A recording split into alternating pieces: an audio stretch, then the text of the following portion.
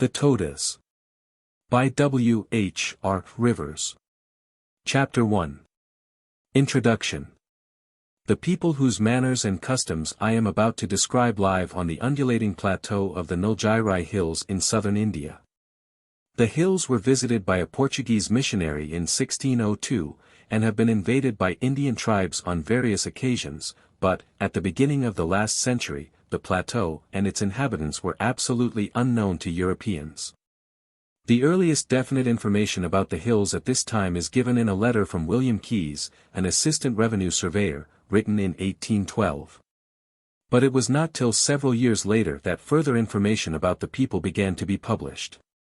Of the various tribes inhabiting the hills, the Todas excited the greatest interest, and this interest has continued, partly because the people are so different from any other of the races by which they are surrounded. But still more because both they and their customs are so picturesque and, in many ways, so unique. A very large literature has accumulated about the Todas and their customs. This literature is so extensive that when I determined to go to the Nilgiri Hills, I was reproached by more than one anthropologist for going to people about whom we already knew so much. And one even said that, so far as his department of knowledge was concerned, he was sure that we had all the information we could expect to get.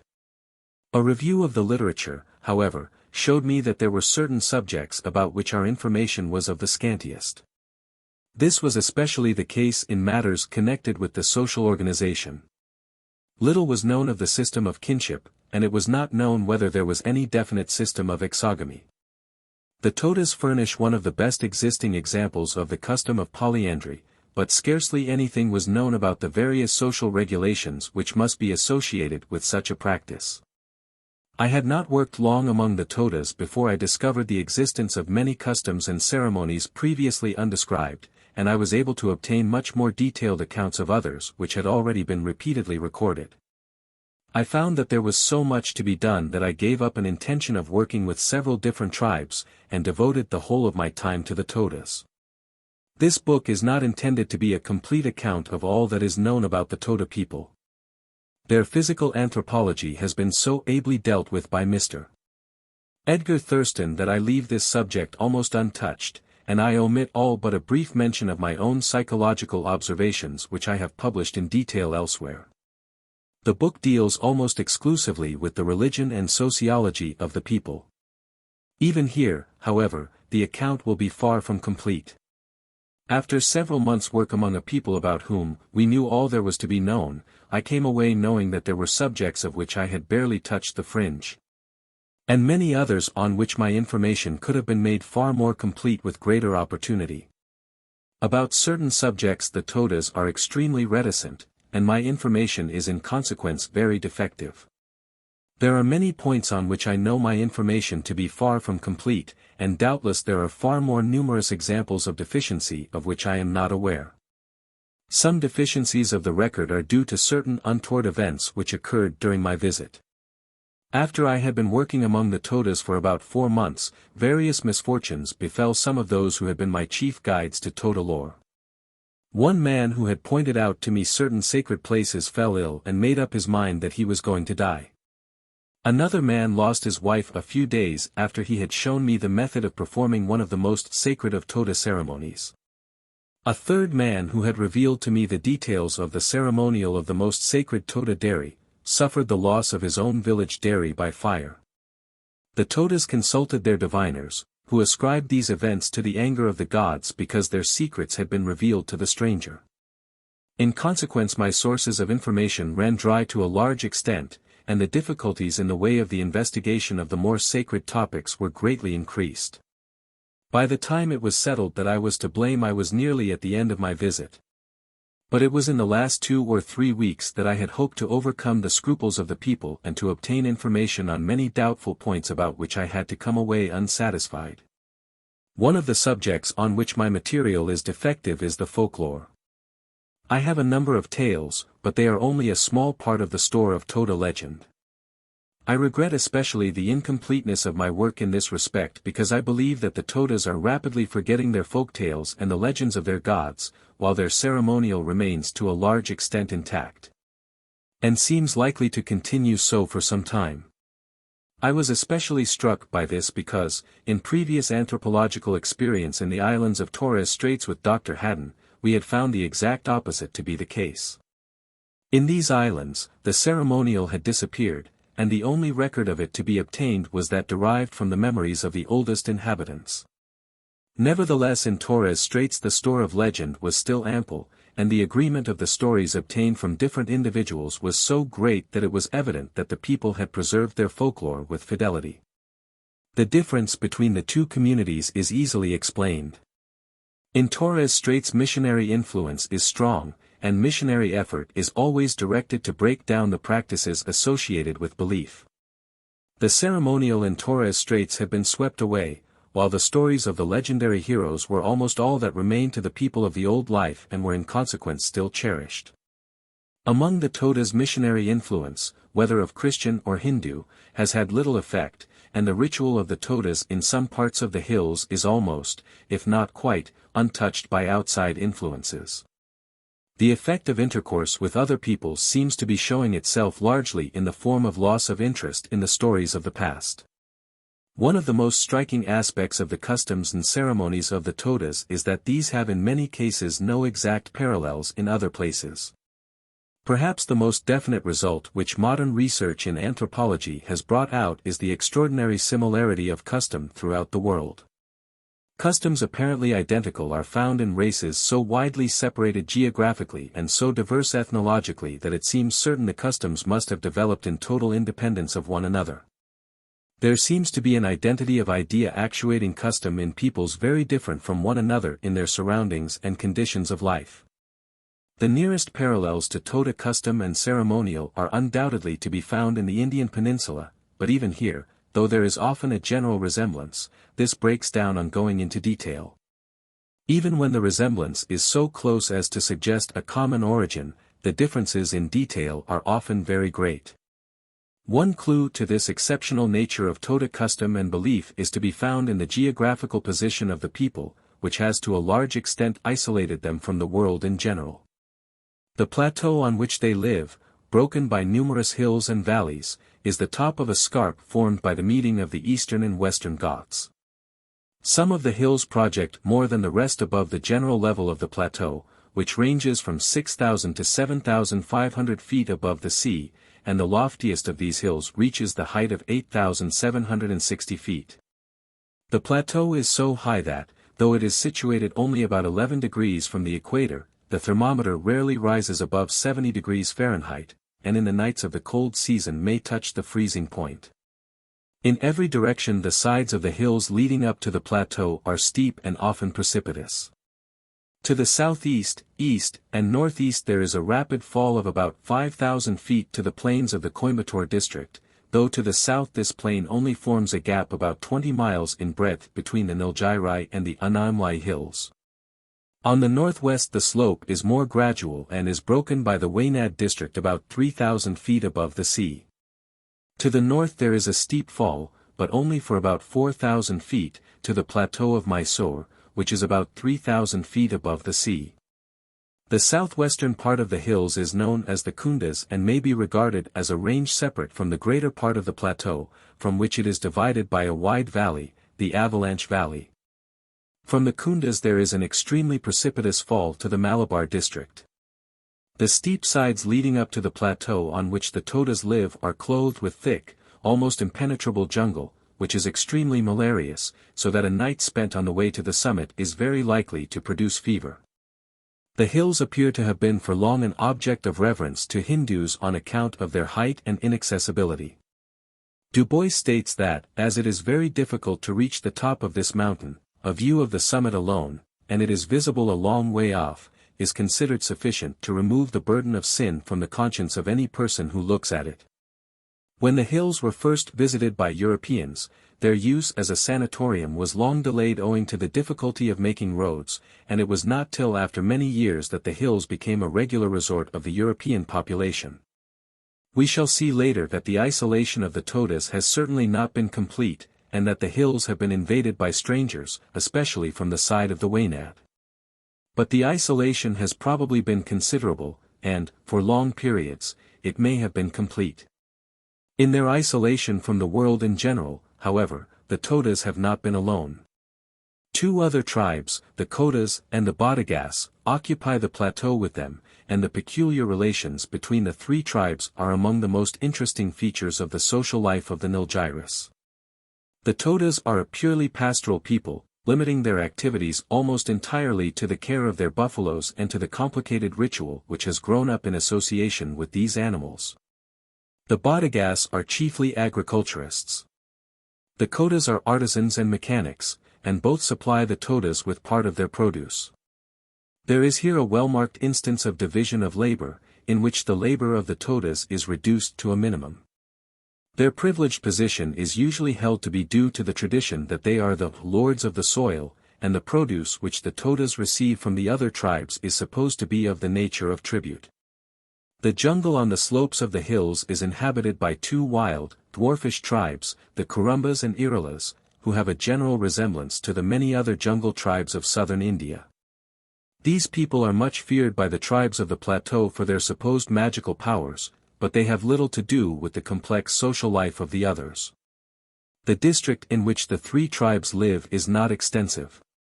The extreme length of the plateau, from east to west, is about 42 miles, and its average breadth, from north to south, about 10 miles, the maximum breadth being 15 miles in the center of the district.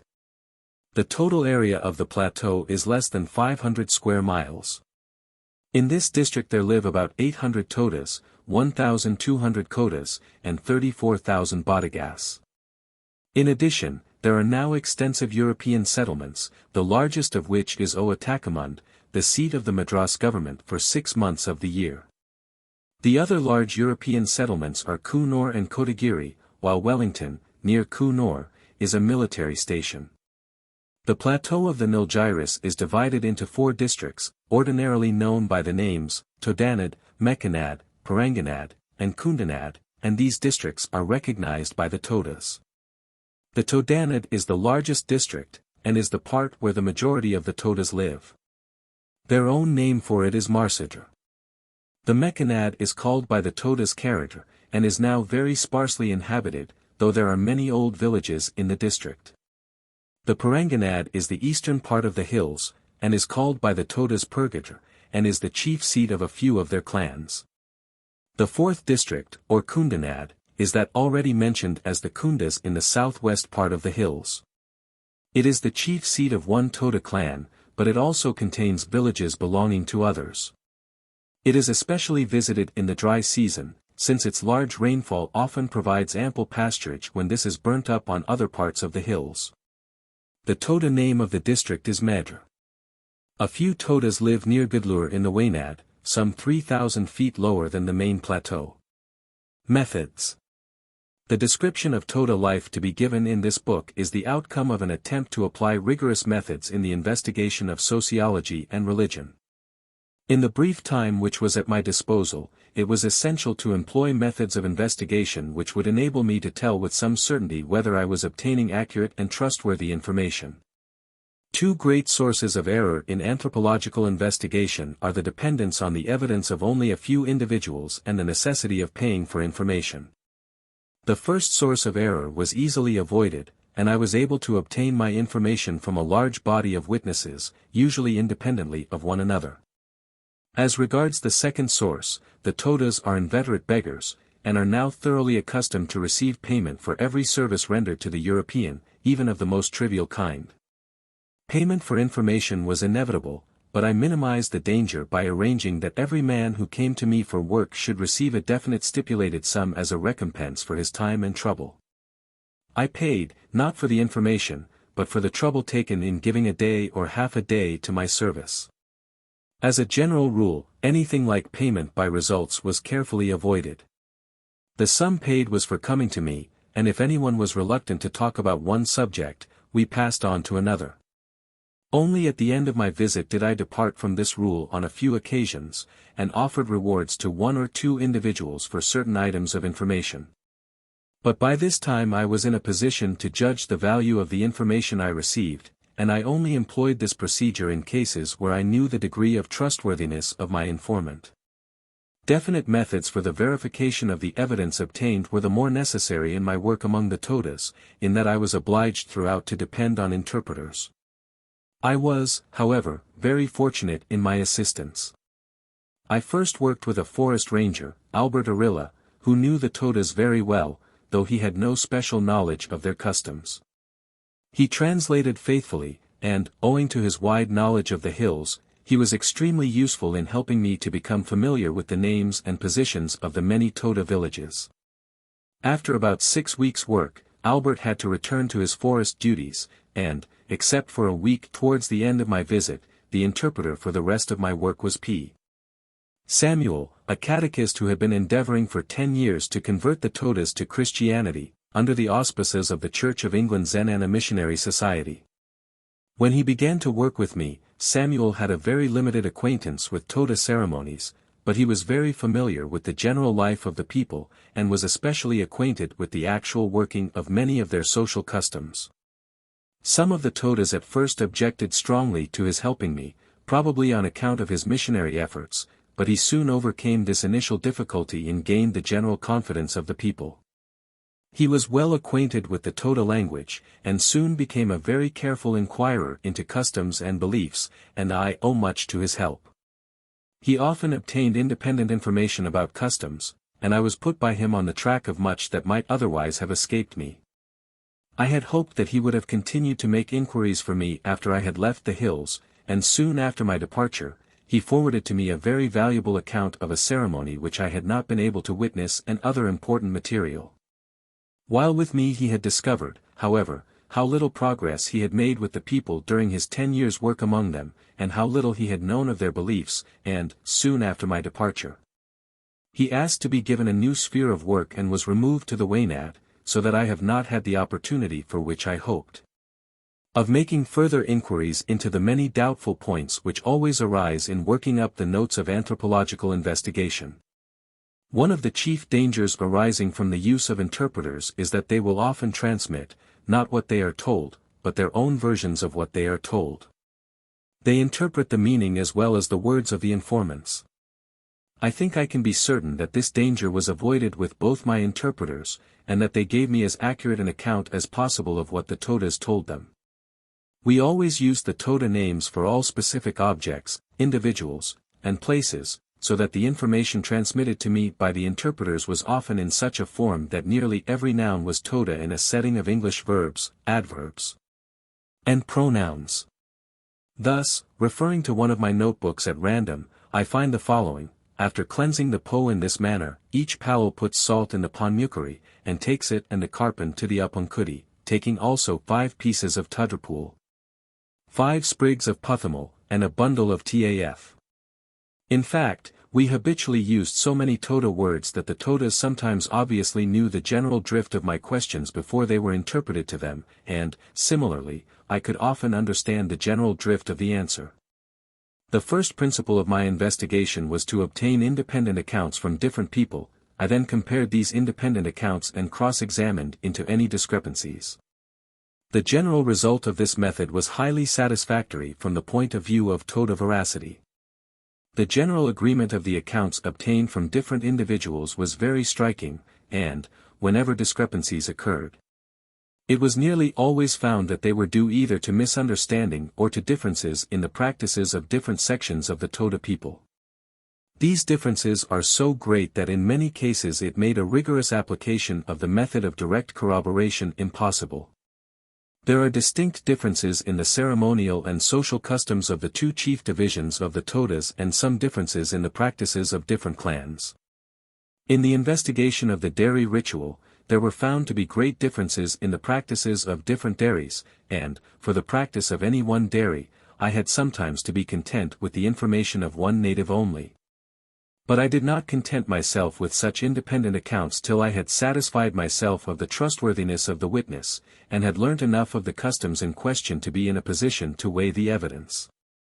As regards the differences in the customs of different sections of the community, many of my informants were able to describe the practices not only of their own section but also of others. After a time I managed to put myself on such terms with my chief informants that they were always ready to confess any deficiencies in their knowledge and would refer me to others whose special experience would make them more satisfactory informants. Occasionally, however, they carried this a little too far and pleaded ignorance of a subject, and they were really only reluctant to reveal the more esoteric knowledge. Still more important than this method of direct corroboration of independent accounts is what I may call the method of indirect corroboration. By this I mean the method of obtaining the same information in different ways. Often this indirect corroboration occurred accidentally.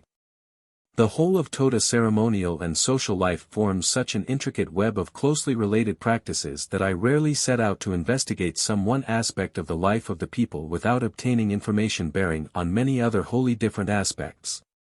And the information so gained often afforded valuable corroboration of what I had been told on other occasions and by other individuals.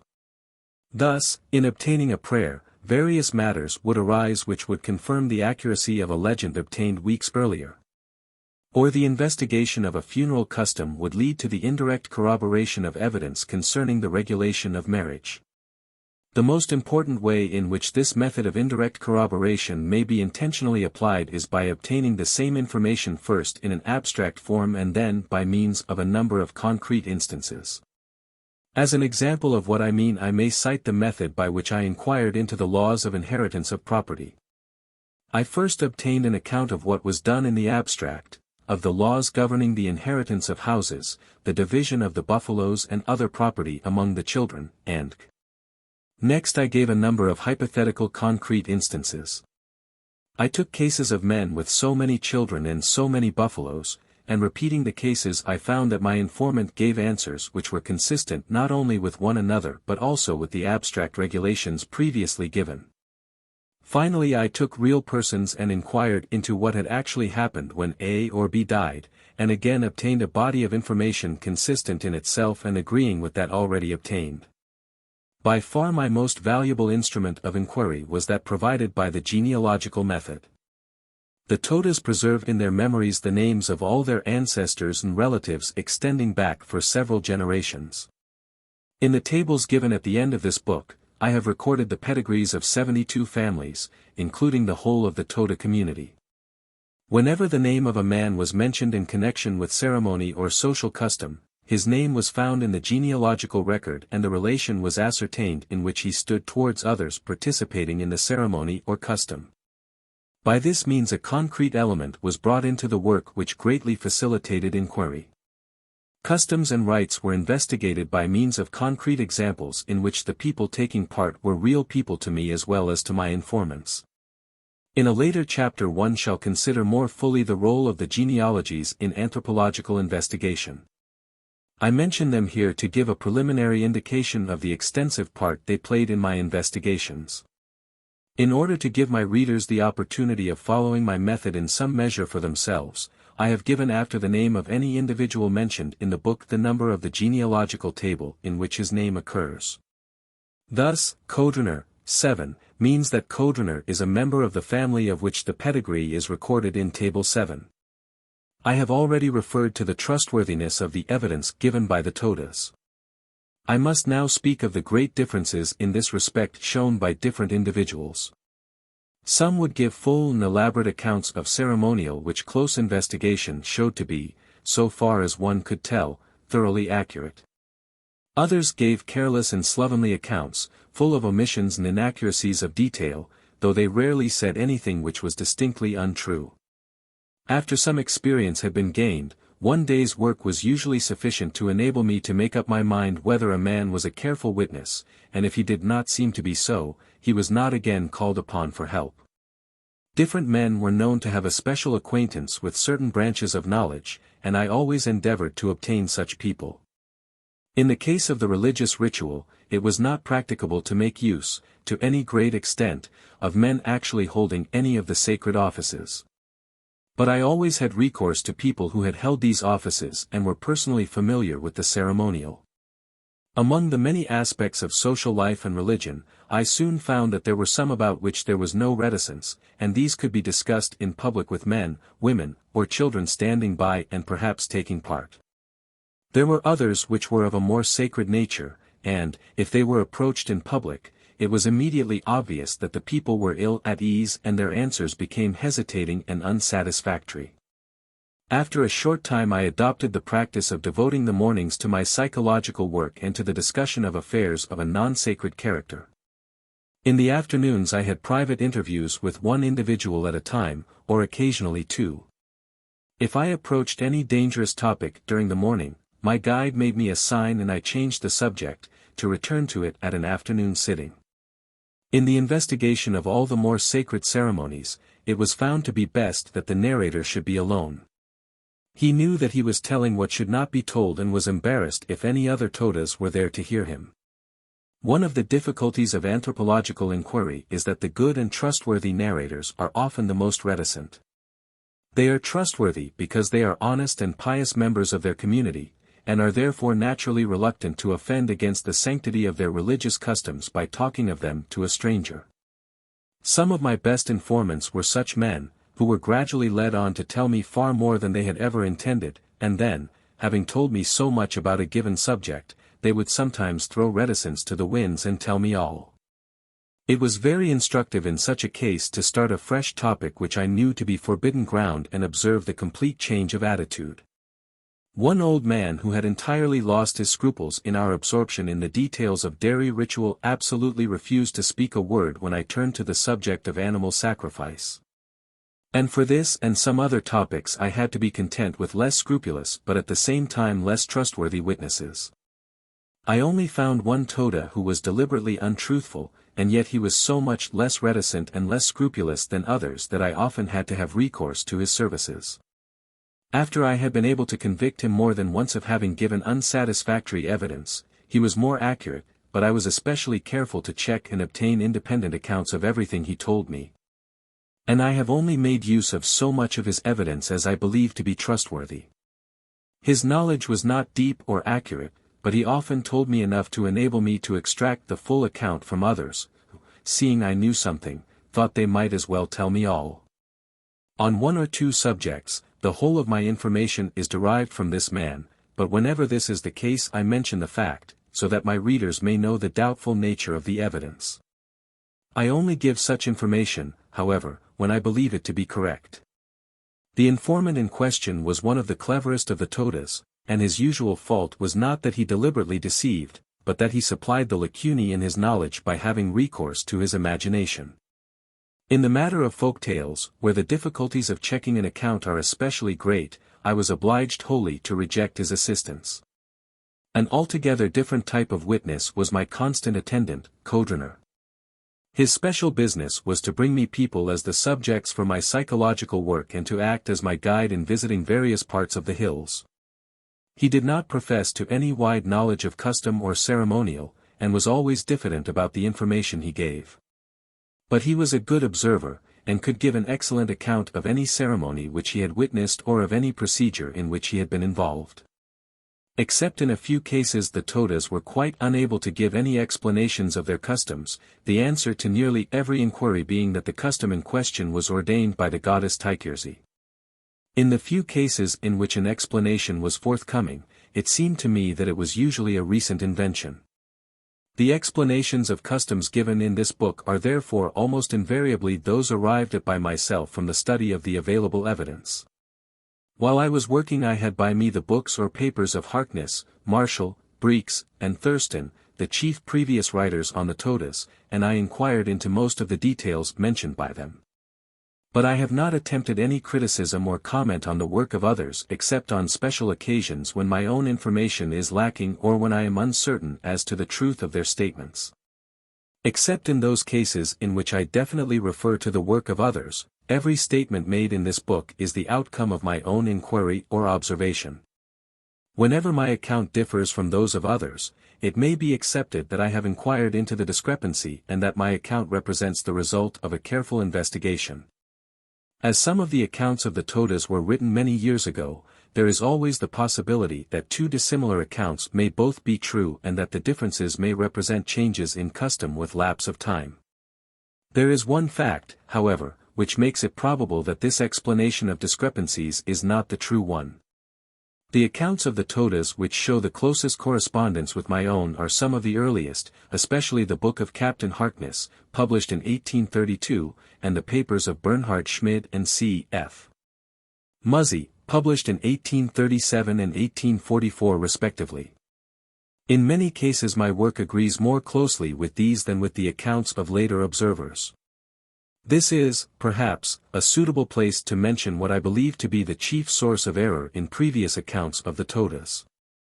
In their extensive intercourse with the Bodegas, the Todas used the language of this people, with which they appear to be perfectly familiar. The Toda language is very difficult to understand, and the literature shows that from the first, most of those who have investigated Toda customs have used the Badaga language or Tamil as their means of communication. Every Toda village, every Toda institution or office, and nearly every object used by the Todas has its Badaga name as well as its proper Toda name, and, owing to intercourse through the intermediation of the Bodegas, these names have come to be used not only by nearly all who have written on the Todas, but also in official documents connected with the people. The names by which the Toda villages are known to Europeans are always the Badaga names and not those of the Todas, and similarly with the names of institutions such as clans, dairies, or ceremonies. The practice of giving Badaga names in their intercourse with Europeans has become so ingrained that a Toda invariably uses these names when speaking to a European.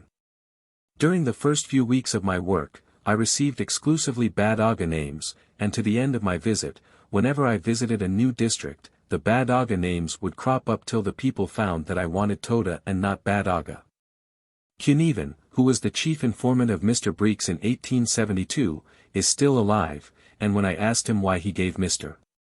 Breeks the Badaga names in every case, he answered, he did not seem to want anything else, and this answer seems to me to give the clue to much of the error which has found its way into many of the accounts which have been given of the Todas. One of the most serious errors which has arisen in this way is one connected with the Toda clans. Every account which has been given of the clan system of the Todas is that of a system which is current among the Bodegas as the Toda system, but has only a limited correspondence with the actual system as it is in use among the Todas themselves. Every Toda, if asked by a European to what clan or division he belongs, will promptly give his division according to the Badaga classification. And this has led to the incorporation of this classification in all the accounts of the Todas which deal with their social organization. Some words are necessary about the general plan of the book. I should have preferred to begin with the social organization, and to approach the religious aspect of the life of the Todas through the ceremonies accompanying the chief incidents of life, including birth, marriage, and death. The ideas borrowed from the ritual of the dairy, however, so pervade the whole of Toda ceremonial, that I have been obliged to consider the ritual of the dairy at an early stage. After a preliminary chapter sketching the general character and life of the people, I have therefore given a full description of the elaborate ceremonial which centers round the dairy. And on this follow the accounts of other ceremonies and sacred institutions and a general discussion of the religion of the people. I then turn to the social aspect of life and consider kinship, marriage, and the various factors upon which the social organization depends. Then, after some chapters on diverse topics, I describe the relations of the Todas with the other tribes of the Nilgiris, and in the final chapters discuss certain special problems, including the origin and affinities of the Toda people. The bibliography of this literature is given in See British Journal of Psychology, 1905, Volume 1, page 321. As we shall see later, this is only true of some parts of the hills and some institutions. With more exact knowledge of Indian customs and ceremonies which have lingered on side by side with, though often obscured by Brahmanism, it is possible that these differences would be found to be much slighter than the evidence at present available suggests. Hindu Manners, Customs, and Ceremonies, Part 2, Chapter 5. See Chapter 20 and Journ. Anthropology, 1900, Volume 30, page 74. Chapter 2. The Toda people. I do not propose to describe at any length the physical characters of the Todas. It must be sufficient to say here that the people differ remarkably in general appearance, and perhaps still more remarkably in general bearing, from the other inhabitants of southern India. The average height of the men is about 5 feet 7 inches. And that of the women 5 feet 1 inch, both are well proportioned, and the men robustly built. Their heads are distinctly dolichocephalic, the cephalic index of the men being 73.3. The shaved heads of the children show very well the great length, and probably owing to the special method of shaving, see figures 63 and 64, this feature is in them exaggerated so as to seem almost abnormal. The nose is usually well formed and not especially broad, the nasal index being 74.9. It is often distinctly rounded in profile. The skin is of a rich brown color, distinctly lighter than that of most of the Dravidian inhabitants of southern India. The skins of the women are lighter than those of the men. There is much hair on the bodies of the men, who usually grow thick beards, and the hair of the head is luxuriant in both men and women. The men are strong and very agile. The agility being most in evidence when they have to catch their infuriated buffaloes at the funeral ceremonies. They stand fatigue well, and often travel great distances. One day I met an old man about 70 years of age going to the market at Gudlur for a supply of grain, and in the evening I met him on his return carrying a large and heavy bag. He had traveled over 30 miles, had gone down and again come up some 3,000 feet, and most of his journey had been in a climate much warmer than that of his native hills. Figure 1. Toda man. Full face. My guide at the end of the day would sometimes go a distance of 8 or 10 miles and back to arrange for my supply of men for the next day's work, and I have seen him on these occasions running at a steady pace which he would keep up for miles. In going from one part of the hills to another, a Toda always travels as nearly as possible in a straight line, ignoring altogether the influence of gravity, and mounting the steepest hills with no apparent effort. Figure 2. Toda man. Side face. In all my work with the men, it seemed to me that they were extremely intelligent. They grasped readily the points of any inquiry upon which I entered, and often showed a marked appreciation of complicated questions. They were interested in the customs of other parts of the world, and appeared to grasp readily the essential differences between their own ways and those of other peoples. It is very difficult to estimate general intelligence, and to compare definitely the intelligence of different individuals, still more of people of different races. I can only record my impression, after several months' close intercourse with the Todas, that they were just as intelligent as one would have found any average body of educated Europeans. There were marked individual differences, just as there are among the more civilized, and it is probable that I saw chiefly the more intelligent members of the community. Figure 3. Toda woman. Full face. My time was largely devoted to experimental work, especially on the nature of the sensory and perceptual processes. The people entered readily into this work, quickly grasped the nature of the methods employed, and showed the same power of close attention and careful observation which, as I have found in other races, enable even more definite and consistent results to be obtained from uncultured races than from most classes of a civilized community. Figure 4. Toda woman. Side face. I had slighter opportunities of estimating the intelligence of the women than that of the men, but, as a general rule, it seemed to me that there was a very marked difference between the two sexes. Some of the younger women, when examined by various tests, showed as ready a grasp of the methods as any of the men, but most of the elder women gave me the impression of being extremely stupid. It was often obvious that they were not attending and were thinking far more of their personal appearance and of the effect it was having on the men of the party than of the task they were being set. But even when a liberal discount was made for this, it seemed to me that they were distinctly less intelligent than the men. The characteristic note in the demeanor of the people is given by their absolute belief in their own superiority over the surrounding races. They are grave and dignified, and yet thoroughly cheerful and well-disposed towards all. In their intercourse with Europeans, they now recognize the superior race so far as wealth and the command of physical and mental resources are concerned, but yet they are not in the slightest degree servile. And about many matters still believe that their ways are superior to ours, and, in spite of their natural politeness, could sometimes not refrain from showing their contempt for conduct which we are accustomed to look upon as an indication of a high level of morality. It is in the matter of ethical standards that the difference between the Todas and ourselves comes out most strongly. The village and the house. The Todas live in little villages scattered about the hills.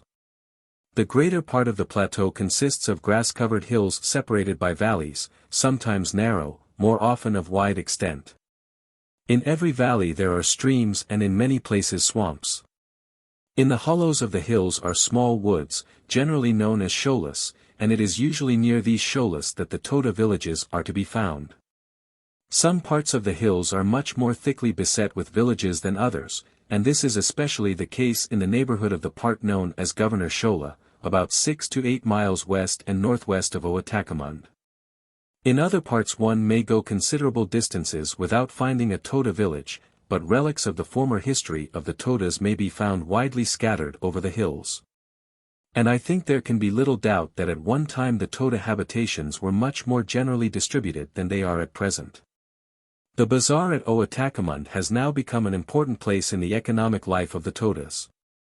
They sell there the ghi or clarified butter in which form their dairy produce chiefly goes to the market, and they procure in return at the bazaar the rice and grain and other things which have now taken their places among the necessaries of life. In consequence there exists a tendency for the larger part of the Todas, especially those of the Todanid, to live within an easy distance of Ootacamund. And many of the villages in the more distant parts of the hills are now only occupied for a few weeks in the year. The Toda name for a village is Mad, but this is now often replaced by the Badaga form of the word, Mand, and the latter word is used exclusively by the Europeans and others living on the Nilgiri hills. A Mad usually consists of several huts. In some villages there may be only one hut, and the maximum number I have seen is 6. At some places where there was formerly a village with dwelling huts there is now only a dairy, but the term Mad is still applied to the place at which the dairy is situated. The term Mad is also given to the funeral places of the Todas. Sometimes the funeral place is also a village at which people live, sometimes it has only a dairy, while in other places there may be no trace of human habitations, but the term Mad is equally applied in all three cases. The term is also used for the dairies and accessory buildings connected with the most sacred herds of buffaloes, the Ti. Each group of buildings is called a Mad or Ti Mad. The term has therefore a wider significance than village and denotes rather a place connected in any way with the active life of the Todas. The chief village of a clan and certain other sacred or important villages are called a Tudmad and other villages are often known as Kinmad. Figure 5. The village of Terit, showing 2 dairies in the foreground and 3 houses in the background. A typical Toda village consists of a small group of huts, ars, often on a piece of ground slightly raised above the surrounding level and enclosed by a wall, katu. In this wall there are 2 or 3 narrow openings, large enough to admit a man but not a buffalo. In most villages there is a dairy or there may be several dairies. Each of these buildings is also enclosed by a wall, usually higher than that surrounding the dwelling huts. The dairies may be near the huts, but more commonly are at some little distance from the latter. Somewhere near the dairy will be found a circular enclosure, the buffalo pen, or 2, in which the buffaloes are enclosed at night, and there may be more than 1 for use on different occasions or for different kinds of buffalo. There will be a small pen for the calves which is called kadr, and there may also be a house for the calves, quotars. A small structure called kush. Kuch, used as an enclosure for calves less than 15 days old, may often be seen, situated between the spreading roots of a tree. Close to the village there will be at least 1 stream, Nipa, and very often there are 2 streams. If possible, there should be 2 streams, in order that one may be used for the sacred purposes of the dairy, the Pali Nipa, while the other is used for household purposes, the Ars Nipa. Where there is only 1 stream, different parts are used for the 2 purposes, and the 2 parts of the stream then receive the names Pali Nipa and Ars Nipa. In this case the Pali Nipa is always above the Ars Nipa, so as to avoid the danger that the water used for the dairy shall have been contaminated by contact with household vessels. At some villages there may even be a 3rd stream, or part of a stream, used in the ordination ceremonies of the dairymen. It has often been a subject of remark by visitors to the Nilgiri hills that the Todas have chosen the most beautiful spots for their dwellings, and interest has been taken in the love of beauty in nature which this choice shows. I think there can be little doubt that the choice of suitable dwelling places has been chiefly determined by the necessity of a good water supply, and if possible of a double water supply, and the Todas have chosen the beautiful spots. Not because they are beautiful, but because they are well watered. Their choice has been dictated, not by a love of beautiful scenery, but by the practical necessities of their daily life. In the immediate neighborhood of a village there are usually well-worn paths by which the village is approached, and some of these paths or calval receive special names. Some may not be traversed by women. When I first visited the village of Toda, nearly the whole population of the village met me at the spot where the path to the village leaves the road. We all went along together till I suddenly found that I was walking with the men and boys only, while the women and girls were following another path.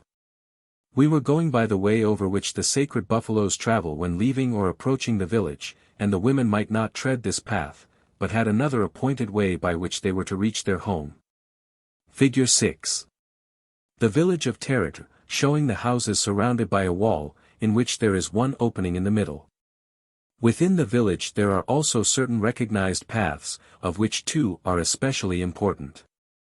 1. The Punet Calval, is the path by which the dairyman goes from his dairy to milk or tend the buffaloes. The other is the Majvatithkalval, the path which the women must use when they go to the dairy to receive buttermilk, maj, from the dairyman. Women are not allowed to go to the dairy or to other places connected with it, except at appointed times when they receive buttermilk given out by the dairyman, and when going for this purpose they must keep to the Majvatithkalval. This path is sometimes indicated by a stone, the Majvatithkars, and the spot where the women stand to receive the buttermilk is called the Majvatvadran. Figure 7. The chief house of the village of Toda. At many villages there are other stones which have definite names and mark the sites where certain ceremonial functions are performed. The house is called Ars, and is of the kind shown in. It is shaped like half a barrel, with the barrel-like roof and sides projecting for a considerable distance beyond the front partition containing the door. The size of the hut is by no means constant. In some cases it is sufficiently roomy to enable people to move about with ease and comfort, while in others it is so small that it is unbearably stuffy, and the smoke from the fire, which is always burning, makes it difficult to believe that anyone can long live in it. The entrance to the hut is always very small, and is closed by a door which slides over the opening on its inner side. Some houses are much longer than others, with a door at each end and a central partition, so as to form a double hut which is called epidiriktars, i.e., both ways turned house. This kind of hut did not seem to be common, and I only saw 3 or 4 examples, of which one is shown in. A much more common kind of double hut is called merkulars, i.e., other side house, in which the back part of the hut is partitioned off, with a door at one side. Figure 8. The village of Peavers, showing a double hut, in the background. The two buildings on the left are dairies, and the structure in the center is a calf house.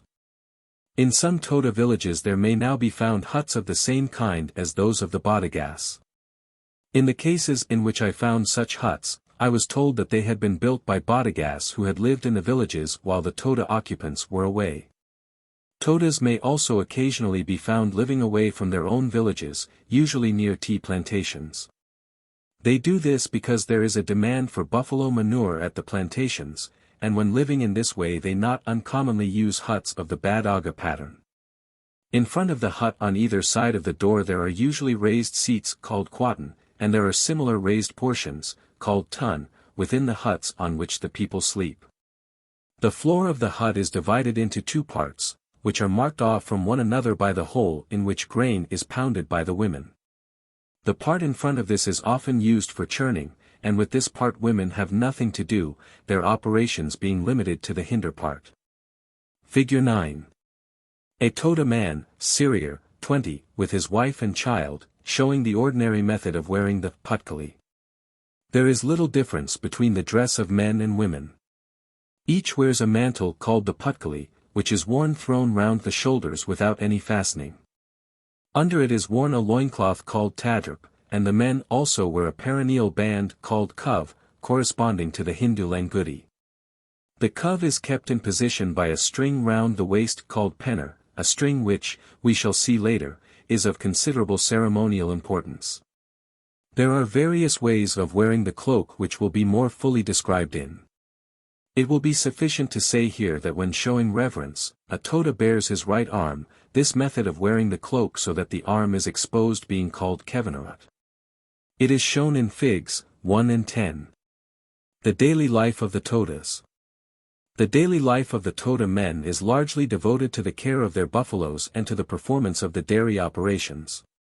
As we shall see later, much of the dairy work is the duty of certain men set aside to look after the sacred buffaloes and the sacred dairies connected with them. A large proportion, however, of the Toda buffaloes are not sacred, and their care falls on the ordinary Todas. The milking and churning is chiefly the duty of the younger men and boys, but the older men also take their part, while the head of the family exercises a general superintendence. Figure 10. Kodunur performing the salutation called kaimukti. His right arm is bared, kevenarat, and he has removed his turban. On rising in the morning, the men salute the sun with the gesture called kaimukti, shown in, and then they turn to their work of milking the buffaloes and churning the milk. When the dairy operations of the morning are over, the buffaloes are driven to the grazing ground, the people take their food and go about any business of the day. Some may collect firewood and procure the leaves used as plates and drinking vessels.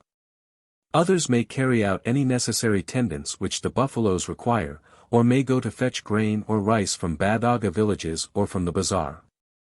The chief men of the village may perhaps have to attend a meeting of the Naim, or council, which holds very frequent sittings to adjudicate upon the many disputed points which arise in connection with the intricate social organization of the people. While the men are doing their work, the women will have been seeing to their special tasks, of which 3, represented in, have come to be regarded as preeminently woman's work. They pound the grain with the wask in a hole situated in the middle of the floor of the hut, and when the pounding is finished the grain is sifted with the murn, or sieve, and the hut is swept with the kip. It seemed that pounding grain is normally performed wearing the tadrip only. Though these are the 3 operations which are regarded as preeminently woman's work, the women have other things to do.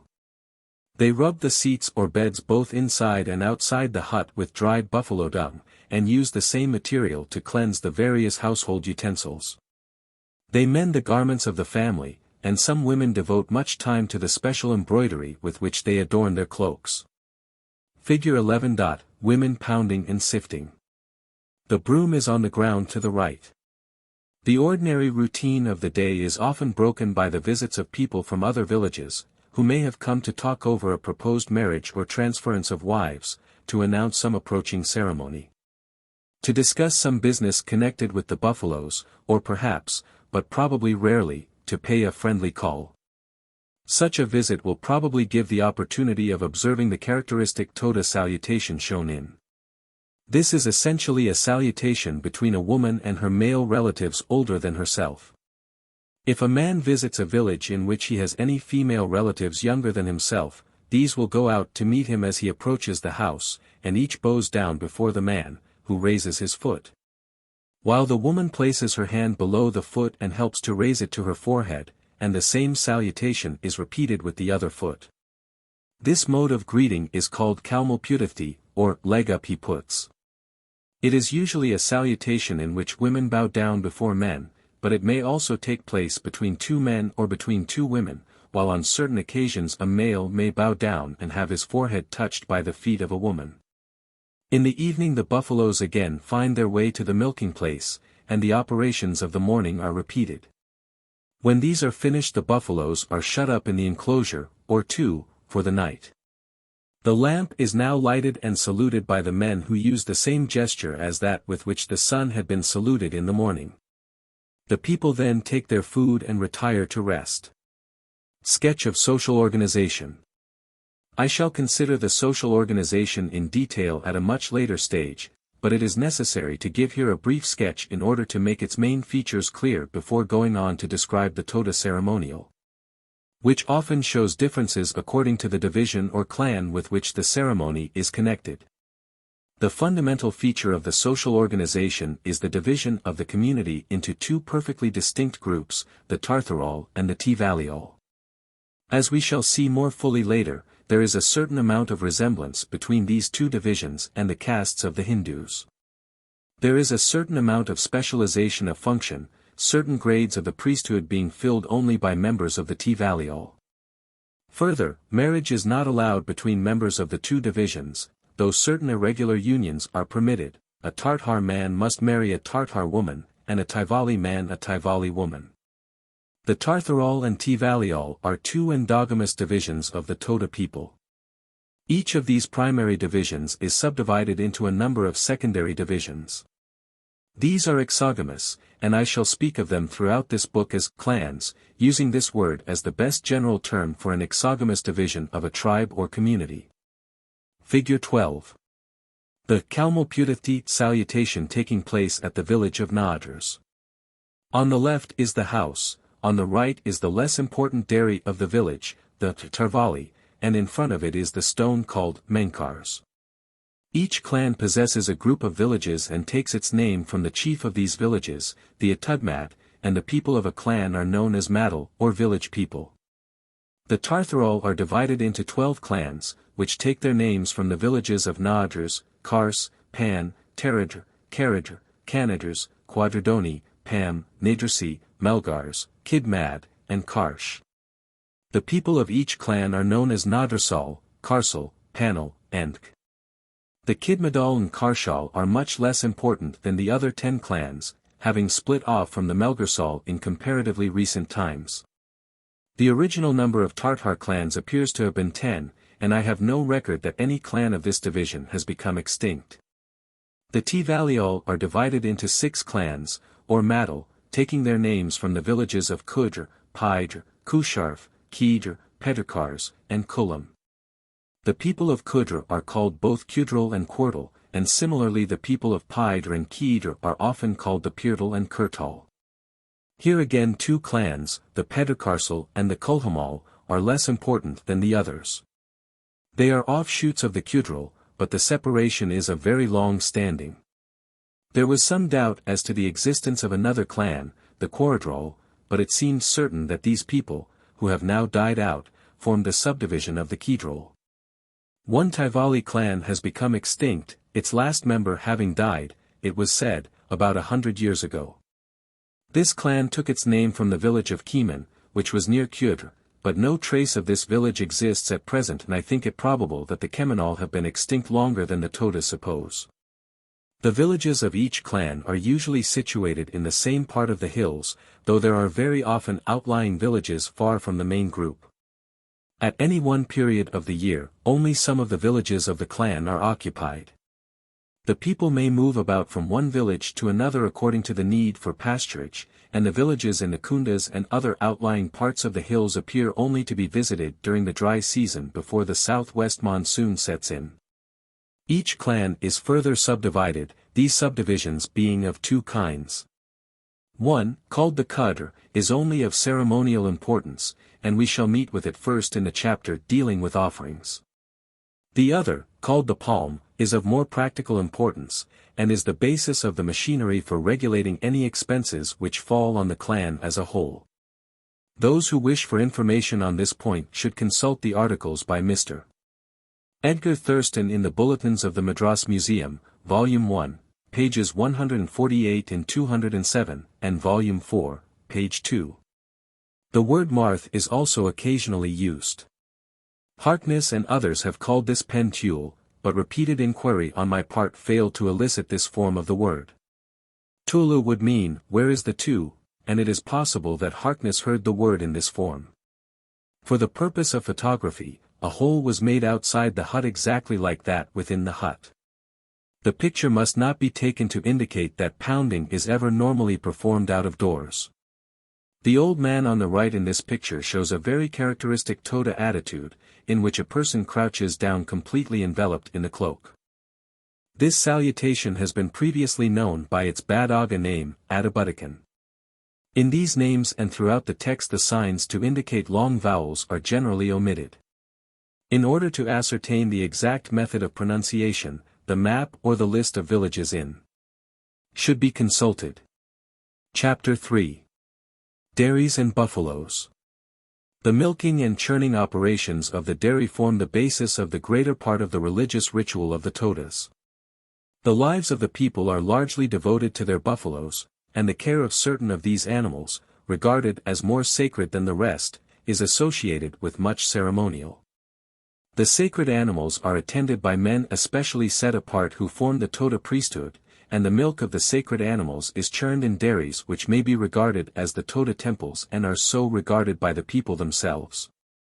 The ordinary operations of the dairy have become a religious ritual, and ceremonies of a religious character accompany nearly every important incident in the lives of the buffaloes.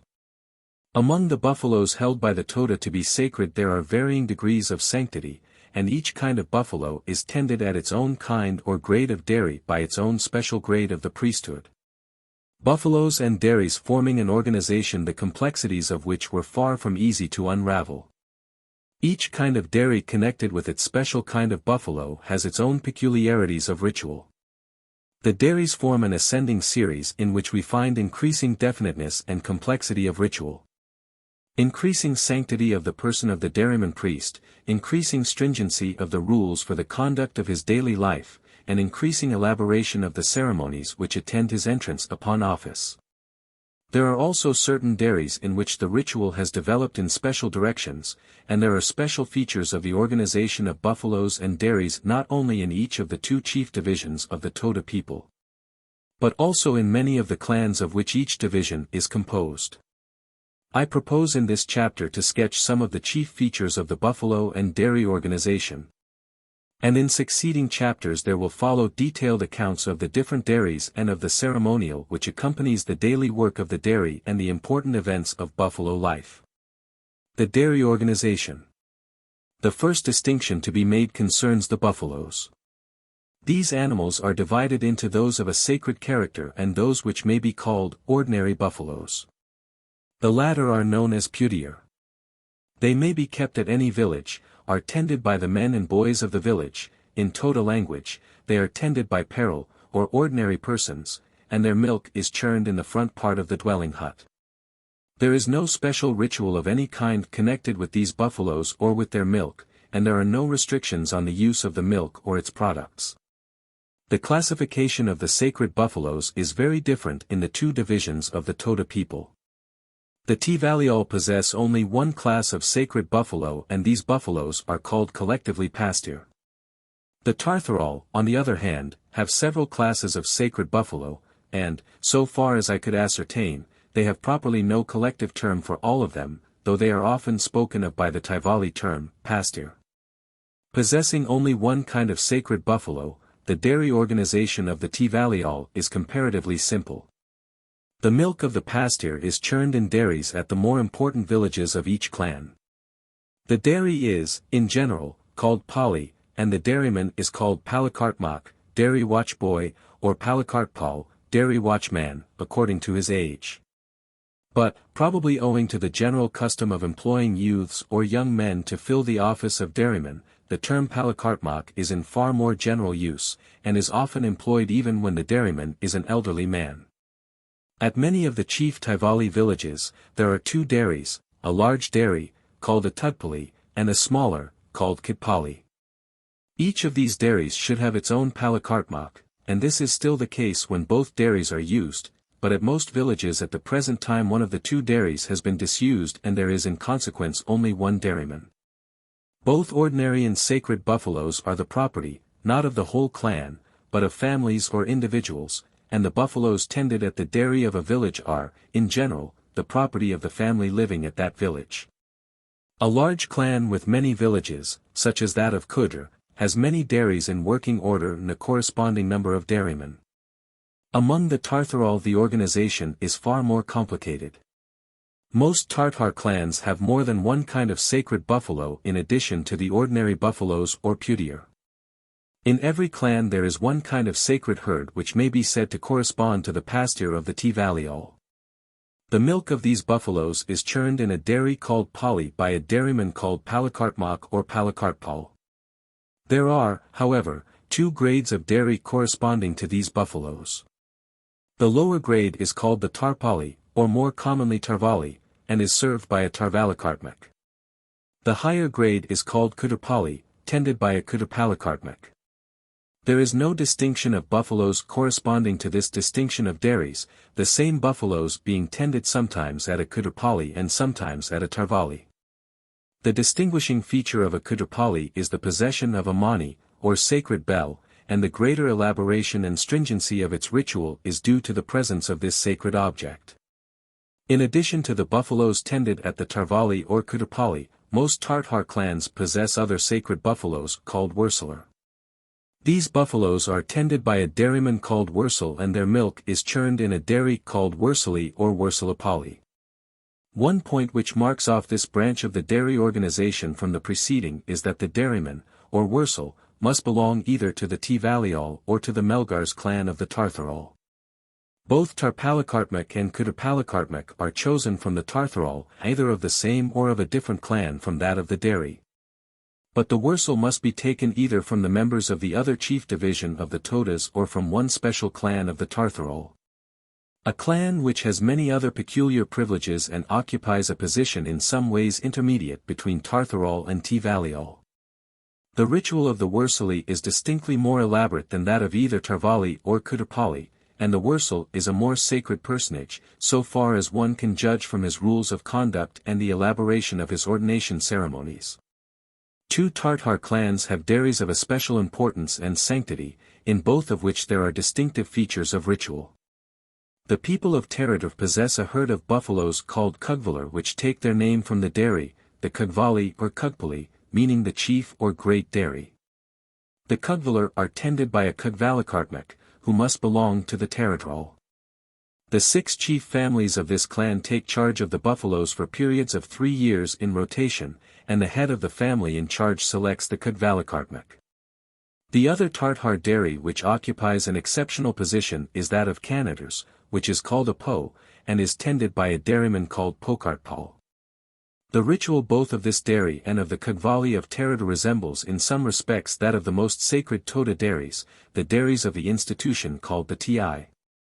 The number and nature of the dairies are different in the different Tartar clans and in different villages of the same clan.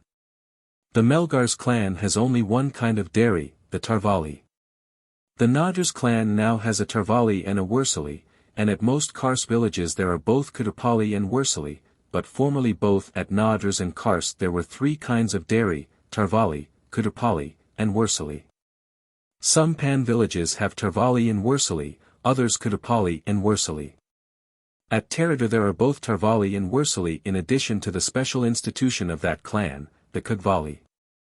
All these various kinds of dairy are situated at the villages where the people live. In addition, 5 Tartar clans possess dairies where are kept herds of great sanctity, the herds of the Ti or the Tir. These buffaloes are kept at special dairies far from any village where people live. A place where such a dairy is situated is called a Ti Mad, or Ti village, and each sacred herd moves about from one Ti Mad to another at different seasons of the year, and the group of places, together with the herds connected with it, is known collectively as a Ti. The Ti is thus the name of a special institution comprising buffaloes, dairies, grazing grounds, and the various buildings and objects connected with the dairies. The Ti is presided over by a dairyman priest called Palo, who is assisted by a boy or youth called Kaltmak or, more rarely, Kavalol. Formerly it was the custom in most cases that a Ti should have 2 Palo, each of whom had his own herd of buffaloes and his own dairy, so that each Ti Mad had 2 dairies. This custom now persists in full at one Ti only, though in other cases there are still 2 dairies, of which one is not used, or is only used on special occasions. Though the Ti is, in every case, regarded as the property of a Tartar clan, the Palo must be chosen from the Tvaliol, and in some cases the choice is restricted to certain Tivali clans. The Kaltmak must belong either to the Tvaliol or to the Melgars clan of the Tartharol. The dairy of a Ti is always called a Po. The ritual of the Ti reaches a far higher degree of complexity than is attained in any village dairy. The Palo is a far more sacred personage than the Wursel or the Palakartmak, his life is far more strictly regulated, and the ceremonies attendant on his entrance into office are far more elaborate. The ceremonies connected with dairy or buffaloes are more numerous, and when they correspond to ceremonies performed at the lower grades of dairy, they are much more elaborate and prolonged. The dairy. There are two forms of Toda dairy. One resembles very closely the ordinary hut, and, but for its situation and the higher wall which surrounds it, it might often be supposed to be one of the huts. The vast majority of dairies are now of this form. The other kind of dairy is circular with a conical roof. There are now only 3 or 4 of these buildings in existence, though others have only fallen into ruins in recent times. Breeks, who wrote in 1873, says that at that time there were 4, and a 5th in ruins. The best known of these dairies is that at Nadjers, the Manboa of Breeks, shown in. It has received the name of the Toda Cathedral, and is one of the show places of the Nilgiris. Another, shown in, is at Canaders, the Muttersva of Breeks. Both are village dairies of a special sanctity. The Nadjers building is in full working order, while that of Canaders is only occupied occasionally. A third dairy of the conical form is at the Ti place of Anto near Cholur, the Kiers of Breeks, and should be regularly visited once a year, though the year in which I was on the Nilgiris was an exception. The fourth dairy of the kind, called by Breeks Tarshva, is at Tarsidra on the Kundas. It is also a Ti dairy, but is now falling into ruins, having been disused for about 20 years. The ruined dairy mentioned by Breeks, Katedva, is said to be still in the same condition. It was used as a Ti dairy, and is near Makurdi Peak. There is no doubt that conical dairies were at one time more numerous. There was one at the Ti place of Anadr, not far from Oatakamund. There was another at the village of Kars, and the circular wall which once surrounded the dairy still remains, and has been converted into a buffalo pen. Figure 13. The conical dairy of Nadjers. The stone at the right-hand end of the wall is the Ti Dartielkeris, CP. The various names given to the Toda dairies are at first sight very confusing. We have already seen that each kind of dairy is named according to the kind of buffalo connected with it, according to its position in the dairy series connecting Tervali with Ti. Each dairy has also its own special or individual name. Thus the Kudrapali of Kars is called Tarzialv, and the Wursali of the same village, Karzialv. In addition to these two sets of names, there is another distinction of a more general kind. There are two general names, Po and Pali, and every dairy is one or other of these. The former name is given to every Ti dairy, to every dairy of the conical form, and to certain other dairies at the older and more important villages. Some of the latter are ordinarily called Pali, but the name Po lingers in the name employed for the dairies in prayer, see, or in the individual names of the dairies. Thus the dairy at the ancient village of Nazmiadr is ordinarily called a Pali, but its individual name is Tilapo. I think it probable that originally Po and Pali were the names of the two forms of dairy, the conical kind being called Po and the ordinary kind Pali. At the present time every existing conical dairy is a Po, and every dairy which is said to have been in the past of the conical form is called Po. It seems probable that in many cases a dairy, originally of the conical form, has been rebuilt in the same form as the dwelling hut, owing to the difficulty and extra labor of reconstruction in the older shape. And that in some of these cases the dairy of the new form has retained the name of the old and is still called Po, at any rate on certain occasions. All the dairies to which the name Po is ever given are either Ti dairies or are situated in villages of a special antiquity and sanctity. There is now no definite rule as to the grade of dairyman who shall serve at a dairy called Po. The Po of a Ti is, of course, occupied by a Palal and Kaltmak. The conical po of Naders, the old conical po of Kars, and several old dairies which are still called po in the prayers are, or were, tended by dairymen of the rank of Wursel. While several po of the ordinary shape belonging to the Tvaliol are occupied by dairymen called Palakartmak.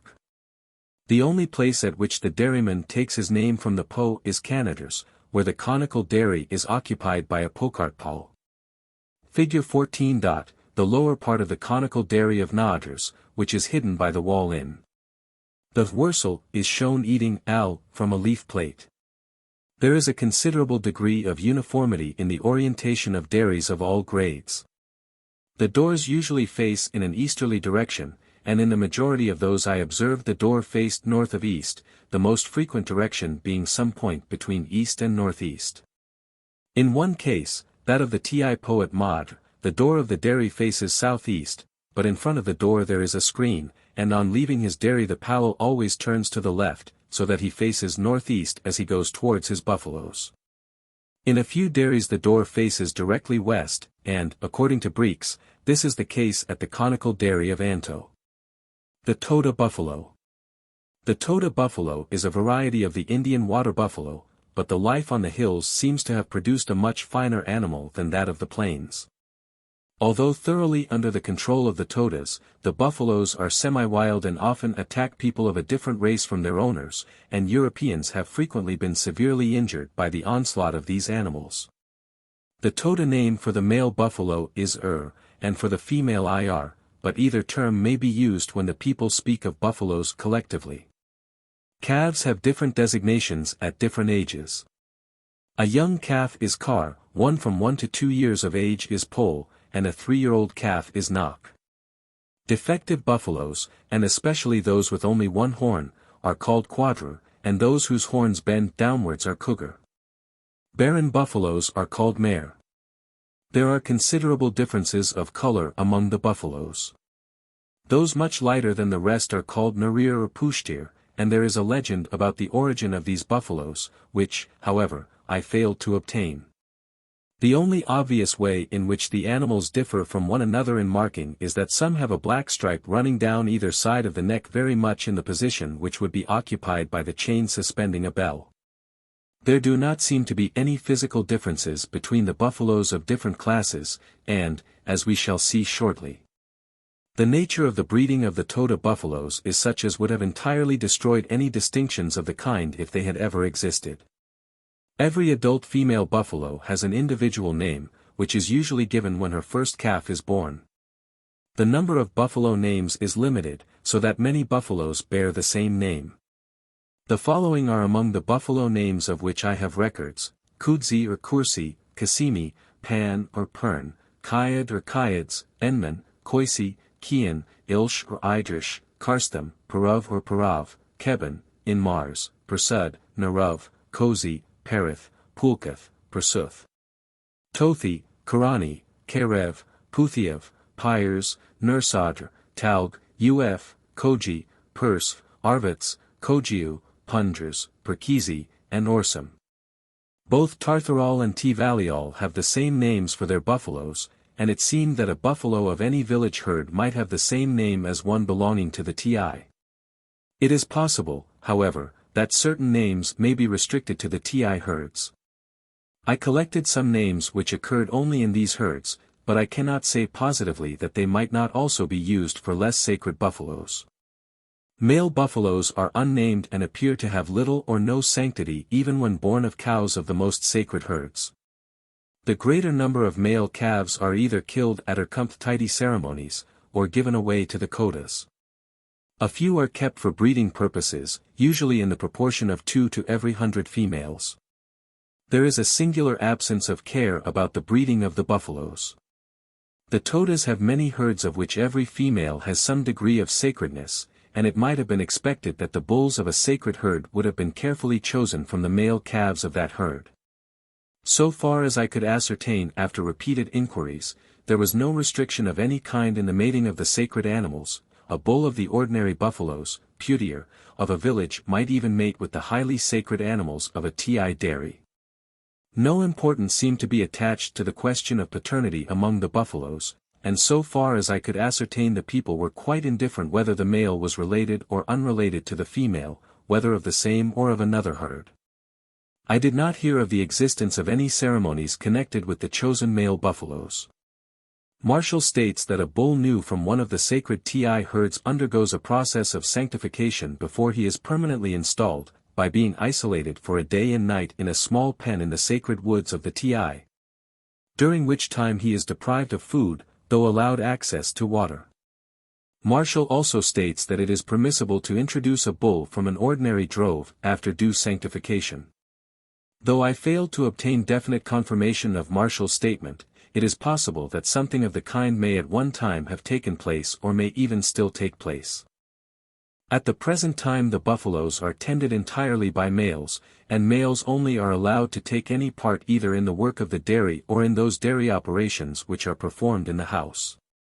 There is a tradition that at one time women attended to the buffaloes at the time of calving, and one incident is recorded in which women performed caesarean section on a dying buffalo, page 78, but this custom has now long ceased to be followed. The first buffaloes were created by one of the chief Toda gods, On, and his wife.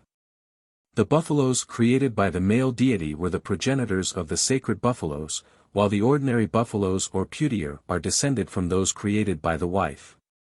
Certain other buffaloes are descended from ancestors created by other gods, but the account of their various creations may be deferred till the chapter containing the legends of the gods. I was told by some that the sacred buffaloes were descended from a Sumbar deer, but it was later found that this was only believed to be true of one special group of buffaloes belonging to one clan. Dairy procedure. The general plan of the dairy procedure is the same in all dairies, the difference between different dairies lying chiefly in certain formalities accompanying certain stages of the procedure. The day's operations begin with the churning of the milk drawn on the previous evening. The milk is poured from the milking vessels into earthenware pots, and during the night it will have coagulated. The coagulated mass is first broken up by the churn. Water and butter already made are added, and then the churning is continued till the milk separates into a solid part, which I shall speak of as butter, and a liquid, which I shall call buttermilk. It must be remembered, however, that these do not correspond to the butter and buttermilk of a European dairy. The milk coagulates before the cream has risen in any quantity, and there is no skimming. The butter consists of both the fat and casein of the milk, while the buttermilk ought perhaps rather to be called whey. In order to avoid this ambiguity in the use of the words butter and buttermilk, it might have seemed desirable to use the Toda terms for these products. But I have not done so, partly in order to avoid the too frequent use of Toda words, partly because the names are not constant among the Todas themselves, different terms being used in different dairies. When the churning is finished, the butter and buttermilk are put into their appropriate vessels, and the dairyman goes out to milk the buffaloes, using for this purpose a bamboo milking vessel, into which he has put some buttermilk from the previous churning. The newly drawn milk is poured into the earthenware vessels, in which it stands till the afternoon. By this time the milk will have become solid, and is churned as in the morning. The butter is used chiefly in the form of GHI, or clarified butter, for which the Toda name is NEI. The butter is clarified by keeping it over the fire after the addition of grain or rice. The latter sinks to the bottom of the vessel, while the NEI consists of the liquefied fat of the milk. The NEI or GHI is partly used by the Todas, but is largely sold at the bazaar. The deposit of grain or rice is called al, and is one of the chief Toda foods. It is, no doubt, mixed with part of the proteid constituents of the milk precipitated during the process of clarification. Figure 15 to OD 26, churning. The milking vessel is of bamboo, and several of the small vessels used in the dairy procedure are also made from bamboo of various sizes. The vessels into which the milk is poured and in which it is churned are of earthenware, and the vessels in which the butter and buttermilk are kept are also of this kind. The earthenware vessels used in the ordinary dairy work are made by the Todas. The names of the different dairy vessels vary according to the dairy in which they are used, and these, together with a complete list of the dairy vessels and implements, will be reserved till later. The method of churning is shown in. The churning is always done within the hut or dairy, but in order to obtain a photograph of the process a staff was put in the ground outside a hut, so that the figure shows exactly the method used within the hut or dairy.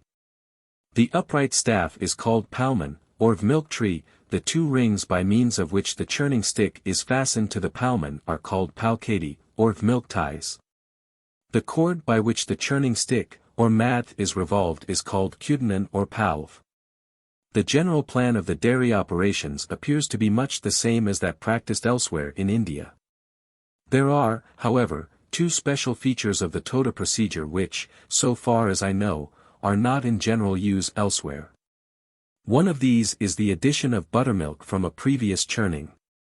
This addition probably hastens the process of coagulation, and has a material use, but in the hands of the Todas it has become of great ceremonial importance, and forms the basis of some of the most interesting features of the dairy ritual. The other special feature which does not seem to be generally found in India is the addition of grain or rice when clarifying the butter. Unlike the addition of buttermilk, this has no ceremonial value, and is chiefly important in providing the Todas with one of their favorite foods. The care of the ordinary buffaloes. The ordinary buffaloes, or putier, of a village are looked after and milked by the males of the village. By those who in Toda terminology are peril, or ordinary men, as compared with those who have been ordained to one of the sacred dairy offices. When the people rise in the morning, the buffaloes are released from the pen, or two, in which they have been enclosed for the night, and the animals make their way at once to the place where they are accustomed to be milked, the karmas. At the same time, or a little later, the calves are released from their enclosure, the kadr, and each calf runs to its mother. The milk of the previous night is churned in the interior of the dwelling hut, usually by one of the youths of the family. In the dairy one man has to carry out all the dairy operations, and here the churning is always finished before the milking begins. But in the case of the ordinary buffaloes, where many take part in the work, the two operations may go on simultaneously, and while one man or boy is churning, others will be milking the buffaloes and carrying the milk into the hut. Usually it seemed that each of the males of the family was taking his part in the proceedings. Figure 16. The morning milking at the village of Molkush. In the background is a modern tube made of wooden palings.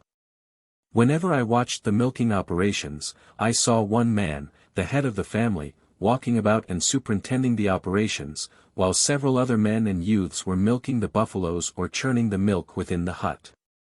It seemed as if in general each buffalo gave very little milk, and a man soon left one buffalo to go to another, and as the bamboo milking vessels are small and have soon to be emptied. There was a constant moving about from one buffalo to another and from the milking place to the hut. A typical milking scene is shown in.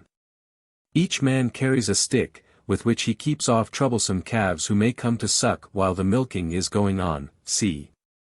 If a buffalo and its calf are troublesome, milk is sometimes smeared on the back of the calf, and the buffalo occupies herself with licking the calf, a process which keeps both quiet.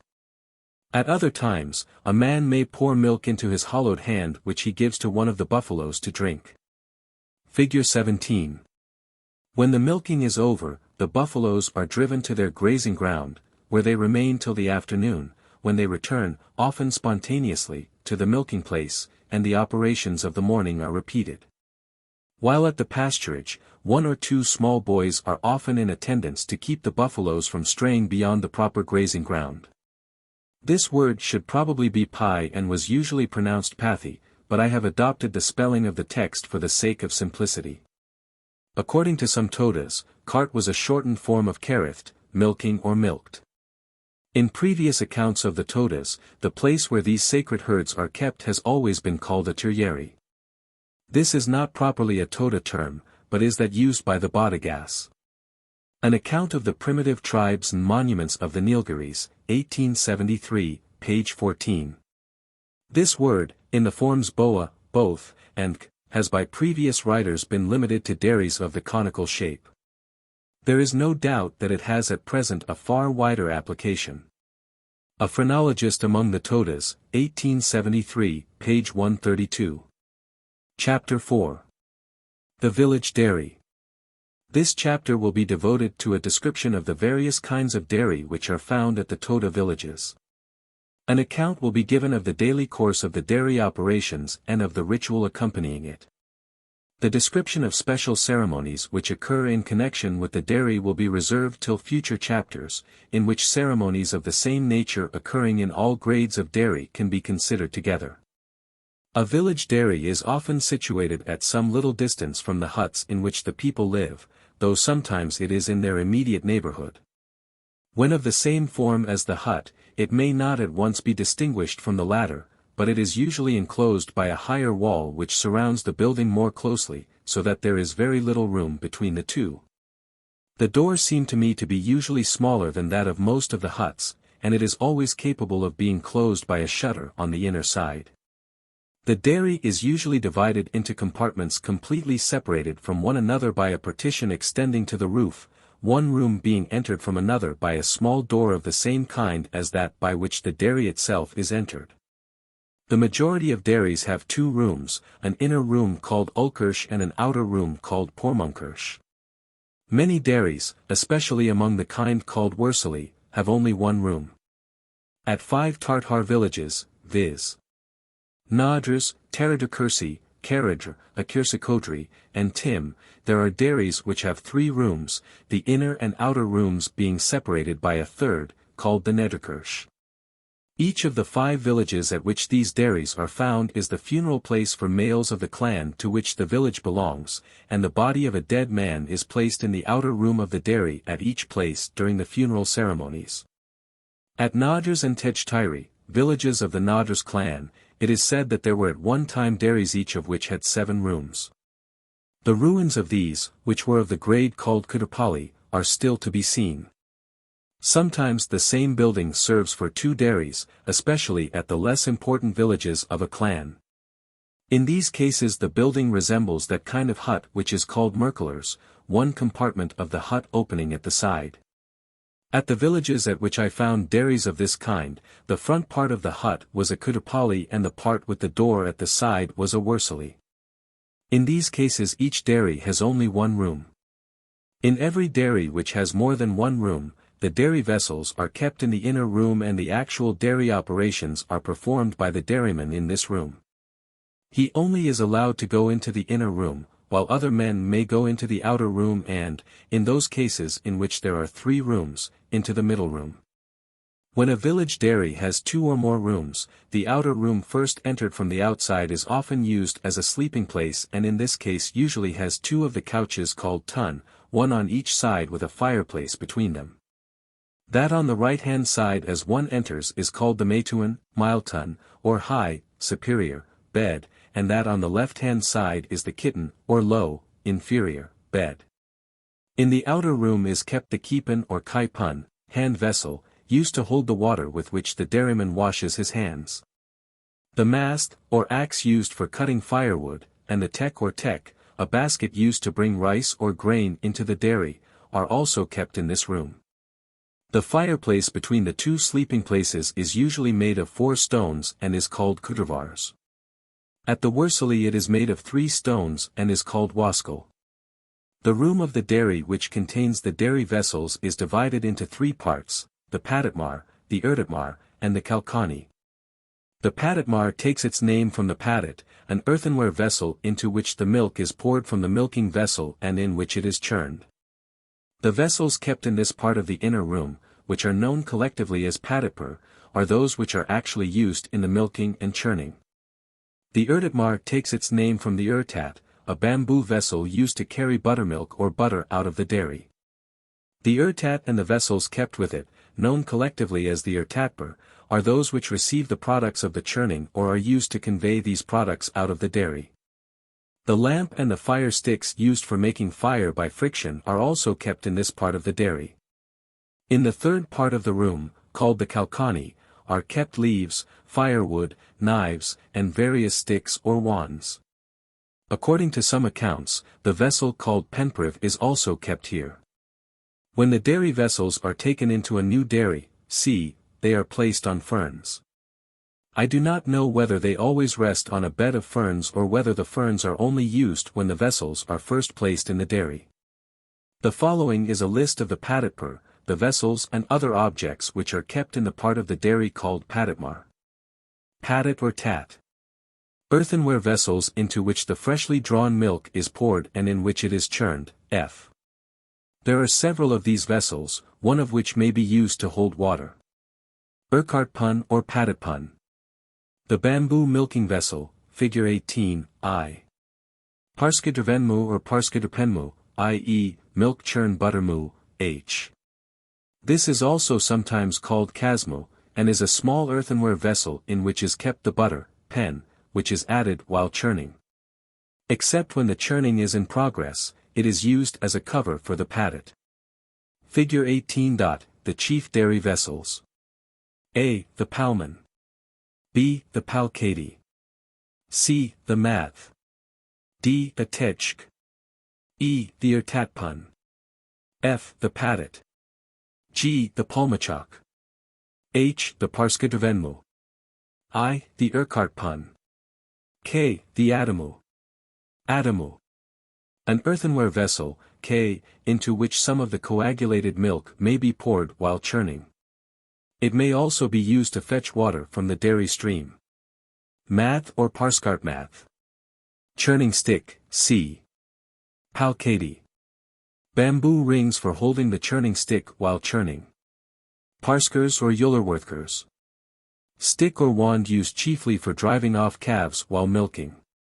Tatkich. The cut-up ends of a churning stick, used for cleaning the padit. Techk.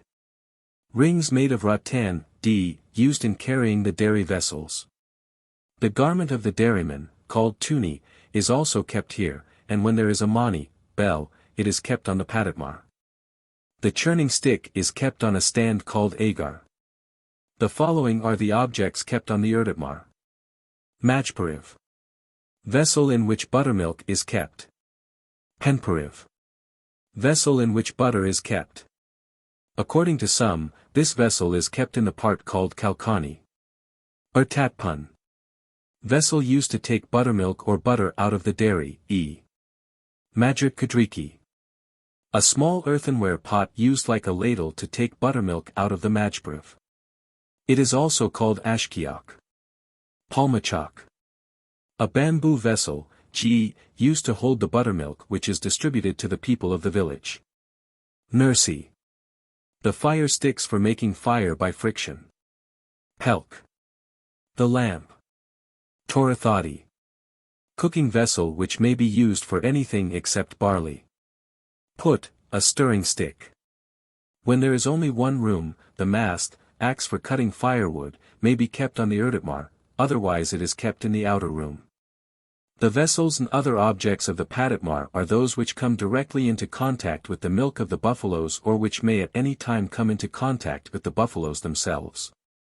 The vessels and objects of the erditmar, on the other hand, are those which contain the dairy products which are going out to ordinary people, peril, or which come into contact with food or other materials obtained from ordinary people.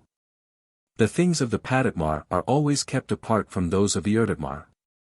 When the buffaloes migrate from one grazing place to another, the things of the paditmar are carried by one man and those of the erditmar by another.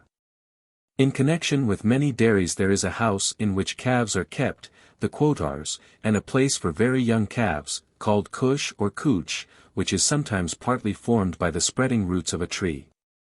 I am in some doubt as to whether the buffaloes belonging to a village dairy ever have a special tu in which they are enclosed for the night. In general, however, there is no doubt that the sacred buffaloes of the dairy occupy the same pen as the ordinary buffaloes. Similarly, I am not clear whether the dairy always has its own karmas, or milking place, or whether ordinary and sacred buffaloes are not often milked at the same spot. The dairyman recognizing the buffaloes committed to his charge and milking them only. Every dairy has its own place from which water is drawn, the Palinipa. This may be a different stream from that used for household purposes, but is, perhaps, most commonly part of the same stream, the higher part being used for dairy purposes. When a village has more than one dairy, each dairy has its own place for drawing water, usually different parts of the same stream. The foregoing account holds good of all kinds of village dairy. The different grades of village dairy present differences in the daily procedure, in the qualifications and rules of conduct of the dairyman, and in other respects. I will begin with the Tarvali of the Tartharol. The Tarvali. This is the name applied to the lowest grade of Tartar dairy and may mean, the ordinary dairy, the first syllable being probably the same as in the word Tartar. The Tarvali is always of the ordinary form and is never called Po. The dairyman, or Tarvalikartmak, is often a youth or man of the village to which the dairy belongs, but he may be taken from any other village of the clan or from other Tartar villages, the choice in some cases being restricted to certain clans. The only Tartar clan which is strictly limited to its own members in the choice of Tarvalikartmak is that of Melgars. In all cases this grade of dairyman must be one of the Tartharol, he is never taken from the other division of the Toda people. When the dairyman is taken from another clan, he may receive certain wages, viz., 2 cloaks, putkali, in the year and 6 rupees, together with the loan of a milking buffalo for the use of his family. I have no definite information whether anything is given to dairymen who are members of the clan or family to which the dairy belongs. The dairyman is regarded by the Todas as a servant, especially when taken from another clan. I was often told that a man was working for another and was his servant, and always found that the so-called servant was Palakartmak at the dairy of the village at which the master lived. Correspondingly, there seemed to be no doubt that the dairyman was treated with very scant respect, except on ceremonial occasions and when actually performing the ritual of his office. The Tarvalikartmak wears nothing but the kov, or perineal band, when he is in the dairy, and wears a loincloth called karthtadrap when milking. When away from his work or when looking after his buffaloes on the grazing ground, he wears the ordinary cloak, or putkali. He usually sleeps in the outer room of the dairy, but is allowed to sleep at any time in the dwelling hut. When he goes there he may only touch the sleeping place, idrital, and the floor, cuter. If he touches any other part of the hut, he at once loses his office and becomes an ordinary person. There are no restrictions on the intercourse of the Tarvalikartmak with women. Figure 19. The Wursel of Nadras carrying the Adamu and Padatpun to fetch water. When the Tarvalikartmak rises in the morning, he leaves the dairy, raising one or both hands to his face as in and saying Sami or Swami. He often also says this word when getting up from the sleeping place. He first lets the buffaloes out of the pen, too, in which they had been put for the night and then goes into the dairy to churn. He does not light the lamp in the morning unless it is dark, nor does he pray. The milk poured into the paddock overnight will have coagulated, so that it forms a solid mass called adrapars. The dairyman puts the churning stick into the paddock and churns for a little time till he has broken up the adrapars.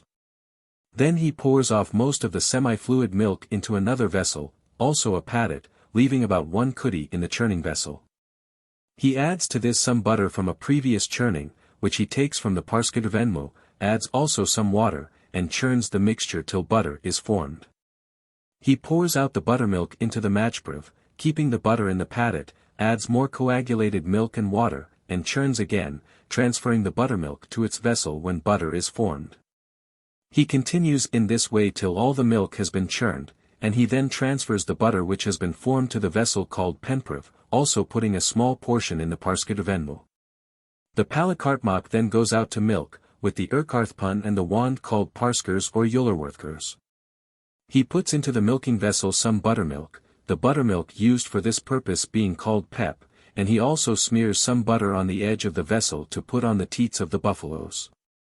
When he goes out, he salutes by raising the Urkarthpun and parskers to his forehead in the same manner as is shown in. When he has filled the milking vessel, he goes into the dairy and empties the milk into the paddock and returns to the buffaloes. This is repeated till all the buffaloes have been milked, after which the dairyman takes food and buttermilk, but with no prescribed ritual as in the case of more sacred dairies. He also gives out buttermilk to the people of the village.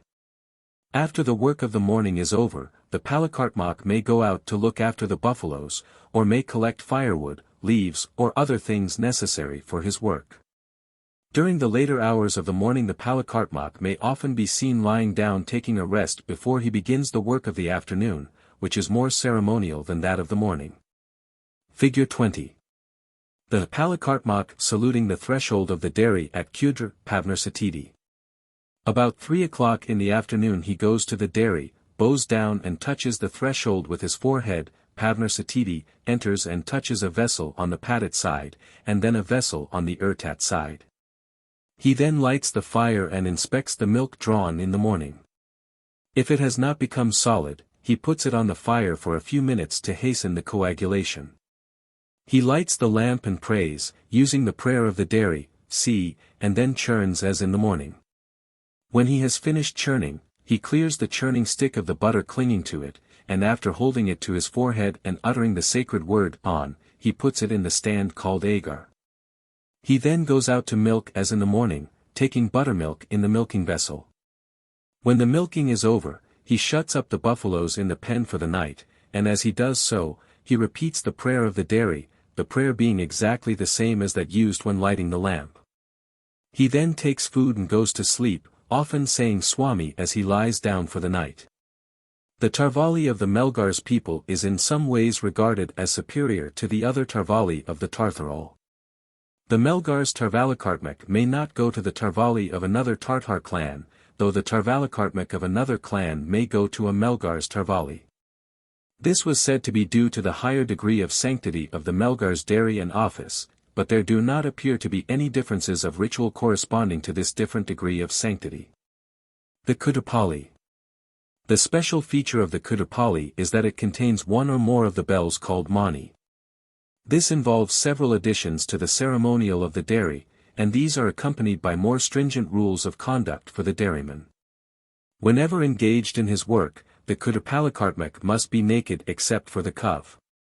In the cold Nilgirai mornings it must often be a very unpleasant task to have to milk the buffaloes with no covering, and I was told that at some places, and especially at Naatars, the people gave up the maintenance of a Kudapali on account of the difficulty experienced in obtaining men to undertake the office of dairyman. When the Kudapalakartmak is taking his meals, he must hold his food in his hands till he has finished. He is not allowed to put it down on the ground, as may be done by the dairyman of the Tarvali. Soon after beginning to churn, the Kudapalakartmak takes up some of the broken-up curd, adipars, and puts it on the bell, mani, 3 times, saying, on each time. And milk from the vessel first brought into the dairy is also put on the bell in the same manner. At the Kudapali of Kars, the dairyman puts the curd and milk on a board called pato. The bells of this dairy have been lost, and the dairyman puts the milk on the board on which the bells used to hang. The process of putting milk on the bells is properly called Terzantarakaiti, but the Todas often speak of the process as feeding the bell. At the Kudapali of Kuzu, belonging to the Kars clan, milk is put in the same way on a gold bracelet. Fig. 21. The Kudapali of Kars, with the Kudapalakartmak standing on the wall. In the foreground is the mound called Imutrakars, in the background on the right is the calf house. When making butter, it will be remembered that the dairyman of the Tarvali makes a certain amount, and then pours away the buttermilk, and repeats this till all the adipars has been converted into butter and buttermilk. Whenever the Kudapalakartmak pours away buttermilk, he takes a piece of the bark of the sacred Tadra tree, Meliosma pungens and whitei, and beats 3 times on the padat, saying, on each time. This ceremony is called papurthi, and is the exclusive privilege of the Kudapalakartmak. If this ceremony should be omitted, the buttermilk may not be drunk by any one. The Kudapalakartmak is allowed to sleep in the ordinary hut, but only on special days, viz. Sunday, Wednesday, and Saturday, and on these days he must, like the Tarvalakartmak, avoid touching anything in the hut except the sleeping place and the floor on pain of losing his office. He is allowed intercourse with any Tartar woman, but must have nothing to do with the women of his own division, the Tvaliol. While in office, the Kudapalakartmak is not allowed to visit the bazaar, and if he does so he becomes an ordinary person at once. One afternoon when I was working with Parkers, 8, one of the elders of the Kars clan, Sakari, VII, who had been Kutapalakartmak at Kuzu, came to announce that he had visited the bazaar at Ootacamund. He was therefore no longer Palakartmak, and he came to tell Parkers that a successor must be appointed. It seemed to me in this case that Sakari had visited the bazaar because he was tired of office and wished to become free. I had a suspicion also that he wished to become acquainted with my proceedings, for he came straight to me from the bazaar and was one of my most regular attendants for some time after his deprivation.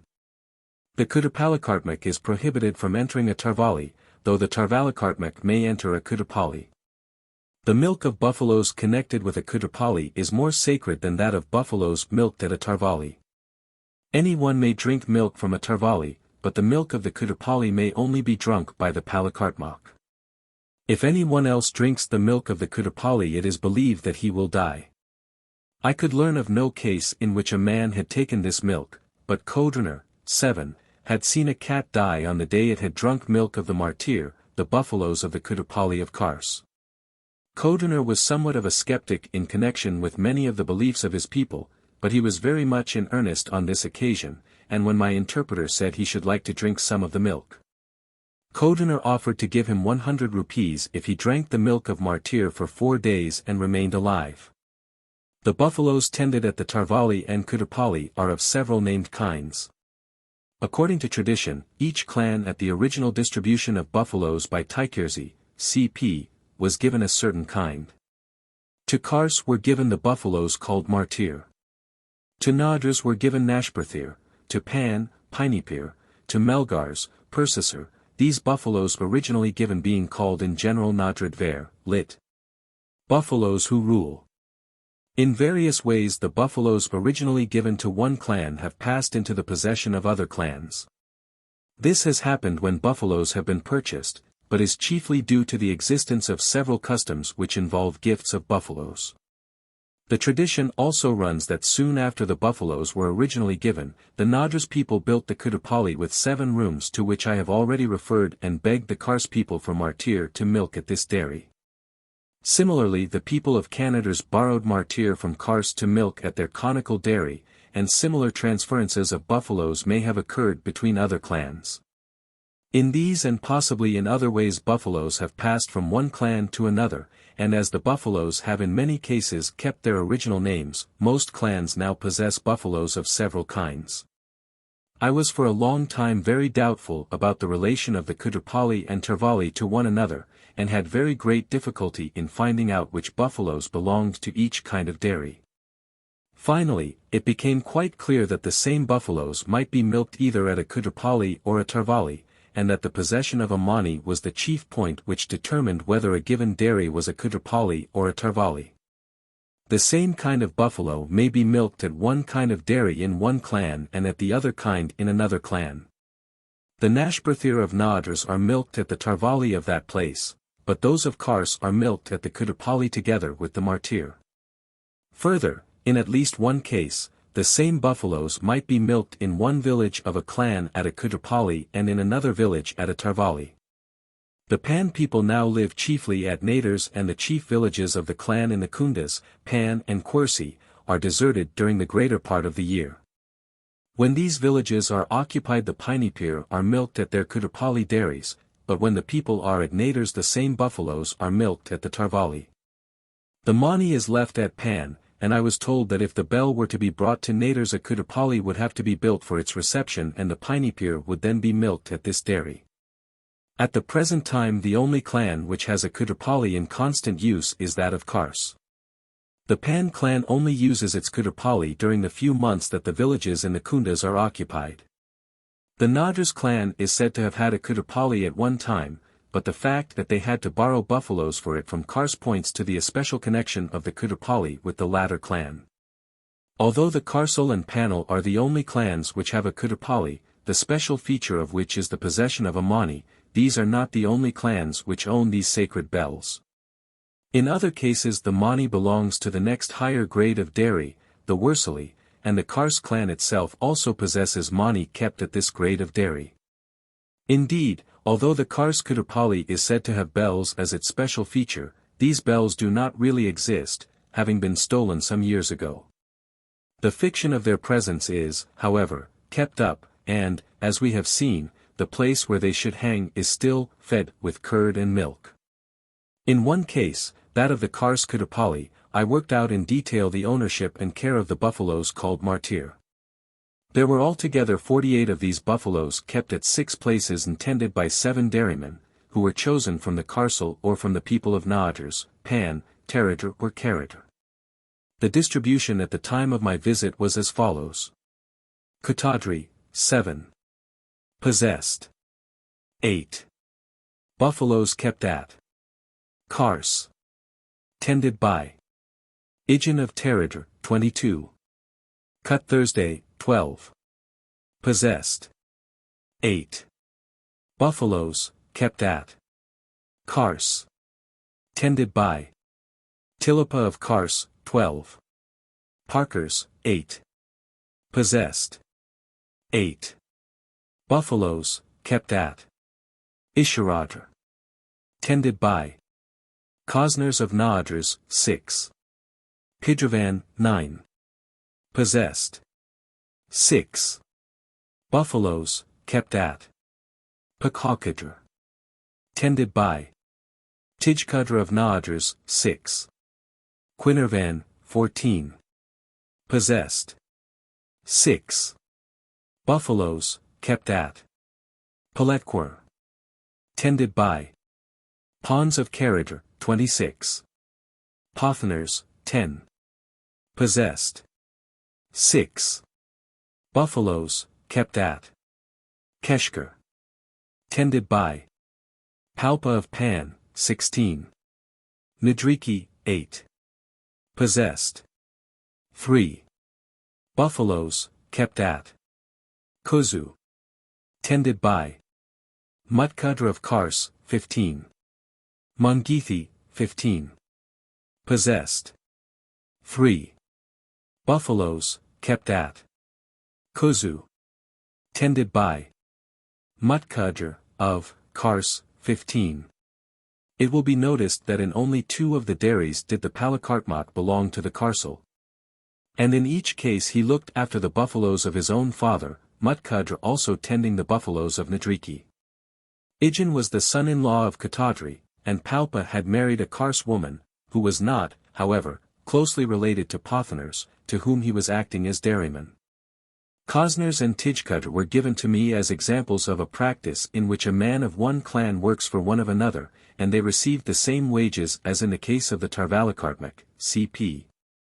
These facts show clearly that the Kutarpalir are not regarded as the property of the whole clan, but belong to different families, and the same is true of the buffaloes milked at the Tarvali. Each family possesses its own sacred buffaloes as well as its ordinary buffaloes or putier, and in some cases the buffaloes of each family have their own dairymen, even when the milk of 2 herds is churned in the same dairy.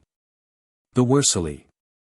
Most of the Tartar clans possess herds of buffaloes called collectively Wursalar, each herd being tended by a dairyman called Wursal at a dairy called Wursali or Wursali Pali. The buffaloes of different clans have special names. At Naadars, they are called Murskursar, at Kars and Taratar, Pudrashtyper, at Pan, Kudipur, at Karatar, Miniapir, and at Nidrasi in Quadradoni, Kaitankursar. The people of Pam, Kanadars, and Melgars have no Wursalar. Pam and Kanadars both had buffaloes of this kind at one time, but they have been allowed to die out. Melgars, on the other hand, never had Wursalar, the tradition being that none of these buffaloes were assigned to the clan at the original partition by Taikirzi. The Wursalar are said to have been given to most clans at the original partition of buffaloes, but no reason could be given for the creation of this special kind of buffalo.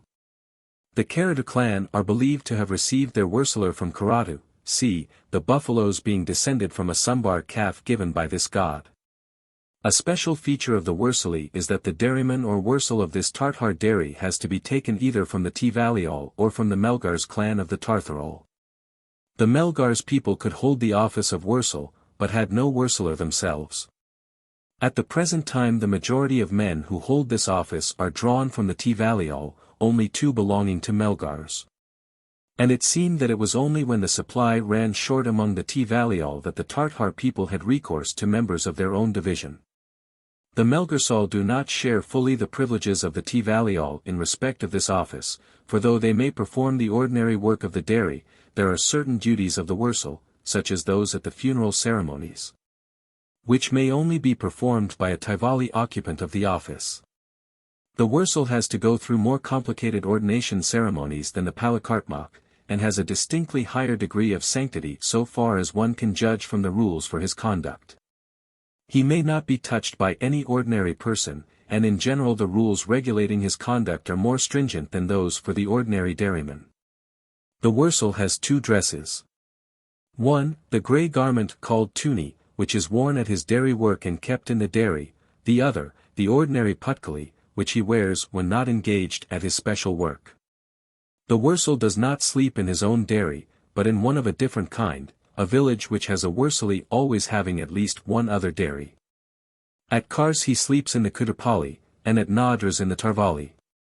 He is allowed to sleep in the hut of a Tartar village on 2 nights in the week, viz., Sunday and Wednesday, and on these occasions he may have intercourse with any Tartar woman. Except on these occasions he loses his office even if touched by a woman. He is not allowed to have intercourse with any Tivali woman, even with his wife if he is married, on pain of becoming an ordinary person. He may go to any Tartar village, but to no Tivali village, i.e., if one of the Tvalial, he is allowed to visit none of his own people. When he goes to the dwelling hut, care is taken to remove from the hut the objects shown in, viz. the murn or sieve, the wask or pounder, and the kip or broom. It seems as if these 3 objects are removed because they are used by women. The emblems of womanhood are not allowed to contaminate the house while the Wursal is present, although, at the same time, he is not restricted from intercourse with the women themselves. On the mornings after he has slept in the hut he bathes from head to foot before going to the dairy, and prostrates himself at the threshold before he enters. If the cloak of the Wursal requires cleaning or mending, it may only be taken to the hut for these purposes on the same days as those on which the Wursal may sleep there, viz., Sunday or Wednesday. The food of the Wursal is prepared for him by the Palakartmak of the dairy in which he sleeps. The Wursal never prepares food either for himself or others, except on the occasion of the festival called Irpelvusti, c. Most Wursali have only one room, the exception being the Po at Nadras, and the Wursali of Nazmiadr Nadr. It is noteworthy that these, however, are 3 of the most ancient and important dairies of the Todas. The reason why the other Wursali have one room is probably the fact that the Wursal is not allowed to sleep in the dairy, and consequently there is no necessity for an outer room. When these dairies have been rebuilt, or new dairies have been made, the Todas have probably not thought it worthwhile to keep 2 rooms except at the especially important and sacred places. I was also told, however, that each of the 3 places which have 2 rooms had been at one time a Ti dairy, and, as we shall see later, dairies of this, the highest, grade always have 2 rooms. Another indication of the special sanctity of these 3 dairies is that at them, and also at the Wursali at Kastuti, the Wursal must never turn his back on the contents of the dairy, i.e. he must do all his work and go in and out of the dairy facing the place where the mani is kept. The Todas call this proceeding in which the back is never turned on the contents of the dairy, Kapkadidi. The vessels of the Wursali are divided, like those of the ordinary dairy, into those of the Padatmar and those of the Erditmar. The following sketch of the arrangement was made by Kodriner, but I do not feel confident of its accuracy. Figure 22. A. Padatmar. B. Erditmar. C. The mani or bell. D. The pelk or lamp. E. Waskal or fireplace. F. The door. The lamp is of iron, bought in the bazaar. It is called Tudrikpelk or Tagerspelk, according as it is hung by a hook or on a chain. This distinction probably holds for other village dairies. The daily life of the Wursal. The dairy work of the Wursal is carried out on the same general lines as that of the Palakartmak, but the order and method of the various operations are more strictly regulated. Before the Wursal goes into the dairy in the morning he washes his hands with water from the vessel called Kipan, bows down at the threshold and enters the dairy, salutes the mani, Kaimukti, goes to the Erditmar and touches the Majprov. Then to the paditmar and touches the padit. Then, after lighting the fire, he takes the moo off the padit, and, if the milk has coagulated, he begins to churn. After churning for a little while he puts some of the coagulated milk on the mani. After the churning is over, he milks, putting some of the first milk on the bell. Figure 23. The Wursel of Kars, Kernpisi, 56, standing by the side of his dairy. After the milking is finished, buttermilk is distributed to the women, and a mixture of milk and buttermilk is given to the men, who come to drink it standing outside the dairy. The Wursel then drinks buttermilk and eats. When taking buttermilk he pours it from the vessel called tatpun into the leaf from which he drinks. When he goes to attend to the buffaloes, he leaves the tuni in the dairy and puts on his putkali in a special way which is only adopted by the Wursel and only by him when engaged in looking after the buffaloes. Placing one end of the cloak over the left shoulder, he brings the other end under the right arm, and, taking this end in his right hand, throws it round the back of his neck so that it rests on the left shoulder. The result of this adjustment is that the front part of his body is uncovered as shown in. I could not ascertain why the Wursel should wear his cloak in this special way, nor why this method of wearing the garment should be peculiar to his office. In the afternoon the Wursel again washes his hands, bows down to the threshold and enters the dairy, salutes the mani, touches the majprav and padit as in the morning, and lights the fire. He then lights the lamp, and prays, using the prayer of the village. Then he churns and feeds the bell, but his procedure differs from that of the morning in that he distributes the buttermilk at this stage of the proceedings.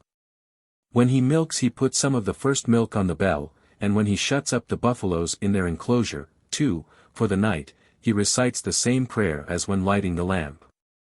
He then takes his food, eating it outside the dairy, puts his tuni on the paditmar, and goes to rest.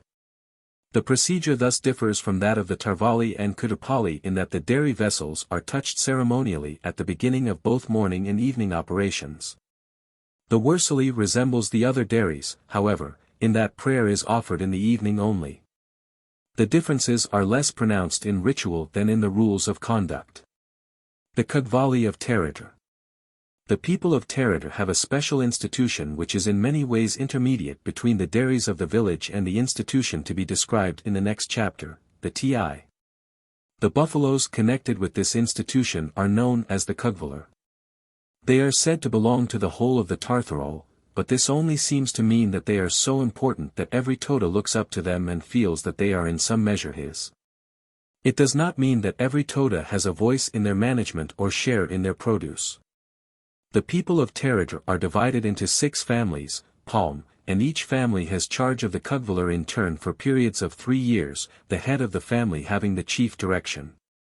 At the present time they are in charge of Syria, 20, having only recently passed to his family. The head of the family in charge appoints the dairyman, who is called Kugvalakartmak. This dairyman must be a member of the Teradra clan, but need not necessarily be a member of the family in charge.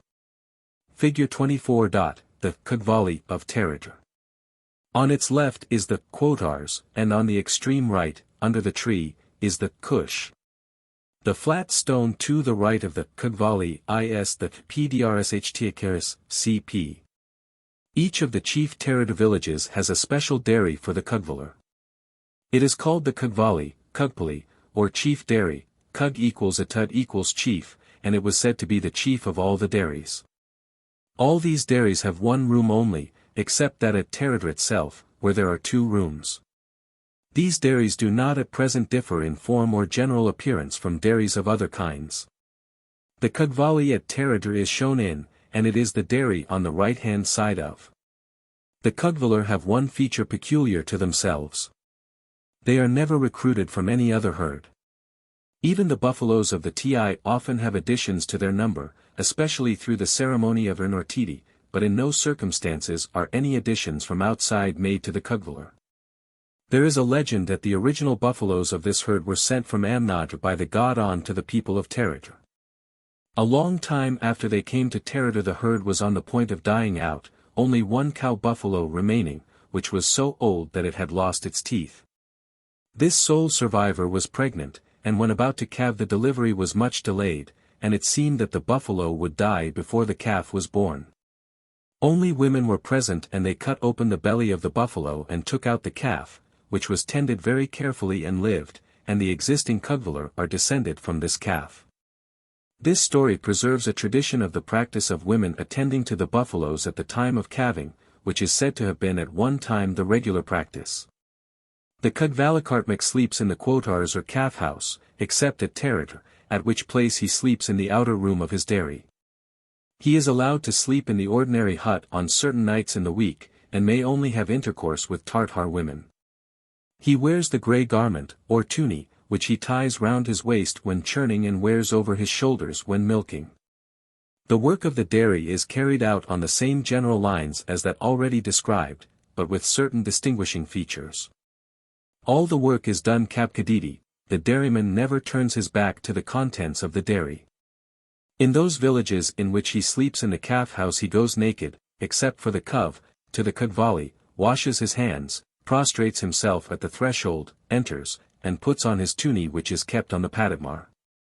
He salutes the mani which he feeds with curd and milk as in other dairies. He also knocks on the padat 3 times, saying, on each time. As in the other village dairies, he only prays and lights the lamp in the evening. When he gives out buttermilk, he must use the vessel called palmachak. He drinks buttermilk, paputi, in a distinctly more ceremonial manner than in the ordinary dairy, sitting on the seat, quadan, outside the dairy, and pouring from the irtatpun into a leaf cup made of 2 leaves of the kind called kukudars. He drinks 3 times only, raising the leaves to his forehead and saying, on each time. In this more definite ceremonial when drinking buttermilk, we have a transition to the ritual of the ti, and this resemblance to the procedure of the ti is still more marked in the following features. In addition to the Kugvalar, the Kugvalakartmak has certain ordinary buffaloes, putir, to provide milk for his personal use, and these buffaloes are milked in a special vessel called kupan. This vessel is also used to transfer butter and buttermilk from the padatmar to the irtatmar, i.e. buttermilk is not poured directly from the padatpun into the matchpriv, but poured from the former into the kuvan and from this into the matchpriv, and similarly the butter is transferred from padatpun to penpriv by means of the same vessel. The Dairy of Kanagers. Another dairy temple which occupies an exceptional position is the Po at Kanagers. This is a dairy of the conical form, shown in, which differs from that of Nadras in being surrounded by 2 walls, katu, both of which are shown in the photograph. According to one account the people of Kanagers borrowed martyr from Kars to be milked at this dairy, but at the present time, when the dairy is occupied, the cattle milked are those called nashprathir. The dairyman at this po is called Pokartpal and must be a Kanagers man. During my visit, the dairy was not occupied and the office of Pokartpal was vacant. At the present time a dairyman is appointed about once a year and holds office for 30 or 40 days only. So far as I could ascertain, the failure to occupy the dairy constantly is due to the very considerable hardships and restrictions which have to be endured by the holder of the office of dairyman.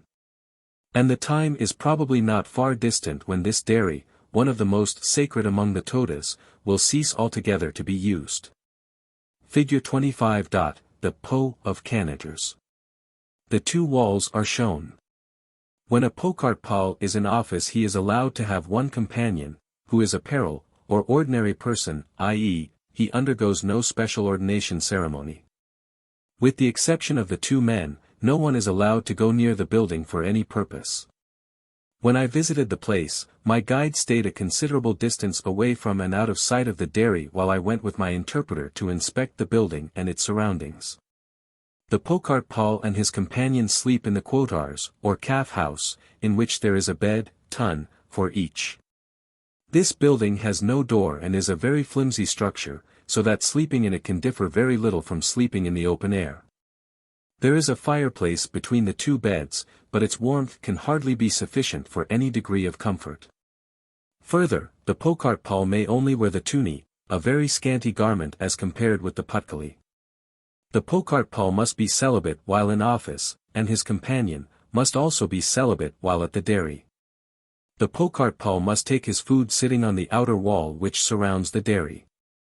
He must not put his hand to his mouth, but must throw his food in, nor must he put the leaf used as a cup to his lips, but must pour into his mouth from above. Several of these rules and restrictions are even more severe than those for the palal, to be considered in the next chapter. The reason given for the strictness of ritual is that the god Quoto or Mileters had done so many wonderful things on that side, c. One feature peculiar to the Canada's dairy is that milk receives the special name persin. This is the name of the churning vessel of the ti, but is not used for milk in any other dairy. Otherwise the names used at Canada's are the same as at other village dairies. The Tivali dairy. Among the Tivaliol, the various grades of dairy and dairymen so far considered have no existence.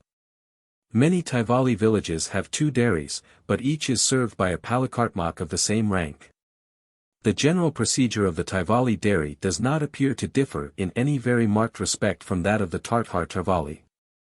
The most marked difference which I could discover is in the clothing of the dairyman.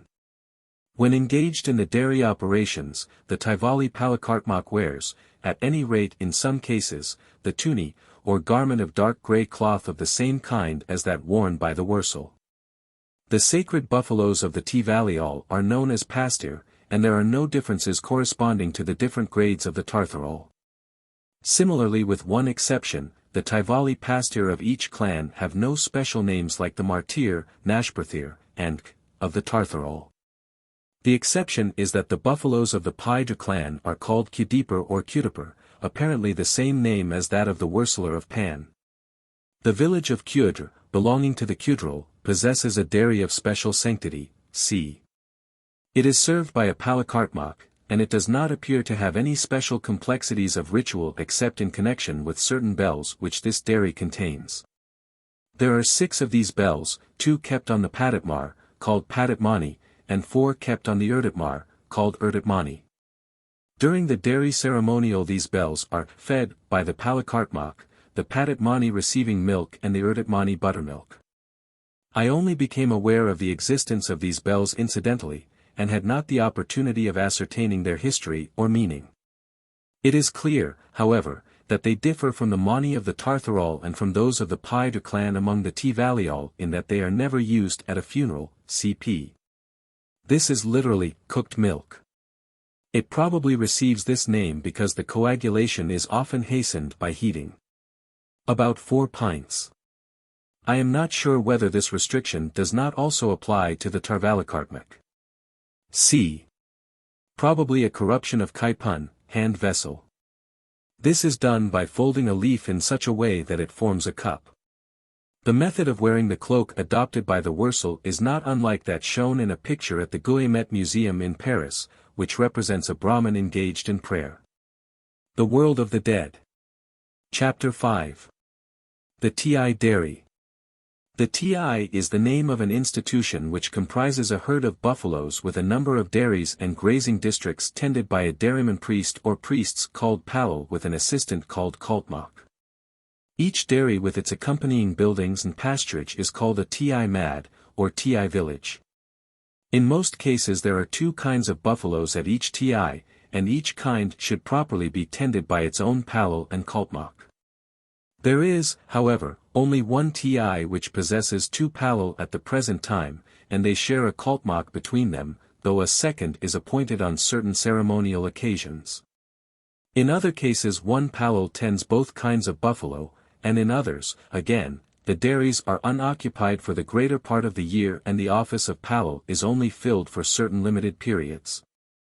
Each Ti is regarded as the property of a Tartar clan, but the palal has to be taken from the Tivaliol, the choice being in some cases restricted to 1 or 2 Tivali clans, thus, the palal of the Nadr's Ti must belong either to Paidra or Kusharf. The palal is chosen by the Tartar owners, but the latter do not seem to gain any material advantage from their possession. In fact, it involves them in some expense owing to the necessity of giving certain feasts, and this expense was put forward as one reason why a Ti is often unoccupied. Nevertheless the Tartharol are very proud of the fact that the institution of the Ti belongs to their division, and whenever I asked a Tartar man why he considered his people superior to the Tivaliol, The answer always ran that they had the TI and that the Tvaliol who tended the TI were their servants. The buffaloes belonging to a TI are of two kinds, distinguished as Persinere and Puner. The former are the sacred buffaloes, and the elaborate ceremonial of the TI dairy is concerned with their milk. The Puner correspond in some respects to the putier of the ordinary village dairy, and their milk and its products are largely for the personal use and profit of the palo and are not treated with any special ceremony. The Persinere are usually of various kinds, but the nature of their classification is different at each TI and its consideration may be postponed till later. I obtained most of my information from people connected with the Nadras TI. During the whole of my visit the herds of this TI were at Madr, which is only about a mile from the Paikara bungalow. Owing to the restrictions on intercourse with so sacred a personage as a palo, it was not practicable to obtain all my information from those actually in office, and I found it best to work with men who had formerly held the post and had retired. I worked chiefly with Kainers, 63, an old man who had been palo at the Nadras TI, and with Kobaners, 58, who had been at the Kars TI. For some time I worked with one or other of these two men every day, paying occasional visits to Madr to observe as much of the ceremonial as I was allowed to see.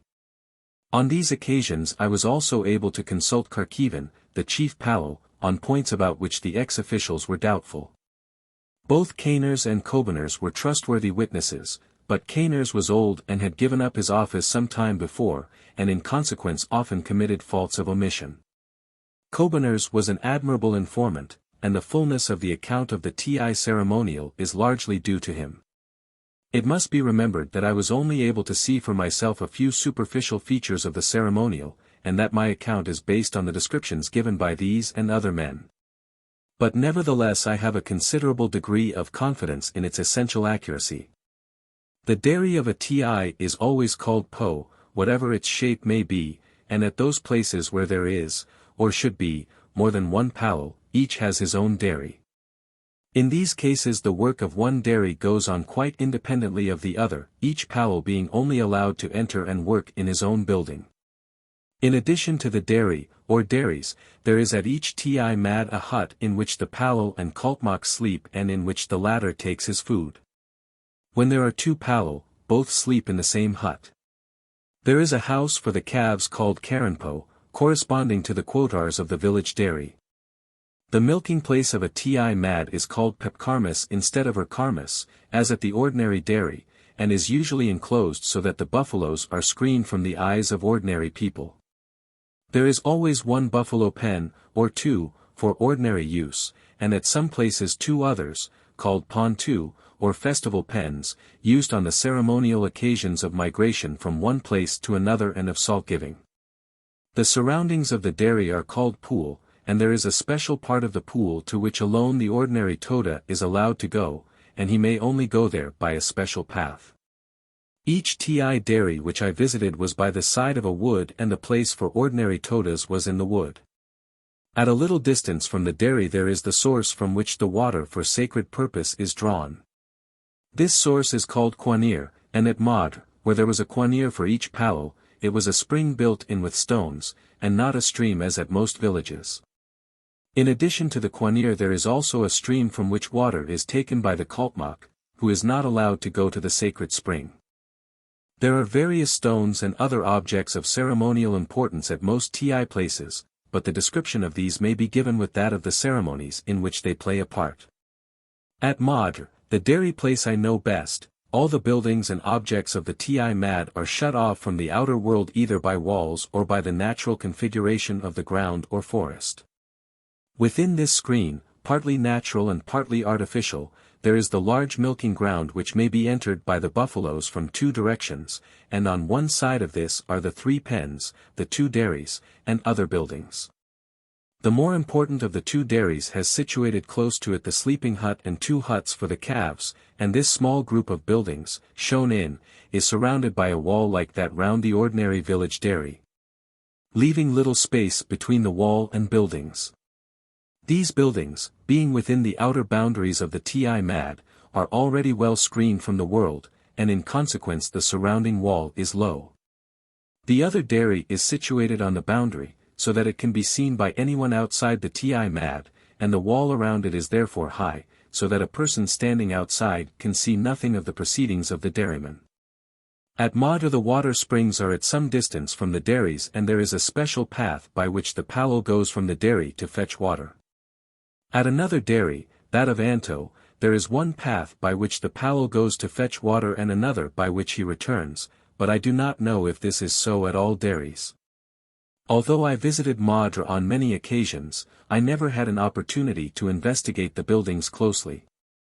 I was never allowed to go within the walls enclosing the dairies, much less to go inside these buildings. If the annual program of the TI had been carried out, the buffaloes would have left this place before the end of my visit, and I intended to make a thorough inspection after they had gone. But owing to various causes I mention elsewhere, c. the herd stayed at Madra till after my departure, and I had no opportunity of ascertaining the exact plan of the dairies and their surroundings. The dairy of a TI always has two rooms, an inner room, the Ulkersh, and an outer room, the Pormunkersh. These are divided from one another by a screen, or paten, which stretches about 2/3 of the way across the breadth of the building and is about 3 feet high. The palo stands in the outer room and performs the dairy operations proper to the inner room, leaning over the top of the screen. The object of the screen is to keep the sacred objects of the dairy from the gaze of anyone who may look in, and especially from that of the Kaltmak. But in the only dairy of the kind into which I had the chance of looking, the screen was made of vertical sticks with wide intervals between them, so that I could easily see through.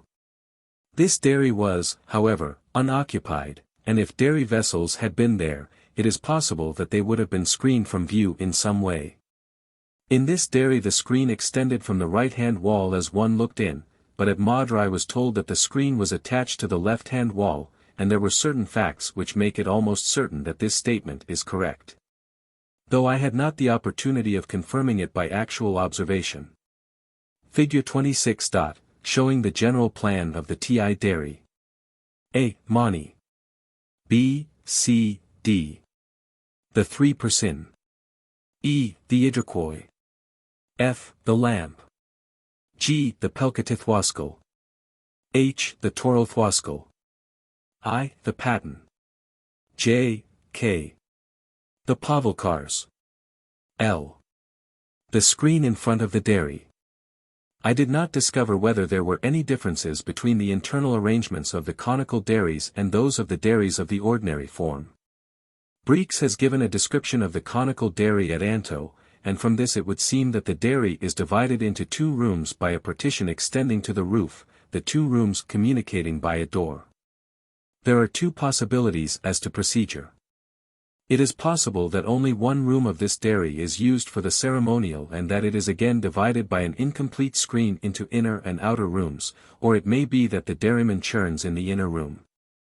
I have no information on this point, but the general nature of the churning procedure at the TI dairy makes it highly probable that the former supposition is correct and that the inner room is divided into two parts. In the plan on p. I have adopted the arrangement in which the paten, or screen, is attached to the left-hand side of the building, but this is certainly not the case in all dairies. In some dairies also the fireplaces are on the other side. The contents of the po. A. In the inner room. 1 mani. 3 persin. 2 torzum. 2 koglag. 1 persinkadriki. 1 pavet or popit. 1 koi. 1 koinorpit. Several techk. B. Between inner and outer rooms. Pelk, or lamp. Idrakoi. C. In the outer room. 2 fireplaces. Pelkatithwaskal. Torothwaskal. Several alug. Upan. Morkadriki. Karpan. Turavali. Goodaboy. Unused koglag. Another vessel, the morpan, is kept in the sleeping hut, where 2 or more horns are also kept which are blown by the Kaltmak every night before going to rest. The things of the inner room correspond in general to those of the Padatmar in the ordinary dairy, and the things of the outer room correspond to those of the Erditmar.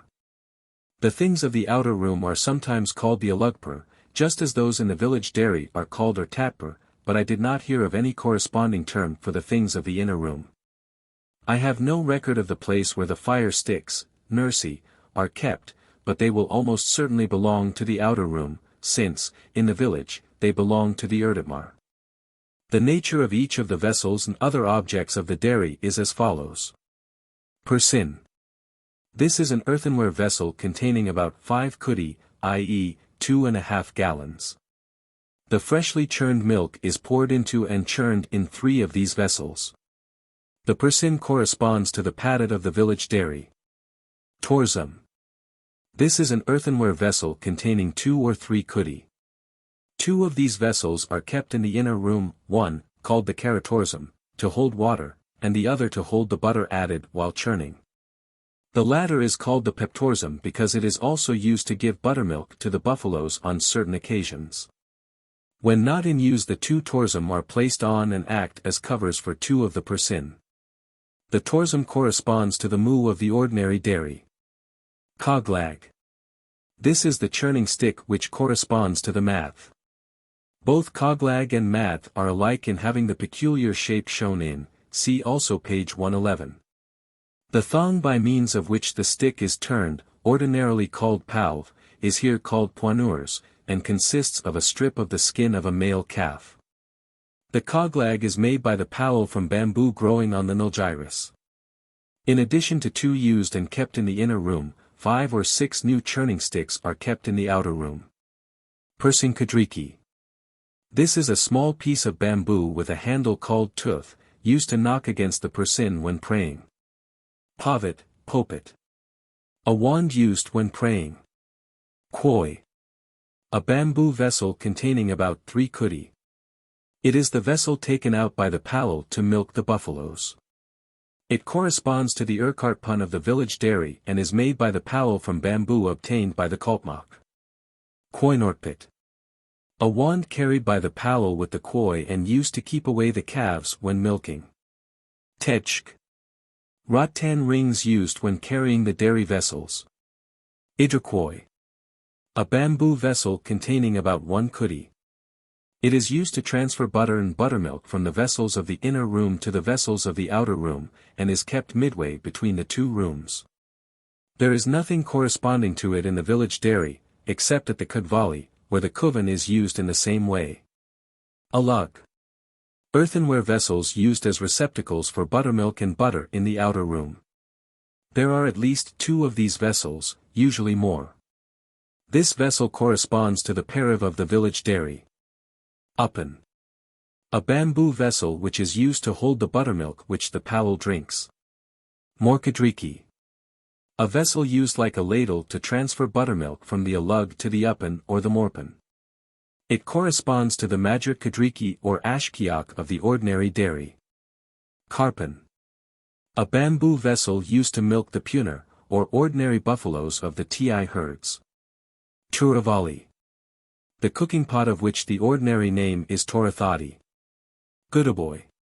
An earthenware pot to hold nei or ghi. Its ordinary name is pathras. The morpan, kept in a sleeping hut, is a bamboo vessel used by the kolpmak to hold buttermilk both for himself and for certain privileged visitors called marol. The earthenware vessels of the inner room are not obtained from the TODAS, like the ordinary vessels, but are made by Hindus, and are procured through the Bodagas. The palal has 2 garments, one of which, the kubuntuni, he wears when not engaged in dairy work, while the other, the padrashtuni, is worn during the dairy work or other ceremonial. The latter is kept in the outer room when not in use. There are usually 2 kinds of bell at the ti, one kind connected with the more sacred buffaloes and another belonging to the puner. The bells of the first kind, called mani, are kept in the inner room, and are tied on the necks of certain buffaloes for a short time on special occasions. The other bells, called kuders mani, are kept outside the door of the dairy and are put on the necks of the puner on the same occasions.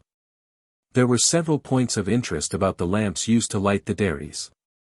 At one time it seems that every palal was provided with an iron lamp with a number of cavities, each cavity being fitted with a wick. These lamps are reputed to have been as old as the foundation of the ti dairies. One of the lamps which is still in existence at the TODAS, that of the Warspo, is said to have been brought from Amnadr. There is some doubt about the exact number of cavities and wicks in these lamps, but in the existing lamp of the TODAS there seems to be little doubt that there are 7 cavities and wicks, and the lamp is called Onavpelk. The lamp of the 7 holes. All the 7 wicks are only lighted on special occasions, panel, and on most days only one is used. At some dairies these iron lamps have been long lost, and in these cases the powell used to make lamps of the bark of the Toda tree. According to Marshall, p. 141, these lamps have 5 wicks, and this appears to be still the case at the Kars Ti, where there were formerly 2 iron lamps, one with 5 cavities and one with 4. And in the lamp now used at this Ti they still keep up the use of 5 wicks on special occasions, using only 2 on ordinary days. It is possible that Marshall derived his information from a man who had been powell at this Ti. At one of the dairies of the Pan Ti there is an old iron lamp with 7 cavities, and at the other, where a bark lamp is used, it has 3 wicks. At the present time the dairymen rarely trouble to make bark lamps, but are content with earthenware lamps procured from the bazaar. If these are broken and cannot be replaced at once, bark lamps are used during the interval. The wicks of the lamps, for whichever lamp they may be used, are always made of tuni taken from the garments worn by the powell, and the substance used in the lamps is butter. Of the 2 fireplaces in the outer room, the Torathwaskal is used for ordinary purposes, for cooking food, and the other, called Pelkatithwaskal, or sometimes Persinkafthwaskal, is used for lighting the lamp or for any other purpose directly connected with the vessels of the inner room. The daily life at the T. The inhabitants of the Ti rise before it is light, probably about 5 a.m., and on getting up from the bed some say, XIII Majam. The Kultmak goes at once to open the 2 in which the buffaloes have been penned for the night. The powell salutes with hand to forehead when he leaves the sleeping hut and goes to the front of the dairy, where there is water standing in a bamboo vessel called papan, corresponding to the keepin of the village dairy. He washes his hands and face, and then washes out his mouth by taking up water with his right hand, pouring into his left, and taking the water into his mouth from the latter.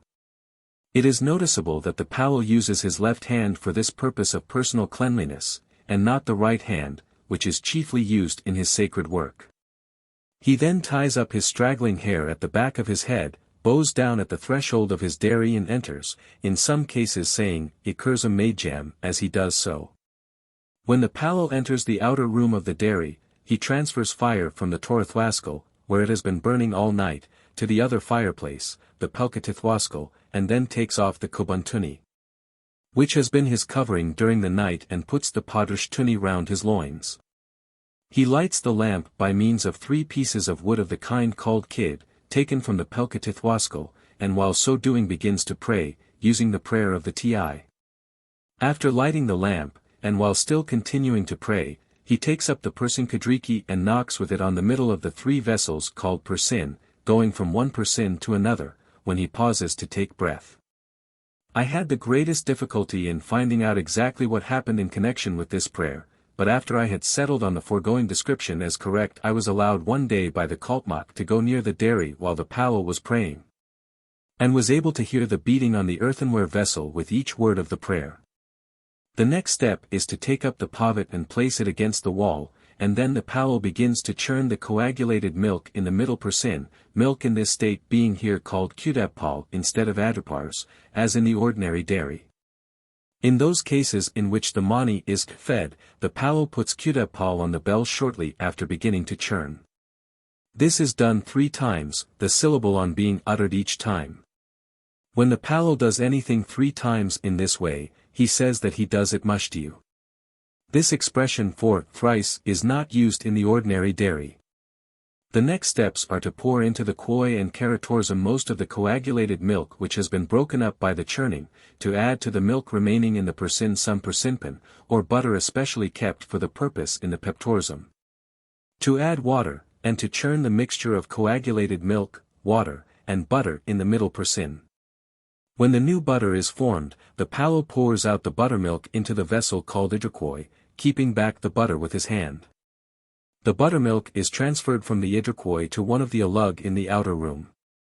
Some of the milk which had been put into the kwoi or keratorsum is then poured back into the middle persin, more water is added, and the mixture is churned, after which the buttermilk is again transferred by means of the idrakwoi to the alug, while the butter is kept in the persin. This procedure is repeated till all the milk of the middle persin has been churned. The persin on the right-hand side of the palo is then taken, and its position exchanged with that of the vessel hitherto used, and the churning is continued in exactly the same manner. The buttermilk is transferred to the alug, but the butter when formed is transferred to the persin, which had been originally in the middle. When the contents of the second persin have been churned, the third persin is placed in the middle and the same procedure is followed. So that when the churning is over, all the butter which has been formed will be in the persin which was originally in the middle. Some of this butter is put into the peptorsum to act as persinpan on another occasion, and the remainder is transferred to the butter alug by means of the idrakwoi. The two torsum are then put on the tops of two of the persin as covers, the peptorsum being placed on the middle persin, and the palo takes the milking vessel, kwoi, and wand, koinorpit, in his right hand and goes out to milk. Having first put some buttermilk, called pep, into the kwoi. When the palo leaves the dairy, he raises the milking vessel and wand to his forehead and salutes in the way shown in. The Todas say that he is saluting the sun and the buffaloes. It is probable that, in general, the palo faces approximately east as he salutes, but there is no doubt that, at the present time, his salutation is chiefly to the buffaloes.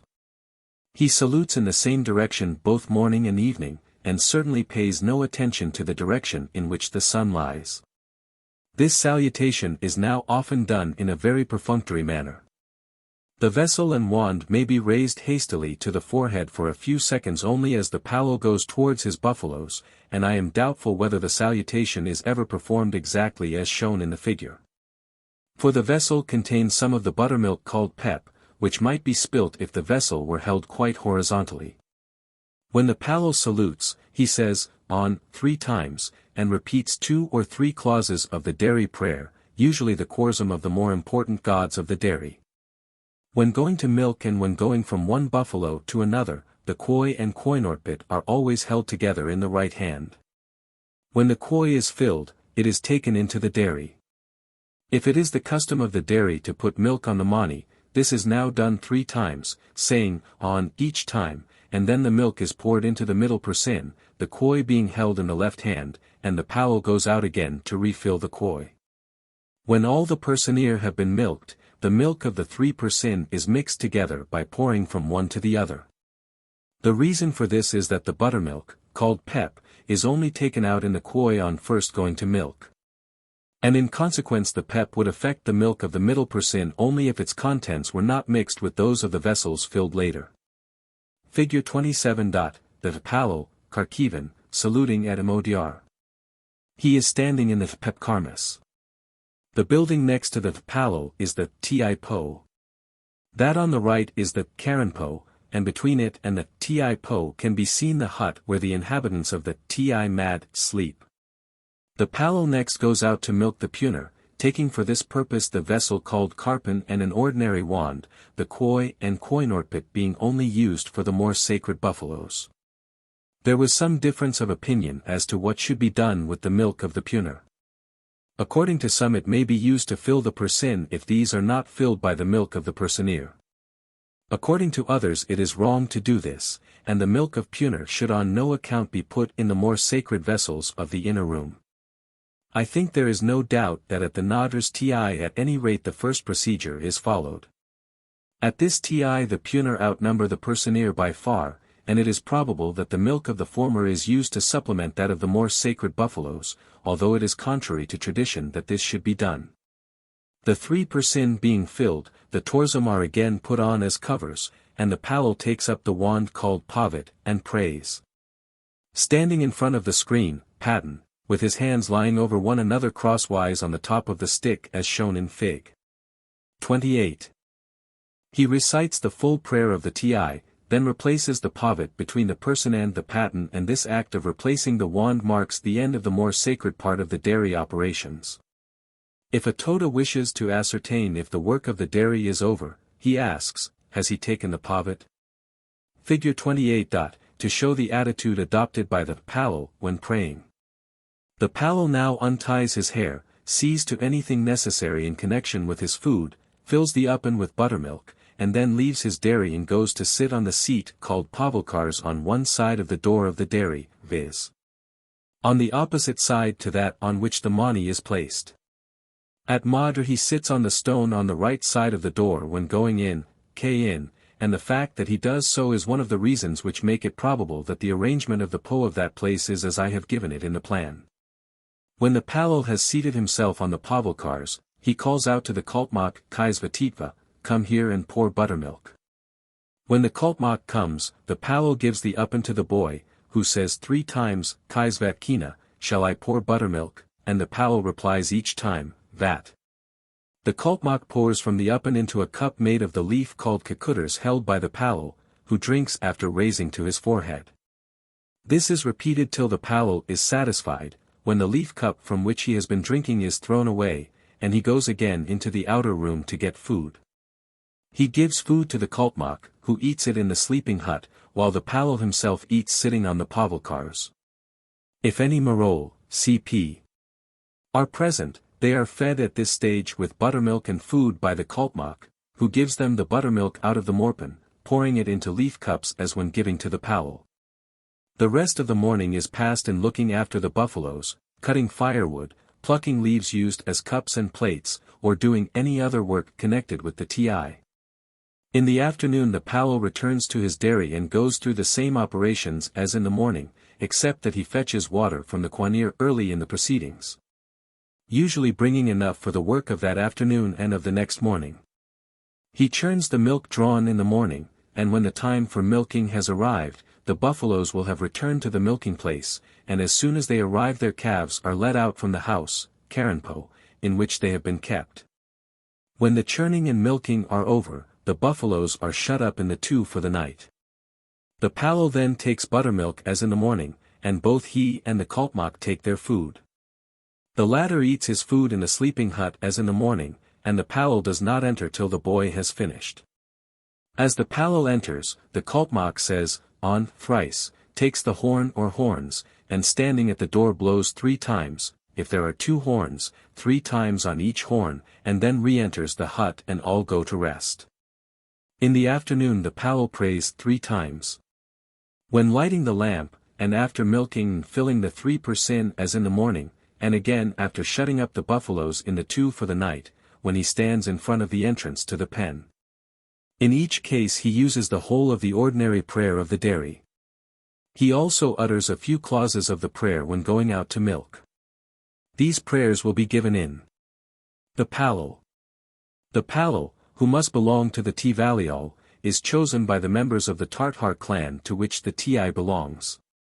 He may hold office for as long as he pleases up to 18 years, and, according to some accounts, he might continue in office even after this period, though there is no case known in which this has happened.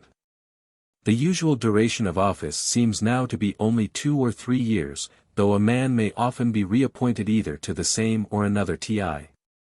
At the time of my visit, one palal had been continuously in office for 16 years, another for 6 years, and the rest for shorter periods. At the present time the office of palal is vacant at several dairies owing to the difficulty of obtaining qualified occupants. During the whole time he holds office, the palal may not visit his home or any other ordinary village, though he may visit another Ti village. Any business with the outside world is done either through the kalpmak or with people who come to visit him at the Ti. All business with the Bodagas is transacted through a special man of this caste called the Tikalthmav. If the palal has to cross a river, he may not pass by a bridge, but must use a ford, and it appears that he may only use certain fords. Thus it is easy to cross the Paikara river just above the bridge, but the palal of the Nadar's Ti was not allowed to do so and had to use a ford nearer to the dairy at Madra. The palal must be celibate, and if married, he must leave his wife, who is in most cases also the wife of his brother or brothers. According to the account given by Finitio in 1603, the Powell could send for his wife and meet her in a wood every week or so, and might also send for the wives of any other Todas. It is possible that this may still happen, but I failed to obtain an account of it and understood that the Powell was really celibate. According to Finitio, the restriction to which the Powell is subject is that he may not touch a woman in the house. We have seen that in the lowest rank of the dairyman priesthood intercourse with women in the house is allowed at any time, and in the higher ranks only on certain days of the week. It is quite consistent with this that in the highest rank intercourse in the house should be altogether forbidden, but might still be allowed in the forest, and it is quite possible that Finitio is correct. I was unacquainted with his account at the time of my visit, and all other writers had been so unanimous as to the complete celibacy of the Powell that I did not press my inquiries on this point very closely. If a death occurs in the clan of a Powell, he cannot attend any of the funeral ceremonies unless he gives up his office. If he resigns, he is not again eligible for the office till the second funeral ceremonies have been completed.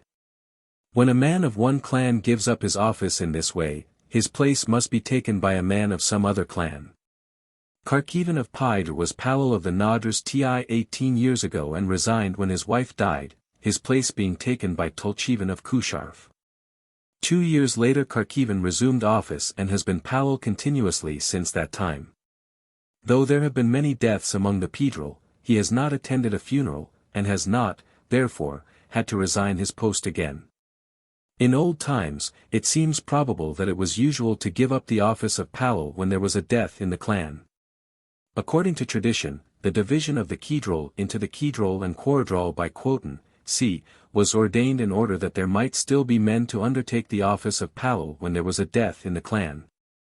The men of the Kedrol taking office when there was a death among the Quardrall and vice versa. It has been stated by several writers on the Todas that the Powell does not profit in any way by his sacred office.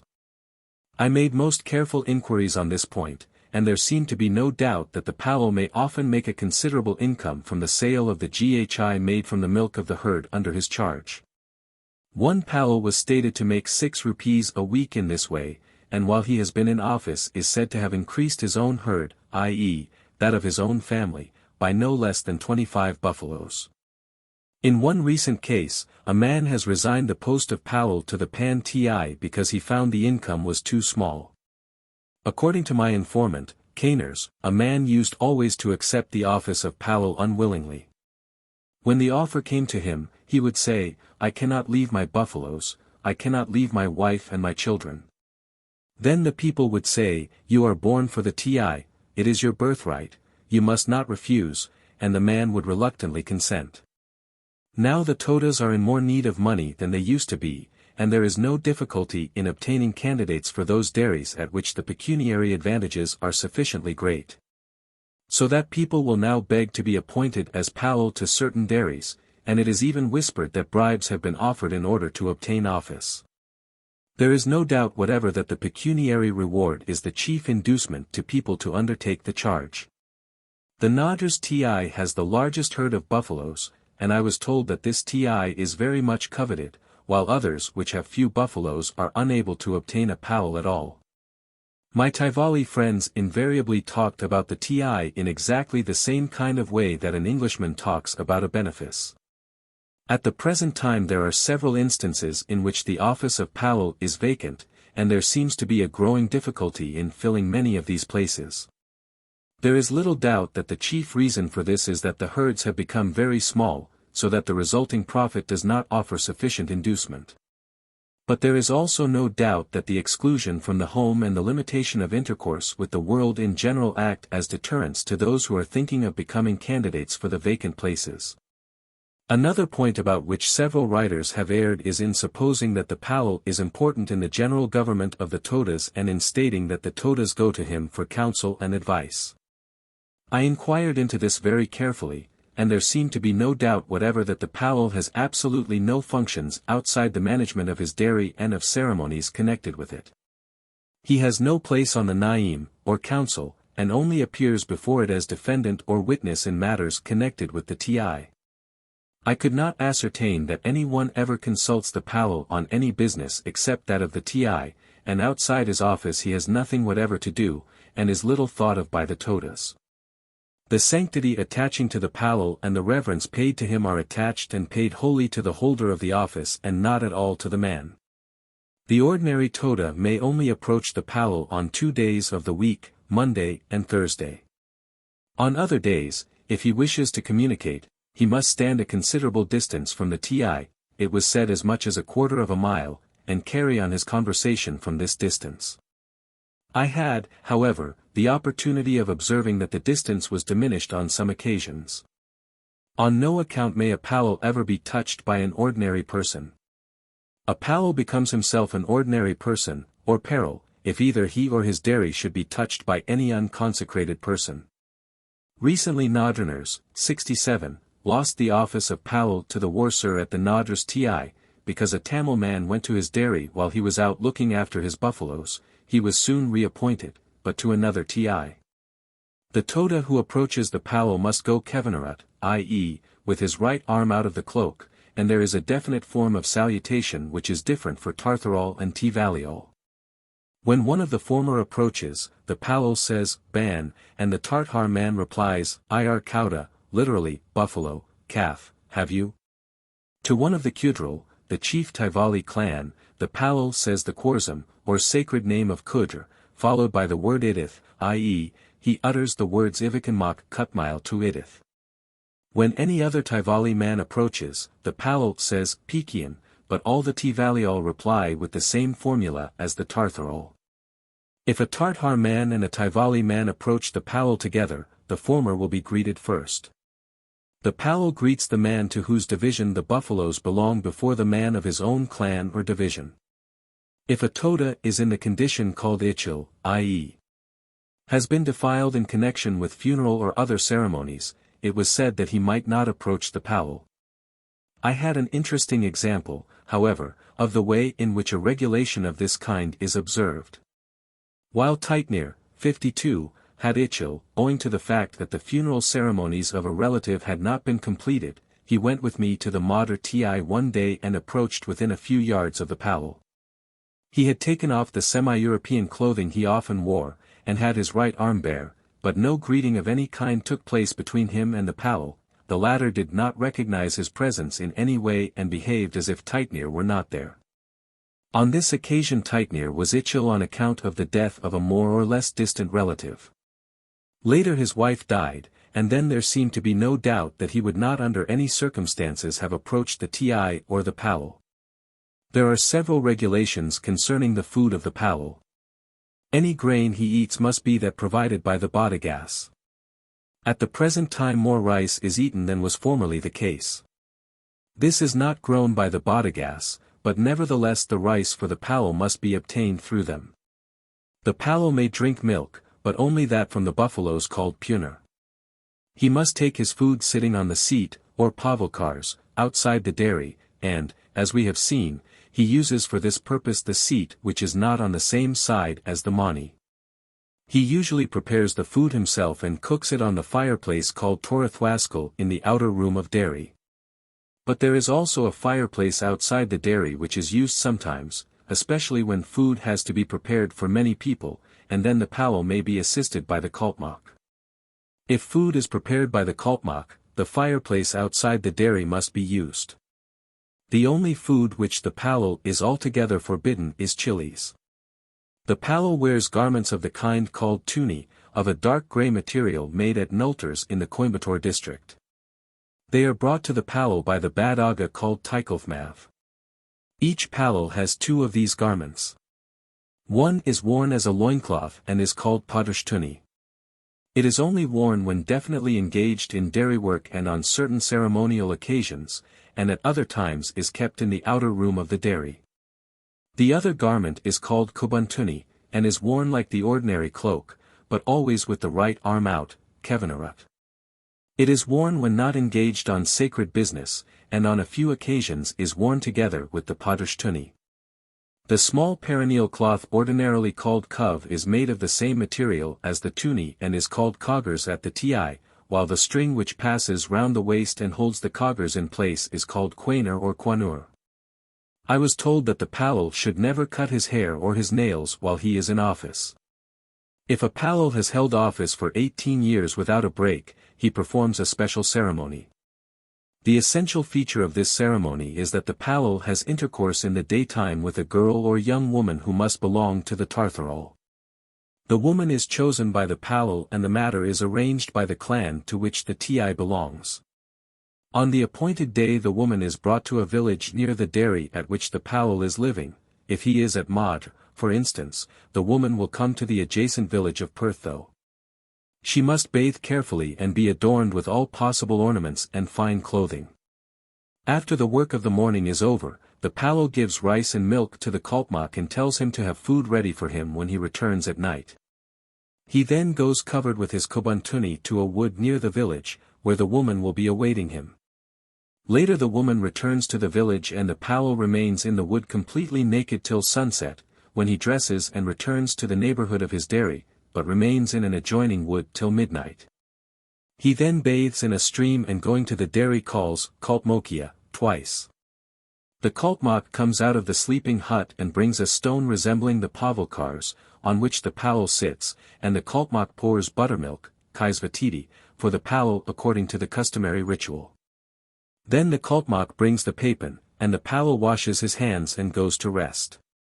There was some difference of opinion among the Todas as to whether the pallal would continue to hold office after this ceremony. He undoubtedly returns to his work, but it seemed probable that he would retire after a short time and his place be taken by another. In this ceremony the celibate priest after 18 years of office has intercourse with a woman belonging to the division not his own.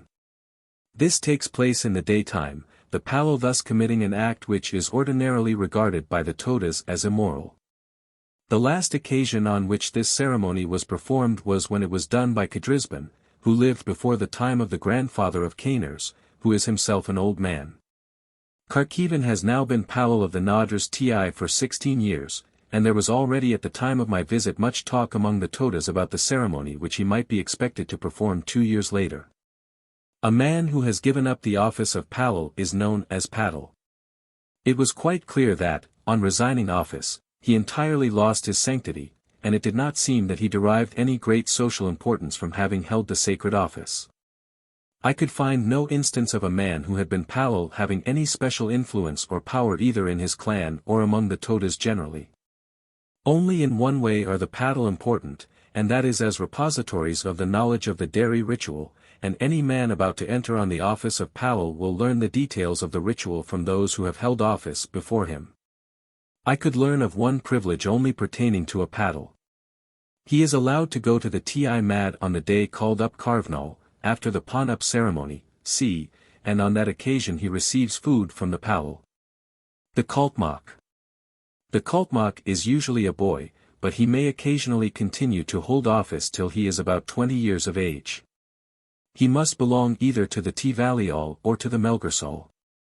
He is a general assistant to the pallal, and has also certain definitely assigned duties, such as giving buttermilk to the pallal and blowing the horns at night. He also takes part in several important ceremonies. When away from the dairy and its immediate surroundings he wears an ordinary cloak, but always with his right arm outside. When engaged in his work at the dairy or in the pool of the Ti, he must be naked except for the cuff. When he has been away from the Ti he may not return by the path used by the pallal, but must use a special path, carrying the cloak folded and hung over his shoulder. At the Madra dairy, however, I noticed that the Kaltmak sometimes kept his cloak in a tree just outside the Ti Mad, and then went in and out by the same path as the pallal. The Kaltmak sleeps in the same hut as the pallal, from whom he receives his food. When there are 2 pallal and only 1 Kaltmak, the 2 dairymen divide the duty of feeding the boy between them. The Kaltmak never goes into the dairy, but he may put his hand into the outer room to take out those vessels which he is allowed to touch. He may never touch the vessels of the inner room. There are 2 grades in the office of Kaltmak, a lower called Perkersol and a higher called Tunatust Kaltmak or full Kaltmak. The latter wears a piece of tuni called Petuni on the left side of the string, kirk, supporting the perineal cloth. The Purker soul is allowed to go to certain places and do certain things which are not allowed to the full Kaltmak. Whenever it is necessary that the Kaltmak should do any of the forbidden things, or even if he is likely to be in such a position that he may have to do these things, he becomes Purker soul. This he does by throwing off the pet uni and dipping one leg either into the pool of water called Terapunkyati, cp. or into the dairy stream, Pali Nipa, of an ordinary dairy. If he dipped his leg into the Ars Nipa, or part of a stream used for ordinary household purposes, he would at once lose his office entirely and become an ordinary person. As soon as he has dipped his foot, he becomes Purker soul and may do the following things summed up in the general expression Tarskwarakit Thodi. He may pass a village where there is a woman in the seclusion hut, puzars, or where the relics of the dead are being kept between the two funeral ceremonies. He may go to a place where the people have been in communication with a village in which either of these conditions exist. He may pass a river by a bridge, and he may go to the Wursali of a Tartar village. If the full Kaltmak does any of these things, even unwittingly, he would at once become an ordinary person, peril. The Kaltmak degrades himself to the rank of Purker soul even when there is merely the danger that he may infringe any of the restrictions. Thus, one day when there was a woman at Korea who was in seclusion after childbirth, the Kaltmak at Madr, Katsog, 55, was going to the hut of the forest guard near Paikara. He would not have to pass Korea, but there was a chance that the forest guard might have been in communication with the people of Korea, and therefore Katsog became Purker soul. A Purker soul is regarded as of the same rank as a Wursal, and the people spoke of Purker soul as a Ti word for Wursal, i.e., a Wursal at the Ti was called Purker soul, just as a Math, Churn, at the Ti was called Koglag. In order to regain his rank as full Kaltmak, the Purker soul has to perform the same ceremony as that which takes place at the end of the ordination to this office, c. While the Kaltmak is degraded to the rank of Purker soul, he may not touch any dairy vessels, he may not pour buttermilk for the palo, nor may he blow the horns, i.e., he may do none of the more important and sacred duties of his office. The Marol. I have said that no ordinary Toda is allowed to approach the palo except certain days, and then may only go to a certain place in the surroundings of the Ti. There is, however, one very remarkable exception to this rule, the members of certain clans having the privilege of going to the Ti at any time and taking buttermilk, more. Owing to the latter privilege they are always known as Marol. The most important Marol are the members of the Melgars clan, and at the Nadras Ti they are the only people possessing these peculiar rights. A Melgars man may go to the Ti on every day of the week, when he enters the small enclosure in which the dairy is situated, going, however, by a special opening at the back so that he does not actually pass the dairy and sits down in front of or may enter the sleeping hut. He is given buttermilk by the Kaltmak after it has been given to the palo, and he also receives food. At the Nadras Ti the two palo divide the responsibility of providing food between them. If 4 Marol come, each palo gives food for 2 men. The rights of the Melgarsal appear to be exercised very constantly. I rarely visited the Madr Ti without finding several Marol present, and so far as I could observe they made the most of their privileges and enjoyed themselves well. It was very remarkable to see several Todas making themselves quite at home at the Ti, while other Todas were standing outside wholly prohibited from entering into the life of the place. On one occasion when I visited Madr, the brother of one palo was standing without at the appointed spot waiting till the business of the morning was over, while several Marol were within enjoying their privileges to the full. The Melgarsal have certain other rights and duties in connection with the Ti, and especially on the occasion of the procession which takes place when the buffaloes migrate from one place to another, c. After which ceremony the Marol sleep at the Ti Mad. At some dairies members of other clans may act as Marol, but in no case do they occupy quite so privileged a position as the people of Melgars. Thus, at the Kars and the Pan Ti the people of Kars are Marol, but they may only visit the Ti and take buttermilk and are not allowed to sleep there, nor have they any of the special ceremonial duties of the Melgarsal. When the dairy of a Ti Mad needs to be repaired or rebuilt, this is done by Melgars men, who must previously undergo an ordination ceremony of the same character as that for the office of Wursal, and the men rank as wursel while engaged in the work. The hut of the Ti Mad is also repaired or rebuilt by the Melgersal, but in this case the work is done without any special ceremony. In either case the Melgar's men are not allowed to leave the Ti Mad, and they sleep in the living hut while the work is being done. Another duty of the Melgersal is to assist in carrying the corpse of Palal who has died in office.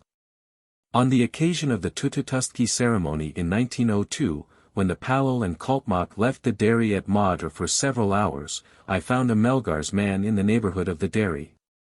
And it seemed to me that he was watching the dairy while the regular guardians were away. I was told, however, that this was not one of the recognized duties of a Marol, and I suspected that he was stationed at Madra at the time of my visit. Because it was feared that I might take advantage of the absence of the Palal to make a closer inspection of the dairy than was allowed. New dairy vessels. The earthenware vessels of the inner room, Persin and Torzum, are procured from Hindus through the Bodagas. They were formerly obtained from a place called Kulpet, Kundapata, near Nanjangkudi in Mysore, and I was told that the Todas used to go down to fetch them. The earthenware vessels of the outer room, Alug, are obtained from the Kodas like those of the ordinary dairy.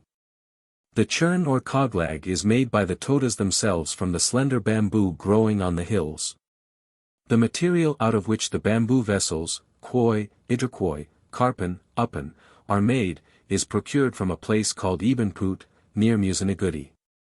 When new vessels are required, and there is only one Kaltmak, a second is appointed, who goes to Ebenput, where he cuts bamboo called Koli, which is large enough for the dairy vessels.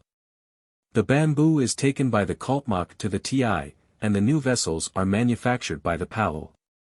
It is possible for the Kaltmak to go to Ebenput and back in one day, but if unable to do this he may stay the night at Terit, the nearest Tudmad to Musinagudi. The bamboo for the new vessels, however, must not be taken to Terit, but must be left in a wood near the village, and taken on to the Ti Mad on the following day. Any new vessels or implements must be purified before being used. The earthenware vessels of the inner room are taken from the Bodagas who bring them, and are rubbed over, inside and out, with the bark of the Tudra tree, after which the bark is put inside the vessel, water is poured in 3 times, saying, on. And the contents rinsed round and poured out. Water is then put in the vessel, which is placed for a time on the fireplace to make it look old, the fireplace used being the Pelkatithwaskal. The koglag or churning stick is purified by rubbing Tudra bark over it and pouring water all over it 3 times. The churning stick and the earthenware vessels of the inner room are both purified in the outer room of the dairy, and the purification must be performed on a Sunday. The koi is purified on the same day of the week in front of the buffalo enclosure or 2. After churning, the Palal takes the new koi, and a torzum full of water, and purifies the former with Tudra bark and water 3 times in the way already described. He then milks into the new koi for the first time, and on this occasion he must be careful not to fill the vessel completely. The Idrakoi is purified in the same manner as the other vessels and also on a Sunday, but the purification is performed at the junction of the inner and outer rooms of the dairy. New vessels and other objects belonging to the outer room are purified with the same procedure in their own room, but on a Tuesday or Wednesday. The koi or milking vessel is the only vessel which is not purified inside the dairy. With the exception of this vessel, all the other objects used in the dairy are purified in the outer room or at the junction of the inner and outer rooms. All old, broken or worn-out vessels or implements are thrown away except the koi, which must be buried in a wood near a dairy. Thus this vessel is treated unlike other contents of the dairy, both when being purified and when rejected as of no further use. I could obtain no explanation of this, and can only suggest that the exceptional treatment is due to the fact that it comes into actual contact with the sacred buffaloes. The 5 T. At present there are only 5 Ti in existence, belonging to the clans of Nadras, Kars, Pan, Quadroni, and Nidrasi. The Karadral are said to have had a Ti at one time which was spirited away by the god Quoto, sea, and the name of one of its places, Tikers, is still preserved. The most important TI belongs to TODAS, and this is one of the original institutions, the TI of Kars and that of Quadrodoni being the others. The Pan TI is derived from that of TODAS, see Story of Quoten, and the Nidrisi TI is an offshoot of the Quadrodoni institution.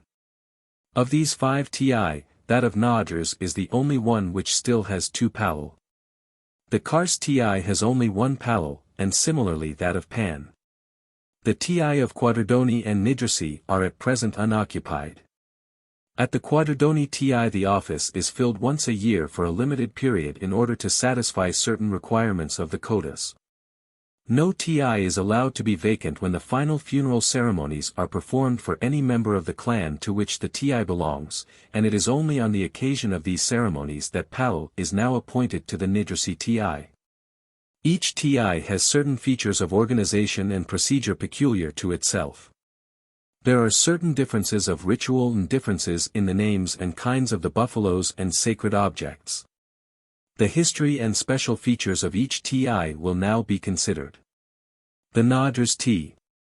The goddess Tykersi lived at TODAS and was its ruler, and TODAS was in consequence especially favored when the various buffaloes were distributed by this deity.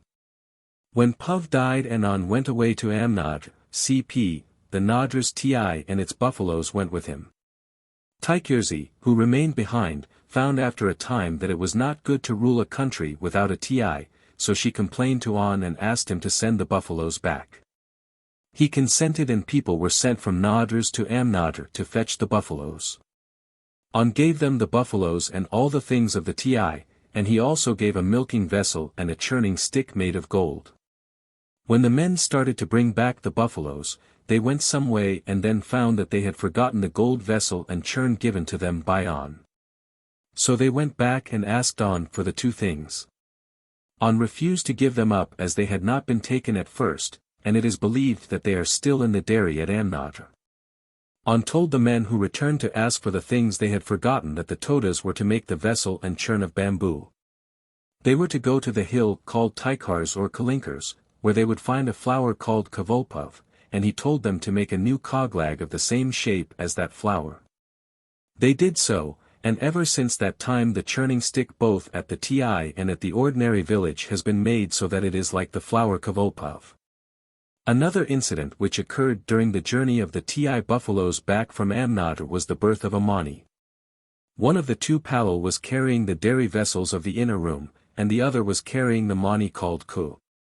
When they were about halfway back to this world, the palal who was carrying the dairy vessels found that they had become very heavy, so he put them down, and, taking off the torsum which was covering one of the persin, he found a bell in the milk of the persin. So they called the bell persin because it was the son of a persin, and to this day the bell is fed with milk because it was born in milk. It is the Mani which is kept in the Ti Po of the TODAS Ti, while the other Mani Ku, carried by the other palal, is kept in the Wars Po, and this bell, Ku, is not fed with milk. When the buffaloes of the TODAS Ti returned from Amnadr, they talked like men. One day when the palal told the Kultmak to bring the calves, the buffaloes used bad language such as may not be uttered before women. They would not obey the palal, and refused to allow him to milk them. Then Tykersi found that it was bad that buffaloes should have the tongues of men, and she dragged the tongues out of the mouths of the buffaloes and made them new tongues of tudr bark. The buffaloes could then talk no longer, and they allowed themselves to be milked. Originally the TODAS Ti had 3 places, or Ti Mad, given to it by Tykersi, Anto, Audratho, and Kaladratho. Later the people made other Ti Mad, and at one time, in addition to the 3, they had the following places, Madr, Kudriel, Majidr, Mukidr, Tij, Puth, and Puz. Several of these are now disused or have disappeared altogether, but are still mentioned in the prayer of the Ti. Of the 3 original places, Kaladratho has disappeared and its place is occupied by the Prospect T estate. The sites of Tij and Puth are also occupied by T estates. The way to Puz has been blocked by a Kota village, so that the buffaloes would be unable to reach it without being defiled by going through the village, and, in consequence, this dairy is not used. Mukidr is very close to another Ti Mad, probably Majidr, and the Palal, were lazy, and allowed it to fall into ruins. There is a conical dairy, now in ruins, near Makurdi Peak, which belonged to the TODAS, and it is possible that this is the dairy of Mukitr. The herds now spend the greater part of the year at Madr, but still go in most years to Anto, Odritho, Kudriel, and Majidr at certain seasons. The TODAS has two kinds of personir, the Tir and the Warsur, each of which has its own Palal. There are also the Punar for the special use of the Palal. The Tir have three subdivisions, the Yunar, the Atur, and the Tirtir, so called because descended from certain buffalo ancestors, or Nadrakuchi, who were connected with Anto, Tij, and Tir. The Warsur are divided into two groups, the Culator and the Parathur, so called because their Nadrakuchi were connected with Kuladratho and Peri-T respectively. Tir is close to Madr, but does not seem at any time to have been itself a Ti Mad, and I could not ascertain why it should have given its name to one group of the buffaloes. Peri-T is near Gudlur, and in the prayer of Anto, cp. There is a reference to a Ti dairy at this place from which the buffaloes evidently took their name. At most of the dairies the buffaloes stand together and the two Palal occupy the same Ti Mad, though each has his own dairy. But when one herd, that of the Tir, goes to Odritho, the other herd, that of the Warsur, goes to another place called Kudriel. These two places are quite close to one another, but are regarded as separate Ti Mad. The reason given for this separation was that at one time the Warsur did not behave properly at Odritho, and Tikirzi ordered that they should not stand there again, but should go to another place. I could not ascertain what the buffaloes did to merit this punishment. I obtained a full account of the buffaloes of the TODAS at the time of my visit. There were 7 Yunar. For adult buffaloes, called Kozi, Perith, Kasimi, and Uf, and 3 young buffaloes not yet named, 5 Atur, Persuth, in Mars, Tothi, and 2 unnamed, 3 Tirtir, Pulkath, Koji, and 1 unnamed. Of Culator there were 4, Koji, Kerev, and 2 young buffaloes, of Parathur 5, Kasimi, Kayad, Persf, and 2 unnamed. Thus the Ti Palal had 15 personir, and in addition about 30 punar, while the Wars Palal had 9 personir and about 15 punar. The dairy of the Tir is often called the Ti Po, and that of the Warsur, the Wars Po, and every dairy has also its special name. Thus, at Anto the dairy of the Tir is called Medrapo, and the dairy of the Warsur is called Kadpo or Kadvo.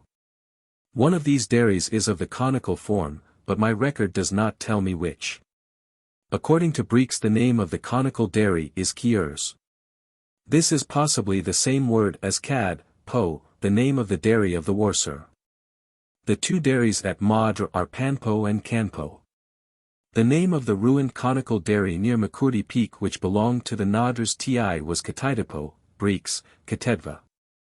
The Palal of the TODAS must be chosen either from the people of Pydr or from those of Kusharf. Originally it was ordained that the Palal should be chosen from the Pedral, but later the Kudr people obtained the right of becoming Palal. This lasted till about 7 or 8 generations ago, when there is a story that the people of Korg, came to fight the Todas and drove off the buffaloes of the TODAS, which were standing at Madr. The Palal was touched by the Korg people and in consequence ceased to be Palal, but instead of pursuing the invaders, he sat down by the Ti waiting till he could be reinstated in his office. The Kultmak, who belonged to Pydr, followed the Korg people, who had carried off a large Mani called Kan, and some people of Nadras and Kusharf also followed with the boy. The Korg people saw the Kultmak and told him that he might have the buffaloes back if he would give them as many rupees as Ken would hold. The Kultmak had inside his loincloth a little gold coin called Purpan, which he took out and put into Kan, and immediately the bell became full of rupees and the gold coin fell out. The Korg people took the rupees, and the Kultmak took the bell and drove the buffaloes back to Madr.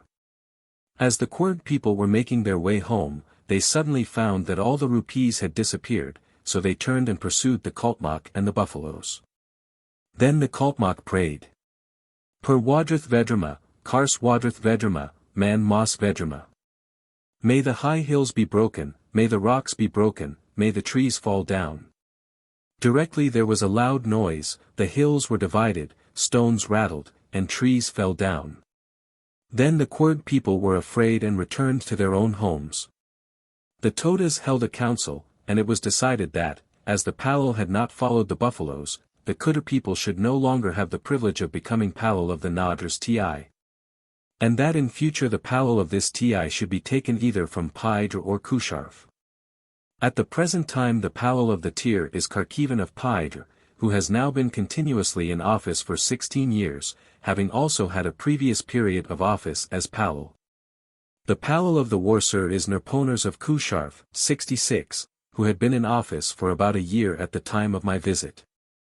The Kultmak is Katsog of Kudr, 55. Although now one Palal belongs to Paidr and the other to Kusharf, it is not necessary that this should be so, and it has happened frequently that both Palal have belonged to the Pedral. The Mani of the Tir, which is said to be made of iron, is that called Persin, of whose miraculous birth an account has been given.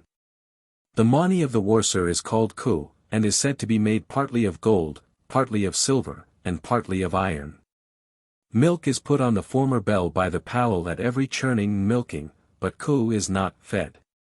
In addition there are 4 Mani of the kind called Kudrs, which are tied to the puner and kept outside the door of the dairy.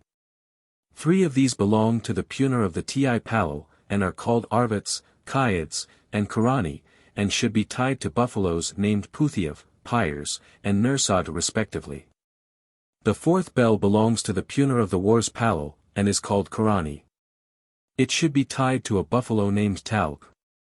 The lamp of the Wars Po is one of those made of iron, and is said to have come from Amnadr. It is called Onav Pelk, the lamp of the 7 holes. The Ti Po had a similar lamp at one time, but it has been lost. 3 horns are kept in the sleeping hut of the Nadr's Ti. 2 belong to the Tir, and are called Kaidrkudr and Putathkudr. The 3rd belongs to the Warsur, and is called Tigun. For the origin of these horns see the story of Karatu or Kuskarvin.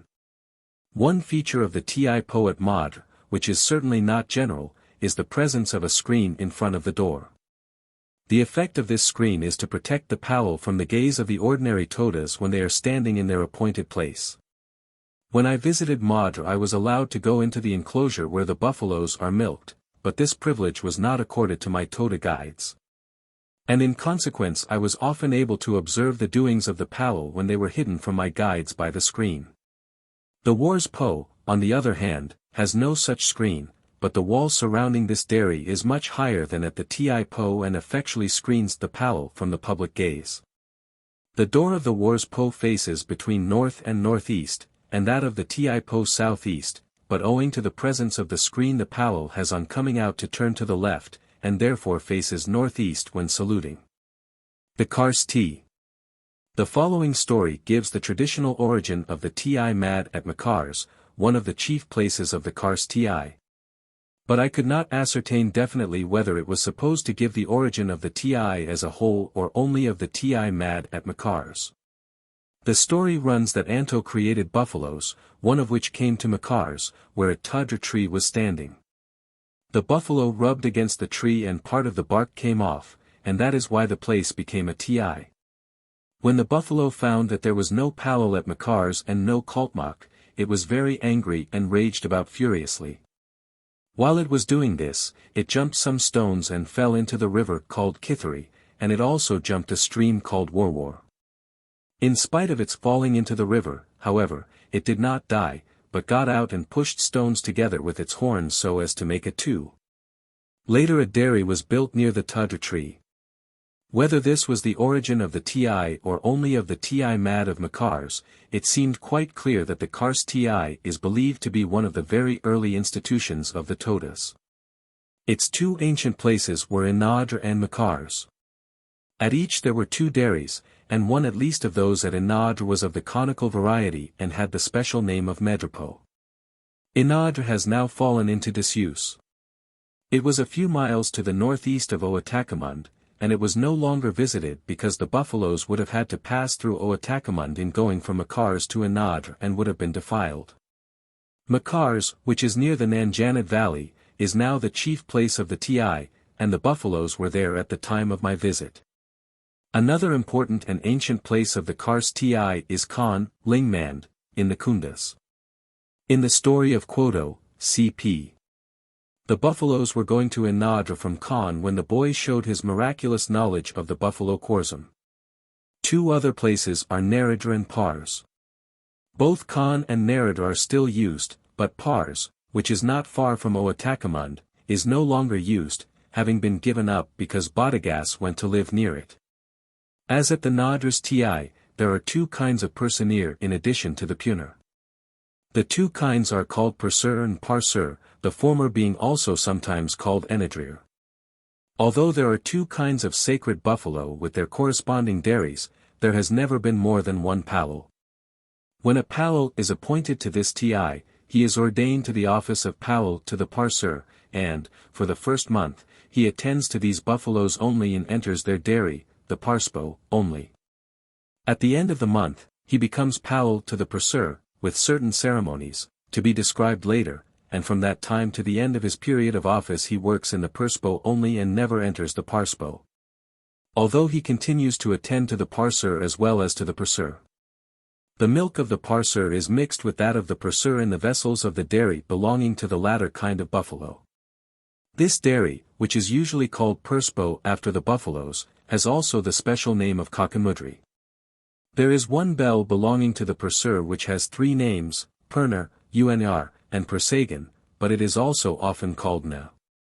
Kobaners told me that this bell is usually quite black, but that he had once rubbed off the thick layer of soot and dust with which it is covered and had found that it was made of gold. It seems to have been of a light color and may have been made of bronze. There is also a bell belonging to the Parsur called Talg. Formerly the Palal of the XIII was chosen from the Melgarsal, but this clan lost the privilege owing to the misbehavior of one of their number when holding the sacred office. The buffaloes were standing at Inadr, and the Melgar's Palal was milking a buffalo, when he saw a honey bee. He got up, left the buffalo, and went after the bee, leaving his milking vessel behind. He followed the bee, found the nest, took the comb, ate some of the honey, gave the remainder to the Kaltmak to put in the hut, and then went back and continued to milk the buffalo, whose name was Can. When he had finished milking, he was taking the milk into the dairy when a plank fell on his head and he was killed. Then it was decided that Melgar's people should no longer be Palal, and that the office in future should be filled from the Tivaliol. Whenever the Todas wished to refer to the fact that the Melgar's people have lost the right of being Palal, they say, Can Karvik Kayustan is Upi Vuchi, or, Can milking, be he followed after. The Palal is now taken from Paidr, Kusharf or Kudr, and the present holder of the office is Nadraners, 67, of Kusharf. The dairies of this Ti are always near those of the Pan Ti, and the two Palals share one Kaltmak between them, the present holder of this office being Titan, 64, of Paidr. The Pan Ti. The legend of the origin of this Ti will be given in full in the story of Quoten. When this hero was reproved by his wife because the Pan people had no Ti, he obtained buffaloes from the Nadras Ti, so that the Pan Ti appears to have been later in origin than those of Nadras and Kars, and to have been derived from the former. Certain of the buffaloes are reputed to be descended from an ancestor made by Tikars or Kalinkars, see the story of this god in. The most important dairy of this Ti appears to have been situated at Tarsidra or Tazidra in the Kundas, which is the place to which the buffalo created by Tikars found its way. Tarsidra is about 2 miles from Khan, and there is still a dairy of the conical kind at this place which is probably one of those mentioned by Greeks under the name of Tarshva. Its special name was Pohujpo or Puvarispo, and it belonged to the group of buffaloes of the Ti called Tarsur.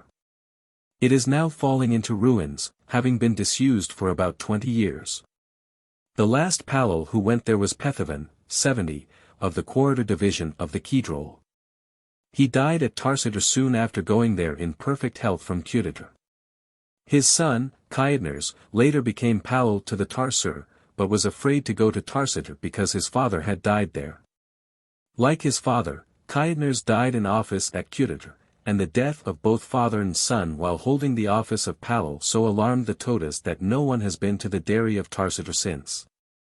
I was told that the dairy had been given up because the gods of Tarsajr were so severe, i.e., it was assumed that both father and son had been killed by the gods for some infringement of dairy regulations. New dairies have since been built near Khan, the seat of the XIII in the Kundas.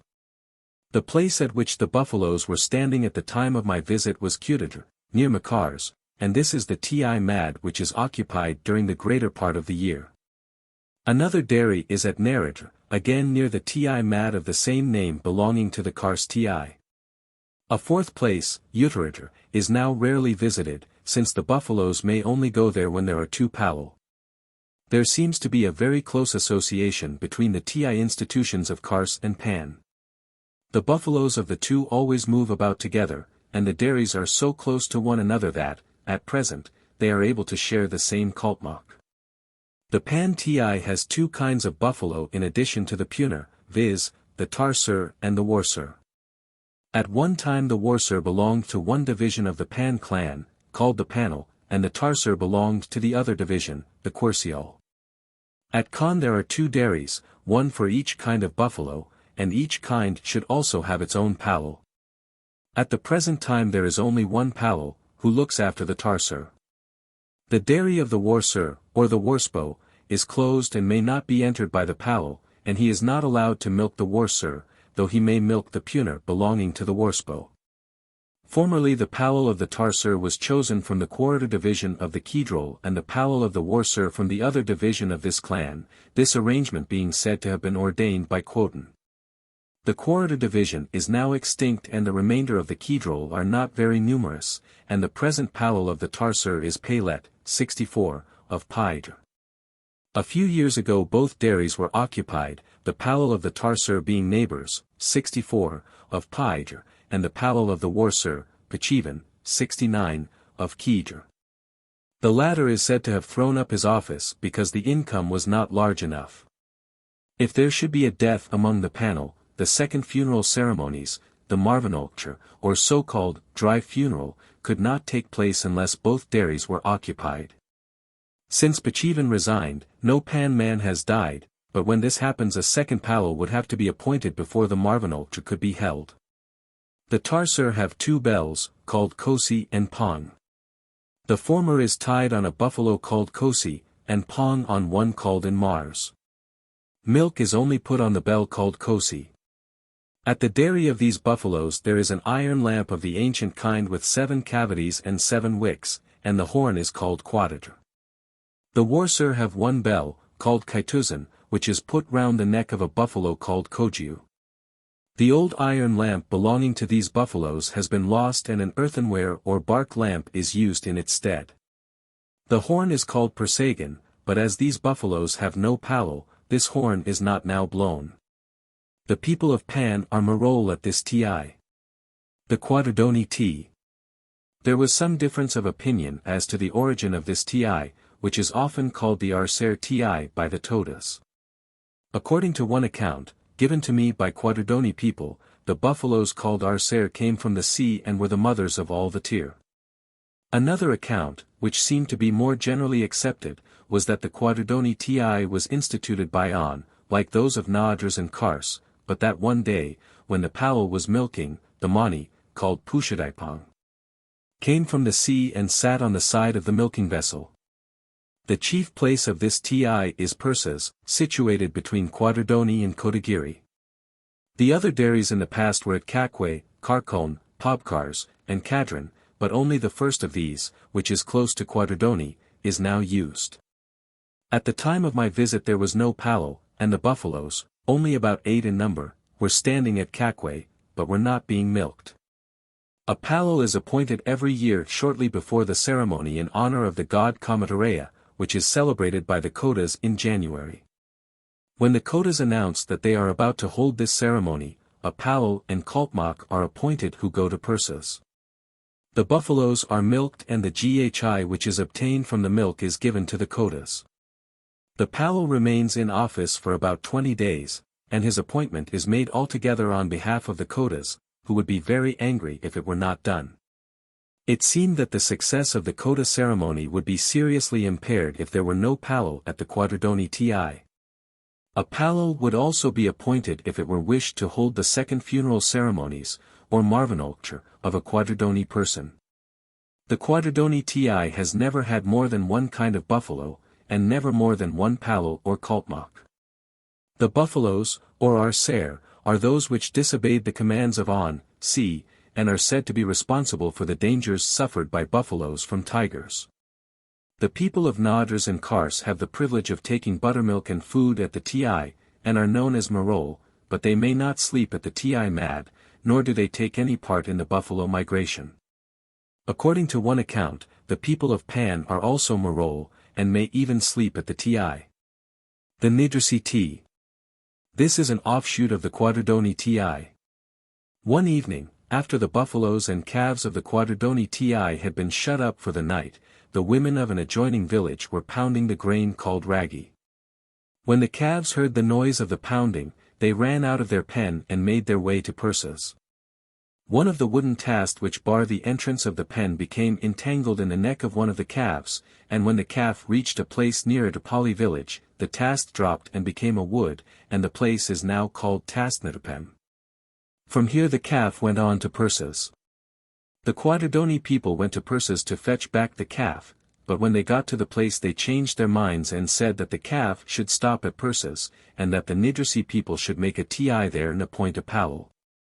And this was the origin of the Nidrasi ti, which is called Kar ti because it was derived from a calf, while the ti of quadridony is called irti. The two institutions have different dairies, but both are at Persas. I could obtain little satisfactory information about the customs of the Nidrasi ti. There is only one ti mad, viz., that at Persas near the dairy of the quadridony ti. Any of the Tvalial may hold the office of palo, but at the time of my visit there was no palo, and the 6 buffaloes, which are all that remain of the herd, are being looked after, though not milked, by a Tartar man, Todragars, 41. At one of the ordinary villages. A palo would have to be appointed before the second funeral ceremonies of one of the Nidrasial could be performed, but apparently he would only hold office for a short time. The proper name for the pen at the ti was Mukadr, and for the calf pen, Tulkadr, but my informants always used the ordinary words tu and kadr. These are the Khorzam, or prayer names, c, of Tikirzi and Turshti. They were used by neighbors, 64, who had been palo at the pan ti, but it is doubtful whether their use or the use of any other Khorzam on these occasions is an established custom. In the story of Quoto and the Karadra ti, the Kaltmak has to pour away buttermilk at an appointed spot. It is probable that this buttermilk is that unfinished by the palo, and possibly this custom is still followed but was not mentioned by my informants. According to Breeks, page 14, these garments are made by the Bodegas of Jocaneri. This may be correct, but it is much more probable that they are procured through the Bodegas living in this village. It is possible that Phoenicio was told of this custom, and that his statement about the relations of the palo to women only refer to this ceremony. This legendary account probably preserves a tradition of a real invasion of the Nulgirai hills by the people of Korg. The Todas put the date of the occurrence at about 7 or 8 generations ago. In 1774 Linga Raja, with 3,000 Korgs, invaded the Waynad and remained there for 5 years. During this time it is highly probable that the Korgs would have explored the Nulgirai hills. See Mysore and Korg, by Lewis Rice, Bangalore, 1878, Volume 3, page 110. In 1902. Chapter 6. Buffalo Migrations. At certain seasons of the year it is customary that the buffaloes both of the village and the ti should migrate from one place to another. Sometimes the village buffaloes are accompanied by all the inhabitants of the village, sometimes the buffaloes are only accompanied by their dairymen and one or more male assistants. There are 2 chief reasons for these movements of the buffaloes, of which the most urgent is the necessity for new grazing places. During the dry season, lasting from about December to March, the pasturage around the villages where the Todas usually live becomes very scanty, and the buffaloes are taken to places where it is more abundant. Many of these places are in or near the kundas, where the rainfall is greater than over the rest of the hills, and others are scattered here and there about the hills in spots where, owing to favorable conditions, the ground is less parched than elsewhere. At other seasons of the year it may happen that the grazing in the neighborhood of a village becomes exhausted, and it becomes necessary to take the buffaloes to another place. The other chief reason for the migrations is that certain villages and dairies, formerly important and still sacred, are visited for ceremonial purposes, or out of respect to ancient custom. Some of these places, such as the villages of Pide and Kusharf, are in outlying parts of the hills, and are entirely unoccupied except on the occasion of these ceremonial visits.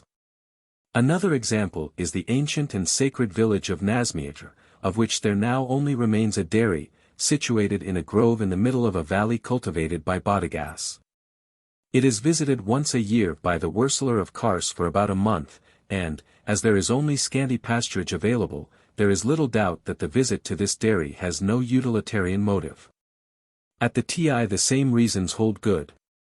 Several of the TI herds have dairies, in or near the kundas, to which they go during the dry months of the year, while other dairies of special sanctity are visited only for a short time in each year. The dairy of Anto is a good example of the latter case. It is in an outlying part of the hills, and should be visited for 1 month every year, because it is the most sacred dairy of the TI.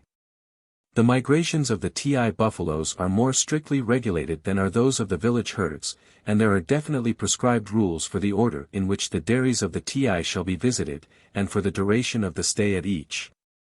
Though, as we shall see later, these rules are not always followed. As a general rule, the more ancient and sacred the dairy to which the buffaloes are going, the more elaborate are the ceremonies on reaching the new destination. The day of migration is called Irskadith Butnal or Ernadrithnal. Migrations of the village buffaloes. My account of the ceremonial accompanying the migration from one village to another is unfortunately very incomplete. The following accounts were given by Tivali men, and I cannot guarantee that they hold good for both divisions and for all clans. Figure 29. To show the method of carrying the contents of the dairy. The boy Kalmad, 64, is carrying the Paditpur. Karson, 15, the Pertatpur. In front of Kalmad is the entrance of the pen at Kars called Althftu, CP.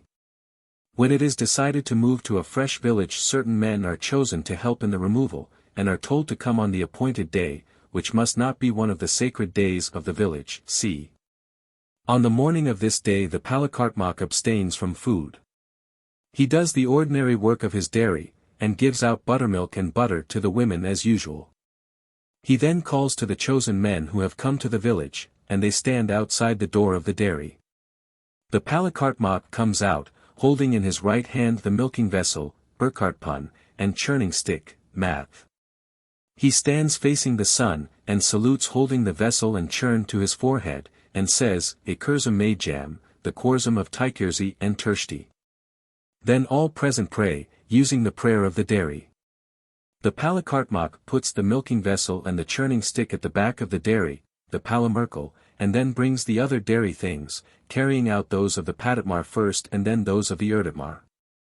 2 stout sticks are prepared, each called Putasht, and the various objects of the Paditmar are fastened on one stick and those of the Erditmar on the other, in the way shown in figures 29 and 30. When the things have been fastened on the sticks, all go to the front of the huts of the village and take food, after which the procession starts. It is headed by the buffaloes, followed by the dairymen and the men carrying the dairy vessels. Each of the latter carries the staff on his left shoulder and has the right arm out of the mantle. The man carrying the things of the Paditmar walks in front of the man carrying those of the Erditmar, as shown in the figures. After the buffaloes, the dairymen, and the dairy vessels, there follow any men who are accompanying the procession, and if all the inhabitants of the village are migrating, the women and children follow the men. On leaving the village the women and girls may have to go for a certain distance by a different path from that taken by the buffaloes. But during the greater part of the journey there does not seem to be any regulation to prevent the women following in the wake of the sacred animals. Figure 30.1. A. The math. B. A padit. C. Another padit. D. The Parskatavenmu. E. The Urkartpun. 2a. The axe. B. The fire sticks. C. The Majpariv. D. The Palmachok. E. The Urtatpun. F. A tek. G. The lamp. On reaching the new village, the Palakartmak purifies the dairy by throwing into it water mixed with Toda bark. The dairy things are taken off the sticks at an appointed spot. The Palakartmak salutes the sun with Urkarthpun and Math as in the morning, and then all pray. After the prayer, the Palakartmak takes some ferns, TAF, and puts them on the place within the dairy where the things of the Paditmar are to stand, and these are put in their places on the ferns. The things of the Erditmar are then arranged in the same way. The Palakartmak makes fire by friction, lights the lamp, and then goes to milk the buffaloes. If he has brought milk with him, he will churn it. Meanwhile a ceremony called Nodatiti will have been performed by a little girl about 6 or 7 years of age in those cases in which all the inhabitants of the village are migrating. Before leaving the village from which the people are coming, this girl will have been given food in the dairy. On reaching the new place, the girl plucks 3 blades of the slender grass called kakar and goes to the front of the dairy and sweeps the threshold with the grass. She does this with her right arm outside her cloak, and when she has swept she bows down with her forehead to the threshold 3 times. If there is more than one dairy, she sweeps the threshold of each. The Palakartmak then gives her a small handful of butter and the girl goes to the huts. Up to this time the women will have been waiting near the village, but when they see that the girl has performed her ceremony, they go to the huts and prepare the food called ashkarpimi. When the Palakartmak has finished milking, he also prepares food, and when it is ready he throws some into the fire, tortsursti, food into the fire he throws, and then gives out the food to the people. And they eat both this and that prepared by the women. Figure 31. The dairy of Kyudr with the Palakartmak Etamudri, 58, on the right of the dairy above and to the left of the head of Etamudri is the stone called Nurzulnkrs, by which the Paditmani is laid. At some places the ceremonial is more complicated than at others, the degree of elaboration depending on the sacredness of the dairy to which the buffaloes are going. When they migrate to the especially sacred village of Kyudr, the extra complexity seems to depend on the presence of the bells of the dairy of that village. When the Palakartmak reaches Kyudr, he puts the dairy things he has brought with him at the back of the dairy. Another Palakartmak goes into the inner room and brings out the bells called Paditmani and lays them by stones called Nurzulnkrs at one side of the dairy, c. He enters again and brings out 4 Erditmani, which he lays by the side of another group of stones called Nurzulnkrs, c. The second Palakartmak then purifies the dairy with Toda bark and puts the vessels which have been brought to Kyudr in their places on a bed of ferns in the way which has been described. After all the vessels are in their places, he takes the Paditmani to the dairy stream, while the first Palakartmak brings Toda bark. The Toda bark is pounded and the juice squeezed over the bells. The 2 Paditmani, having thus been purified, are then put on a forked stick and carried to their usual place in the dairy. The same procedure is repeated with the Erditmani, which are strung on a piece of bamboo and hung on another piece of bamboo which projects from the wall on the Ertat side of the dairy. Then milk is put on the Paditmani and buttermilk on the Erditmani as usual. Figure 32. The Nurzulnkrs of Kyudr, by the side of which the Erditmani are laid. Migration of the T buffaloes.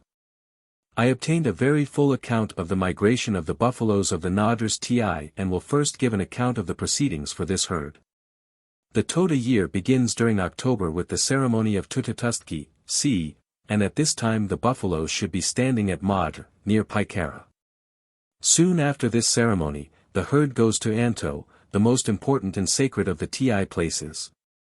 They stay here for a month and then go to Majidr, not far from Makurdi Peak, where they stay during the dry season, stopping about 3 months or longer, according to the nature of the weather.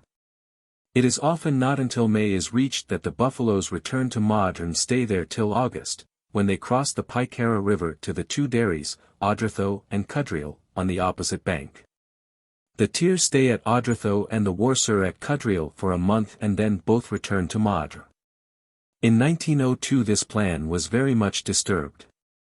In order to go from Madre to Audritho and Cudriel the herds and their attendants have to cross the river, and under no circumstances is the Palal allowed to cross by the bridge. He usually watches his opportunity till the river is low enough at a certain ford to allow him to cross, but the summer of 1902 was unusually wet and the river was never sufficiently low to allow the passage. And in consequence Audritho and Cudriel were not visited in that year. Later it was arranged that the migration to Anto should take place on November 2nd.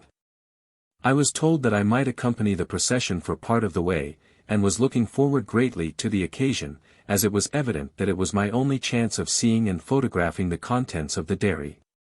As the day approached, the migration was postponed because Titnir, who was celebrating the funeral ceremonies of his wife and was therefore ill, had crossed the way by which the procession would have to pass. The ceremony was next arranged for November 23, but was then further postponed till the 30th. This was the last Sunday before the day on which I intended to leave the hills, and again I made arrangements to see the proceedings. No sooner had I done so than I was told that the procession was postponed for a week and was to take place on the day after I had left Ootacamund. I at once altered my plans and arranged to see the procession on December 7. A new obstacle at once intervened, and I was told that the journey to Anto was deferred indefinitely, and, as I learnt afterwards from Samuel, the buffaloes did not go to Anto at all that year, but went direct from Madre to Majidra on Wednesday, January 7. All this occurred after the misfortunes had happened to which I have already referred, misfortunes which were believed to be the direct consequence of my investigations, and it seemed quite clear that the various postponements and final abandonment of the journey to Anto were due to the fear that some misfortune might befall the sacred herd if I saw the procession.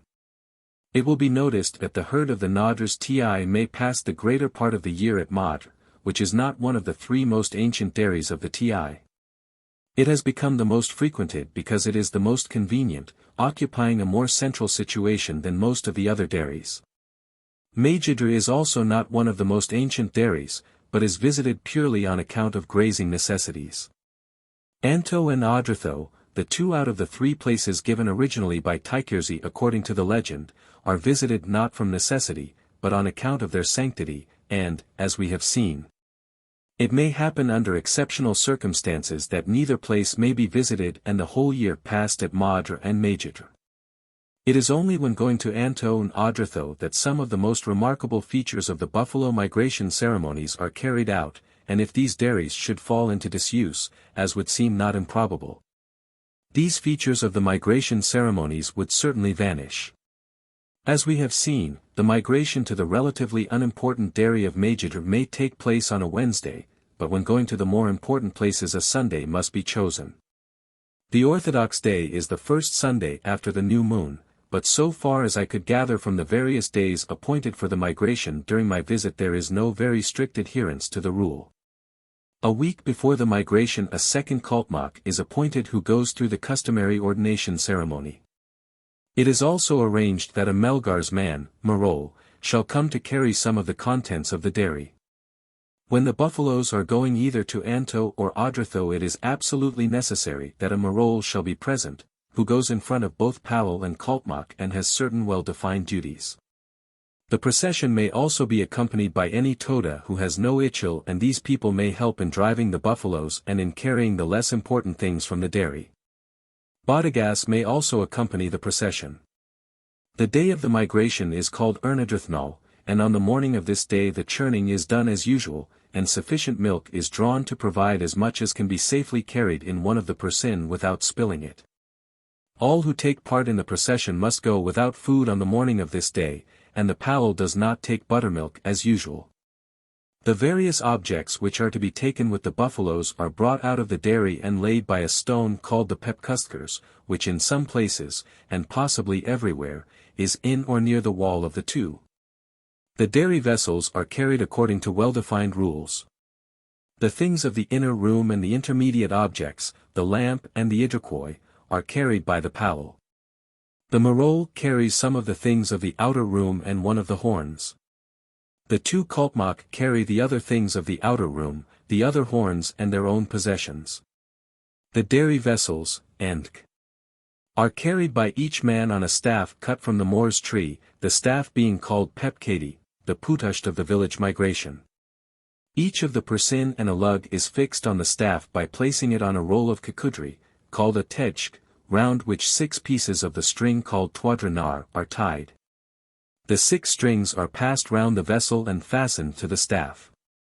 The palal fastens on the 3 persin in such a way that when the staff is on his shoulder 2 of the vessels will be in front of him and the other behind his back, one of the vessels in front containing milk. The torzum are placed on the top of the persin as when they are in the dairy, and the persin kadriki is carried in the peptorzum. The koi is fastened on in front, and the koglag and wands are placed along the staff. The lamp is put inside the idrakoi and the latter tied to the end of the stick, so that it is behind the back of the palal when being carried. Care is taken that an interval is left between the idrakoi and the other things. Even when being carried from one dairy to another, the objects intermediate between those of the inner and those of the outer room are kept separate from and not allowed to touch the more sacred vessels of the inner room. The staff with its burdens is carried by the palal on his left shoulder in the same way as is shown in, illustrating the method of carrying the things of the village dairy. The mani is carried by the palal on his right side. A staff of kaya's wood is cut, about 5 cubits, mogoi, in length, which must be perfectly straight with a fork at one end. The bell is covered completely with kaya's leaves tied with rattan fastenings, and put on the fork of the staff by its ring. The staff is carried upright in the right hand of the palal. If he becomes tired he may rest it on his shoulder, but this must be done in such a way that the forked end of the stick carrying the bell comes in front of his body, otherwise the palal would be presenting his back to the sacred object. At the Nadras Ti there is an exception to the ordinary rule in the case of the mani of the tir. It will be remembered that this bell is reputed to have been born in a persin during the migration from Amnadr, and the bell is therefore carried in one of the persin during the migration from one dairy to another. In its place the palal of the tir carries in his right hand the churning stick with its churning end upwards. The mani is the only object of the inner room which is covered with leaves, so that it may not be exposed to the vulgar gaze. The lamp is also hidden from view within the idrakoi, but I do not know whether this is for the same reason or merely because it is a convenient way of carrying it. The marol carries the large earthenware vessels of the outer room, a lug, which are at least 4 in number. They are tied on a staff by means of tejk in the same manner as are the persin. This is done by the kaltmak, who puts the staff and its burden on the left shoulder of the marol, taking particular care that the vessels do not touch the man. The marol carries one of the horns in his right hand. Before the procession starts each mani is hung on the neck of a calf, left on for a minute or so, taken off and put on its staff. The mani of the tir called persin is put on the neck of a 2-year-old calf of the yunar, and that of the warsur, ku, is put on the neck of one of the parathur. If any dairy vessels or implements are not taken with the buffaloes, they are not left in the dairy, but hidden in a wood. The procession then starts with the marol at its head. In some cases a halt is made when passing certain places, and prayer is offered by the palal. In going from Madr to Anto the procession stops first at Porstib near Tejtiri village, belonging to the Nadrasal, where the war's palal puts the staff carrying the mani on a stone and prays while touching the staff with his hands. The next halt is made at Pontut, where the buffaloes separate from the palal and follow a slightly different route, and here the war's palal again prays. The procession halts for a third time at a place called Tirpool, near Anto, but this time it is the Ti palal who prays after having placed the churning stick and bell on a stone. On its way to Anto the procession passes near the village of Kyudr. When the buffaloes are seen to be coming, the women leave the house and go to the outskirts of the village, taking with them the pounder, sieve and broom, and wait there while the procession is going by. All the people of Kyudr fast on this day till after the buffaloes have passed. It was said that on this day the Palakartmak of Kyudr used to rub clarified butter on the stones called nerzonkers, but there was some doubt about this, and if the custom ever existed it seems to have fallen into disuse. According to some accounts, certain clauses especially referring to the migration of the Ti buffaloes are used in the prayer of the Kudraderi, c. On reaching the outskirts of the new place, the Todas who have accompanied the procession go away. The staff carried by the Marol is taken off by the Kaltmak, who is again very careful that the vessels do not touch their bearer. Although the Marol is allowed to carry some of the less sacred vessels, care is taken throughout that the vessels shall not be contaminated by touching his body or his clothing.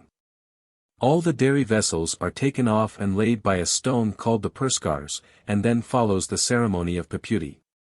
Each Palal has carried with him some milk in one of the Persin. Some of this is poured into the peptorsum and given to certain buffaloes, one of each kind belonging to the Ti, thus, at the Nadras Ti, the milk is given to 5 buffaloes, to 3 by one Palal and to 2 by the other. The milk may be given to buffaloes directly from the torsum, or it may be poured into the hands of the Palal from which the appointed buffaloes drink. The next business is the purification of the dairy, called Nadakorsi Arspishpami, i.e. we wash with Nadakorsi. The Palal goes to the dairy spring or Kwanir with the Karatorsum, carrying the Koinorpit under his left arm. He throws Tadra bark into the spring, fills the Karatorsum and returns. He puts Tadra bark into the Karatorsum and also into the Idrakoi and then pours the water from the Karatorsum into the Idrakoi, which he takes to the dairy and throws the water with his hands first over the dairy vessels and then well into the dairy itself so that it penetrates to the inner room. He throws the water first on the floor, then to the roof and to the sides, 3 times to each. Next he takes 3 sprigs of the plant ordinarily called kabudri, Euphorbia rothiana, but at the Ti called Nadakorsi and ties it over the door of the dairy. The dairy vessels, which have been untied and placed on the ground near the Purskars, are then purified and put in their places. The Palal first takes up the peptorsum with the Persinkadriki within it, the Koglag, the Koi and Koinorpit, all in the right hand, and carries them to the front of the dairy, where he repeats certain korsum of the prayer. Then turns to the east and says the whole prayer of the dairy, salutes the dairy holding the 4 things to his forehead, enters, puts the things except the Koinorpit in their places. Comes out with the Koinorpit under his left arm and without turning his back to the interior of the dairy, and shuts the door of the building. He then takes in the other vessels of the inner room, carrying the Koinorpit under his left arm and without repeating the prayer. 1 Persin is taken in first, then the others, the Karatorsum and the Techk. Then the Mani is taken, being carried in the right hand and laid temporarily on the floor near the Persin. When taking in the bells certain korsum are said. The wand called Pavit is next taken in and laid in its place, and then the things intermediate between the inner and outer room, viz. the lamp, which is hung in its place, and the Idrakoi, which is put exactly at the line of junction of the 2 rooms. After this the things of the outer room are put in their places. Fire is made by friction, and the Torathwaskal lighted, light transferred from this to the Pelkatithwaskal, and with the fire so made the Palal lights the lamp. In most cases the buffaloes are then milked, but at Anto and Adratho, before milking, the Palal begins an extraordinary ceremony, in which the Kaltmak is concerned, which is continued till the following day. For this ceremony food is especially prepared by the Palal. He mixes husked grain, pacherski, brought by the Bodagas who accompany the procession, with buttermilk and jaggery, spreads butter on the mixture, and, putting it on a kakad leaf, takes it out to one of the 2 Kaltmak who is sitting in a given place about 10 yards from the dairy. The Kaltmak must now stay on this spot till the evening. After the Palal has milked, he takes food himself and gives it to the Marol. Before going to rest for the night a ceremony is performed called Irtapadakaiti. He prays for the buffaloes at the 2. The 2 Palal go to the front of the 2 in which the buffaloes have been put for the night and they pray, using the korsum of the Ti and of the gods only. They then go to the sleeping hut, where the 2nd Kaltmak has swept the floor and prepared a fire. When the Palal come to the hut they bawl out in a high key 3 times and the Kaltmak does the same and they go to bed, the 2 Palal occupying one bed, Tun, and the Marol and the 2nd Kaltmak the other. After they have been in the hut some time, the 1st Kaltmak, who has been sitting till now outside at the place where he was given food, creeps into the hut and lies down to sleep between the two beds without any covering. No notice of him must be taken by the other occupants of the hut. The following day is called Punersnull. In the early morning, before the others are awake, the first Kaltmak must get up, light the fire, warm himself, and then go out and sit on the same spot as on the previous evening. He remains there till the two Palal come to him to continue the ceremony in which he is concerned. When the Palal rise they do their usual work, and when they have milked they perform a ceremony called Karkakursity, in which the calves are prayed for in the same way that the buffaloes were prayed for on the previous evening. The second Kaltmak collects the calves in the Pepkarmas, or milking place of the buffaloes, and the two Palal, each with empty koi and with koinorpit, pray as on the previous evening using the Korsum of the Ti and some of the Korsum of the gods, and then bawl out in a high key 3 times in order to scatter the calves. The ceremony with the Kaltmak is then continued. Each of the Palal takes the vessel used for ladling buttermilk, Morkadriki, one Palal fills his vessel with the milk of Puner and the other fills with Nei, clarified butter. Each leaves his dairy, and they both call to the Kaltmak, who comes to the threshold of the Ti-po, and stands there while the two Palal mix the milk and Nei. The Kaltmak is then told to hold out his hands, and each Palal pours out the mixture into the hands of the boy, who rubs it over his head first, and then all over his body. After the Kaltmak has thus been bathed in milk and Nei, the 3 people walk in procession to the spot where the Kaltmak had been sitting, the Kaltmak going first, followed by the Wars Palal and the Ti Palal in order. As they walk, the two Palal say the following words. Koda Dai Ma, may, he, Pertsi tiger puti catch verma, him, may, Pob snake airs bite verma, him, may, Per steep hill puteth fall down verma, on him, may, Pak river puteth fall verma, on him, may. Puti wild boar airy bite ma, may, Kadr wild beast pat hold, catch him, ma, may, Kedraman bear par carry, him, away ma. May. When they come to the spot where the Kaltmak had been given the food, the boy remains standing there while the two Palal turn round and walk back in the dairy, saying, Koda Dai Ma, may, he, idvake, as was said, Ultima, may he be well. Pertsi tiger par carry away ma, may, idvake, as was said, para carry away voma, may not, per steep hill per fall ma, may, idvake, as was said, puva fall voma, may not, pob snake airy bite ma, may, idvake, as was said, area bite voma, may not. Pak river per fall ma, may, idvake, as was said, puva fall voma, may not, Kadr wild beast pat ma, catch may, idvake, as was said, pata catch voma, may not, Kedraman bear par carry away ma, may, idvake, as was said, para carry away voma, may not. Puti wild boar airy bite ma, may, idvake, as was said, area bite voma, may not. The Ti Palal then enters his dairy and brings out an especially large ball of the food called ashkarpini, more than can possibly be eaten at one sitting. It is given to the Kaltmak, who sits on the same spot as before, and eats as much of it as he can. All this ceremony has been done after milking, and before drinking buttermilk, kaisvatiti, which is now poured out by the second Kaltmak for the Palal, who then go about their usual business. When the first Kaltmak has eaten as much as he can of his ball of food he leaves it on the spot where he has been sitting, and goes with the Palal. The Todas say that the food left behind will never be touched by the crows, who will eat any other food. In the afternoon the Palal transact their ordinary dairy business and the Kaltmak returns to his place and resumes the consumption of his ball of food, staying on the spot till the end of the day. When the two Palal have gone into the sleeping hut for the night, the Kaltmak goes into the hut after them and may then talk to the other occupants, and after this follows the usual routine. During the whole of this ceremony the Kaltmak, who takes so prominent a part in it, is called the Nurzapul. At the other dairies of the Nadrs a ceremony which is obviously closely connected with that which has been described is performed at certain stones called Nurzonkers. At Madr there are 4 of these stones, shown in, and 3 of them are rounded and worn quite smooth, probably by much repetition of the ceremony about to be described.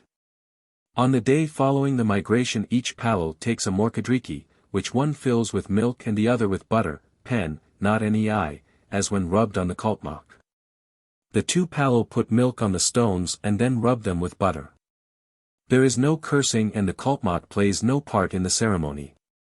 There can be little doubt that the stones are regarded as taking the place of the kaltmak, for while the latter is performing his ceremony he is called nerzipol, and the stones anointed in the same way are called nerzonkers.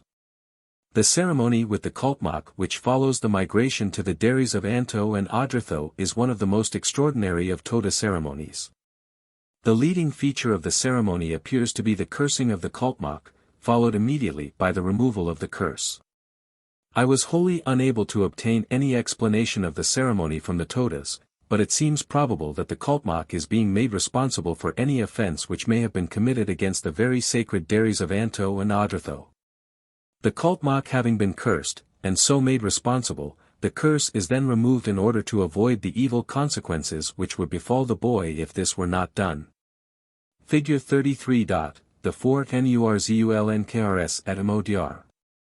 Behind the stones on the right is Kharkivan, the palo of the tr, on the left is Nerponers, the palo of the warser, in the center is the kaltmak, katsog, carrying a sickle-shaped knife. It is possible that the kaltmak is chosen as the person to be made responsible merely because he is the most convenient person to act as the recipient of any evil consequences. It is, however, probable that on this day the kaltmak does something which he does not do on ordinary days, and thus commits an offense which has to be expiated. On the day of migration the kaltmak does, as a matter of fact, see the sacred vessels of the inner room which are ordinarily hidden from his gaze behind the screen of the dairy. He sees the mani in its leafy covering, and he may even see the bell itself before it is covered. He also touches some of the vessels of the outer room which he does not ordinarily touch, and it may be that the cursing and other features of the ceremony are intended to obviate the possible evil consequences of these acts. At the ancient and sacred dairies of Anto and Adratho the ceremony is still carried out in its entirety, but at other dairies many of the chief features of the ceremony have disappeared and all that remains is the anointing of the nerzonkers, which take the place of the head of the kaltmak. When the kaltmak comes into the sleeping hut on the first night of the ceremony, my informants laid great stress on the fact that the other occupants of the hut must take no notice of the boy, who creeps in after the others have taken their places on the beds, and he must go out in the morning before they show signs of waking. It is probable that the boy had originally to sit all the night in the open air at the appointed spot, and though he is now allowed to come into the hut, no notice is taken of him because theoretically he is not there. It is quite in accordance with Toda ideas that this should be done and other instances of similar procedure will be given. Another noteworthy feature of the ceremony is the act of giving the kaltmak a larger portion of food than can possibly be consumed at one meal. This feature occurs in other Toda ceremonies, and especially in connection with the ordination of the palo, to be described in the next chapter. I know nothing of the significance of this procedure.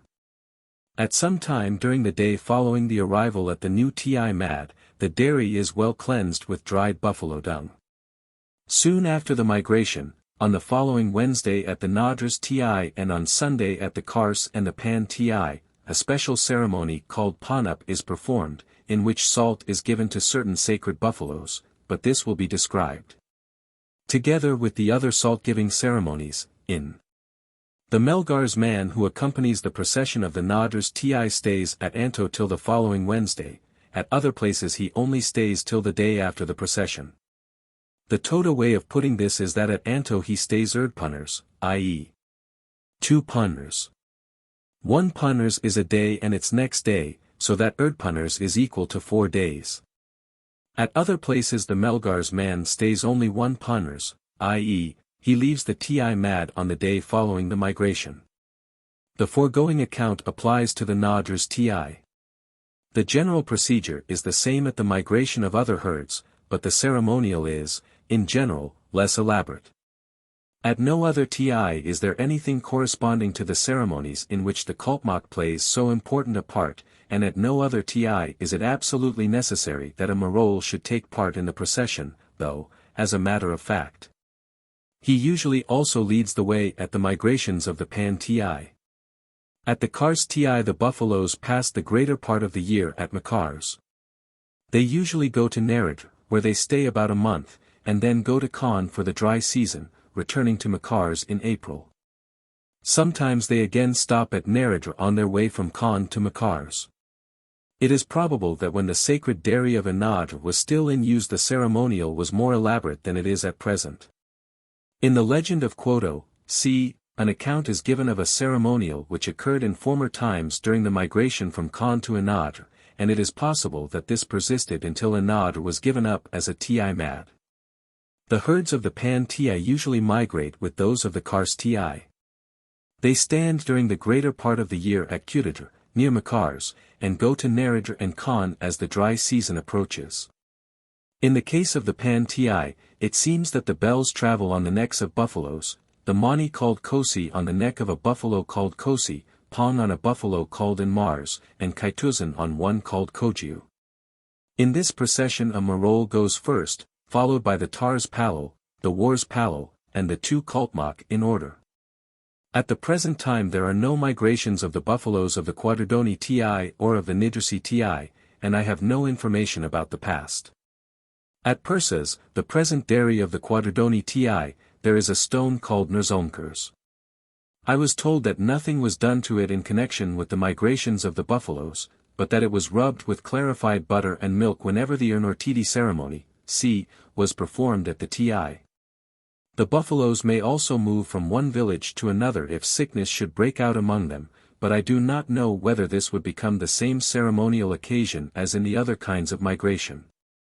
The vessels used for the purposes of these photographs were not the real vessels of the dairy, but those of the house. The method of fastening the earthenware vessels does not correspond to that described for the Ti dairy. And I am doubtful whether the method of fastening for real dairy vessels would not have corresponded to the procedure of the Ti rather than to that shown in the figures. This is probably only true of Tivoli dairies.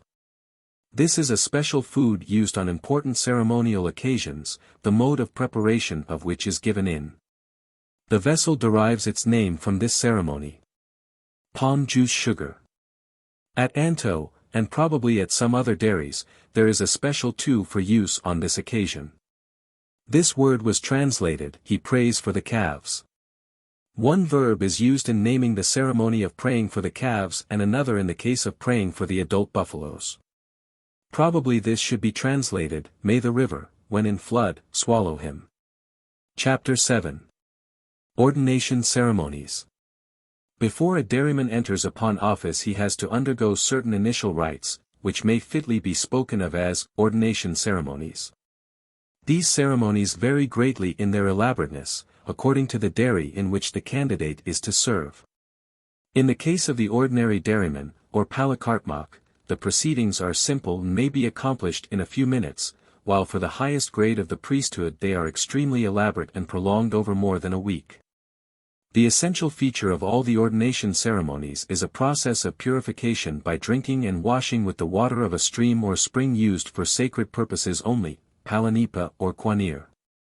In every case the water is drunk out of certain leaves, and the body is rubbed with water mixed with the juice of young shoots or bark. A general name for ordination is pelkodikaiti or pelkathtaiti, lamp he lights. This name is derived from the fact that the first act in connection with the dairy work which a new dairyman has to perform is to light the lamp of the dairy. The former of the two names given above was used especially in the case of the ordinary dairy and the latter in the case of the Ti, but I am doubtful whether there is any strict limitation of the terms in these senses. Another general name used for the ceremony of ordination is Naradatai, which in a more limited sense is applied to the drinking and purification at the dairy stream or spring which is the essential feature of the ceremony. This term was very often used for the ceremony of ordination to the office of Palal. The Palakartmak. The ceremony of ordination of the Palakartmak is called Pelkodikaiti and very often Mulanaradatai, the latter being derived from the muli leaves used in the ceremony. The ordination may take place on Sunday, Wednesday, or Saturday. On the day before the ceremony the candidate goes to the dairy, takes his food there, and sleeps at night in the outer room. His food is prepared and given to him either by the outgoing Palakartmak or by some other man holding this office. On the morning of the ceremony the candidate washes his hands in the Pali Nipa and goes to the front of the dairy, having a piece of the ordinary mantle round his waist. The assisting Palakartmak will have placed a small piece of the dark cloth called tuni on the threshold of the dairy, this small piece being called petuni. The candidate bows down, nursatiti, as in, at the threshold to the petuni, which he then raises to his forehead and puts in the string of his cove on the left side. The candidate then plucks 7 leaves of the kind called muliers, i.e. leaves of a plant called muli, rubus ellipticus. This plant is also often called pelkitsthmal, after the ceremony in which it is used. He also plucks a handful of young shoots or nan of the same plant, and takes the leaves and shoots to the dairy stream. At the stream he pounds the shoots with water on a stone, takes up some water from the stream with the pounded shoots, drops this water into one of the leaves 3 times, raises the leaf to his forehead, drinks, throws the leaf over his head and puts the shoots down on one side. When he squeezes the water from the shoots into the leaf cup he holds the former in his right hand and the latter in his left, but when about to raise the leaf cup to his forehead and drink he transfers it to his right hand. The candidate then takes a fresh piece of the pounded shoots and repeats with a second leaf, and so on till the 7 leaves are finished, throwing the leaf over his head in each case after drinking. He then takes all the pounded shoots which he has placed on one side, dips them in water, rubs them over his face and body 3 times, and puts them in his back hair, whence they are allowed to drop anywhere. In the only case in which I saw this ceremony I noticed that they remained in the hair till the end of the day. Figure 34. Punatpan, 53, drinking during his ordination as Palakartmak of Korea. The candidate then goes to the dairy, bows down at the threshold as in, and enters. If there are 2 rooms, he bows down in the same way at the threshold of the inner room. If there is a mani, he salutes it, kamukti, with hand to forehead. He next bows down to the Padatmar and to the Erditmar, and finally touches a vessel of the Erditmar, usually the Majprav, and a vessel of the Padatmar, the Padat, and by doing this becomes a full Palakartmak. He proceeds to light the fire and the lamp and goes to milk the buffaloes. There are a few small points in which the ordination of a Tivali dairyman differs from that of the Tartharol. The Tivaliol use 3 pieces of the grass called kakar, with which the candidate sweeps the threshold of the dairy before bowing down and entering, the grass being left on the threshold. Among the Tivaliol also the place of the petuni may be taken by the special kind of cloth called twadranar, which is manufactured by the Todas, and in the case in which I saw the ceremony, the candidate wore this instead of petuni. The Tartharol must use petuni. In the only case in which I saw this ceremony the ordination was to a Tivali dairy and the candidate was completely naked except for the cove. The Tarthartar Palakartmak wears part of an ordinary mantle as a loincloth during his ordination. The ceremony is the same for the Kudar Palakartmak as for the Tarvalakartmak, except that the former is quite unclothed except for the cove and that he alone has a mani to salute. The Wursal. The ceremony begins either on Tuesday or Friday and lasts 2 days. On the first day the candidate goes early in the morning to the ordinary dairy of the village at which he is to be Wursal, at Kars he goes to the Kudurpali. He receives food from the Palakartmak and eats it sitting on the seat, quadan, outside the dairy. He stays near the dairy till the afternoon. When the Palakartmak has finished his afternoon work and has distributed butter and buttermilk, one of the men of the village comes to the candidate and says, Nairad. The candidate throws off his cloak and is given either a full tuni or a piece of this garment called petuni. The Palakartmak then stands in front of the door of his dairy, and the candidate stands opposite to him and asks 3 times, Tunavakina? Shall I put on the tuni? The Palakartmak replies each time, that. Put on. Then the candidate raises the garment to his forehead and if he has been given a complete tuni he puts it on, if only a petuni he puts it in the string of his cove. This string is ordinarily called penner, but is now called kirk, and this part of the ceremony is called kirkatidi. The fact that this name is given seems to indicate that properly the complete garment should not be given till a later stage of the proceedings. The candidate then finds 7 leaves called muliers and 7 shoots or nan of the same plant and goes through exactly the same ceremony at the stream as in the ordination of Palakartmak, putting the shoots in his back hair at the end. This part of the ceremony is called Mulanaradatai, and its object is to make the candidate a Palakartmak as a step towards becoming Wursal. He is taken through the lower degree on his way to the higher. After Mulanaradatai the candidate goes to the wall of the dairy and stands outside it.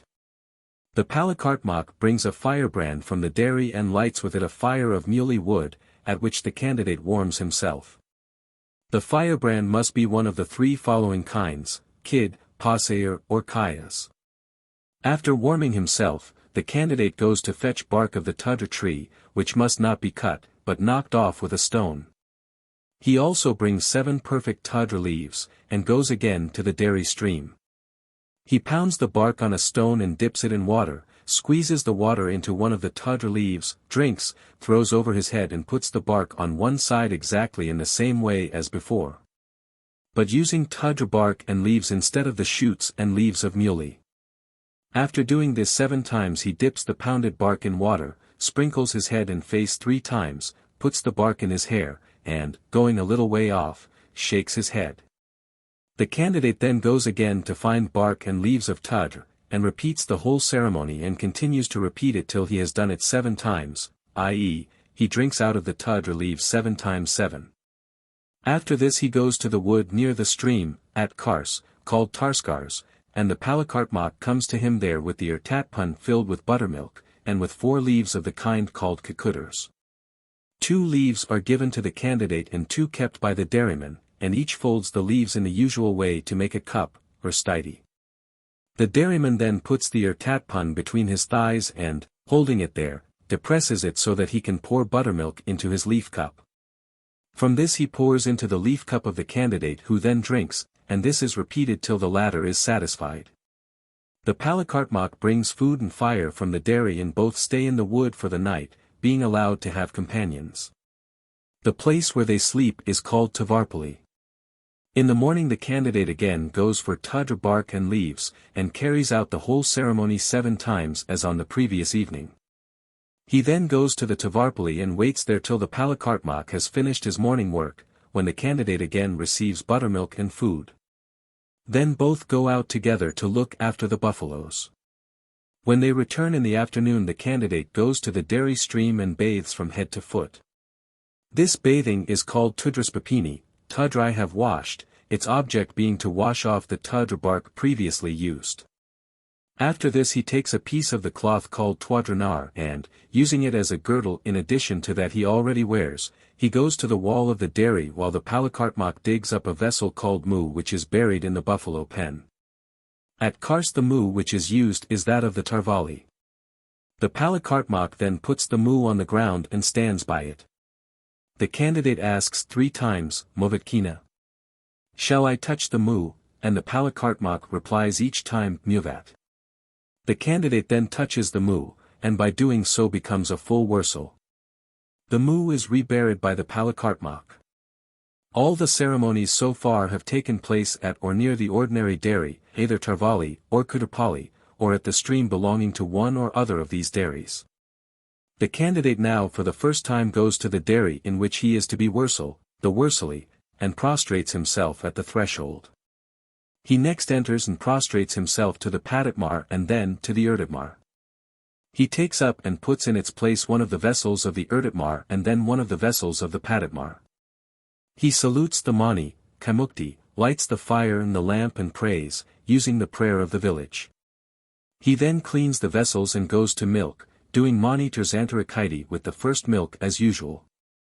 I was especially told that if the candidate for the office of Wursal wishes to scratch his head during his ordination ceremonies he must do so with a stick, but this is probably a feature of all ordination rites. In the case of the Wursal, it seemed that there is a difference in the ceremonial according to whether the dairy is occupied or not when the new dairyman enters upon office. The foregoing account applies to the case in which the dairy is already occupied and the new dairyman replaces another, so that there is no break in the continuity of the dairy proceedings. If the dairy should be unoccupied, I was told that the candidate would have to sleep for 2 nights in the wood, and there would almost certainly be additional purifications, but I did not learn the exact nature of the proceedings in this case. Though I was only told of this difference of procedure in the case of the Wursel, it is not unlikely that there is a corresponding difference of procedure in the case of other dairies when the dairy has been unoccupied. There will certainly be a ceremony of purification of the dairy, such as takes place when the buffaloes migrate to a new village, and probably the dairy vessels will also have to be purified. The Kugvalakartmak of Teradra and the Pokartpal of Kanadras. The ordination ceremonies of these two dairymen appear to be almost identical. So far as I could ascertain, the feature which the Kugvalakartmak of Teradra and the Pokartpal of Kanadras have in common is that they serve institutions to which a high degree of sanctity is attached. The ritual of both dairies bears some resemblance to that of the TI and, as we have already seen, the regulations for the conduct of the Pokartpal are, in some respects, even more stringent than those of the Palal. The Kugvalakartmak is ordained either on Wednesday or Sunday, the Pokartpal on Tuesday. On the night preceding the ordination the candidate sleeps in the wood. 7 leaves are used of the following kinds: Pelkitstmal, Puthamal, Anmal, Takmal, Kadakmal, Toramal, and Pathanmal. 1 leaf of each kind is taken and the leaves pounded together and used in the same way as the shoots of muley or the bark of the Toda tree, water being dropped from them into leaves of Puthamal. The pounded leaves are then placed in the back hair as usual. This is followed by the ceremony of drinking water 3 times out of a leaf containing water and some buffalo dung. The bark of the Toda tree is then rubbed all over the body, though no Toda leaves are used for drinking. The candidate attains his full office by touching a mu, prostrates himself at his dairy, enters and begins his work as in the dairies of a lower grade. The Kaltmak. The ordination of the Kaltmak begins either on Sunday, Wednesday, or Thursday. In the case of a Kaltmak of the Nadras Ti, the first part of the ceremony takes place at the village of Nadras, while in some cases it seems that the candidate may go to the same village of Adra which is visited by the Palal during his ordination. I have no information about the place of ordination in the case of the other Ti dairies. A boy who is to become Kaltmak of the Nadras Ti goes to Nadras either on Sunday, Wednesday, or Thursday, and, going to the ordinary dairy of that place, Tarvali, he is given water by the Palakartmak in the vessel called Palmachak. The boy washes his hands with this water and puts on a tuni which the Palakartmak gives him, after saying the same formula as in the ordination of Wursel. He then does Mulanaradatai and so reaches the grade of Palakartmak. This and the following ceremony are done at a special stream at Nadras called Nairodigatra. The purification ceremony is then performed with Tadra bark and leaves till the candidate has drunk 7 times 7. Food and buttermilk are given by the Palakartmak, and then the boy together with the Palakartmak and the Wursel of Nadras pass the night in the wood near that place. The next morning the candidate goes to the ordination stream and washes himself from head to foot. This is called Tudras Papini, its object being the same as in the ordination of the Wursel. The boy next goes to the front of the Tarvali, where the Palakartmak gives him a special string made of Twadranar, which he puts round his waist as kirk, and then warms himself at a fire of muley wood. The Palakartmak brings a mu, which the candidate touches with the same formalities as in the ordination of Wursel, and by so doing reaches the grade called Perkersol, which is of the same rank as that of Wursel. The Perkersol then takes the mu into the Tarvali, prostrating himself at the threshold before entering. He prostrates himself to the Padatmar and to the Erditmar, puts the mu on the Padatmar and comes out. He then goes to the Po, or conical dairy of Nadras, prostrates himself at the threshold, enters, and prostrates himself before Padatmar, Erditmar and, finally, before the Mani. Up to the point of saluting the bell in this way he keeps on the tuni, but at this stage he throws it down and comes out of the dairy naked, except for the cuff. Puts on the ordinary cloak and goes to the dairy at which the Ti buffaloes are standing. When he reaches the Ti mad, the candidate goes to the Palal, whom he salutes with the words, Ir Kar Yuddha, this salutation being called Pirwadrakpini. He goes to the sleeping hut, prostrates himself before the horns which are kept in this building, and then goes to the front of the dairy. He is now Perkersol, and in order that he shall become full Kaltmak or Tunatust Kaltmak, the Palal gives him a piece of tuni, Petyuni. The boy asks 3 times, Tunatustvaskana. Shall I go to wash the tuni? To which the Palal answers each time, Tustva. Wash, go. The boy takes the Petyuni to the stream for ordinary use, not the Kwanir, and bathes from head to foot. He puts to himself 3 times the question, Tunatoakina. And laying the piece of tuni on a stone, he pours water on it 3 times and returns with the Petyuni in his hand to the Palal who will be sitting on his pavalkars in front of the dairy. The Palal asks 3 times, Tunatustpacha. Have you returned from washing the tuni? And each time the boy replies, Tunatustpuspani, I have come from washing the tuni. Then both Palal and boy go to the front of the cadre in which the calves are kept and the Palal puts into the gate 3 bars, tast, which shut the opening of the enclosure. The boy asks 3 times, Tastvatkina. Shall I touch the tast? And each time the Palal replies, Tastvat. The boy, who hitherto has been Purkar soul, now touches the tast, and by so doing attains the full rank of Kaltmak, and at once goes and pours buttermilk, Kaisvatiti, for the Palal. The latter parts of the ordination ceremonies of the Kaltmak, from the point at which he receives Petyuni from the Palal to the touching of the tast, are always performed whenever the Kaltmak returns to the Ti after a journey in which it has been necessary to degrade himself to the rank of Purkar soul, cp. The initial stages of becoming a Kaltmak are known in general as Nirodha Budnatra. The ordination of the Palal. In accordance with the fact that the Palal belongs to the highest and most sacred grade of the dairy priesthood, we find that the ceremonies preceding his entrance upon office are far more elaborate and prolonged than for the minor grades. In order that a Taivali man may become a candidate for the office of Palal, he must first have gone through a preliminary qualifying ceremony called Teshurst. When the office of Palal becomes vacant, the people of the clan to which the Ti belongs are restricted in their choice to those men who have been through this ceremony.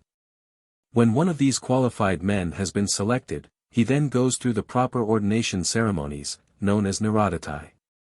In the case of a Palal of the Nadras Ti, the Nirodhatai ceremonies are performed partly at Nadras, partly at Adr, one of the most sacred villages of the Nadras clan, and finally at the Ti Mad where he is to hold office. The Teshurst ceremony. This qualifying ceremony for the office of Palal is always performed by a number of men at the same time. The number taking part must be 3, 5, 7, or 9. There seemed to be no doubt that it was not permissible for 4, 6, or 8 men to perform the ceremony together. 1 or 2 Todas told me that an even number of men might do the ceremony, but all the more trustworthy witnesses were agreed that there must be an uneven number, and on all the occasions of which I could obtain records of actual ceremonies, an uneven number of men had done Teshurst together. The ceremony may not be performed while the funeral ceremonies of any Taivali person are uncompleted. At the time of my visit there were only 9 or 10 men who had been through the Teshurst ceremony, including those who were holding or had held the office of Palal. It was proposed that a number of the younger men should perform the ceremony about this time, but it had to be delayed till the second funeral ceremonies of 2 Taivali women had been held. The Teshurst ceremony always begins on a Monday after the new moon. It takes place at certain villages where people are living, and in all the cases of which I obtained records it had been done at Katarnakam, belonging to the Nadrasal, or at Pushtar, belonging to the Teradral. People must be living at the village at the time the ceremony is performed. The candidates go to the village on Monday evening, accompanied by 2 or 3 Nadras men. All go to a stream by a wood and the ceremony begins after sunset, when all the candidates throw off their cloaks and stand in a row. A man of the Nadras clan has a tuni in his hand and each candidate asks 3 times, Tunavakina. Shall I touch the tuni? And each time the Nadras man replies, Tunavat. The first man in the row touches the tuni and then the others in order. The Nadras man then gives the tuni to the first man who touched it, and he tears it into as many pieces as there are candidates, giving a piece to each man, who puts it in the string of his cove. All then go in search of the leaves of muley and each plucks 7 leaves and 7 shoots. They go to the stream, one by one, and each drinks and rubs himself with the shoots 7 times, as in the ordination ceremony, and puts the shoots in his back hair. While they are doing this, the TODAS man will have made fire by friction, using the wood of muley, and the men warm themselves at the fire. Each man then goes in search of 7 Toda leaves and Toda bark and carries out the usual purification ceremony once only, drinking out of each of the 7 leaves, after which the men take food prepared by another of the TODAS men. And all pass the night in the wood. Next morning the men fetch Toda bark and leaves and repeat the drinking and rubbing ceremony of the previous evening, but on this occasion each man says Teshniradainam, as he throws the leaf over his head after drinking. All then bathe completely in the stream. While they are doing this, the TODAS men have been cooking a large amount of food, more than the candidates can readily eat. And an old woman of the Tartharal who is to take part in the ceremony has bathed and dressed in her best clothes and put on all the ornaments she can procure, gold earrings, necklace, bracelets, and rings. When the men have bathed, they wait till the message comes that the food is ready, and then each man takes off his piece of tuni and his penner and his cove, so that he is completely naked. The TODAS man portions out the food and puts it on Toda leaves, the portion for each man being more than he can possibly eat at one sitting, and the portions of food are given to the old woman, who sits down with her back to the men. Each man goes up behind the back of the old woman, and she gives him his portion of food by putting her hand behind her back so that she does not look at him, and in doing so she says 3 times, Tesh tortadink. Tesh food have I not given. The men take the food, go into the thickest part of the wood and eat it. None of the food prepared on this occasion may be eaten by the TODAS men or by the old woman, but though the amount is excessive, the whole of it must be eaten by the candidates during the day. After each man has eaten to the full he may put on his cloak. The TODAS men and the old woman go back to their villages and they must hold no communication of any kind with the candidates after the food has been given. The men remain in the wood all day, and when it is getting dark they go to the nearest village at which any of them live, taking care that no one sees them on the way. One of the most remarkable features of this ceremony is the part taken by the old woman. She must be one of the Tartharal, she must be past the age of childbearing, and she must never have had intercourse with one of her own clan. In the last particular the word of the woman is trusted, for it was said that she would never deceive in such a matter. Every woman believed that if she did not speak the truth she would die, and all those concerned in the ceremony would either die or have serious illness. I was told that it was by no means easy to find a woman who fulfilled this requirement, and in each of the cases of which I have records the same woman officiated, viz. Naspilthi of Teradra, 21. Other remarkable features of this ceremony are that the men should be given more food than they are readily able to eat, as in the ceremony connected with the Kultmak after the migration, p. 139, and that they receive this food in a condition of complete nudity, a condition which only occurs in one other dairy ceremonial. The Teshers ceremony is one in which candidates for the office of Powell go through certain of the rites which ordinarily form part of the process of ordination, with the addition of special ceremonies, in which a superabundant portion of food is given by a woman who fulfills certain peculiar conditions.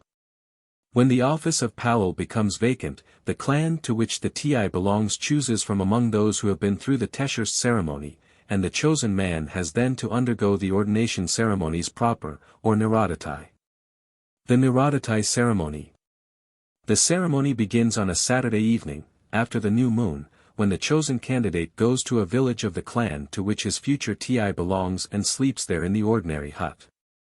On the following morning he goes before daybreak to the front of the dairy of the village, naked except for his cove, and a man of the village stands at the door of the dairy holding a tuni in his hand, and says 3 times, Tunavatkia.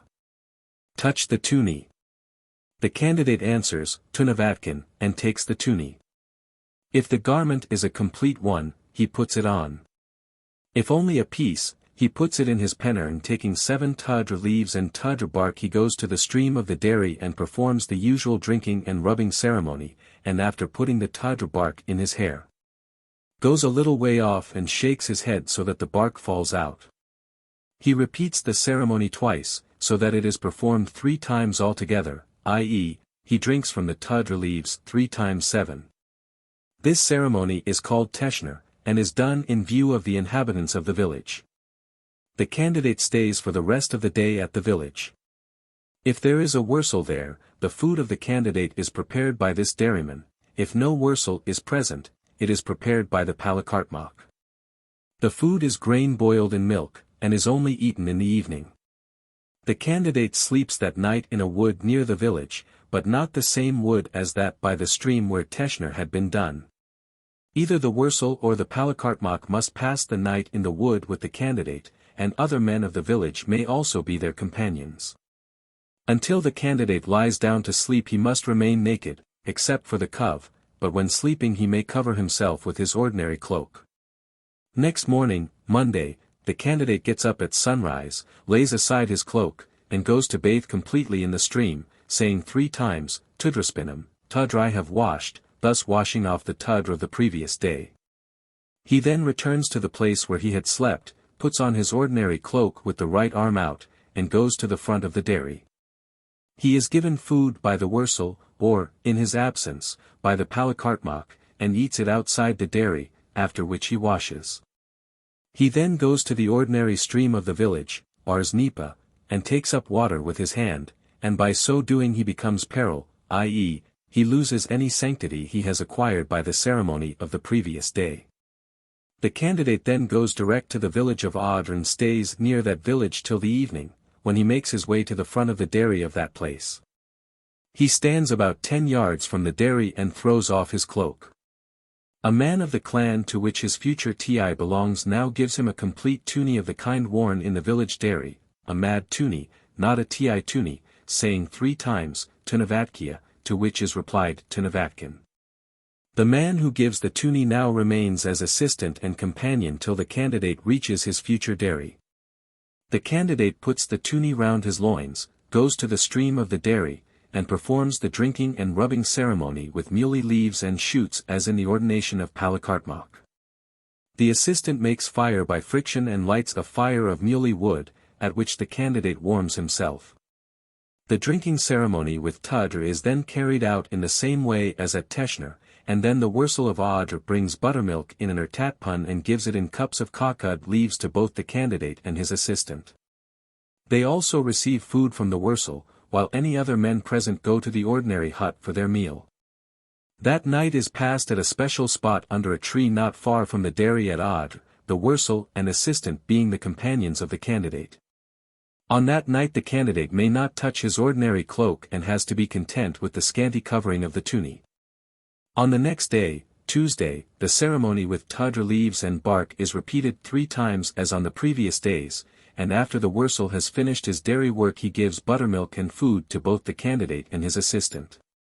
On the afternoon of this day the Tudr ceremony is performed again, but on this occasion 7 times, so that the candidate drinks from the Tudr leaves 7 times 7. In the evening buttermilk and food are again given by the wursel and the 3 men pass the night in the wood. On the next day, Wednesday, the candidate fetches bark of the tree from which the material called twadra is made and makes for his temporary use a rough cov. When it is ready, he bathes in the dairy stream, takes off the old penern cov and puts on the newly made garment, together with the tuni, and goes with the wursel to the dairy where the buffaloes of his Ti are standing. When they approach the Ti mad the wursel goes away and leaves the candidate to go to the dairy alone, where he sits on the outskirts, pool, of the Ti mad. When the Kaltmak sees the candidate approaching, he collects the buffaloes at the milking place, Pepkarmas, and catches hold of the tails of certain buffaloes which are to be taken in charge by the new Palal. Saying to himself 3 times for each buffalo, Tover Vatkina. Tail shall I hold. And replying to himself each time, Vat. At the Nadr's Ti if the candidate is to be Palal of the tier, the Kaltmak holds the tails of 3 buffaloes, 1 of each kind. If he is to be Palal of the Warsur, 2 buffaloes only take part, cp.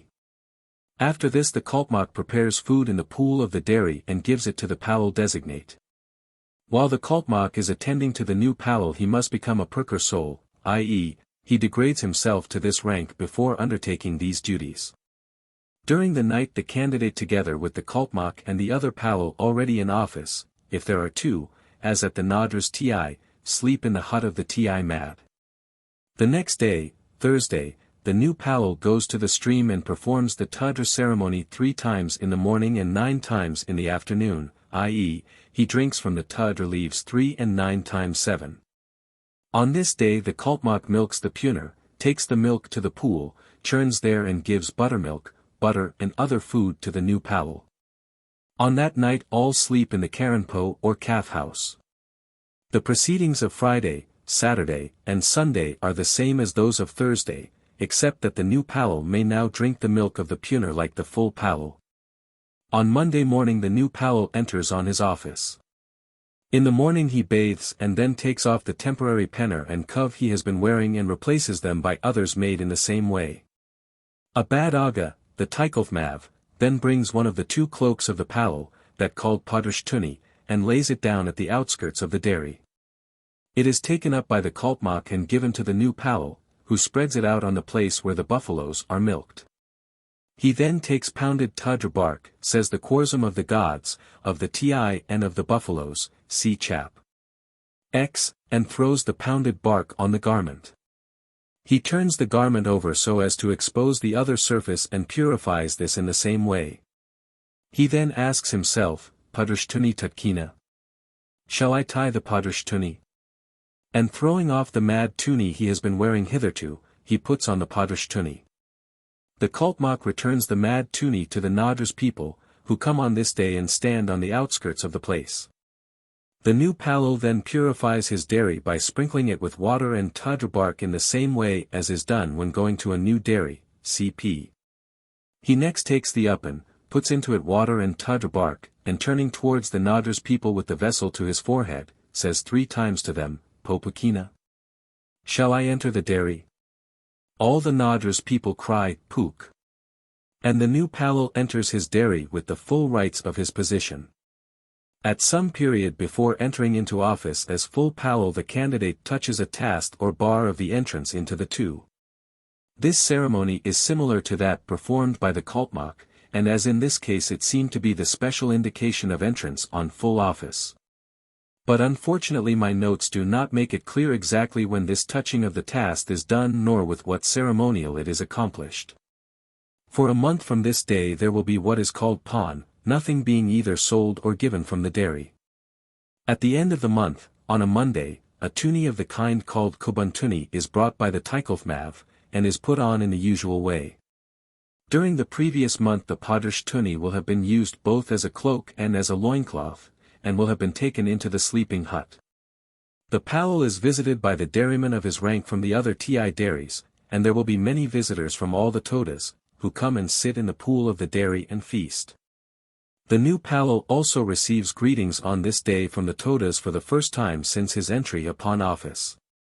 He greets the Tartharal first, saying, Ban, in the usual way, and then the Tivalial, saying, Pikian, and each reply in the customary manner. The ordination ceremonies of the Palal are thus very prolonged.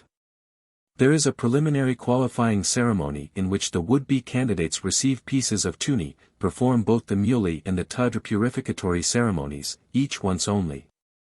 And on the following day go through the very peculiar ceremonial in which they are given superabundant food by an old woman while in a condition of complete nudity.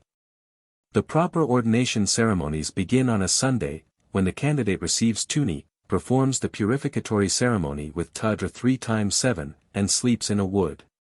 On Monday he washes off the Tadra, becomes apparel, and goes to the village of Adr, where he again receives tuni, goes through the Mulanaradatai ceremony which makes him a Palakartmak.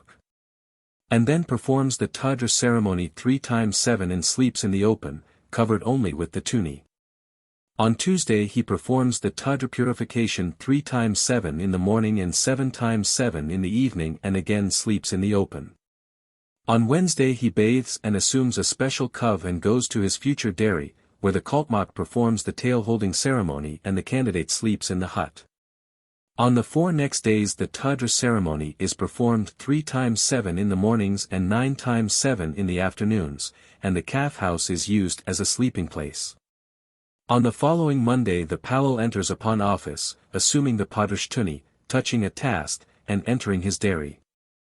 The foregoing description of the ordination of the Palal applies primarily to the Nadras Ti, but in its main details it holds good for other places. I am doubtful as to the part taken by the village of Adr, and am not clear whether part of the ordination ceremony is performed at this place by every Palal or only by those of the Nadras Ti. It is possible that it is only the latter who visit the village, but I do not know of any corresponding village visited by the candidates for the post of Palal at other Ti dairies. My impression is that every candidate for the office of Palal visits this village. The only definite modification of the ceremonies attendant on entrance into office of which I know occurs at the Kars Ti. Here the Palal is first ordained to the Parsur, i.e., he becomes the Palal of this herd of buffaloes and tends them only. At the end of a month he becomes Palal of the Parsur, and the ceremony of entrance upon this office was spoken of as Pelkath Taiti to the Purspo. In this case the ceremony of ordination to the Parspo is called Niradatai, and that of removal to another dairy Pelkath Taiti. On the afternoon of the appointed day the Palal churns the milk of the morning in the Parspo and then shuts the door of this dairy, which he never re-enters as long as he is in office. He could only do so if he should cease to be Palal and be reordained to the same Ti. A new Padrish Tuni is brought by a bad Aga and is assumed by the Palal after purification in the usual manner. At the same time he puts on a new Kagars, which has been purified by the Kaltmak, who has also cut a new Koinorpit on the hill of Kalinkars which the Palal then purifies with Tadra bark in the usual manner, saying the names of the four deities. Anto, Noturtsi, Kalinkars, and Kuzkarv. The Palal then digs up earth from the footprints of one of the Pursur, saying the whole prayer of the Ti as he does so. He drives the buffalo slightly to one side by touching it with the wand, and takes earth from the exact place where the foot of the buffalo had been resting and puts the earth into a cup which he has made of Tadra leaves. He adds pounded Tadra bark and goes to the spring, Kwanir, of the dairy, where he mixes water with the earth and bark.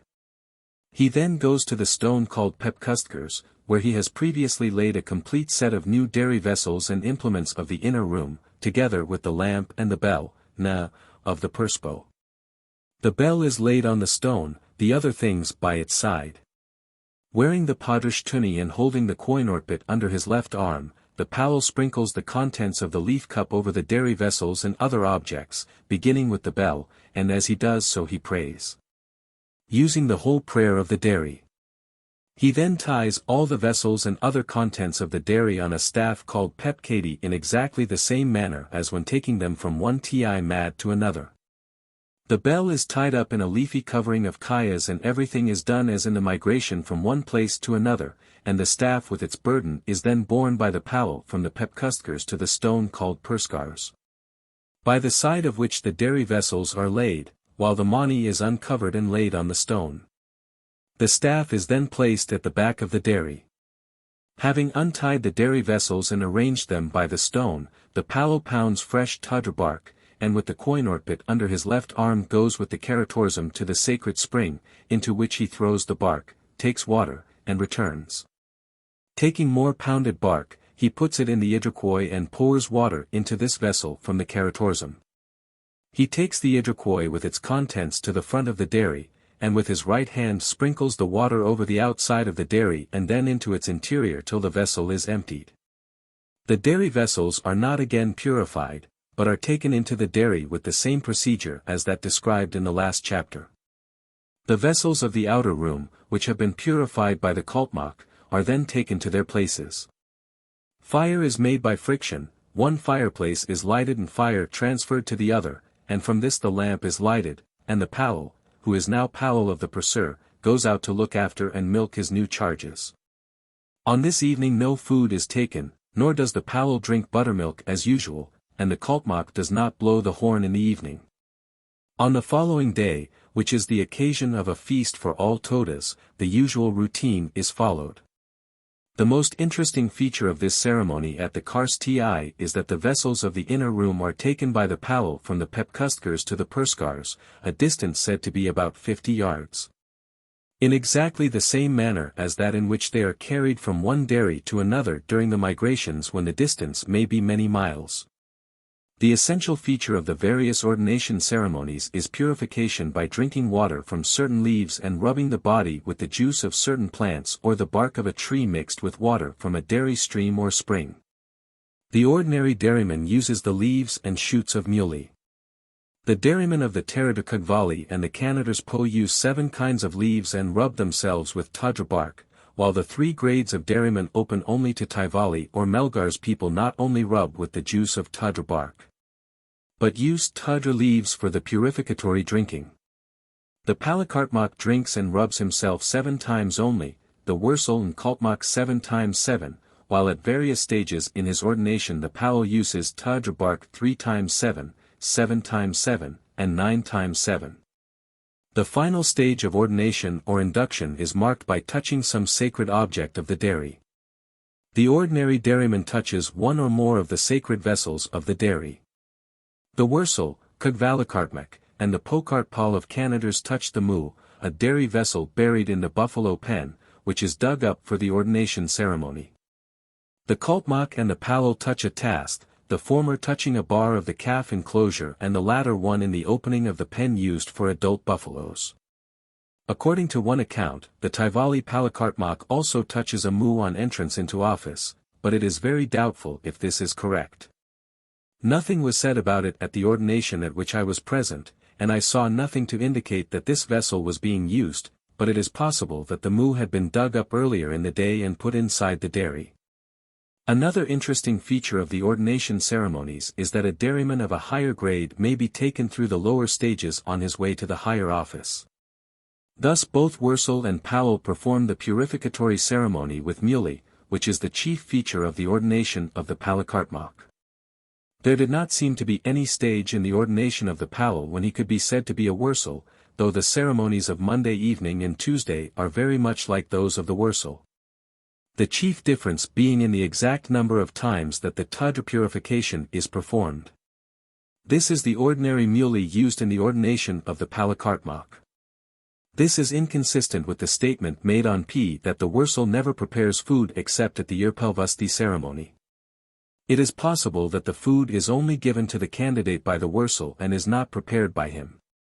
This has not the same form as the word uttered by the Wurzel and Kaltmak in the corresponding ceremony. In some cases different verbal forms are used at the TI, and this may be an instance. It has been stated by Harkness, Marshall and others that when the Powell is entering on his office he has to sleep in the wood completely naked. This is not strictly correct, though the covering afforded by the tuni is so meager that the statement is almost justified. The TI name of the Cov. Chapter 8. Special Dairy Ceremonies. I have so far dealt with the organization and ritual of the dairy, with the ceremonies accompanying the movements of the buffaloes from one place to another, and with the ceremonies attendant on the entrance of the dairyman into office. There remain ceremonies which accompany certain events in the course of the dairy ritual or in the lives of the buffaloes. One of these, the Pepkaricha ceremony, is performed whenever any evil befalls a certain dairy vessel which is buried in the buffalo pen. Another ceremony celebrates the birth of a calf, and a group of ceremonies are connected with the act of giving salt to the buffaloes. The Pepkaricha ceremony. In the account of the daily work of the dairy, it will be remembered that whenever the dairyman goes out to milk for the first time he puts some buttermilk into his milking vessel. This is done in every dairy, and the buttermilk so added is called pep. The milk of every day has mixed with it some of the buttermilk from the milking of the day before, and in this way continuity is kept up in the dairy operations. Under certain conditions this continuity is broken and new pep has to be made, and the process of doing so is the ceremony called Pepkaricha, Pepkarikti, or Pepkarichanaj, i.e., pep he purifies, or, if pep is purified.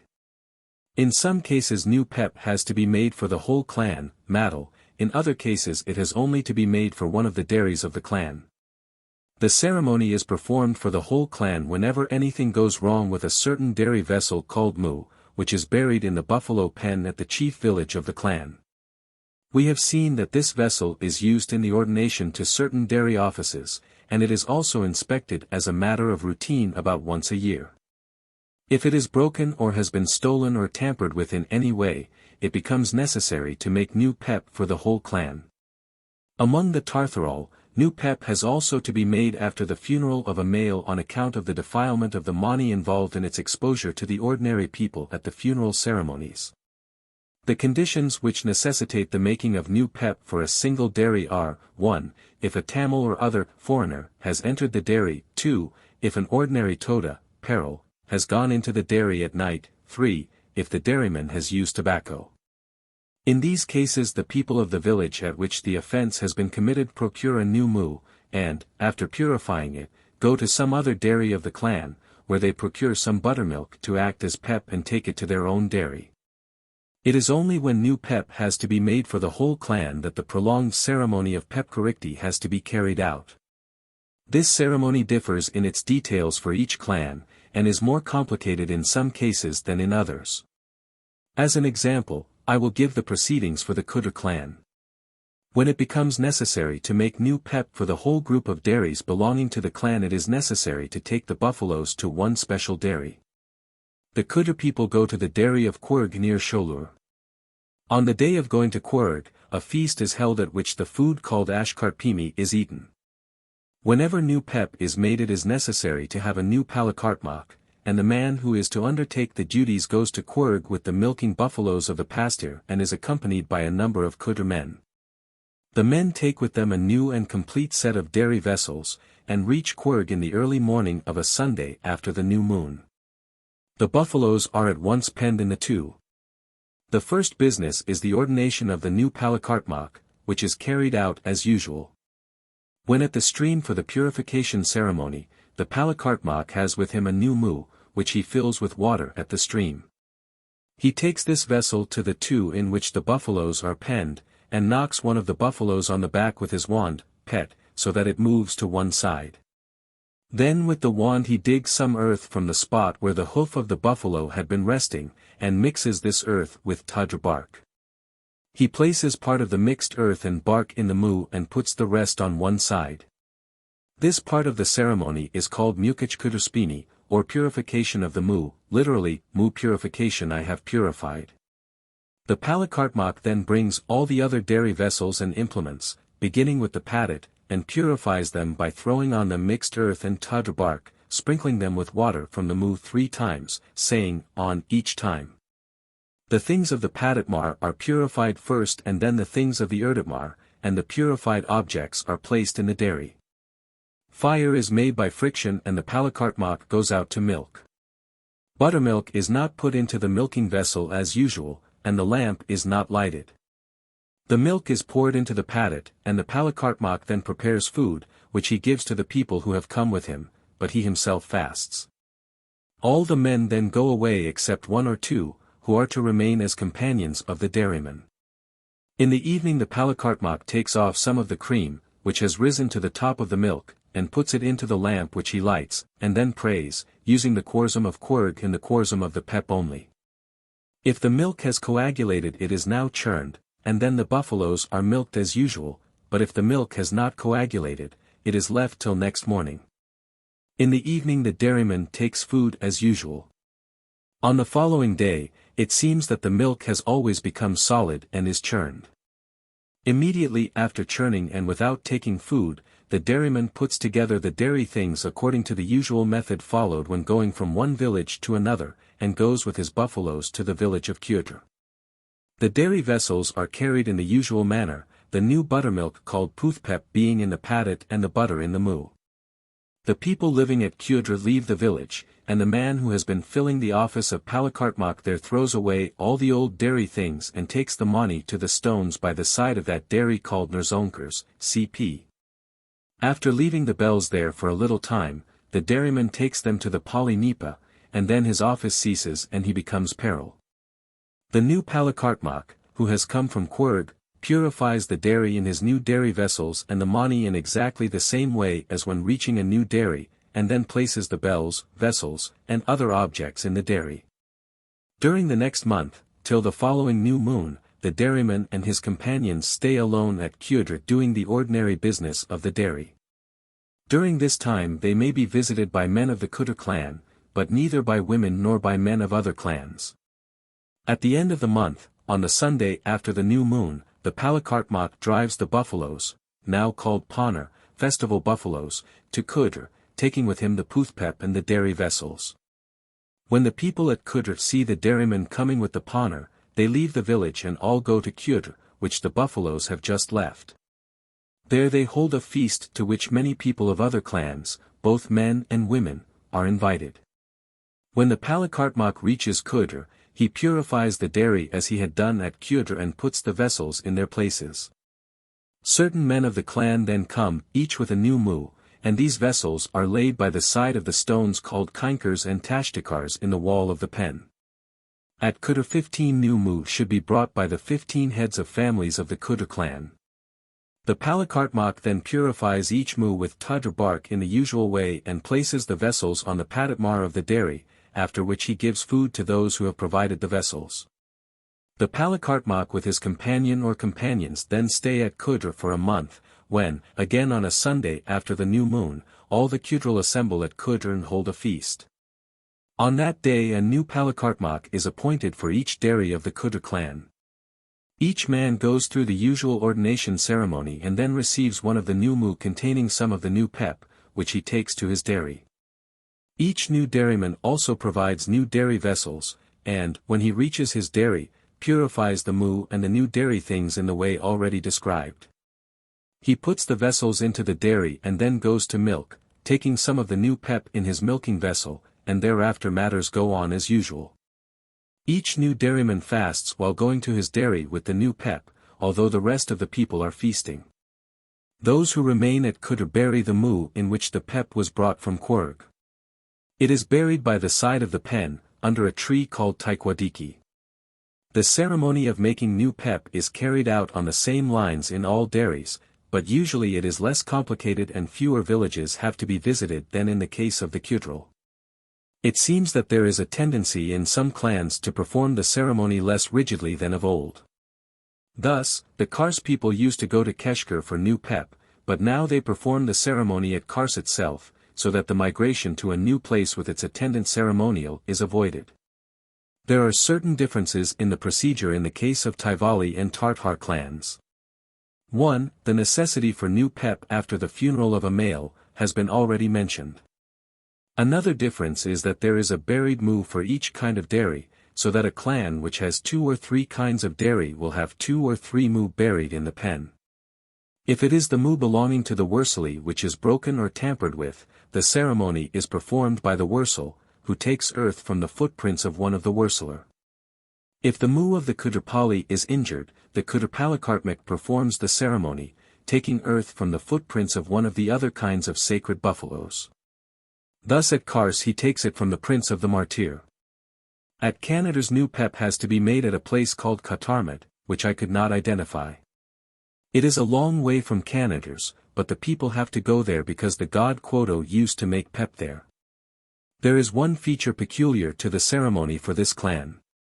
Earth has to be taken from a certain spot from which it was taken by Quoto, and this earth is mixed with that taken from the footprints of the buffalo. Another special feature of the Canada's dairy is connected with the buried mu and is probably the result of the fact that this dairy is now only occupied occasionally. When the Pokartpal leaves the dairy on vacating office, he takes up the buried mu, pours into it a small quantity of pep, and reburies the vessel, covering it on the top with a stone. When he resumes office, he takes up the mu and purifies it with the 2 kinds of earth used in the full ceremony, and puts the pep which has been buried into his milking vessel when he goes out to milk for the first time. As in other Tartar clans, the full ceremony of Pepkaricha is only carried out when the mu is broken or stolen, and after the funeral of a male. A characteristic feature of Toda dairy procedure is the coagulation of the milk before it is churned. This coagulation occurs in a few hours without the addition of rennet or other special coagulating agent, the milk drawn in the morning being nearly always solid at the time of the afternoon churning. This rapid coagulation of the milk is almost certainly assisted by the added buttermilk or pep, the curdling being probably an acid coagulation set up or hastened by the addition of the sour buttermilk. If this were the case, it might be expected that habitual failure of the milk to coagulate might be regarded as a reason for making new pep, and I therefore inquired carefully into this point. It was quite clear, however, that delay in the coagulation was not looked upon as a reason for the ceremony. If there was habitual delay, it was customary to consult the diviners, and they always gave one of two reasons for the delay, either that it was due to the action of a sorcerer, or that the dairyman had committed one of the offences against the dairy of which a list is given on p. 295. If delay were said to be due to the first cause, the sorcerer would be invited to the village, entertained with food, and induced to remove his spell. If to the second cause, the dairyman would have to perform the urnortidi or similar ceremony.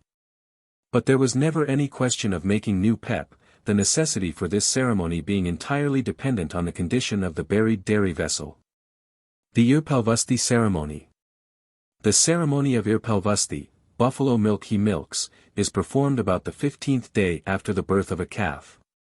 It only takes place when one of the sacred buffaloes has calved, and is not performed in ordinary villages for Putier, nor at the Ti for Puner.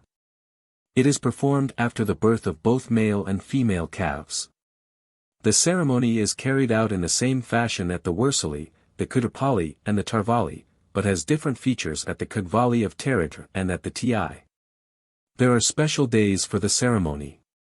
At the Tarvali, it must be performed on Sunday, Wednesday, or Saturday, at the Kudapali in Wursali, on Sunday or Wednesday, at the Kudvali on Saturday. The ceremony is performed at the Ti, but I omitted to obtain any account of the proceedings at this grade of dairy. When this ceremony is held at the village of Kudr, a man from Audr belonging to the Nadrsal must attend, and similarly a man from Kudr must be present when the ceremony is performed at Kudr. This regulation being the result of certain events in the histories of the buffaloes of these places, cp. At each of the three kinds of dairy which follow the same procedure, the chief part is taken by the dairyman. At the Wursali, the Wursal officiates, and at the Kudapali in Tarvali, the Palakartmak. The first appropriate occasion after the 15th day from the birth of the calf is appointed and the dairy is purified with dried buffalo dung. Contrary to the general rule, the lamp is lighted on the morning of this day. All the buffaloes are milked as usual, 1 or 2 pun of milk being poured into the padat and all the rest into the urtat. The dairyman then puts some milk into the milking vessel, and, carrying his wand, he leads the 15-day-old calf to its mother to be suckled. While the calf is being suckled, the dairyman strikes the mother on the right side of the back 3 times with the wand, saying, on each time. He then puts the wand on the top of the milking vessel and, holding both in his left hand, milks the buffalo once or twice with the other hand, so that the milk splashes on the wand as it falls into the vessel. The vessel and wand are then laid at the back of the dairy, which the dairyman enters to prepare food, boiling grain or rice with milk in a special vessel, urtat, kept for the purpose. While the food is being cooked, the dairyman takes some of the grass called kakar and the plant called kabudri, and sweeps the interior of the dairy with them, beginning at the padamar. While doing this and during his other operations on this day, he must not turn his back to the contents of the dairy. After having swept the dairy, he lays the kakar and kabudri by the wall of the building, again takes the milking vessel and wand from the back of the dairy, and, having called the people of the village, he salutes by raising the vessel and wand to his forehead and prays, all present praying with him. I am not certain whether it is the prayer of the village or a special prayer which is used on this occasion. After praying, the dairyman lays the wand on the top of the paddat and pours the milk which he obtained from the buffalo into the paddat over the wand. He puts the latter in its appointed place and then goes to the urtatmar, where he prepares a large number of leaves on which he portions out the food, torkasthidi, which he has prepared, and all the people present take this food outside the dairy. On the following day, the buffalo which has calved is milked with the rest. When this ceremony is performed at the Wursali dairy, it is the only occasion on which the Wursal prepares food. At all other times, the food of this dairyman is prepared by the Palakartmak. On this occasion the Wursal not only cooks food for himself but for all those present. Another distinctive feature of this ceremony is that it is the only occasion on which the milk of the worseler is ever drunk. The day of Irpelvusti is the only day on which the dairymen of the three kinds of dairy, with the exception of the wursel of certain dairies, do their work kapkadidi, i.e., do not turn their backs to the contents of the dairy. At the Kugvali of Teradr, the ceremony is more elaborate. It begins in the afternoon, when the dairy is purified with dried buffalo dung.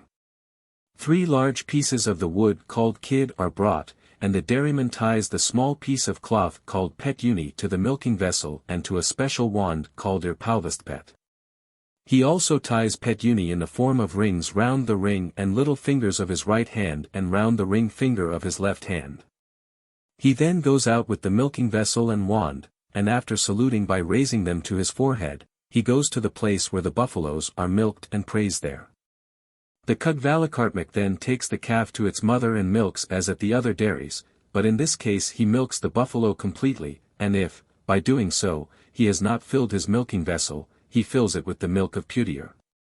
He pours this milk into the matchbriv, which has been carefully cleaned, and puts the 3 pieces of kid wood in the fireplace. He puts into the milk 3 measures, ak, of rice, but adds neither salt nor jaggery. When the food is ready, he portions it out on leaves and gives to those present, who must on this occasion be limited to the people of the village. This ceremony occurs on Saturday evening. On the following day, the ceremony is repeated, being called on this occasion irpadudufti, i.e., buffalo milk he uses publicly. When preparing food on this day the Kugvalakartmik puts into the milk 11 ak of rice and adds both salt and jaggery. The number of pieces of wood used is not limited to 3, but any quantity may be burnt. When the food is ready, he goes out of the dairy and finds assembled a large number of people, including guests from other villages and clans. Among them a Melgar's man must be included or there could be no ceremony. When the dairyman sees the people, he says, O El Pudra. People, have you come? They answer, Pudspami, we have come. The dairyman then brings the stirring stick, put, and, taking up some of the food on the stick, says, Tutra Kina. At the fire shall I throw, and the people answer, Tutra Eri. At the fire, throw. The dairyman then throws the food on the stick into the fire, and portions out the rest of the food among the people, who eat it outside the dairy. From the birth of the calf until this ceremony, the buffalo is not milked and the calf is kept, when not with its mother, in the small enclosure called kush. After the ceremony, the buffalo is milked like the rest of the herd, and the calf joins the others in the ordinary calf house, or quotars. Giving salt to buffaloes. Salt is given to the buffaloes 5 times a year, both at the Ti Mad and the ordinary village. At the Ti the salt is given with buttermilk, and the ceremony is known as morup. At the ordinary village buttermilk is not given, and there is no general name for the ceremony, though there are special names for 3 of the 5 occasions on which salt is given. These special names are also used at the Ti. The first occasion is korup, or new grass salt, which takes place in the month Nalani, February-March. The second is marup or again salt, a month later in Ani. The next 2 occasions have no special names, but in the ordinary village are known as arsup, house salt, given in the months Ovani and Kurdivi, June, July and September, October. The last occasion is in the month Emioti, November, December, and is known as panyup, meaning frost salt. In the case of korup and panyup, it seemed that salt was given shortly before the time at which the young grass and frost respectively were expected. At the Ti the ceremony is performed on the Sunday or Tuesday following the new moon. At the Nadr's Ti it should be done for the Tir on Sunday and for the Warsur on Tuesday, but this now only happens when the buffaloes are at Odritho and Kudriel, where the dairies of the 2 kinds of buffaloes are at some distance apart. At Madra and Anto and other dairies, the ceremony is performed for both kinds of buffalo on a Sunday. At the Pan Ti the day for the ceremony is Tuesday, and at the Kars Ti, Sunday. On the day before the ceremony each powell digs a round hole called the Upunkuti at a prescribed spot, or more commonly enlarges the hole remaining from a previous ceremony. On the following day each Powell carries out the usual morning churning and milking, but before drinking buttermilk the dairy is cleansed with buffalo dung. The Powell then pours into the vessel called a lug 2 kuddi of buttermilk and takes the vessel and some salt to the upon kuddi. He throws bark of the Toda tree 3 times into the hole, 3 times into the buttermilk and on the salt, and going to the spring he throws the bark 3 times into the water, saying, on each time. The Powell then fills the lug with water from the spring, mixing it with the buttermilk already in the vessel. He adds salt, saying, on, 3 times, and the whole is poured into the upon kuddi. A special buffalo is then brought to the upon kuddi. At the TODAS the TI Powell first leads up the buffalo belonging to the Yunner which is called in Mars and the Wars Powell takes the buffalo of the Parather called Orsum, this act of sending a special buffalo first being called Parsatidi. After this all the buffaloes are taken to drink in groups of 5 or 6. When the hole has been emptied, it is refilled with salt and water, but this time no buttermilk is added. When all the buffaloes have drunk, each Powell pulls some of the grass called karg and throws it into the hole 3 times and returns to his dairy to take buttermilk from the kultmak as usual. At the ordinary village the salt-giving ceremony is performed about a week after it has been done at the TI. Any day may be chosen except the Madnal, Palanal, or Arpatsnal. Thus at Kuta the ceremony may be performed on any day except Tuesday and Friday, at Kars, on any day except Tuesday, Thursday, and Friday. On the 3 occasions with special names, Korup, Marup, and Panyup, guests come from other villages, but at the Arsip this does not happen. As in the case of the Irpelvusti ceremony, a man from Kudr must be present at the salt-giving ceremony of Adr and a man from Adr must be present at Kudr. The ceremony is performed by the Palakartmak after the people of the village have made the hole or upon kuddi. The Palakartmak takes from the dairy the vessel corresponding to the alug of the ti, viz., the tat, but does not take buttermilk. Tudra bark is used in the same way as at the ti. At a Tivali village, the pastor drink first. At a Tartar village at which there is a wursel, the wurseler drink first, the act of sending certain buffaloes first being called parsatidi as at the ti. After the buffaloes have drunk, karg grass is thrown into the hole, first by the dairyman and then by all the others present, but it is only thrown once by each person, who says, on, as he throws. The object of this ceremony is said to be that the buffaloes shall give a plentiful supply of milk. The Panup ceremony. At the ti dairy salt is given to the buffaloes on certain other occasions and with a far more elaborate ritual. The ceremony is then called Panup, or festival salt, and takes place soon after the migration from one dairy to another. At the Nadras ti the salt is given on the Wednesday following the Sunday on which the migration has occurred, and at the Kars ti and the Pan ti, on Sunday, a week later than the procession. On the night before the ceremony the Powell shuts up the buffaloes in the special pen called the Pontu.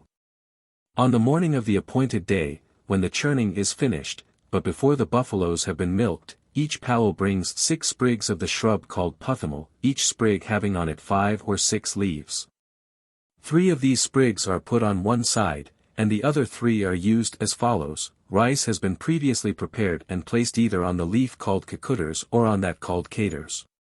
The Powell makes a hole in this food in which he puts butter, and, taking the first sprig of puthamal, he plucks from it 1 leaf and, using it as a spoon, takes up some of the food and puts it on the fire in the fireplace called Torathwaskal. Saying the name of the chief Tu or god of the ti. He then takes some of the butter, and holds it over the fire till it drops, when he utters the name of the same god. He repeats this with a second leaf of the puthamal, saying the name of the second most important god of the ti, and so on with the other leaves. I obtained the fullest account of Panup from Kobaners, who had been Powell of the Kars ti, and here food and butter were put on the fire 6 times, saying the names of Anto, Noturtsi, Kuzkarv, Kalinkers, Onkam, and Karmantu. The Kultmak then brings water taken from the ordinary stream in the vessel called Morkadriki, and gives it to the Powell, who sits in the outer room facing towards the inner room, and throws some of the rice in front of him once, some behind him once, and the rest outside the dairy. He puts some salt on the fire, and taking the water brought by the Kaltmak, he sprinkles it before and behind him as he had done with the food. Then follows Kaisvatidi, i.e., the Kaltmak pours out buttermilk for the Palal. This is the only occasion on which this act takes place before the buffaloes have been milked, the ceremony of drinking buttermilk on every other occasion taking place when the morning's work is over. The Palal gives food to the Kaltmak, and here, again, there is a feature peculiar to this day, for the Kaltmak eats his food sitting in the place in the hut where the Palal usually sits. The buffaloes are then milked, after which the Palal fetches 3 sticks of the kind ordinarily called quadricers, but at the Ti, kakul. Each is used for a special purpose and has a corresponding name, one being called irpastkakul, the second korkal, and the third parkal. The Palal takes buffalo dung in both hands and the irpastkakul in the right hand, and separates certain buffaloes from the rest by knocking their backs 3 times with the dung and stick.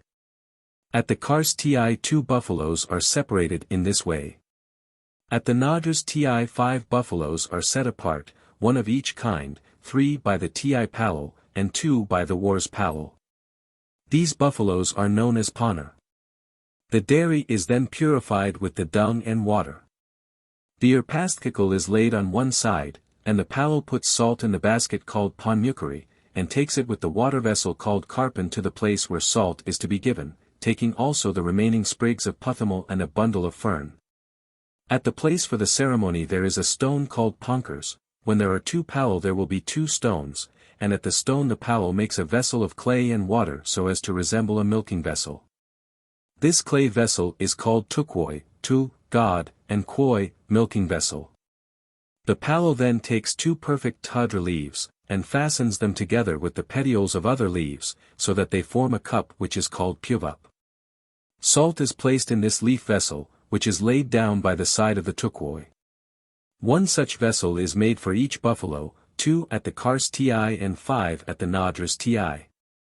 The Palal then takes the stick called korkal, and with it makes a hole in the middle of each tukwoi, saying, at the Kars Ti, Antok tukwoi urij, palm. To Anto in tukwoi make hole, O Palal. He then makes other holes round the sides of the clay vessel, saying the names of the other gods in the same manner. At the Kars Ti those which have already been given. At the Nadras Ti the names of 5 gods are mentioned, Anto, Kalinkars, Noturtsi, Kaladravan, and Kuzkarv. 2 pieces of tadra bark and a sprig of puthamal are then placed in each hole, saying for the first, Antok tukwoi et, palm.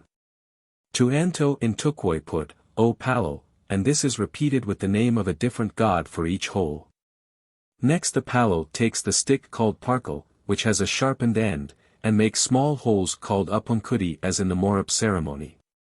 At the Kars Ti only 2 upunkudi are made, at the Nadras Ti 1 Palal makes 3 and the other 2 holes. Tadra bark is thrown 3 times into the holes and into the water of the spring. Water is taken from the spring in the karpan, salt is put into the water 3 times and the salt and water are poured into the holes, and the buffaloes previously set apart are led to the holes and drink 3 times, 1 buffalo from each hole. The leaf vessels previously made, pyuvup, are then given to the buffaloes, and are eaten by them.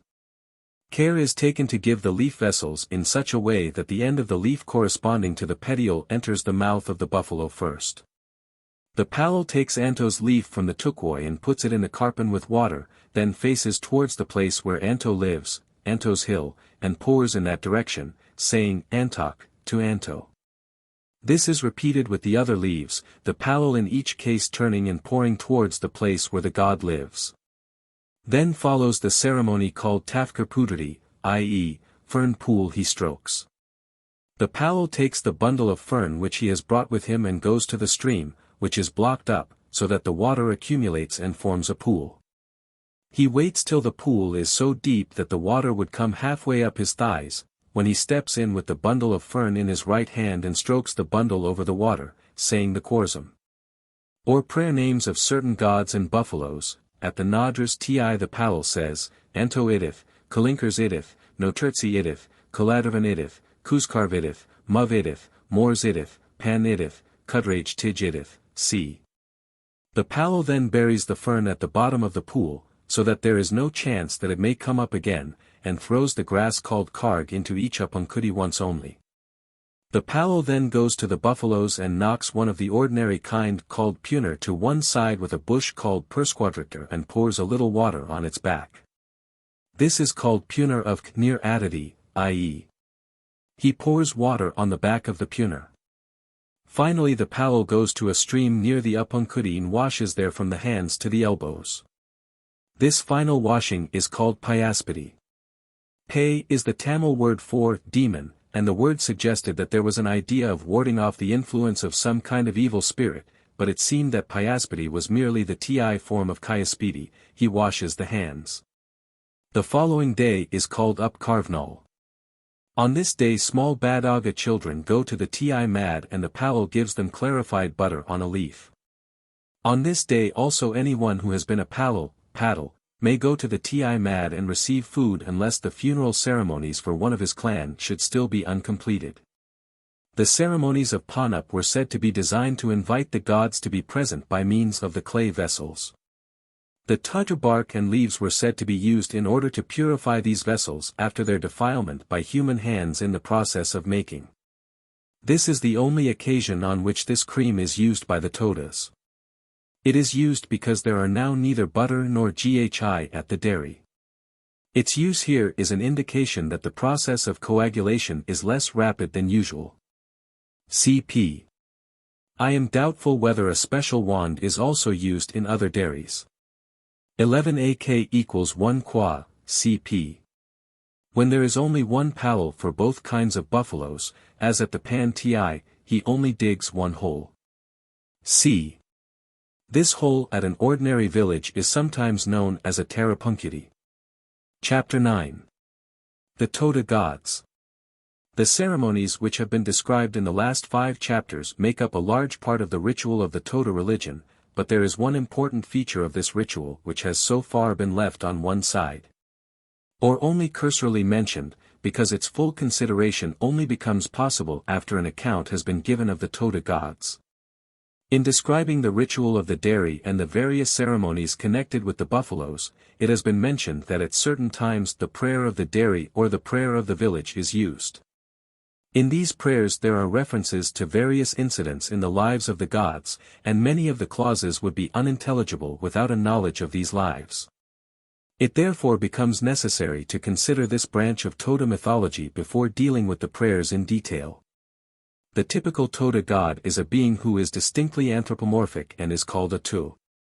In the legends he lives much the same kind of life as the mortal Toda, having his dairies and his buffaloes. The sacred dairies and the sacred buffaloes of the Todas are still regarded as being in some measure the property of the gods, and the dairymen are looked upon as their priests. The gods hold councils and consult with one another just as do the Todas, and they are believed to be swayed by the same motives and to think in the same way as the Todas themselves. At the present time most of the gods are believed to inhabit the summits of the hills, but they are not seen by mortals. Before the Todas were created, the gods lived on the Nilgiri hills alone, and then it is believed that there followed a period during which gods and men inhabited the hills together. The gods ruled the men, ordained how they should live and originated the various customs of the people. The Todas can now give no definite account of their beliefs about the transition from this state of things to that which now exists. Each clan of the Todas has a deity especially connected with it. This deity is called the Nodradki of the clan, and is believed to have been the ruler of the clan when gods and men lived together. I am doubtful whether there is at the present time any belief that the Nodradki exerts an influence over the clan with which he is connected. There was no department of Toda lore which gave me greater difficulty than the study of the beliefs about the gods. There was no doubt that 2 gods stood out preeminent among the rest. One was a male deity whose name was An, and the other a female deity, Tikirsi. A simple question which I had the greatest difficulty in settling was the relation of these deities to one another. According to one account they were brother and sister, according to another, father and daughter. It seemed quite certain they were not husband and wife, and most probable that they were brother and sister. Others of the gods were believed to be related to one another, but on such points as this I found it almost impossible to obtain trustworthy information. It may have been reticence which made the difficulty, but I do not think so, and am inclined to think that the Todas have now only vague ideas about the histories of their more ancient gods, and have nothing like the definite traditions which they possess about deities of obviously more recent origin. Sometimes there were discrepancies between different accounts which I could not clear up, and in such cases I give the account which seems to me to be the most trustworthy. Pithi. This god is the earliest of whom any tradition is preserved. His name is Pithi or Puthi, and he is often called Pithiotu. He was born near the sacred dairy of Anto in a cave which had the same shape as the ordinary Toda hut. According to one account, Pithi created Todas and buffaloes, but there seemed to be little doubt that this is not the correct tradition, which assigns the act of creation to his son On. There is a suggestive resemblance between the name of this god and the Sanskrit word for earth, Prithvi, which is in common use in southern India. On was the son of Pithi. He created the buffaloes and the Todas and became the ruler of Amnad, the world of the dead, where he now lives. One day On went with his wife Pinarkers to Medrapem, the top of the Kundas. There he put up an iron bar which stretched from one end of the Pem to the other. On stood at one end of the bar and brought forth buffaloes from the earth, 1,600 in number. Then Pinarkers tried to produce buffaloes and she stood at the other end of the bar and produced 1,800 buffaloes. Behind On's buffaloes there came out of the earth a man, holding the tail of the last buffalo, and this was the first Toda. On took one of the man's ribs, Parakatelv or Magalelv, from the right side of his body and made a woman, who was the first Toda woman. The Todas then increased in number very rapidly so that at the end of the first week there were about 100. The descendants of the buffaloes created by On became sacred buffaloes, while the descendants of those created by his wife are the ordinary buffaloes. On had a son called Puv. One day when Puv was acting as Palakartmak at Kudr, he was churning in the dairy with a ring on the little finger of his right hand. When the dairyman goes to fetch water he should always take the churning stick out of the padat or vessel in which the milk is churned. On this occasion Puv left it in the padat and went out to fetch water. As he was going a black bird called Karpuls tried to check him, saying, "'Tis, 'tis, 'tis," meaning, "Don't go to the water," but Puv paid no attention and went on. When he was taking the water the ring dropped from his little finger into the spring.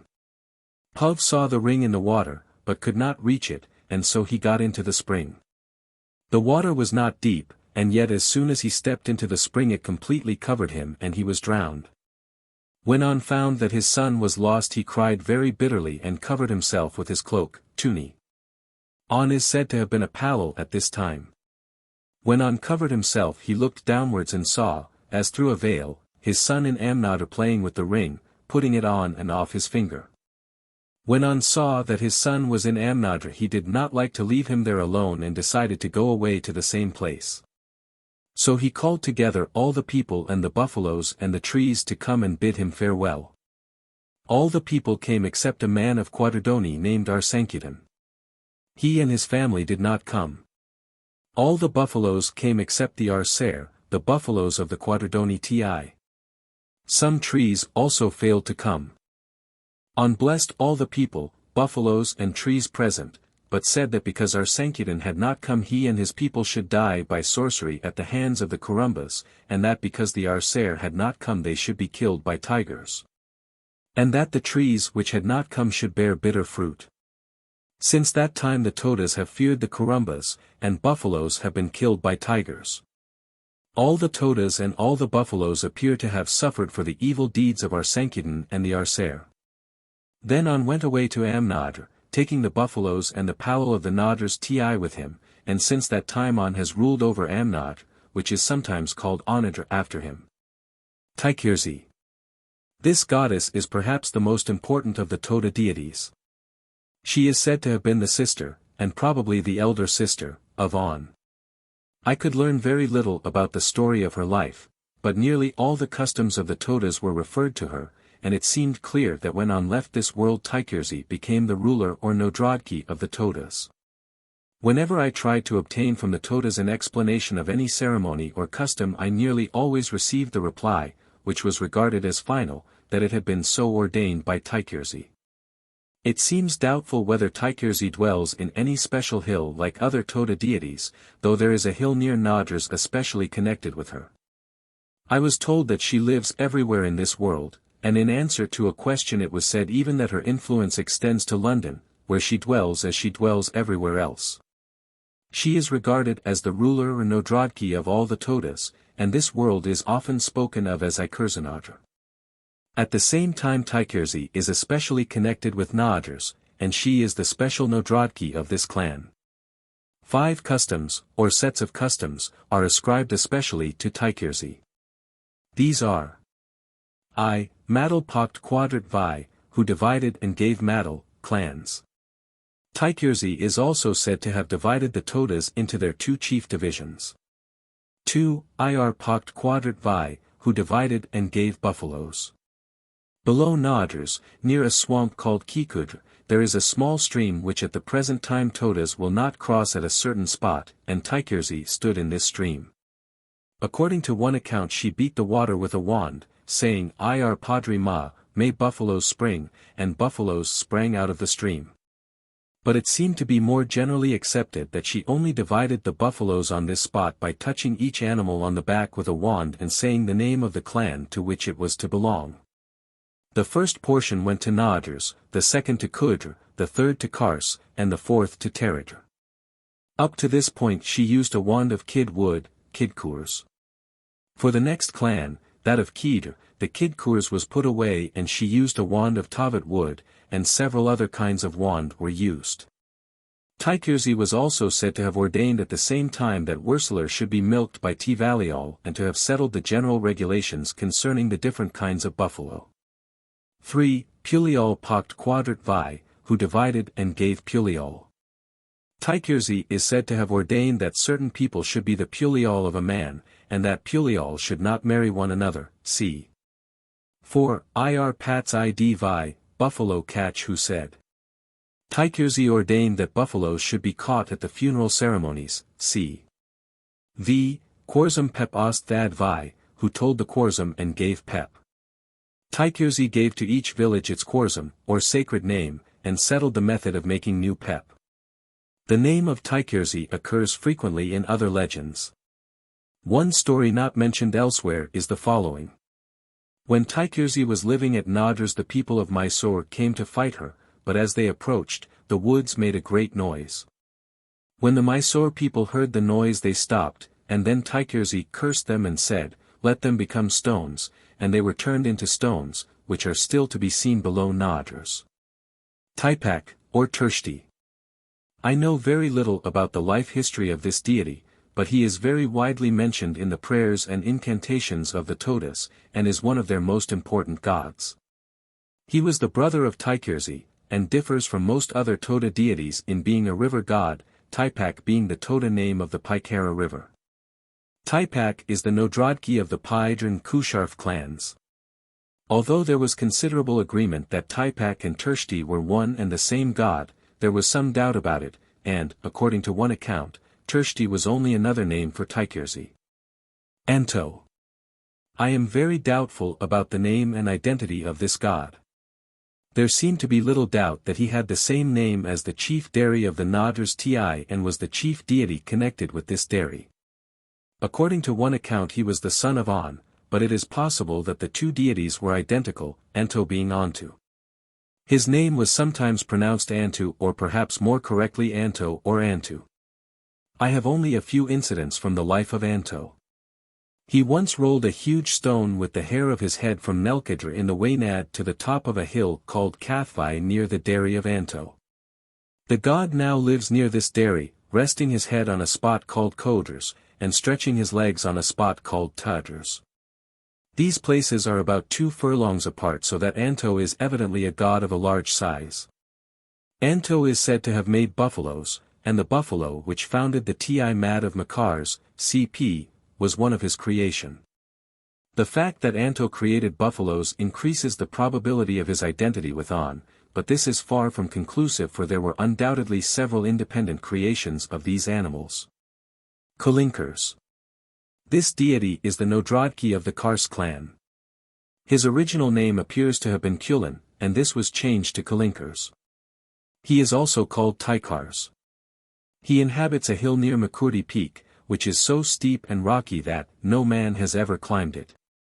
The following story is told of Kalinkars or Taikars. He once knocked on the ground and so made 2 buffaloes.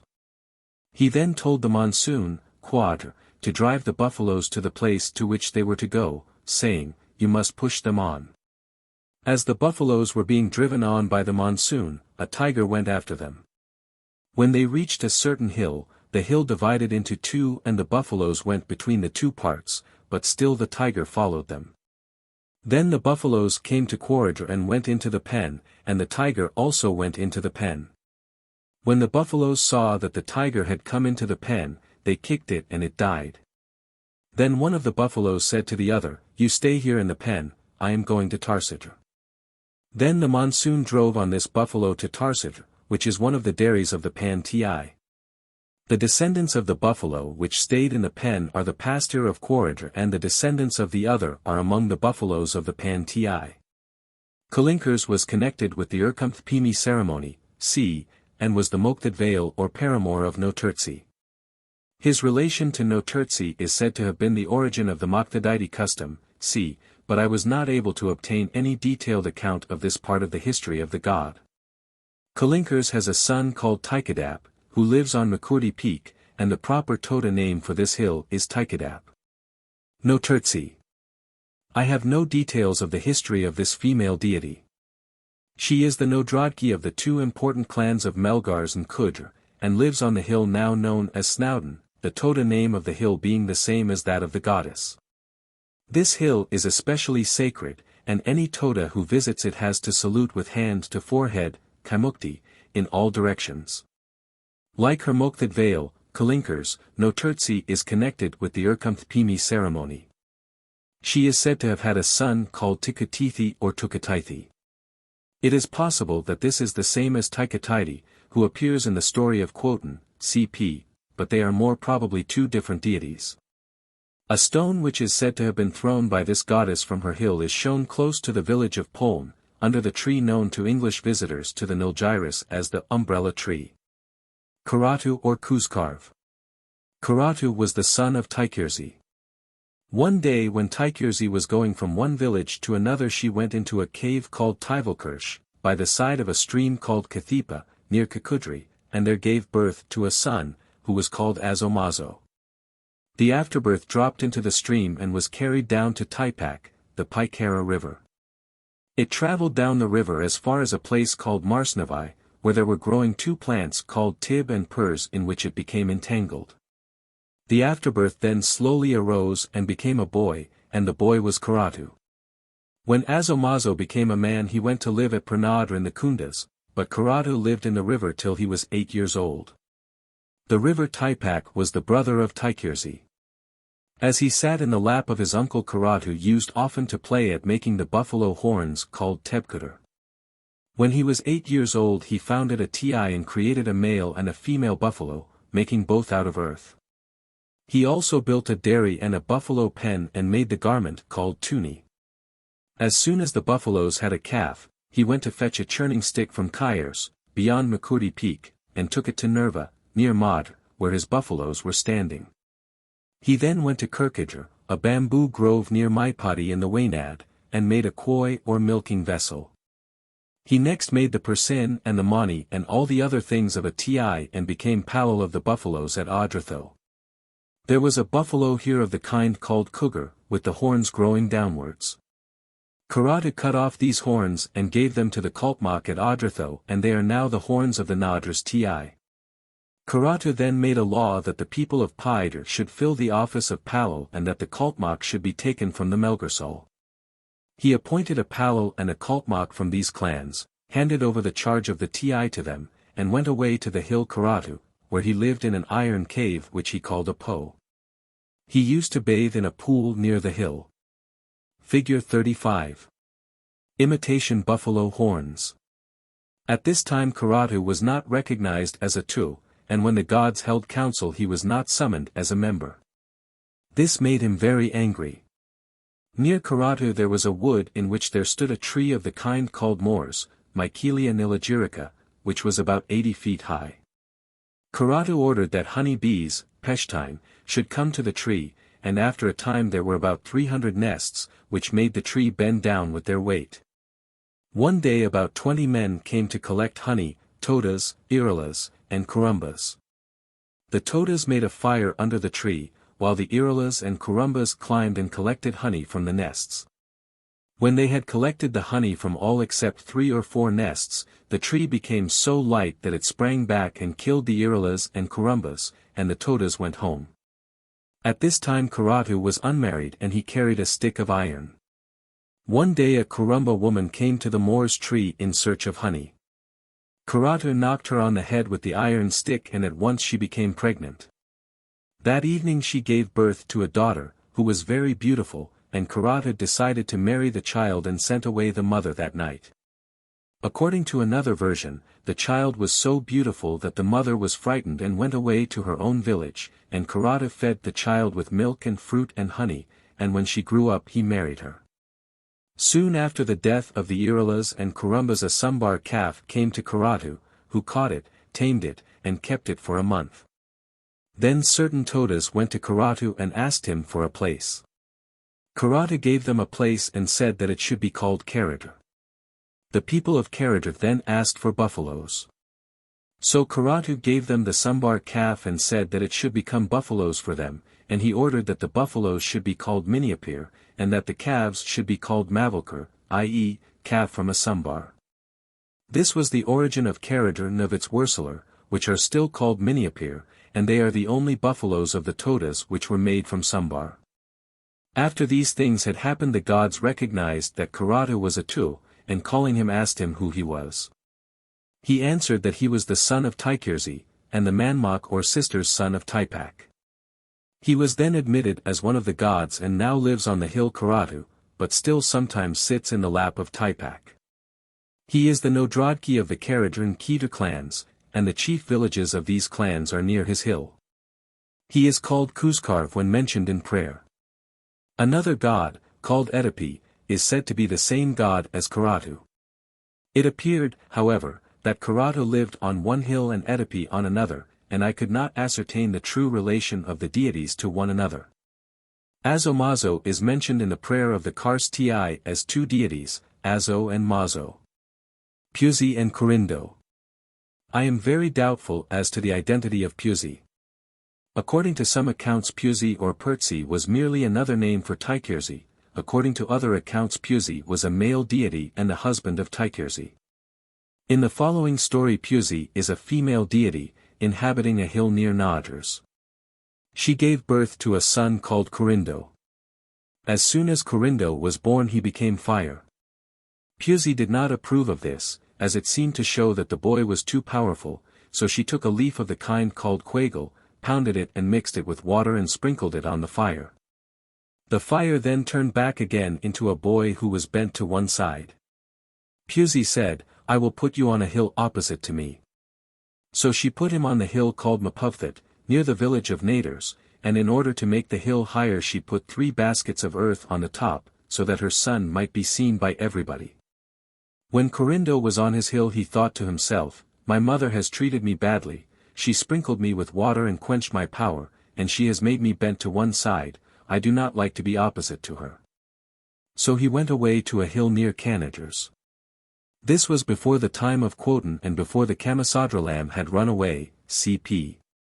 While Kurindo was living on this hill a strange tribe came to the hills, so Kurindo again moved and went away to the hill of Arsner on the Mysore side, where he still lives. There is a hill called Puthi on which a fire is lighted at certain times, c.p., and the god inhabiting this hill was, according to one account, the husband of Taikirzi. It is possible that Puthi and Puzi are the same, but I think it more probable that they are 2 separate gods, each having his own hill, Puthi being the husband of Taikirzi, and Puzi being the deity of this legend. The following legends differ from the preceding in that they appear almost certainly to record the lives of deified men. The first legend deals with 3 men of different clans, but the sons of 3 sisters. The second deals with the life of Quoto, and professes to be the history of a being of miraculous birth who came to be accepted by the gods, not only as one of their number, but as superior to themselves. These 2 legends were known far more thoroughly and universally than any of the preceding. It seems most probable that they are records of men who really lived, and that the life of each has become a nucleus round which have grown various miraculous and portentous incidents.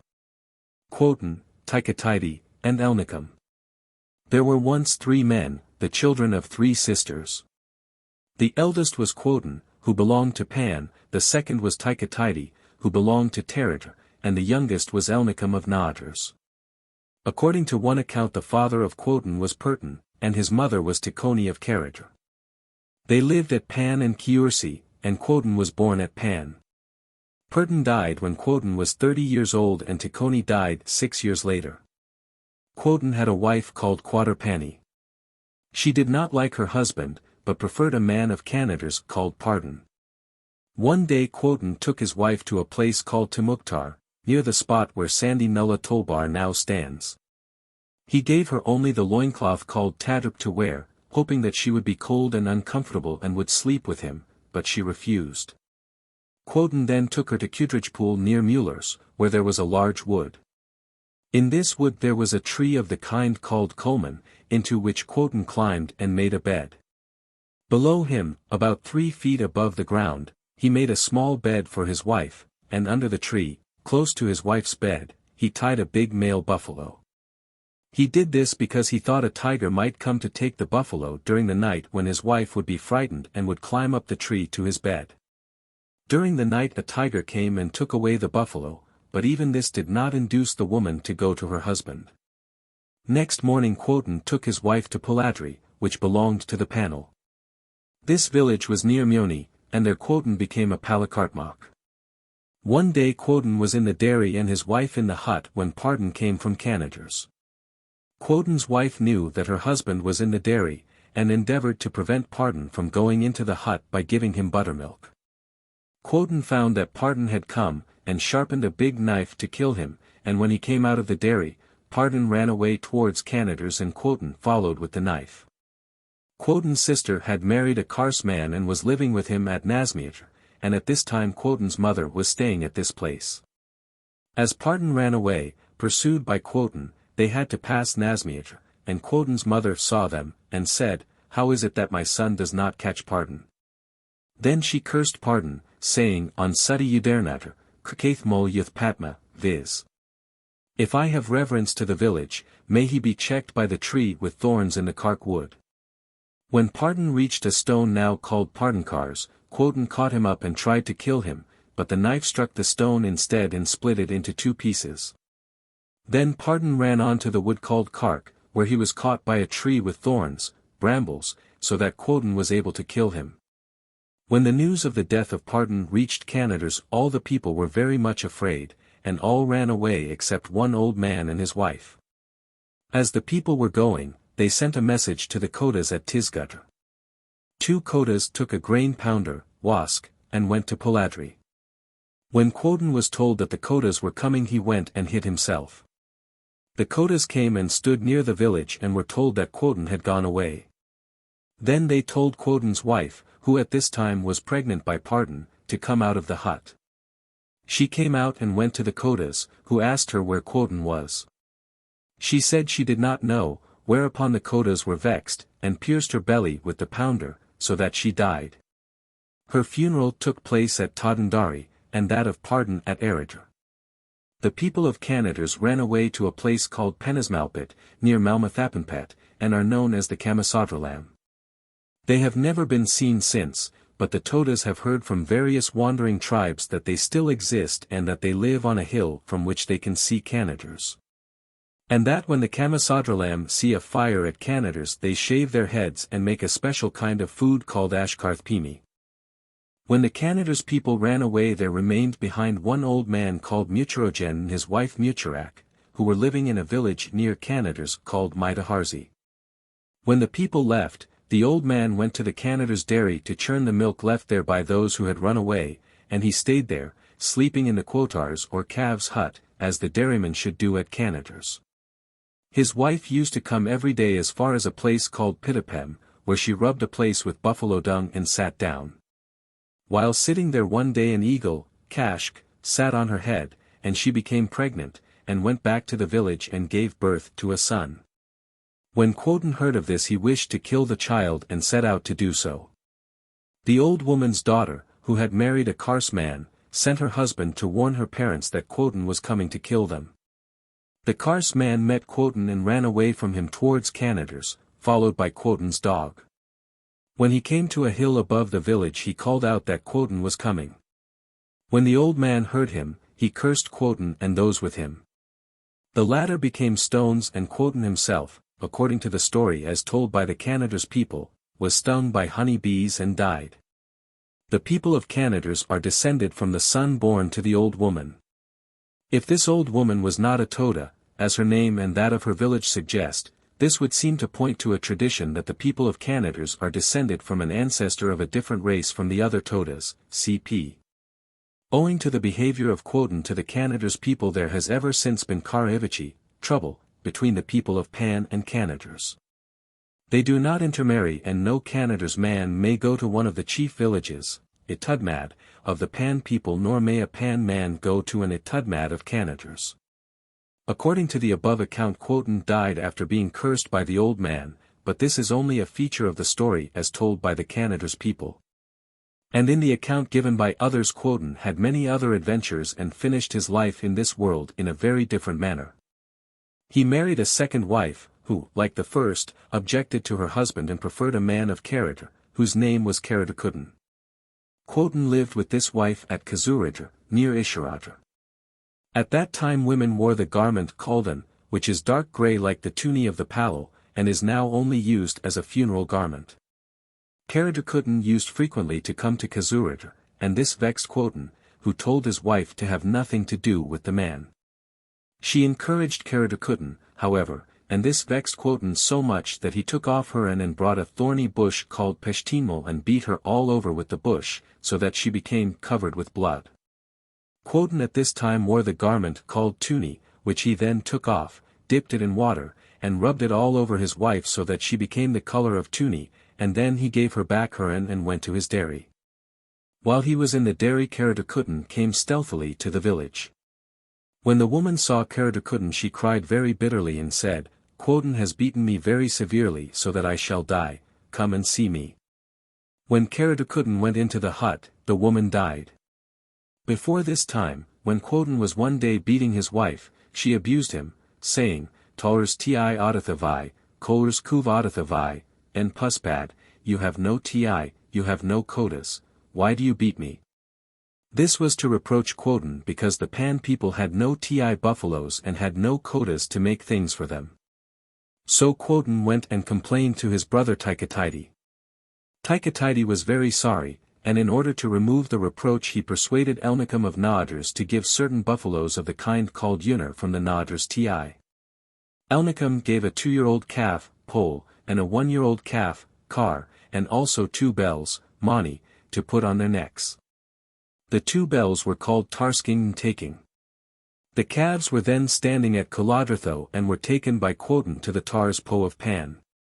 He tied the 2 bells to one of the calves called Kazi. These bells ought properly to have been tied to the buffalo called in Mars which remained behind at Kuladratho. Then in Mars went to Anto and complained as follows. Ki major, inferior neck, ki kevi, inferior ear, ninketh to your counsel Parani, I will not come. I.e., I will not come to your presence with naked neck and ear. Anto told him not to grieve because he had lost the Mani, and that instead.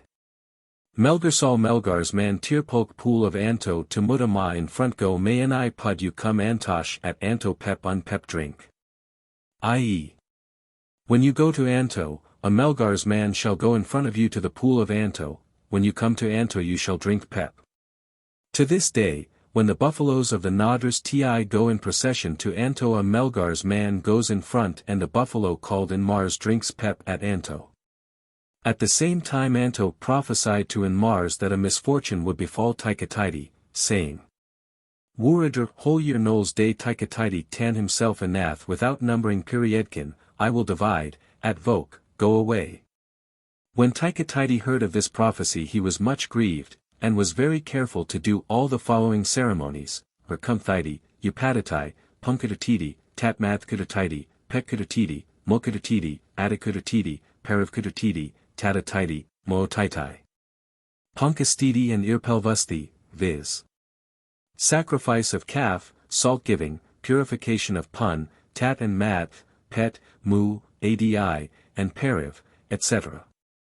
He performed all these ceremonies to escape the prophesied evil, for if he had succeeded in doing them all for the whole 12 months the prophecy would not have been fulfilled. On the very last day he forgot the prophecy and did not perform the ceremonies, but went to a place called Kurspam, where he sat under the shade of Pullman.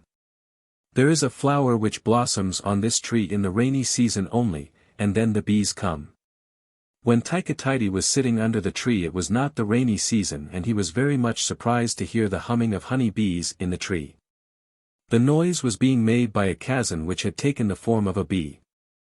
He looked up to see if there were any flowers to attract the bees and could not see them, neither could he see any bees. Then he thought for a little while and remembered Anto's prophecy, so he did not remain under the tree, but went away to Kiersgårds to attend the funeral of a Wursel of Naders, see page 439.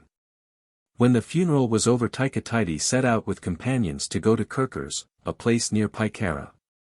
On the way they passed Quangadarpam, near Kuti. There he stopped and began to count his companions. He counted them, but forgot to include himself, saying that there were 20 when they started and now only 19, and he thought for a long time who the lost person could be. When he was looking in the direction of the funeral place for the lost companion, he saw a lame man named Kikarskuden, who had a purse and a bow and arrow. Kikarskuden lay down and shot the arrow and it came towards Tikatiti with a sound like a bird's voice. Tikatiti was looking to see what sort of bird it was when the arrow pierced both his eyes and he died.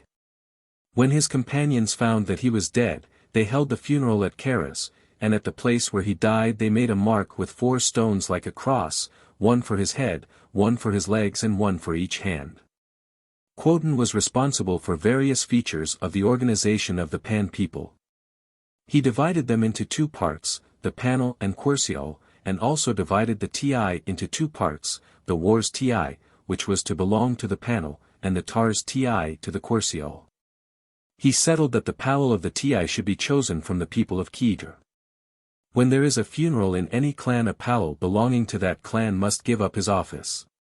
Hence, in order that his Ti should never be without a Powell, Quoden separated the people of Kedir into 2 divisions, the Kedrol and the Quoradrol, so that a member of one division might be Powell if a member of the other division died. This was the origin of the division of the Kedir people into the Kedrol and the Quoradrol. One day Quoden went to the Wars Ti of Pan and took buttermilk and slept there, and he did the same at the Arser Ti of Quadradoni. And since that day the people of Pan have had the privilege of taking buttermilk and sleeping at the places of each Ti. Quoden also made 2 tykes, stones or wooden posts at which buffaloes are killed at the funerals, the Parstykes for the Panel and the Kirchtykes for the Querciol. It is owing to the example of Quoden that the Todas now take meals in Kurumba villages. Before his time they had never done so, but Quoden one day went to a Kurumba village and took food, and since that time all Todas have done so. Quoden was also the first Toda to go to a Kota village. He wanted one day to go to Matur in the Waynad, and as it was getting dark and he was still on his way, he went to the Kota village of Kolgati, Gudlur. He sat on their tun, or bed, got new pots and food from them, and, taking both to the stream called Marspa or Marsva, he cooked and ate the food there, and then, returning to the village, slept on a Kota tun. Since that time Todas have gone to that village, and have done as Quoden did, but they will not go to any other Kota village. One day Quoden went with Erden of Kedir, who was spoken of as his servant, to Poni, in the direction of Polkat, Calicut. At Poni there is a stream called Palpa, the commencement of which may be seen on the Kundas. Quoden and Erden went to drink water out of the stream at a place where a goddess, named Turkosh had been bathing.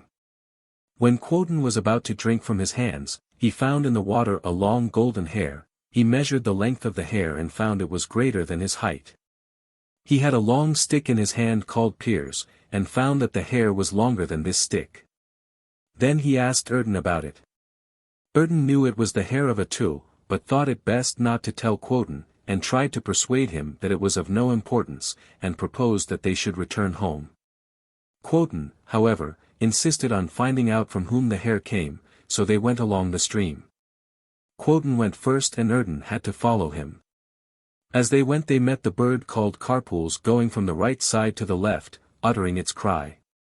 Quoden asked Erden why they met the bird, why it went from right to left, and why it made a cry. Erden replied as follows. Nadra Yudoi, country, God, if there is Kudrapadushay, Narayan Sami Kaipadushay, you will die, Narayan will kill you. In spite of this warning, Quoden persisted in going on, and finally they came to Turkosh, who said to Quoden, do not come near me, I am a tool. Quoden paid no heed to this, but said, you are a beautiful woman, and went and lay with her.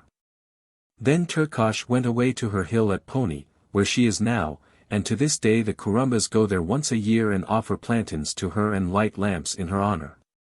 Quoden and Erden returned home. Quoden went to Keepers, a village now in ruins, close to Nanjanad, and Erden went to a village called Kapthari belonging to the Kedrol. Quoden had about 500 buffaloes grazing at Pasmok, near Keepers. That night Quoden slept on the idrital over which he had spread a sambar skin. He had on his finger a thick silver ring, which may still be seen at Naders and is used in the funeral ceremonies of men of the Pan clan. When the people awoke next morning they found that Quoden had disappeared and that there only remained, lying on the sambar skin, the silver ring and some pug. Quoden had been carried away by Turkosh and it was found that his 500 buffaloes had also disappeared. When Erden got up next morning he went to Keepers and called out to the Wursel of that place, Wursolia, Tar Trishatharska, O Wursel, is the man up yet? The Wursel replied, Pulm of Tars Pog Yudisvici, on the sambar skin blood is lying. Erden replied, Harath Pun Pars Palman Quark Putvai, Natativiter, take 60 vessels of milk to the wood of Palman and pour out. So the Wursel took 60 pun of milk and poured it out in the wood as Erden had ordered him. Then since Quoden had gone away, Erden did not want to live any more. He took a large creeper called Melkudri, and tied it round his neck and tried to strangle himself, but when he pulled the creeper it broke into several pieces. He was much disappointed, but took another kind of creeper called Kakudri, but this broke in the same way. He then tried Tainkudri, which also broke. Finally he took Kakudri, and with this he succeeded in strangling himself. Then the Wursel and all those who had helped in pouring out the milk also strangled themselves with Kakudri. Since this time it has been a custom among the Todas to commit suicide by strangling. Quoden and Turkosh are now living on 2 hills near Pony, which face one another, and Erden has also become a Tul and lives on a smaller hill near those of Quoden and Turkosh. Whenever a Toda sees Quoden's hill for the first time, he lies down on his right side and sings twice the following words, Caesar Zon, Quoden Ar Zon, Caesar Zon, Turkosh Ar Zon. I could not discover the meaning of these words, and fancy that the Todas themselves do not know exactly what they mean. It is possible that Ar is the word meaning 6. The history and fate of Taikataiti, the second brother of Quoden, has been given in the story of Quoden. He belonged to Teradr, and according to one account the Kugvalar of that place were sent to him. Very little is related about the third brother, Elnikam. He had 1,800 buffaloes, but though he had so many, he was always going to other Todas and saying, I have nothing to milk, lend me a buffalo to milk, and all his life he used to beg. It is owing to his example that the Todas have begged ever since, and are not ashamed to do so even when they are rich. Elnikam is said to have built the long wall which still exists at the village of Nadras. The story of Quoden reads very much like that of a man who really lived and was deified after his death. The minute detail with which several of the natural incidents of his life are known might be held to point in this direction, but perhaps more important is the fact that his ring can still be seen, and that his spear was, according to Breeks, in existence not long ago. It looks as if Quoden was a man who raised Pan from a comparatively insignificant position among the Todas to be one of their chief clans, and was the means of introducing several innovations in Toda custom. It is probable that he was deified after his death, and that some of the incidents of his life have acquired miraculous characters. Quodo or Mileters. There was once a man belonging to Melgars who married a woman of Canaders and took her to Melgars. When she became pregnant, the woman was taken by her husband to Canaders. On the way back to Melgars they passed Ushid, the place where the funeral ceremonies of Melgars men took place. They were standing in front of the funeral hut at that place when the man found a good twadri tree, and, cutting 3 or 4 sticks from it, brought them to his wife, who stripped the bark from the sticks. While she was doing this, the pains of labor came on, and soon after she gave birth to a gourd, Kem. Both husband and wife were very much ashamed, and they decided to say that a child had been born and had died, and the man went round to all the villages to say that this had happened and that the funeral would be held at Ushid. Accordingly they had the Advainoltre, first funeral ceremony, at Ushid, the gourd being covered with putkali, cloak, so that it was taken to be the body of a child. First the buffaloes were caught and killed, and then the supposed corpse was taken to the burning place, where a fire was made and the gourd in its mantle was put on the fire. The fire first burnt the cloak, and when it reached the gourd, this broke into 2 pieces. One piece became a little baby, a boy, which took a piece of the burnt cloak and went away in the air to Nikars, where there is a big tree, under which it alighted. The other piece of the gourd was split into many fragments by the heat of the fire, and some of the fragments were driven with such force that they killed a kite which had come to the funeral. To this day the kite does not eat the buffaloes at funerals at Ushid, though it does so at other places. The father and mother followed the child to Nikars, where they found it sitting on the tree. The father and mother said to the child, Aina, Itva, my son, come here, and the boy came down and went to them, and was taken away by his parents to Melgars. As the parents and child were on their way to Melgars they met the buffaloes of the Kars Ti going from Khan to Anadra. At that time the buffaloes of Melgars and Kars used to go with the Ti buffaloes as far as a place called Gudraval, on the way between Kars and Anadra. A Kars man went with the buffaloes, and he wore on his right wrist a gold bracelet, which is still kept at Kuzu. At Gudraval there is a stone called Padutkars, and it was the duty of the man with the bracelet to sit on this stone and to make the Melgars buffaloes pass on the right side, the Kars buffaloes on the left side, and the Ti buffaloes in the middle. When he had done this, the Palo prayed at the stone, and then the buffaloes of Melgars and Kars turned back and the Ti buffaloes went on to Anadra. When the man and his wife saw the buffaloes coming, they waited near Padutkars, and while they were waiting the baby laughed. The father asked the boy, Why do you laugh? The boy answered, I know the Korzum of the Ti buffaloes, Perner Persigan. I know the Korzum of the Melgars buffaloes, Narsal Nadal Nak, also I know the Korzum of the Kars buffaloes, in Vishti and Atvan, that is why I laughed.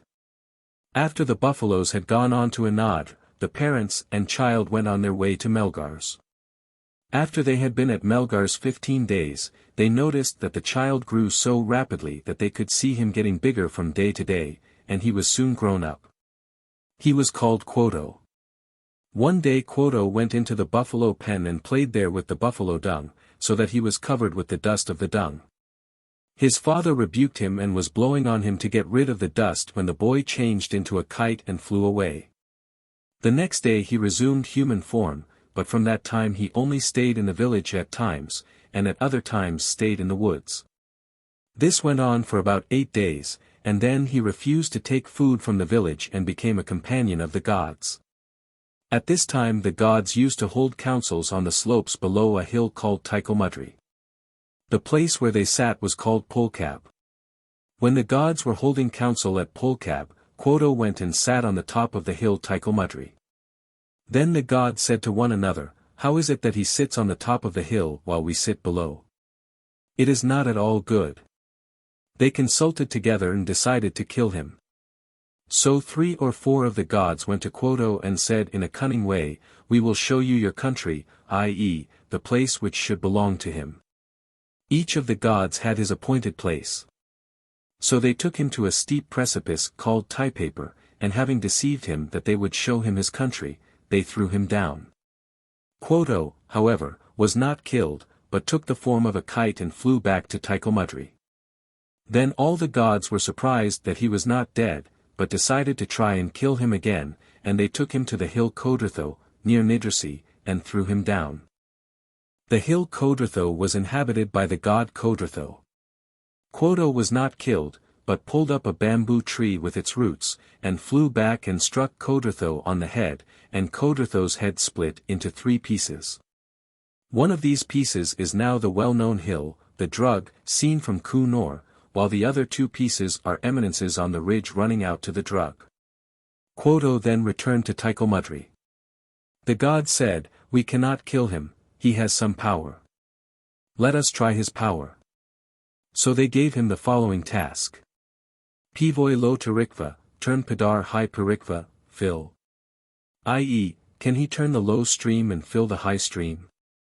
According to another account, the words in which the task was given were, Alvoi Tariki, Calvoi Persvoka, i.e., can he turn the stream Alvoi and fill the stream Calvoi? Quoto then took a huge stone, which may still be seen near Canaders, and put it in the stream so that it flowed upwards. Then the stream begged Quoto, "We are going upwards according to your order, but it is very difficult for us. We wish to be allowed to go our ordinary way." So Quoto took away the stone and the stream resumed its natural course. The gods saw what Quoto had done and decided to try his power in another way, so they said. Kaner sun at, Tai, Qdi stone kurs chain yusha, can he do? I.e., can he tie the sun with a stone chain? Quoto then took a stone chain and tied it to the sun and brought the sun down to Nern, near Canaders, and tied it to a tree. When the sun wanted to drink, Quoto took it to the stream Calvoi, from which the sun drank, and there is now to be seen a hole in this stream at the place where the sun drank. Then Quoto took the sun to a pool surrounded by trees called Nerpoiker, also near Canaders. While the sun was tied in this way, it was dark both in this world and in Amnadr. Then the people of Amnadr came to the gods and asked why they allowed Quoto to do these things, and said that they were now living in thick darkness, and they begged that Quoto should be allowed to put the sun back in its right place. Then the gods went to Quoto and asked him to put the sun back, and they acknowledged that he was a god and the most powerful of the gods. They said that he should no longer be called Quoto, but that his name should be Miladers, because he was superior to all the gods, also that he should go, Parnar Nadr, Putnar Nadr, to 1,600 places, 1,800 places, i.e. he should not belong to one place only, like the other gods, but should go everywhere. Then Miladers put back the sun in its proper place. According to another version, the task of tying the sun was given in the words. Kaner male buffalo at, Tai, Persigun sun Patroka, can he catch? The sun was said to have been at this time sitting on the back of a male buffalo, and Quoto was told to tie the buffalo and catch the sun. According to this account, Quoto first used an iron chain, Kabantagars, which was melted by the heat of the sun. Next he tried a bronze chain called Kuktagars, which also melted. Then he used a stone chain, or Karstagars, which did not melt, and he succeeded in tying the sun with this. This version of the story corresponds with that given by Breeks. Quoto or Miladers was closely connected with 2 clans, those of Melgars and Canaders. It is said to be owing to the fact that Quoto was a Melgars man that Melgars people have the special privileges and duties which are peculiar to that clan. At any rate, this is the view held by the people of Melgars. At Canaders, the name of Quoto occupies a prominent place in the prayer of the dairy. And several of the special features of the ritual of the Canaders' dairy are said to exist in consequence of the many wonderful things which Quoto had done in its neighborhood. When new buttermilk has to be made for Canaders, it is made at a place called Katarmad, far away, because Quoto made new buttermilk there, and in the ceremony at this place earth is taken from certain places from which Quoto took it. Quoto or Miladers is the hero of several stories, in none of which does he play a very creditable role. At one time the Todas used to go to and fro between this world and Amnad. Those who were dead stayed permanently in Amnad, but living people could go to visit them and return. One day Punatvan of Kars went with Mileters to Amnad. They stayed there 2 days and 2 nights, and then Mileters came away without Punatvan's knowledge. At that time the people of Kars were living at Nazmiat, so Mileters went to Nazmiat and said that Punatvan intended to stop in Amnad, and wished the Kars people to perform the funeral ceremonies for him, killing 30 buffaloes. So the Kars people caught 30 buffaloes, the chief one being called Enman. Round the neck of Enman were hung the 2 bells, Wursali Mani, called Karsid and Koni. They cut a piece of stick and put it in a putkali to represent the dead body and then killed the 30 buffaloes. As the buffaloes were on their way to Amnad, they met Punatvan on his way back. Punatvan asked the chief buffalo, Enman, why do you come here? Then Enman told him what Mileters had done. The man and buffalo put their heads together and cried, and their tears became a pool of water. Then Punatvan took the 2 bells from the neck of Enman and sent them back to Nazmiat, where they are kept to this day, but he returned to Amnad with the buffaloes. Then on, the ruler of Amnad ordered that in future no one should return to the world of the living from Amnad, and since that day the Todas have not been able to go to and fro between the 2 worlds as they used to do. At the present time the people of Kerala have no Ti. Once they had a Ti which they lost through the action of Quoto, who went one day to their dairy at Tikers, near Madr, and, hiding the Kaltmak in the wood, took his place. When the Palal milks, it is the duty of the Kaltmak to let out the calves and send them to the Palal.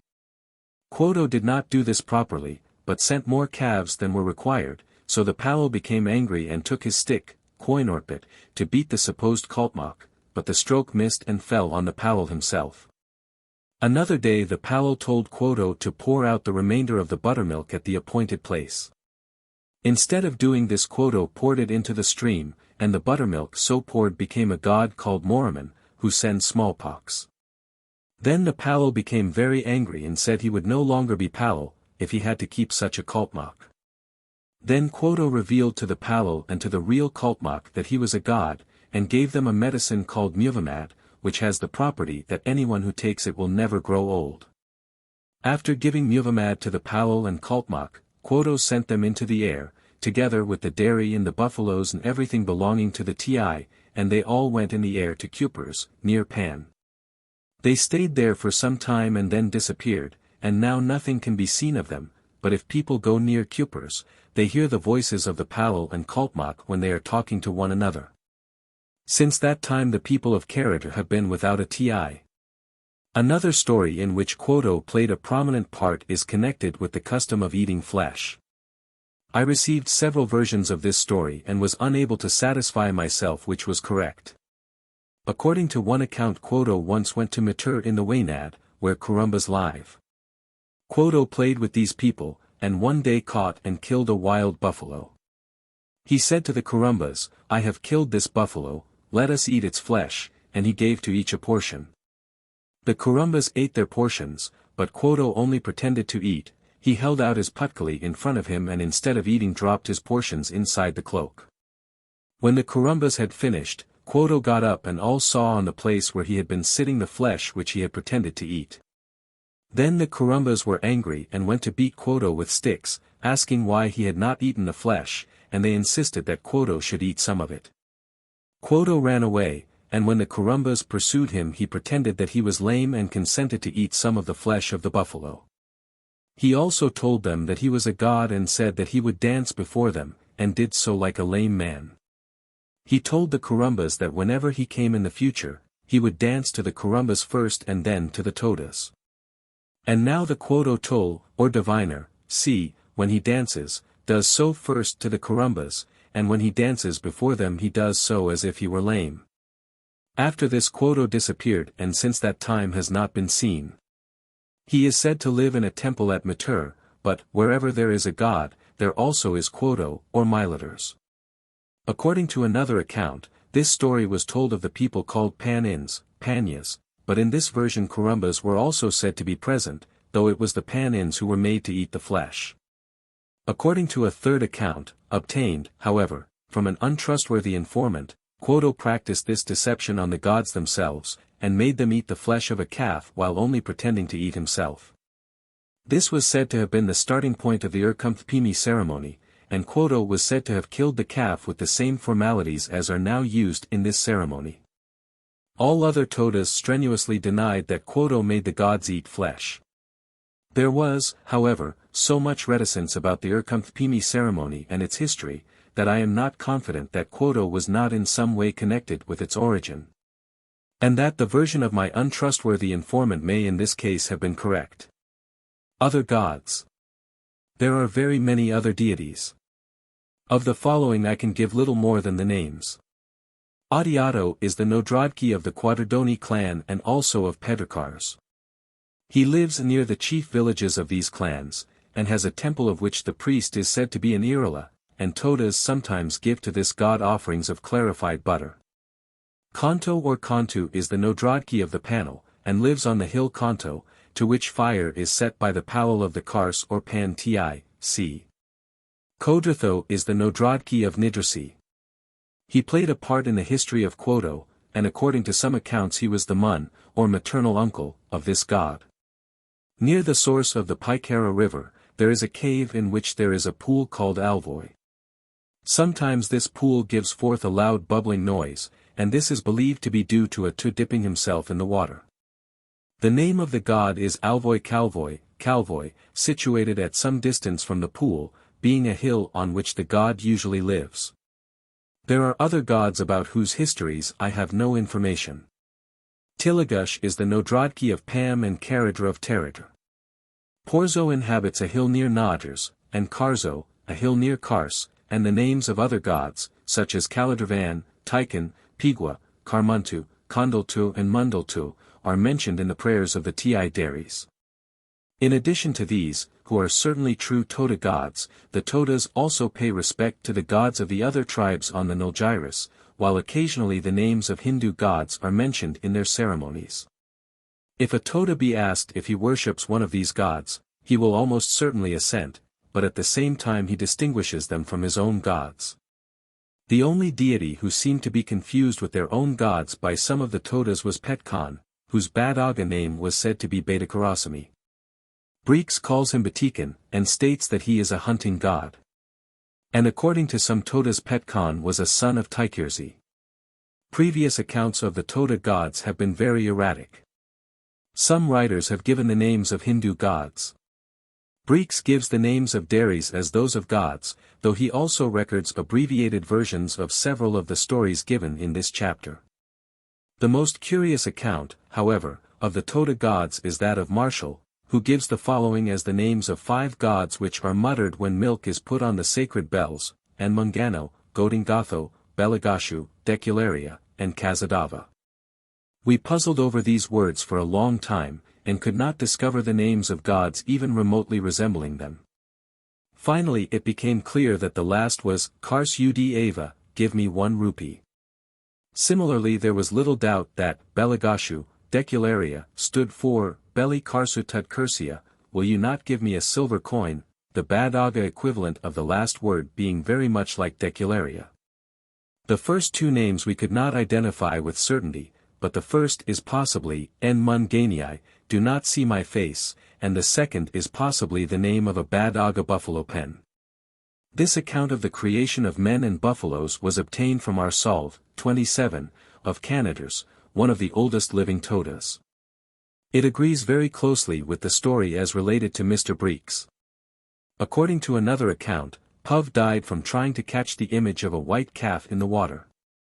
At that time, it was the custom to kill and bury any calf of a white color, and one had been buried close to the spring. Usually called Petcuter. These are quite unlike Toda names, nor is the name of the village, Maida Hardy, like a Toda name. Padrani or Padrani. I do not know exactly to which ceremonies Tatataiti and Mootaitai refer. The words mean, he takes the tat, and, he takes the mu, and evidently refer to some dairy ceremonial. Punkastiti probably means that he kept pawn throughout the year, i.e., gave or sold nothing from his dairy during the year. A spirit which brings death, CP. When Kikarskudan shot the bow and arrow he lay down. According to my informants, Kikarskudan lay down to shoot the bow and arrow because he was lame, but shot it in the ordinary way and did not use his legs in doing so. Breeks, who gives a brief version of this legend, was told that the arrow was shot by means of the legs and refers to this method as the ancient Indian custom. I give this as it was told. To meet this bird going from right to left is a bad omen. If going from left to right, it is a good omen. I could not find out the exact meaning of this word, but it appeared to be a name for the blood-stained froth which may come from the mouth of a dying man. In a sentence which occurs later the word appears as pog, blood, but my informants were certain that pug itself is not blood. CP. This is a creeper used in the funeral ceremonies. Probably the tree or bush from which the material called twadra nar is manufactured by the Todas. My informants could not say whether the boy went away in the air as a child or as a kite. The boy often assumed the form of a kite later, and it is tempting to suppose that the assumption of this form by the child was connected with the death of the kite, i.e., that it was a case of transmigration. The fact that the child went away in the air and was found sitting on a tree makes it highly probable that it flew in the form of a kite, but my informants could not say that this was definitely part of the legend.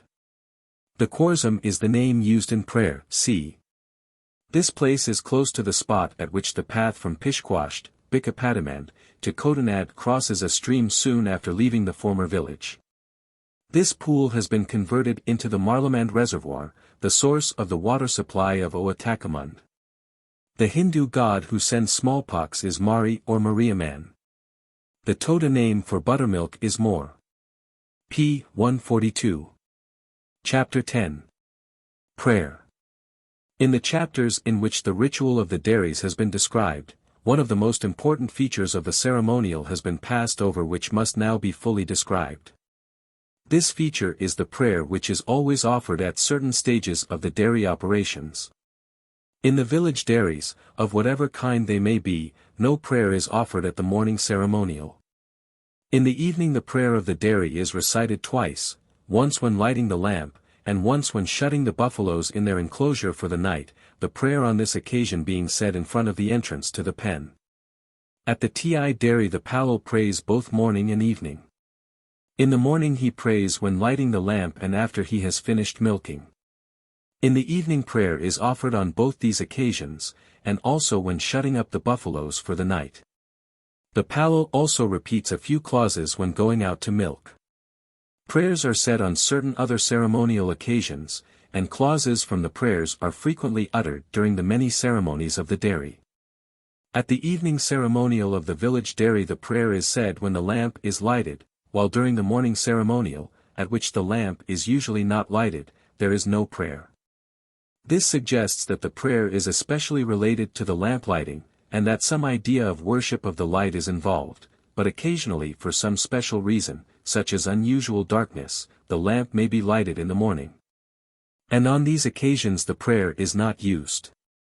Nevertheless, the relation between lamplighting and prayer both at the village and TI dairies has probably some significance, and, taken in conjunction with the undoubted salutation of the sun, it points to some degree of worship of light and its sources which may at one time have formed a more marked feature of the Toda religion than seems at present to be the case. The prayer when shutting up the buffaloes for the night is common to both TI and village dairies. The night is the dangerous time for Toda buffaloes, which are not infrequently killed by tigers, and the prayer on the occasion of closing the pen is probably designed to promote their safety. At the prayer uttered at the close of the milking at the TI dairy the Palal adopts a special attitude which is shown in. He prays leaning on his wand, the pavat, with his hands crossed over one another. This attitude is not employed in the village dairy, and only on this occasion at the TI dairy.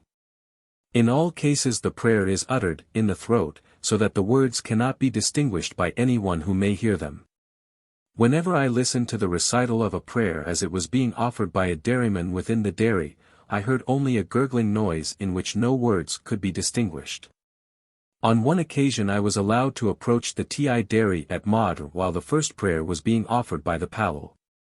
I heard the beating on the persin, CP, which accompanies this prayer, and at intervals in the monotonous sound produced by the voice of the Powell there were pauses. As we shall see, the prayer of the TI has certain sections which are distinguished from one another, and it seemed possible that these pauses marked off the different portions of the prayer, but it was clear that this was not the case. The Powell only stopping when the necessity for taking a new breath became imperative. Each village has its own prayer, and so far as I could ascertain this prayer is used in all the dairies of the village, thus I believe that at Toda the same prayer would be used in both Kagvali and Tarvali. This is not, however, a point on which I can speak positively, for there was much reluctance to talk about this subject and many of the Todas absolutely refused to discuss it. One point seemed quite clear, at any rate among the Tvaliol, viz.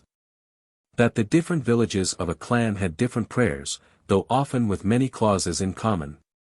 In general, the prayer of the Ti is longer and more elaborate than that of the village dairy. Different prayers are used at different dairies of the same Ti, though here again they may have many clauses in common. In all cases the prayer consists of two distinct parts, a preliminary portion consisting chiefly of names known as Khorsum, followed by a portion which may be regarded as the prayer proper. The prayer proper should be the same in every dairy, but it seemed to me that there was a good deal of laxity as regards this portion. And there is no doubt that it is often slurred over hastily and is less strictly regulated than the preliminary portion of the prayer. The following is the most generally accepted form. Tanenma, may it be well. Or, may be blessed, Tarmama, may it be well. Or, may be merciful, Ir Kark Tanenma, with the buffaloes and calves may it be well, Nuv Ark Ma, may there be no disease. Kazan Ark Ma, may there be no destroyer, Nudri Ark Ma, may there be no poisonous animals, snakes and insects, Kaval Ark Ma, may there be no wild beasts, tigers, and, Perkart Pama, may be kept from, falling down, steep hills, Pustkart Pama. May be kept from floods, Tut Ark Ma, may there be no fire, Ma Un Ma, may rain fall, Maj Eu Ma, may clouds rise, Pool Puv Ma, may grass flourish, near Uar Ma, may water spring. The prayer then concludes with the names of two of the most important gods or objects of reverence, followed by the words. Atham the mitteth for the sake of Mk4, or to, us Tanenma. May it be well. There does not seem to be any strict regulation as to the clauses of the prayer, and in different versions some of the given above were omitted, while others were added, especially requests for protection against special animals, as Pab Ark Ma. May there be no snakes, and Pertzi Ark Ma, may there be no tigers. One man concluded with the words Erdodrasink Erdodri Aini, I know have to pray, I know not have to pray, but I do not know whether this was an individual peculiarity or a special feature of the prayer of his dairy. It seemed clear that the whole prayer referred to the buffaloes. It may be summarized as follows. May it be well with the buffaloes, may they not suffer from disease or die, may they be kept from poisonous animals and from wild beasts and from injury by flood or fire, may there be water and grass in plenty. The first part of the prayer contains a number of clauses each of which usually consists of the name of an object of reverence followed by the word idith, often contracted into ith. This word is said to mean, for the sake of, so that the prayer as a whole seems to consist of clauses mentioning a number of objects of reverence for the sake of which the prayer is said. Followed by the prayer consisting of clauses directed to avert evils or bring blessings on the buffaloes of the dairy. The word idith is used in the sense of, for the sake of, in ordinary language. Thus, for my sake, leave him, would be, en idith, and pidger, me for the sake of, him leave. The objects of more or less sanctity thus mentioned in the prayer are not called by their usual names, but are referred to by means of special names to which the general term of Khorsum is given. In some cases the Khorsum differs little from the ordinary name, while in other cases it bears no resemblance to it. The Khorsum mentioned in the prayer fall into several groups. There are the Khorsum of the gods, of the buffaloes, of the villages, of the dairy and of its various parts, vessels and implements. In some cases, especially in the case of the Ti, we shall find that different dairies differ in the prominence given to each kind of Khorsum. That the prayer of one place consists chiefly of chorsum of the dairy, while in the prayer of another the chorsum of the gods or of the buffaloes predominate. In some prayers there occur chorsum of a special kind containing references to incidents in legend, incidents which occurred in the life of some deity especially connected with the dairy at which the prayer is used. Or other chorsum may refer to incidents in the history of the dairy or of the village in which the dairy is situated. I had great difficulty in obtaining examples of the prayers, or rather of those portions consisting of the chorsum of the sacred objects. There was little objection to giving the prayer proper. It was only when the chorsum were approached that the difficulty arose. It was evident that it was this portion of the prayer which was regarded as especially sacred and mysterious, and this was doubtless due to the mention of sacred beings and objects by their sacred names. With much difficulty I succeeded in obtaining the prayers of 4 village dairies, 3 belonging to the cathedral, while the 4th was the prayer, or part of the prayer, of the Canadas Po. I was also successful in obtaining 2 Ti prayers and fragments of others. The village prayer. The following are the chorsum of the prayer used in the dairy of the village of Toda, the Atudmad of the Toda clan. On the left-hand side of the page are given the chorsum, each of which is followed by the word idith when the prayer is uttered. On the right-hand side of the page are given the objects, beings or incidents to which the chorsum refer. Prayer of Toda. Athkar. Toda village and probably also the Toda clan or Kudro. Oners. Toda village. Palatidapali. Large dairy at Toda, Tudrapali. Palakidpali. Small dairy at Toda, Kidpali. Tudrapulshpelk. Lamp, pelk, of large dairy. Kidpulshpep. All the sacred objects of small dairy. Tudajatho. Large buffalo pen, 2, at Toda. Tukidtu. Small buffalo pen, 2, at Toda. Kadratarikajar. Calf enclosure, Kadr, at Toda. Kishkvet. Sacred buffaloes, pasture, of Toda. Tarskivan. Ordinary buffaloes, Putier. Kanpep. Portion of buttermilk, pep, originally given by Taikirzi for pasture. Athpep. Portion of pep for Putier. Muchid cars. Stone in buffalo pen at Toda where the vessels of the large dairy are purified. Tarskikars. Stone in pen where the vessels of the small dairy are purified. Nurkizner. Sacred dairy spring of Toda. Ikiziov. A buffalo whose milk was the origin of the spring. Pulmopul. A hill near Toda. Imalpuv. A buffalo which once lived at Toda. Kakathumak. A hill near Toda. Karstam. A buffalo which once died on this hill. Taikwadiki. A tree by which the dairy vessel called Mu is buried, cp. Manikirs. The Kirs tree by which the sacred bell, Mani, is laid when the dairy things are being purified. Kikars. A hill near Toda. Kaitnodi. Hill near which the Urkumthiti ceremony is performed, c. Patopati Pathat Ir. Chief buffaloes given when Taikirzi divided the buffaloes with wand in hand, cp. Literally, wand with divide chief buffaloes. Puthian Nak Tarzar Maj.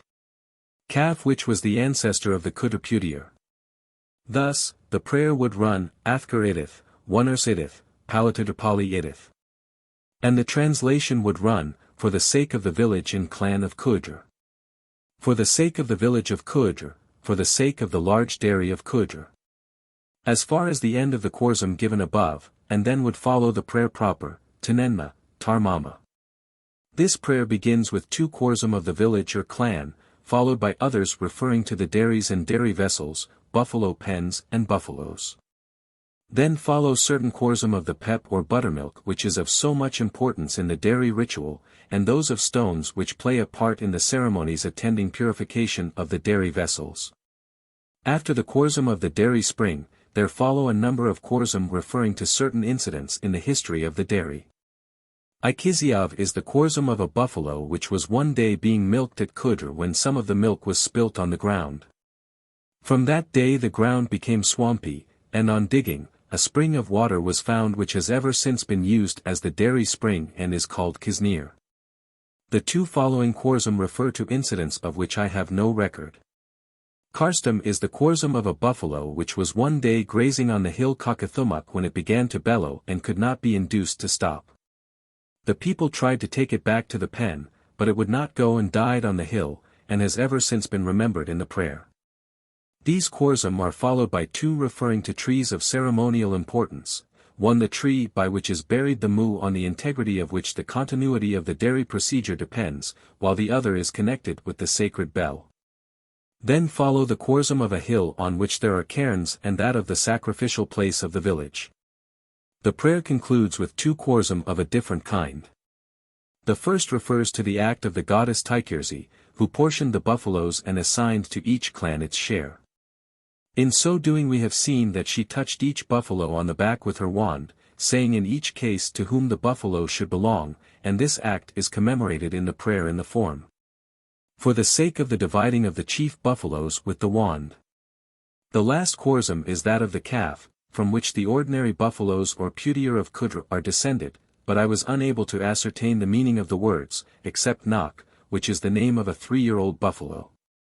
In the Kudra prayer several of the chorsum refer to incidents of a more or less miraculous nature which are believed to have happened at the village where the prayer is used.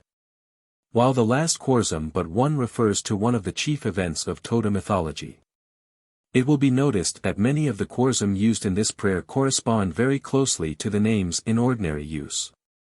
Some, such as Kaitnodi and Taikwadiki, are the same words as those in general use, while others differ from the ordinary words in the reduplication of part of the name, Tudrapali becoming Palatudrapali and Kisnir becoming Nurkisner. Prayer of Kyudr. The following are the chorsum of the prayer used at Kyudr, which is one of the most sacred of Toda villages. Chorsum of Kilvo. The dairy at Kyudr. Karani. One of the Padatmani of Kyudr. Madrani. The other Padatmani. Pong. One of the Urdatmani. Nang. Another Urdatmani. Peltirzi. The lamp of the dairy. Irturzi. Also the lamp. Kanmuv. The way by which the dairyman goes from the dairy to milk, the Punetkalval. Nurtak. The dairy stream. Nurturshki. Also the dairy stream. Kitu. The buffalo pen. Tulavaners. The posts at the entrance of the buffalo pen. Tashtpalav.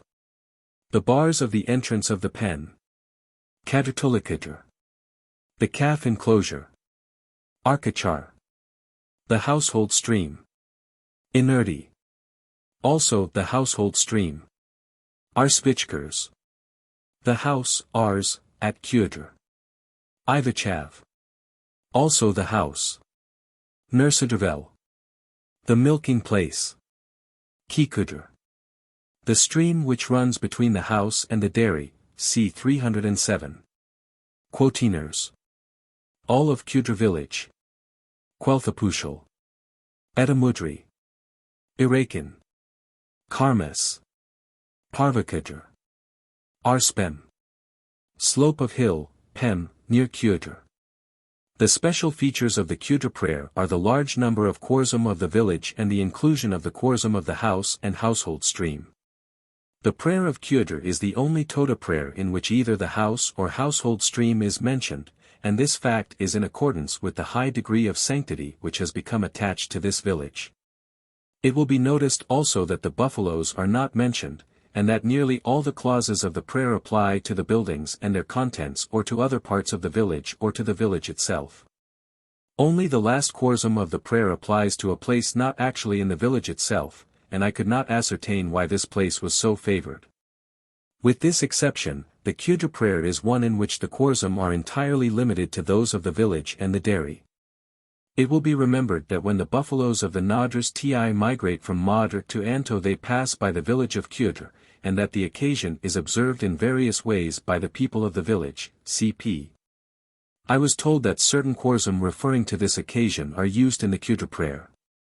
According to one man, these qorsum are always recited in the prayer before those which have been already given, but others denied that they were so used.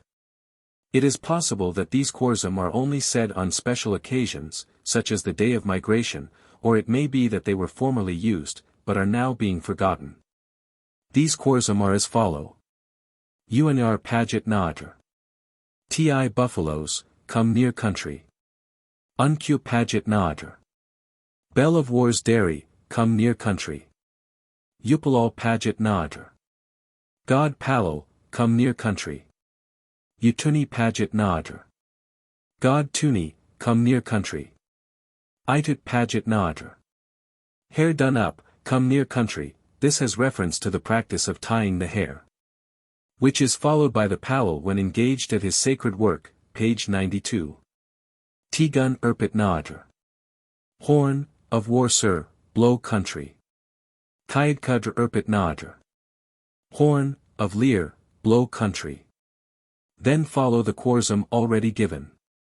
These qorsum are of a different form from those used in the general form of prayer, and the various persons or objects mentioned are referred to either by their usual names or by slight modifications of them, as in Upalal or Yuvalal and Utuni.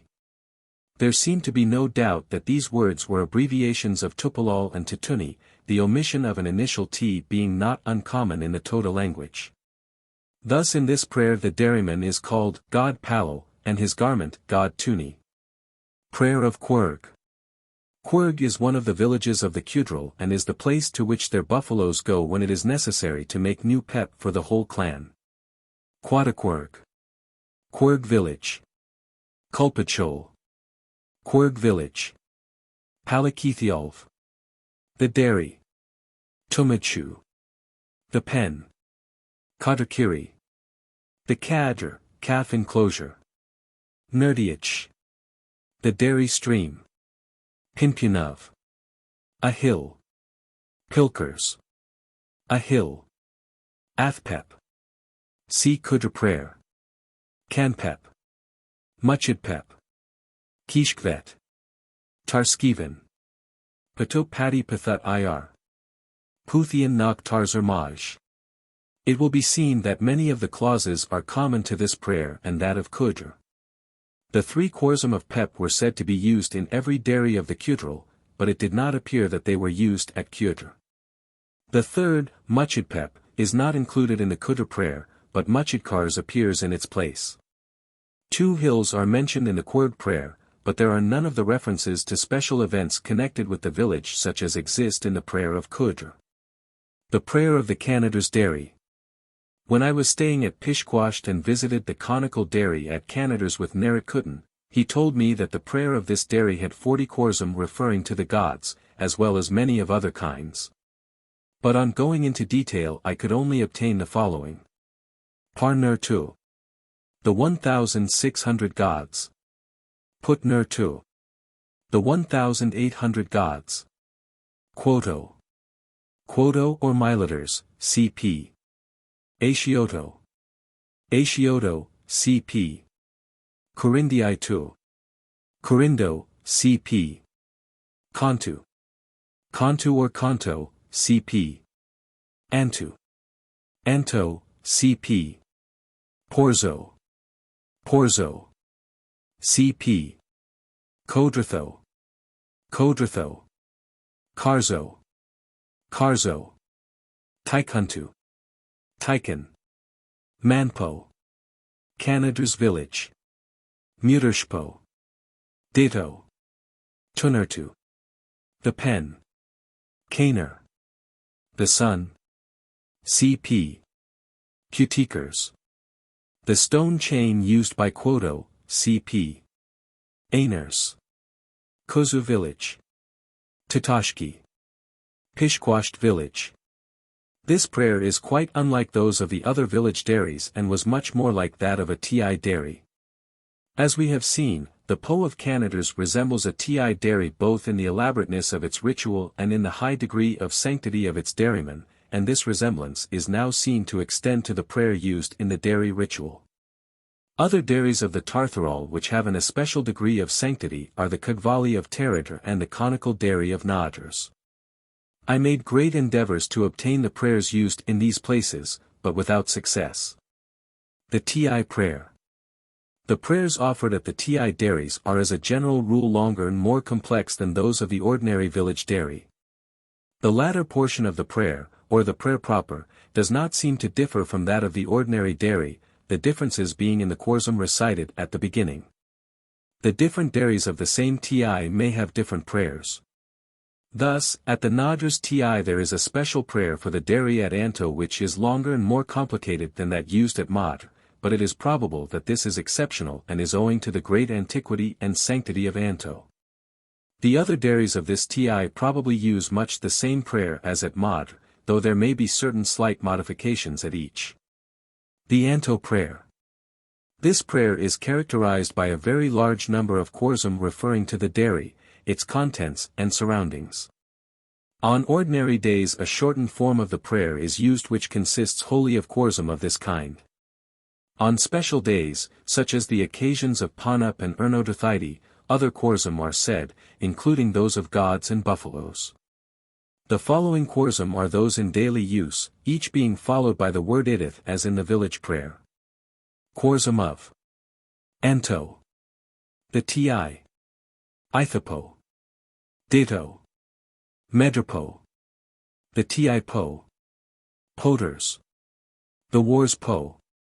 UV. The milking place, Pepkarmas. Pero. The special pen used on the night before the Panup ceremony. Kirv. The pen used on the night before the migration of the buffaloes. Katu. The ordinary pen. Tears. A hill near the dairy on which Anto lives. Tilkav. The back of the dairy, Popolaikv. Urbar. The way by which the Kultmak goes to and from the dairy. Pithapo. The cave where the Pithi was born, CP. Nursival. Sacred path to the dairy by which the Mani, Pep, and K are taken. Karkadr. Path by which ordinary people approach the dairy. Tadapul. Ditto. Einpool.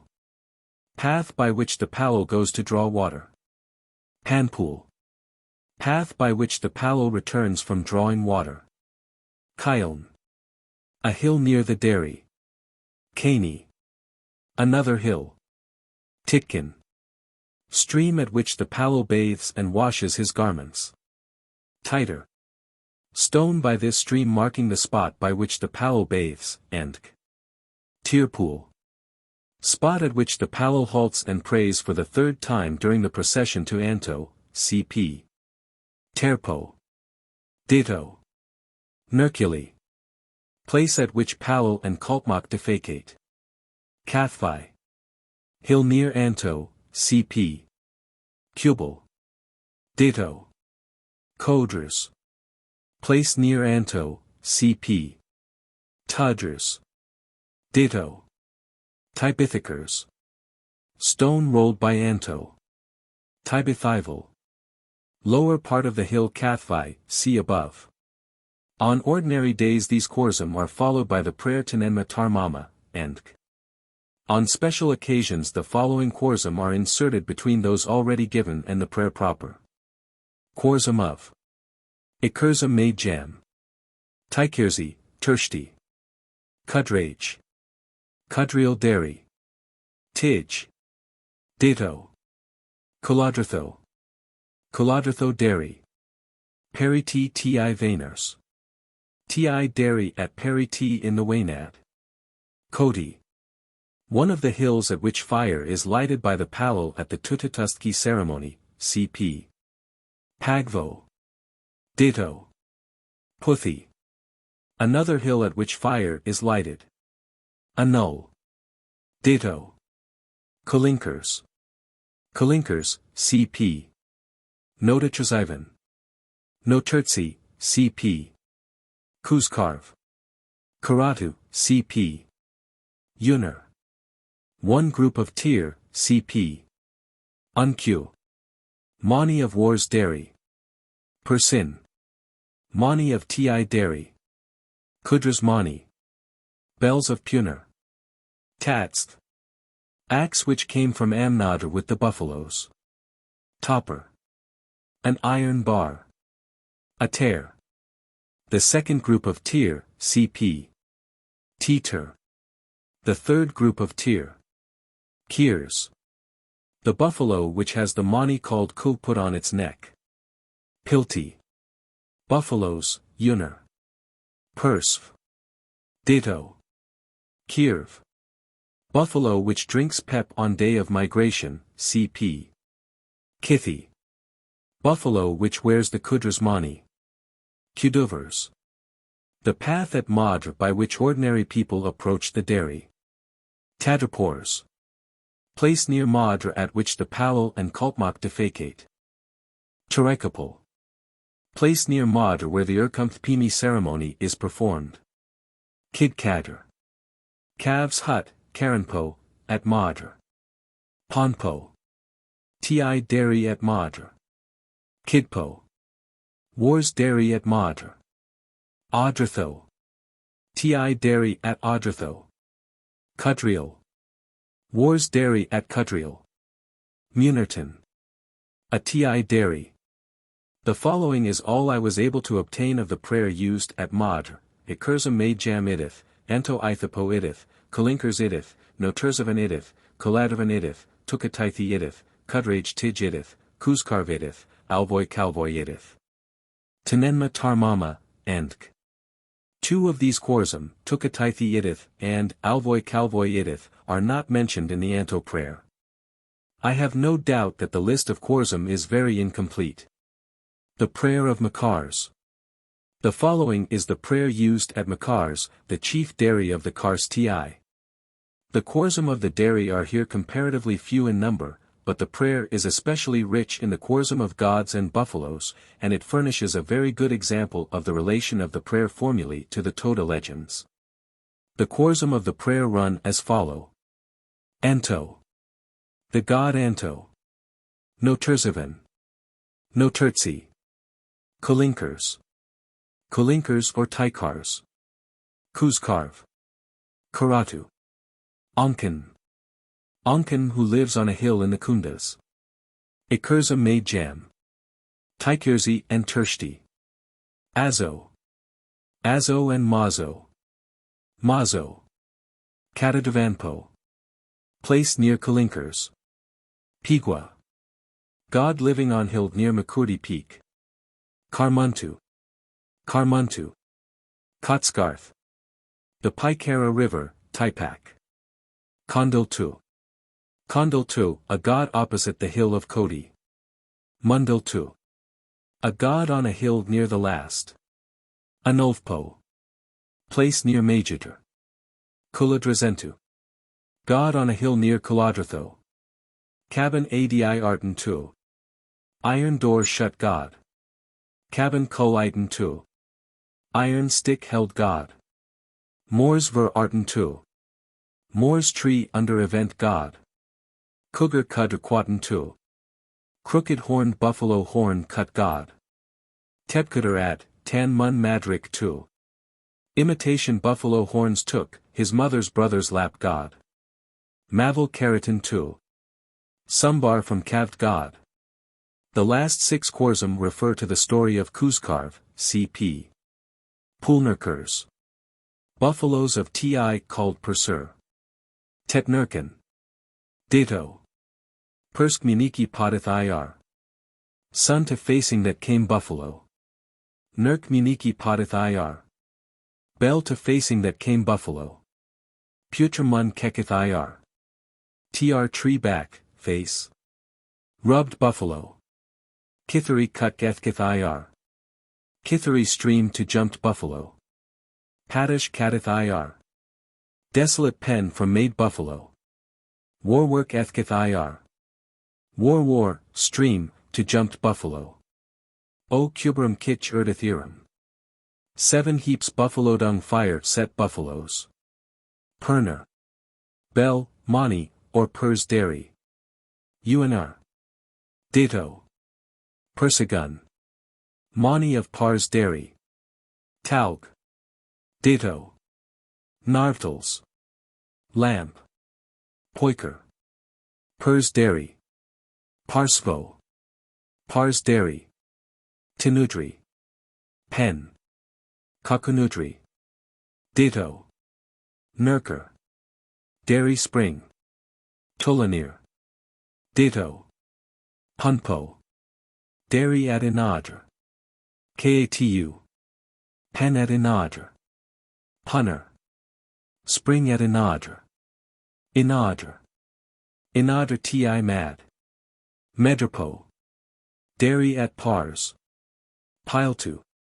Pen at Pars. Tolanir. Spring at Pars. Pars. Pars ti mad. Aternudri. Dairy at Neridr. Nerianers. Pen at Neridr. Neridr. Neridr ti mad. Polvo. Dairy at Con. Ainers. Ditto. Tedravas. Pen at Con. Puvarsner. Spring at Con. Con. Con ti mad. Then follow Tenenma Tarmama, and K. The chorsum of the prayer given above are arranged in a definite order. First come the chorsum of 16 gods or of hills or places closely connected with gods, then follow 6 chorsum referring to various incidents in the life of the god Karatu.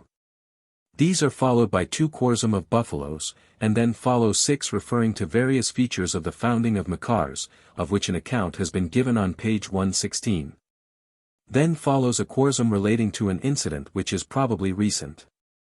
The palal of this ti used to make 7 heaps of the dung of the buffaloes. There is a law that the dung should not be sold, which the palal disobeyed, and soon after a fire broke out suddenly from the 7 heaps, and this event is commemorated in the prayer by means of the chorsum meaning 7 heaps of buffalo dung. Fire set buffaloes, and is included among the chorsum relating to buffaloes, probably because there was a belief that the anger of the buffaloes was the cause of the fire. The buffalo chorsum are followed by 11 referring to the bells of the ti and to the dairy, pen and spring of Makars, and these are followed by chorsum referring to the other places of the ti, viz., Inadr, Pars, Neridr, and Con. In each case there are said the chorsum of the dairy, pen, spring, and place except in the case of Neridr, where for some reason the chorsum of the spring is omitted. The feature of the Makars prayer which is especially interesting is the reference to legend in the chorsum. This reference occurs in the Kudra prayer and in those of Kanadars and Anto, but the references are far more elaborate in the Makars prayer.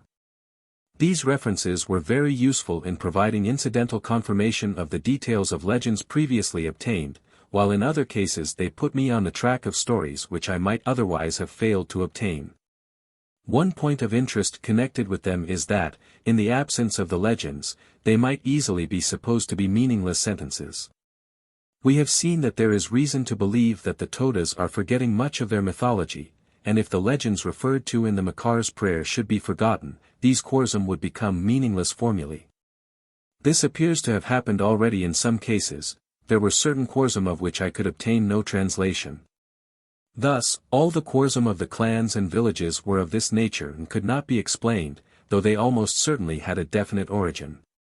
A good instance of a chorsum which is on its way towards a similar fate is that at the end of the Kudra prayer. The meaning of only one word was clear, viz. Nak, while Maj was probably the word for cloud, and the chorsum appears to refer to some incident of legend in which a 3-year-old calf and a cloud were concerned, but I could obtain no record of the incident, nor of the legend of which the incident was a feature. I have treated these formulae of the Dari as prayers, and I think there can be very little doubt that they are of the nature of supplications, and are believed to invoke the aid of the gods in protecting the sacred buffaloes. It must be confessed, however, that there is no actual evidence in the formulae of direct invocation of the gods. The name of no god is mentioned in the vocative form. In some prayers there is barely mention of a god at all, if the term God be limited to the anthropomorphic beings of the hilltops. The exact relation between the formula and the gods largely depends on the exact meaning of the word idith, which is not quite clear. But, whatever the meaning of this word, it is evident that it is used in exactly the same way in the case of a god as in the case of a buffalo, a place, a dairy vessel, or other even meaner object.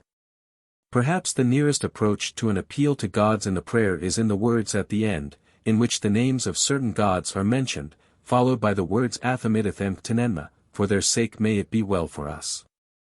There is little doubt that the Todas offer prayers to their gods in their ordinary daily life, altogether apart from the dairy ritual. I was told by one man that when anyone leaves an Itudmad he should pray that he may return safely, and in this case my informant said that he prayed to Tikirzi. Unfortunately I did not ask the exact form of the prayer, and do not know whether the goddess was invoked by name or whether Korzim were uttered of the same form as in the prayer of the dairy. We may, however, be confident that the idea of supplication to the gods is not foreign to the Toda mind. We shall see later that in the formulae used in Toda sorcery, the names of gods are mentioned, followed by the same word idith which is used in the dairy formulae. In the magical formulae the evidence of appeal to deities is somewhat stronger than in the case of the dairy formulae, which are certainly of a religious character. It seems most likely that the word idith was at one time used especially in connection with the names of gods, and carried with it some idea of supplication. Gradually other sacred objects were included in the prayer, the same form being used for them as for the gods, this inclusion being prompted by the belief that the mention of any sacred object might help to promote the efficacy of the prayer. Later, when any mysterious and seemingly miraculous incident occurred at a village, it seems to have become the custom to commemorate it in the prayer. It is quite clear that at the present time the earlier portion of the prayer, consisting of the Korzim, is regarded as more important than the latter portion, which reads like the actual prayer. I suspect even that in practice the prayer proper is often omitted, or that only the first two words, tenenma, tarmama, are said. There certainly seem to be no very rigorous laws as to the exact number or order of the clauses of this part of the prayer. The earlier portion, on the other hand, is very strictly regulated, and the order in which the Korzim are to be uttered is definitely prescribed. Certainly there is far more reticence in connection with the Korzim, and this may safely be taken to indicate that a higher degree of sanctity attaches to them than to the words of the prayer proper. It is probable that the alteration in the relative importance attached to the two parts of the prayer would have to go little further in order to produce a state of things in which the Toda dairyman would use the first parts of the formulae only. And an anthropologist visiting the Todas at this stage would find them using formulae which would not be recognizable as prayer. If, at the same time, the process of forgetting their mythology should also have advanced, the Todas would then provide an excellent example of a people using in their religious ritual meaningless forms of words. And the Toda Korzim seem to furnish one way in which people may come to use such meaningless forms.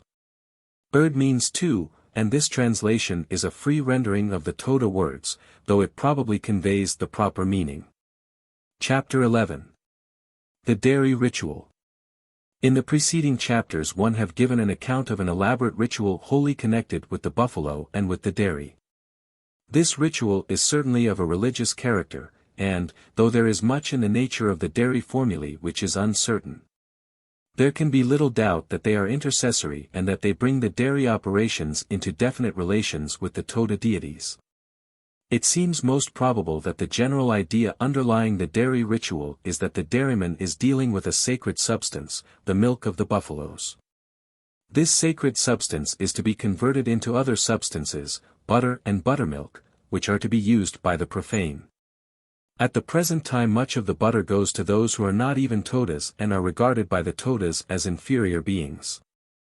It seems most probable that the elaborate ritual has grown up as a means of counteracting the dangers likely to be incurred by this profanation of the sacred substance, or, in other words, as a means of removing a taboo which prohibits the general use of the substance. Similarly, the migration ceremonies have the general underlying idea of counteracting any possible evil influence which may accompany the passage of the buffaloes through the profane world from one sacred place to another. During the migration, objects may be seen by the multitude which under ordinary circumstances are strictly screened from the general gaze, and objects may be touched, or be in danger of being touched, by people who ordinarily may not even see them. Again, the ceremonies connected with entrance upon any dairy office are intended to purify the candidate and make him fit to see and touch and use the sacred objects. The purpose of some of the other ceremonies is less obvious. The Irpelvusti ceremony seems to be of the nature of a thanksgiving, one of its most important features being a feast, but in this feast people may partake of the milk of sacred buffaloes, which is not ordinarily used by them. And there is a suggestive resemblance to those religious ceremonies in which communion is held with the divine by eating or drinking the divine. The salt-giving ceremonies seem to point to a time when salt was difficult to procure. According to the Todas, the object of these ceremonies is to ensure a plentiful supply of milk. There is a belief that salt is beneficial to the buffaloes.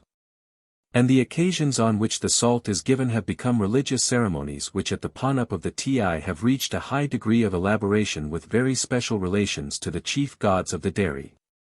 The ceremonies of making new pep are especially mysterious, and I will reserve some speculations as to the general idea underlying them till later. CP.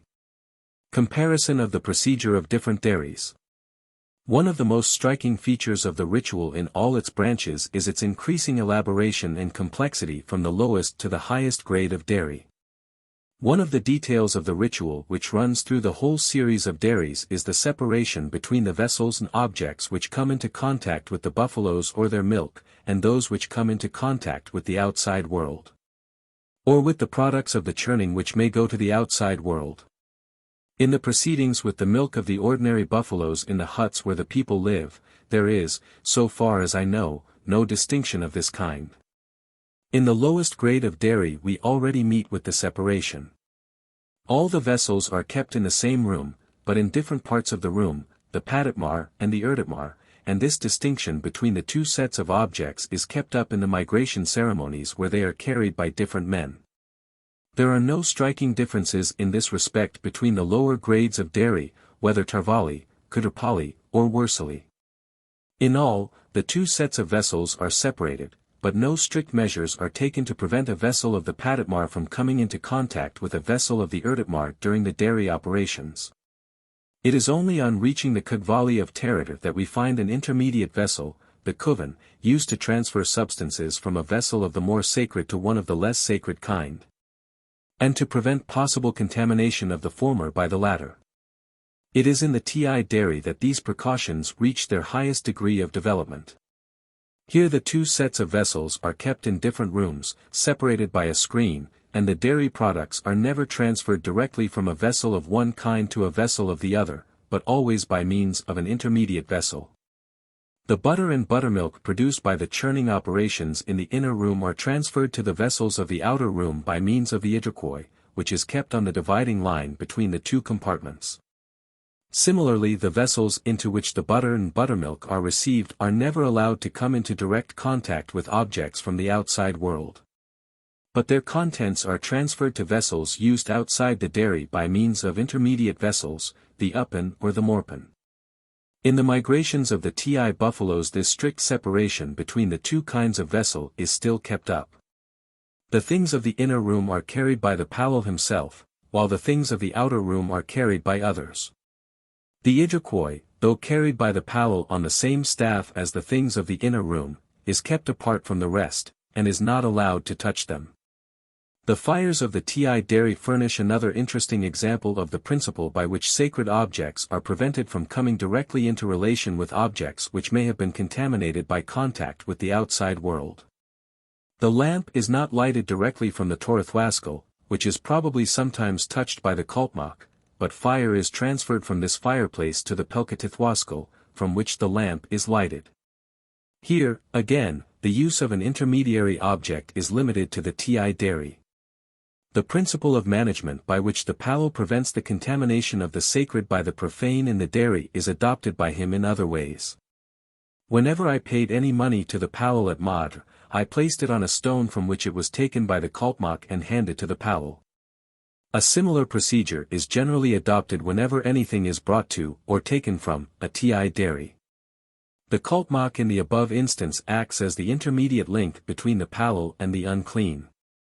In the ordinary procedure of the village dairy, except at the Kadvali of Terator, no example occurs of this use of intermediate links, but there is such an example during the ordination of the wursal. When the palakartmak gives the candidate milk from the urtatpun, p. 149, he does not pour it directly into the leaf cup from which the candidate drinks, but first pours it into another leaf cup and then from that into the cup used by the candidate. Other features of the ritual in which there are differences in different grades of dairy are in the ceremonial touching of dairy vessels, in the avoidance of turning the back towards the contents of the dairy, in lamplighting, in the ritual connected with the bell, and in the frequency with which the prayer of the dairy is recited. At the Tarvali and Kudrapali, the dairyman touches ceremonially the matchbriv and the padat at the beginning of the afternoon churning, while at the wursali this is done both morning and afternoon. At the TI, however, this ceremonial touching does not occur, or, at any rate, I failed to obtain any account of its performance.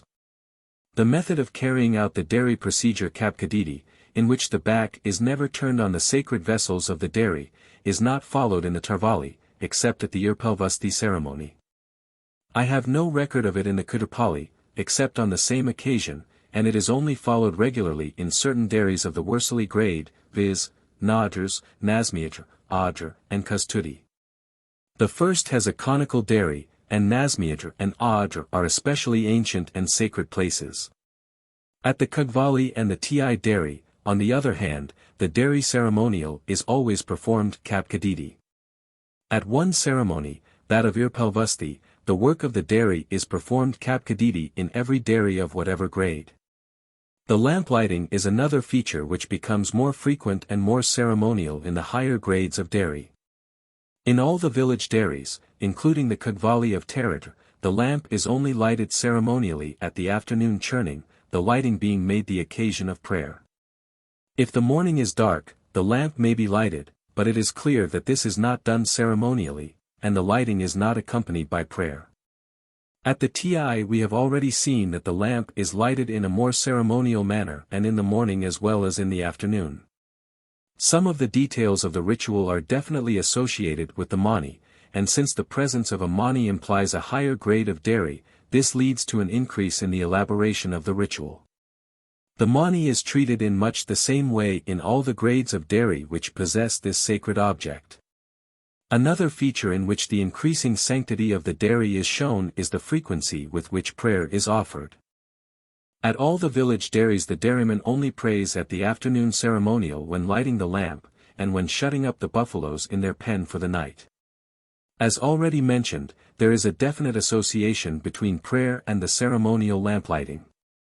In the Ti dairy, prayer is offered both morning and evening, at the morning ceremonial twice and in the afternoon 3 times. On both occasions the first prayer begins when the lamp is being lighted and is continued while the palal knocks on one of the persin with the persing kadriki. The second prayer in each case is offered at the conclusion of the milking, and the third prayer of the afternoon corresponds to the second prayer of the village dairy, being offered when shutting up the buffaloes for the night.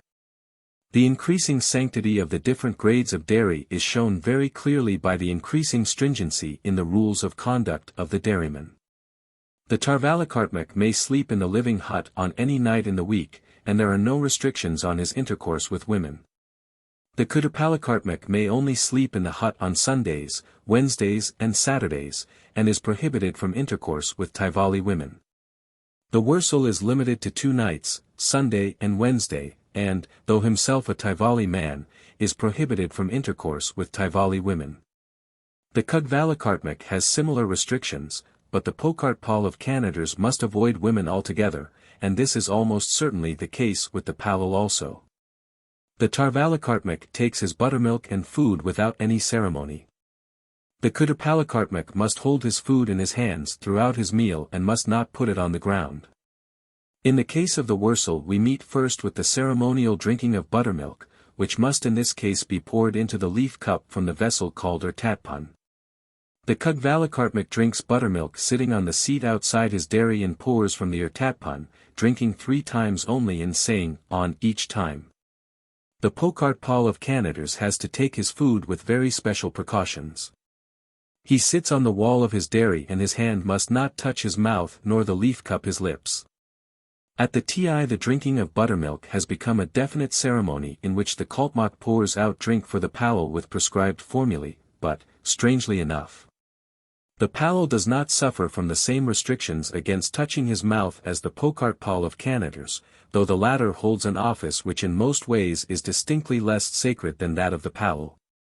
The clothing of each grade is also regulated. Perhaps the most important feature here is the use of the garments called tuni. These are made of dark grey cloth of a quite different kind from that of the ordinary clothes worn by the Todas. The garments are procured from the Bodegas, and cloth of the same kind, kaldan, is used to enwrap the corpse in the funeral ceremonies. It is mentioned as the ordinary clothing of a woman in the legend of Quoten, and is almost certainly the ancient clothing of the Todas still persisting in ceremonial in connection with the dead and in the dairy ritual. The tuni is only worn by the higher grades of the dairyman priesthood and by the Palakartmak of the Tvaliol. The Palal wears tuni only, both his loincloth and his mantle being of this material. The Kaltmak has no need for a tuni, for when he is engaged in his work at the TI he has to be naked, and when away from the TI and in the sleeping hut he wears a small piece of tuni, the petuni, in his girdle. The piece of cloth marking the difference between the full Kaltmak and the Perkursol. The Wursel, the Kugvalakartmak, and the Tivali Palakartmak only wear the tuni when actually engaged in the dairy work and leave it inside the dairy at other times. I am doubtful whether the Pokartpal of Canaders resembles the Palal or the lower grades in this respect. Although the Palakartmak of the Tarvali and the Kudapali never wear the tuni, a small piece of this cloth is put in the girdle during the ordination ceremonies, and this may be a relic of a time when every dairyman wore the tuni. In the secret language, see, the word petuni is used in one place as the equivalent of uniform, and this seems to indicate that the petuni is regarded as the badge of a dairyman. The use of the leaves and bark of the sacred Toda tree is another feature which distinguishes different dairies.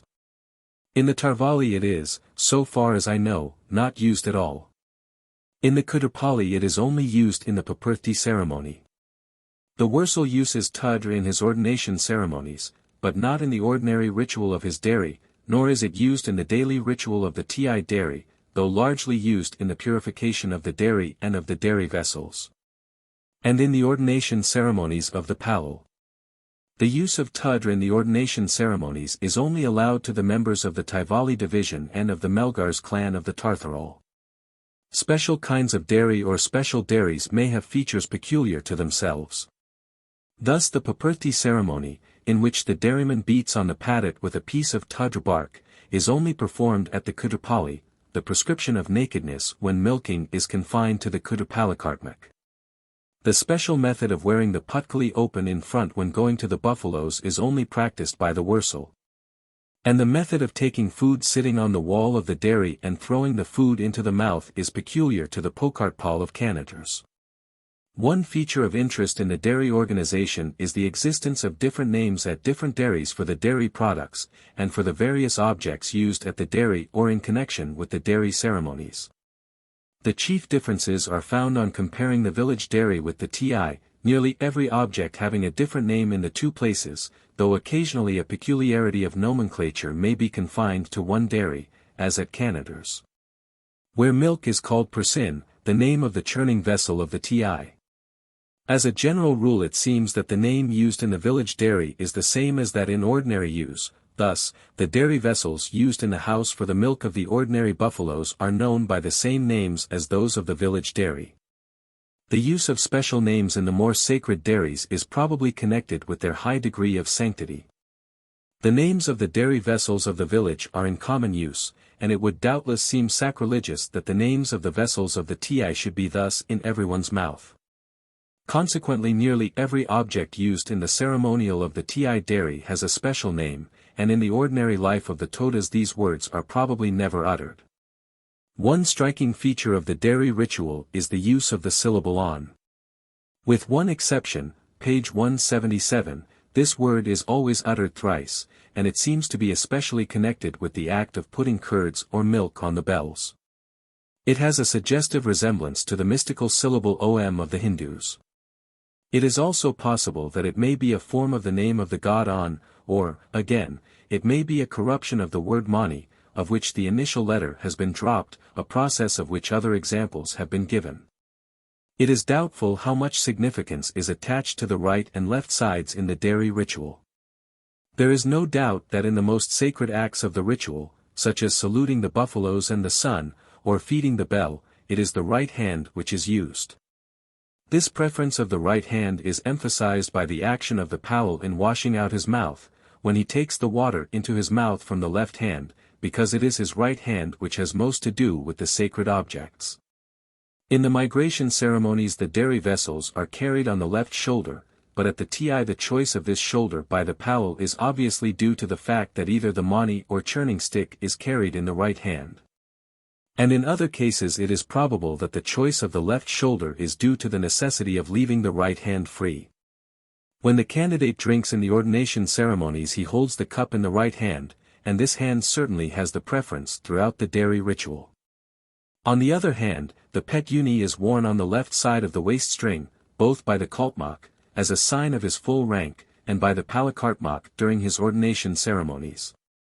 In the ordinary dairy the side which is on the right hand in entering seems to be the more sacred, and the platform on this side is the Meituan or superior bed. In the TI dairy, on the other hand, there was some doubt as to the more sacred side. At Madra it seemed that the Mani is on the left-hand side of the Powell as he is performing his duties, but it is doubtful whether this is so at other places, and it may be that my account of the Madra dairy is wrong in this respect. The sanctity of milk.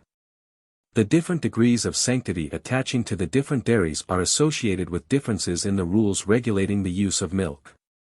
And these rules seem to show clearly that the milk of buffaloes belonging to the more sacred dairies has a higher degree of sanctity than that churned in the lower grades. The milk of ordinary buffaloes may be drunk by anyone, man, woman, or child. The Todas do not ordinarily sell milk, but if they do so, they may only use the milk of ordinary buffaloes for this purpose. I have a note that anyone may also drink the milk of buffaloes belonging to the Tarvali, but I suspect that this only applies to men who must drink it at the dairy.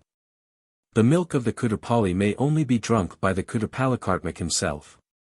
It is believed that any other person or animal who should drink milk from this dairy would die. At the Wursali milk may be given to men at the dairy, but it must be mixed with buttermilk. At the Kugvali of Teradar the milk of the Kugvalar themselves is not drunk by anyone, the dairyman having certain ordinary buffaloes for his own use, and this is also the case at the TI. I believe that not even the Powell would drink the milk of the Personeer, the sacred buffaloes of the TI. There is one exception to the rule that ordinary people may not use the milk of the sacred buffaloes of the village dairies, except in the form of butter and buttermilk. At the Irpalvusti ceremony at all the village dairies, including the Kugvali, food is prepared with the milk of one of the sacred animals and this food is given to the people of the clan to which the dairy belongs and also to members of other clans. In the case of the Wursali, I was especially told that this is the only occasion on which the milk of Wursalar is used by people in general. At the Kugvali, people of other clans are only given this food on the second day of the proceedings, and the distribution of the food is preceded by a ceremony in which some of the food is thrown into the fire. The milk used on this occasion is the milk of the buffalo which has recently calved, the ceremony being in celebration of this event. At the Wursali it is noteworthy that the food is cooked by the Wursal himself, the ceremony of Irpalvusti being the only occasion on which a dairyman of this grade prepares food. Thus, when the milk of the Wursalar is used ceremonially as a food by ordinary people, the food is prepared by the dairyman priest. One feature of the Irpalvusti ceremony is that the work is performed kapkadidi in every dairy. And it is possible that this sign of increased respect is intended to counteract the desecration which is about to take place in the use of the milk by the profane. As I have already pointed out, the Irpalvusti ceremony has a strong resemblance to a sacrificial feast, in which people partake of the sacred animal, but in this case it is the milk of the animal and not the animal itself which is taken. A further indication of the sanctity of milk is given in the prohibition against the drinking of milk by a widower or widow during a period which, as we shall see later, may extend to many months. The restrictions on the use of the milk of the sacred animals have the general characters associated with taboos, and the whole daily ritual of the dairy would seem to be designed to remove the taboo. It is possible that at one time the milk of the sacred buffaloes was not used at all, and that these animals only suckled their calves. If then the Todas had begun to milk the sacred buffaloes, it is natural that the milking and churning should have been accompanied by ritual designed to counteract the evils to be expected from the profanation of the sacred substance and the breaking of the taboo. In certain circumstances even now the Todas do not milk their sacred buffaloes, but allow them to suckle their calves only. If a TI dairy, or even one of a lower grade, has no dairyman, the buffaloes are not milked, though they are still tended by some unsanctified person and are kept ready to take their part in the dairy ritual if a dairyman should again be appointed. Special dairy customs. The general method of treating the milk in the dairy procedure seems to be the same as that generally followed in India and other hot countries. The milk is allowed to coagulate and the curd is churned. The butter so obtained differs from that of European countries in containing the proteid as well as the fat constituents of milk. This butter is then clarified, but in this respect there is an important difference between the ordinary Hindu procedure and that of the Todas. The usual Hindu method is to heat slowly over a fire without the addition of any other substance.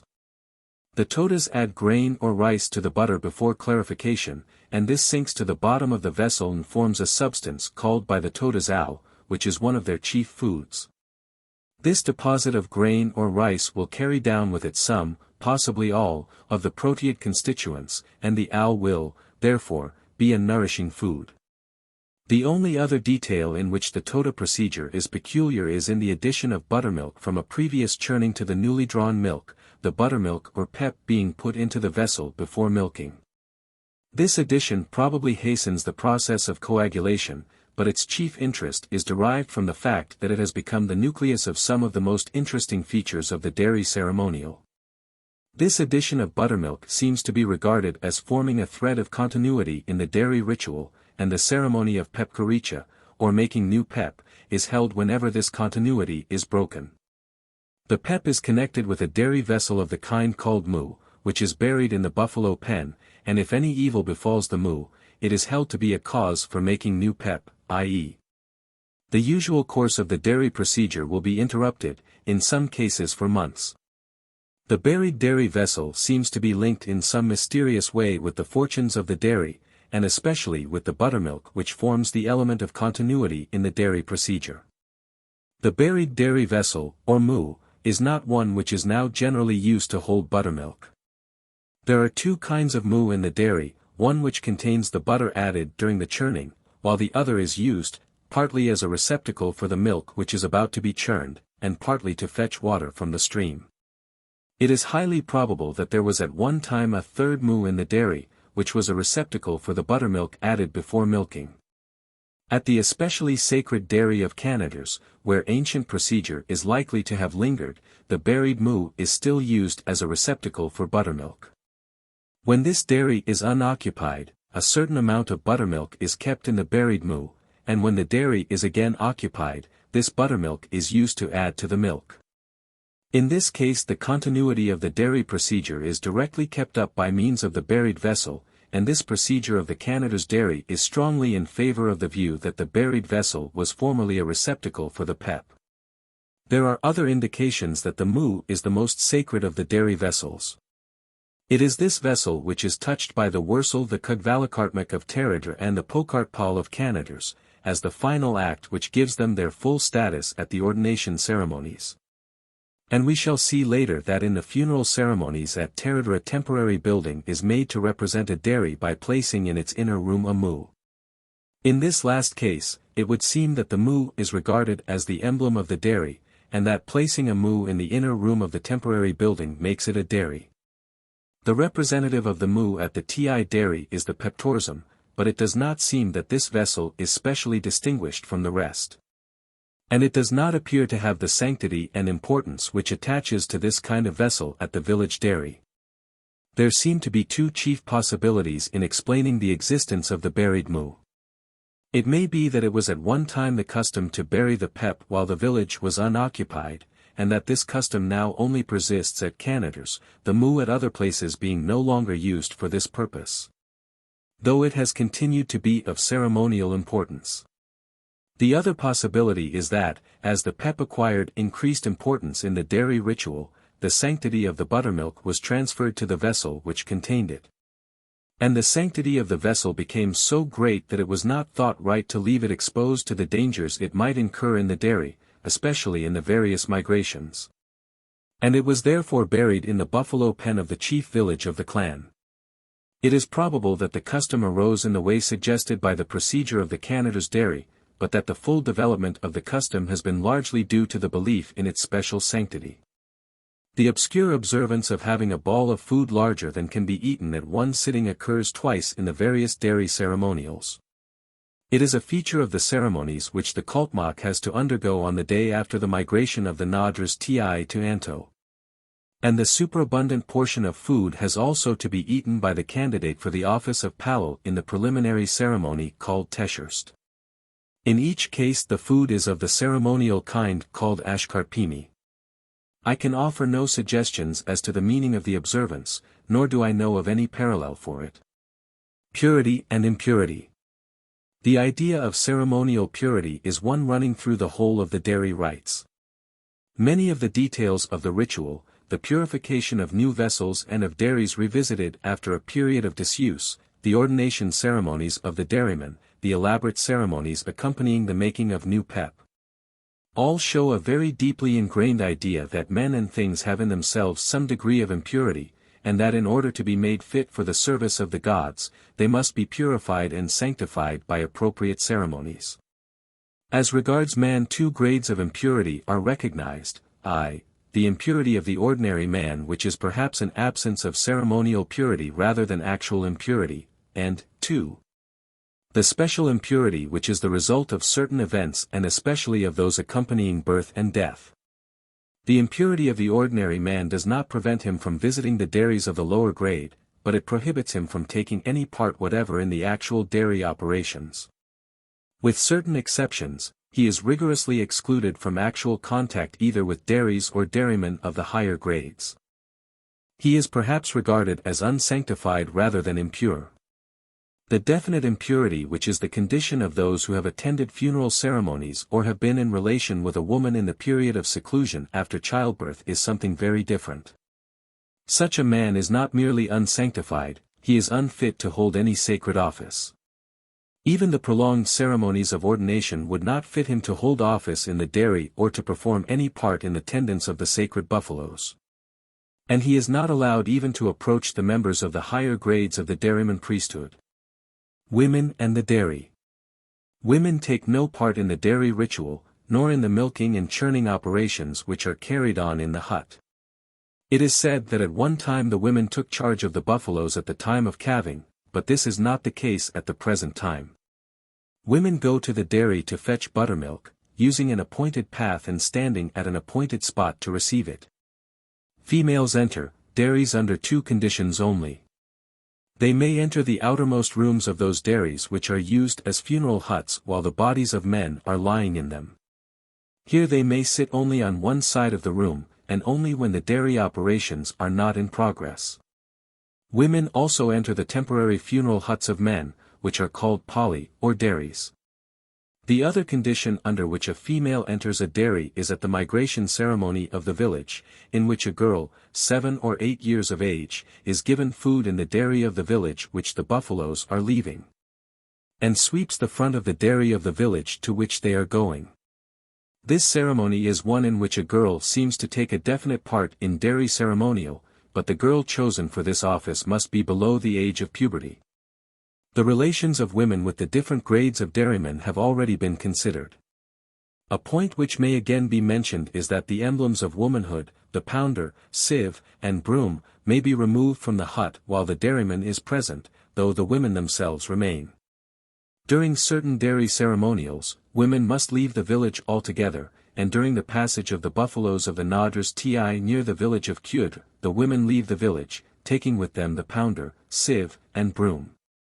Although women are thus excluded from all participation in the dairy ceremonial, we shall see later, that an artificial dairy plays a part in some of the ceremonies connected with pregnancy and childbirth. History of the dairy. The Todas can give very little information which throws any light on the development of this complex organization of the dairy with its elaborate ritual. According to tradition, the most sacred dairies, and especially that of the TODAS, date back to the time when the gods were active on earth and were themselves dairymen. Beyond the belief that buffaloes of different kinds were assigned to the different clans by XIII, I could obtain no account of beliefs about the origin or growth of the other grades of dairy. One fact as to the past which seemed clear was that dairies were at one time more numerous than at present, and several places now possessing village dairies of the ordinary kind are said to have been at one time the seats of dairies.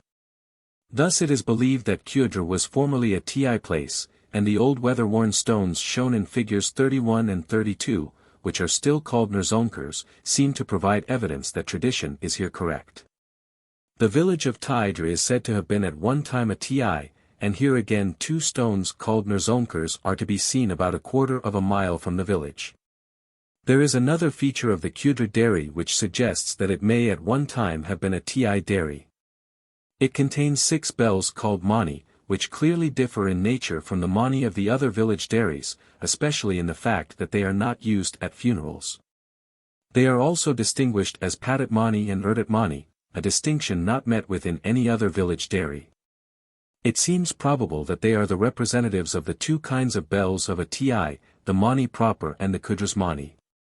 The urdat mani of XIII are fed with buttermilk, a procedure not followed, so far as I know, in any other dairy, but it may be that this is a feature of the procedure of the dairy which escaped me. Certainly the most likely explanation of the existence of these bells at XIII is that they are survivals of its former position as a dairy. The villages of XIII and XIII both belong to the Valiol, and this raises the question whether this division of the Todas may not have possessed herds and dairies of their own at one time, and may not always have had to be content with providing dairymen for institutions belonging to the Tartharol. No information could be given on this point, but it seems unlikely that dairies and places belonging to a Tartar clan should have been handed over to the Valiol when they were no longer used as dairies and places. Certain Tartar villages are also said to have had at one time dairies, especially the sacred places of Nadras and Adr. This probably means that there is a tradition that the buffaloes of the Nadras were at one time kept at these places which, as we have seen, are still visited by the Palal during his ordination ceremonies. The process of extinction of institutions can be seen in progress at the present time. The Nidrasi is not now in working order, there has been no Palal for some years and its dairies are unoccupied. It is said that a Palal would have to be appointed temporarily if it was desired to perform the second funeral ceremonies of a Nidrasi man, but in the present condition of the Nidrasiol, it seems to me not at all unlikely. Either that the rule will be disregarded, or that the second funeral ceremonies will not be performed, and that the Nidrasi will become absolutely extinct, possibly dragging down another institution into extinction with it. The Quadradoni is now only active for a short time once every year in order to satisfy a ceremonial requirement of the Kodas, and this institution may possibly soon become little more than a name. If it were not for the Kodas, it would undoubtedly be as near extinction as the of Nidrasi. One Palal of the Pan has recently ceased to be appointed, and the same difficulty which has led to his disappearance will probably sooner or later vacate the other office, and Pan will follow in the footsteps of the other clans. Many of the dairies belonging even to the more prosperous institutions are now disused, and some have completely vanished. The legend of Quoto preserves a tradition of ceremonial accompanying the migration of the buffaloes of the Kars which has now entirely disappeared. And nothing is known of the special features of ritual which were practiced at many dairies which have become extinct. Of dairies of other grades, the Po of Canaders is now only occupied for a short time once a year, and its ceremonial may soon also become extinct. The conical Po of Kars and the 7-roomed Kudapali of Nadras are dairies which have ceased to exist, and with the extinction of the latter have gone completely all traces of the ritual which was practiced in this kind of dairy. And nothing is known as to the meaning of the 7 rooms. Some of these changes are recent, and due to the altered conditions produced by the general invasion of the Nilgiris, but others date back to a time before Europeans came to the hills, and were due to intrinsic conditions. Chiefly the hardships connected with the ritual practiced in certain of the dairies. The altered surroundings of the Todas are undoubtedly hastening the process of decay, and institutions which would probably have lasted for centuries will now almost certainly disappear in a few decades. I am doubtful about this point at the Po of Kanagars. It is in favor of this supposition that in the legend Quoten wore the tuni when acting as Palakartmak, although he was one of the Tartharol. It is an Indian practice to add sour buttermilk to the milk to promote coagulation, but this is usually done after heating the milk.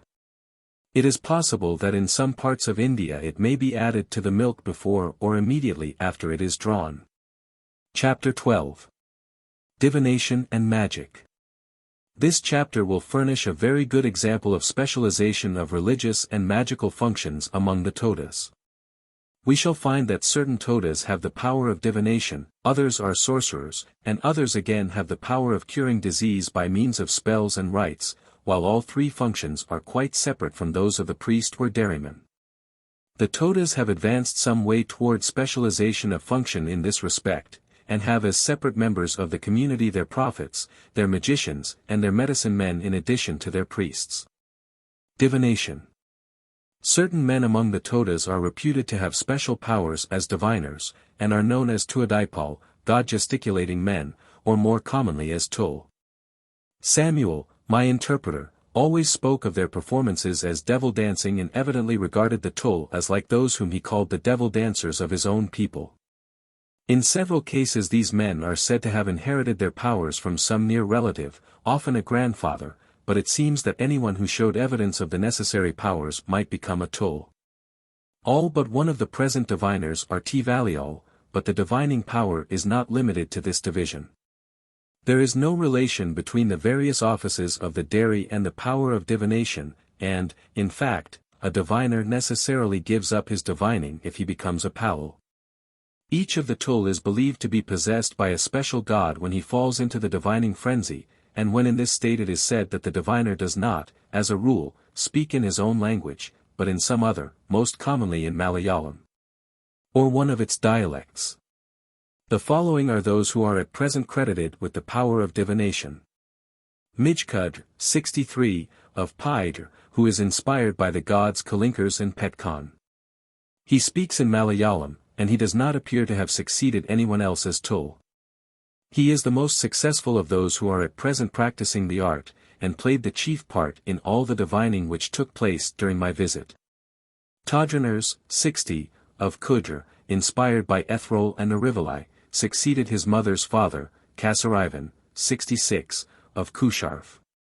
He is said to speak the language of people whom the Todas call Mandart Setapal living in the Waynad, a language which appears to be a dialect of Malayalam. Pangudr, 66, of Kusharf, also succeeded Kasarivan, his grandfather, and is inspired by Petkan and Miladars. There was some doubt as to the language used by him. Ethgudr, 52, of Kudr is inspired by Arivalai, and, like Todraners, speaks the language of the Mandart Setapal. Turkadr, 63, of Paidr, inspired by Taipak, the river god, succeeded his grandfather Kitolv. When inspired, his speech is like the babbling of a running river, like the river's voice, and cannot be understood. Kangudr, 62, of Paidr, who lives at Kavadi in the Waynad, is inspired by Miladars and speaks Malayalam. He succeeded Tarsman, 62, his father, and Tarsman had succeeded his father Kithiolv. Kobov, 61, of Kudr, is inspired by Miladars and Kudarol and speaks Malayalam.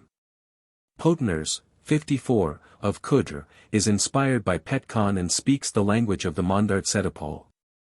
Kharkivan, 63, the Palul of the Nadras Ti, was formerly a Tul, but gave up divining when he became Palal.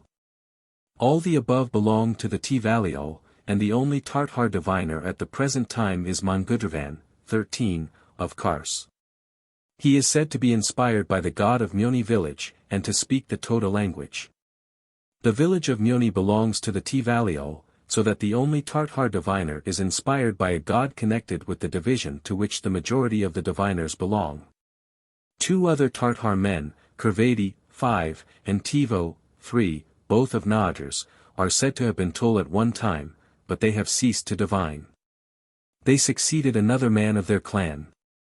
Kangudr, who is inspired by Miladars, has to dance or divine before the Kurumbas, and when he does so he dances as a lame man.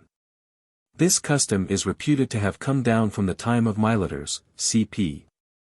who danced as a lame man before the Kurumbas, and promised that whenever he came in the future he would dance to the Kurumbas first and then to the Todas. It will be noticed that many of the deities by whom the diviners are inspired are not true Toda gods. Petkan, who inspires Mijkudr, Pangudr, and Podners, is said to be a hunting god. According to some he was a son of Tykerzi, but is almost certainly not a true Toda deity. Arivalai inspires Todraners and Ethgudr, who are both reputed to speak the language of the Mondart Setapal, and he is probably a god of these people, a tribe of the Waynad. Ethrol, who also inspires Todraners, is probably another deity of the same people. I do not know anything about Kutarol, by whom Kobov is believed to be inspired.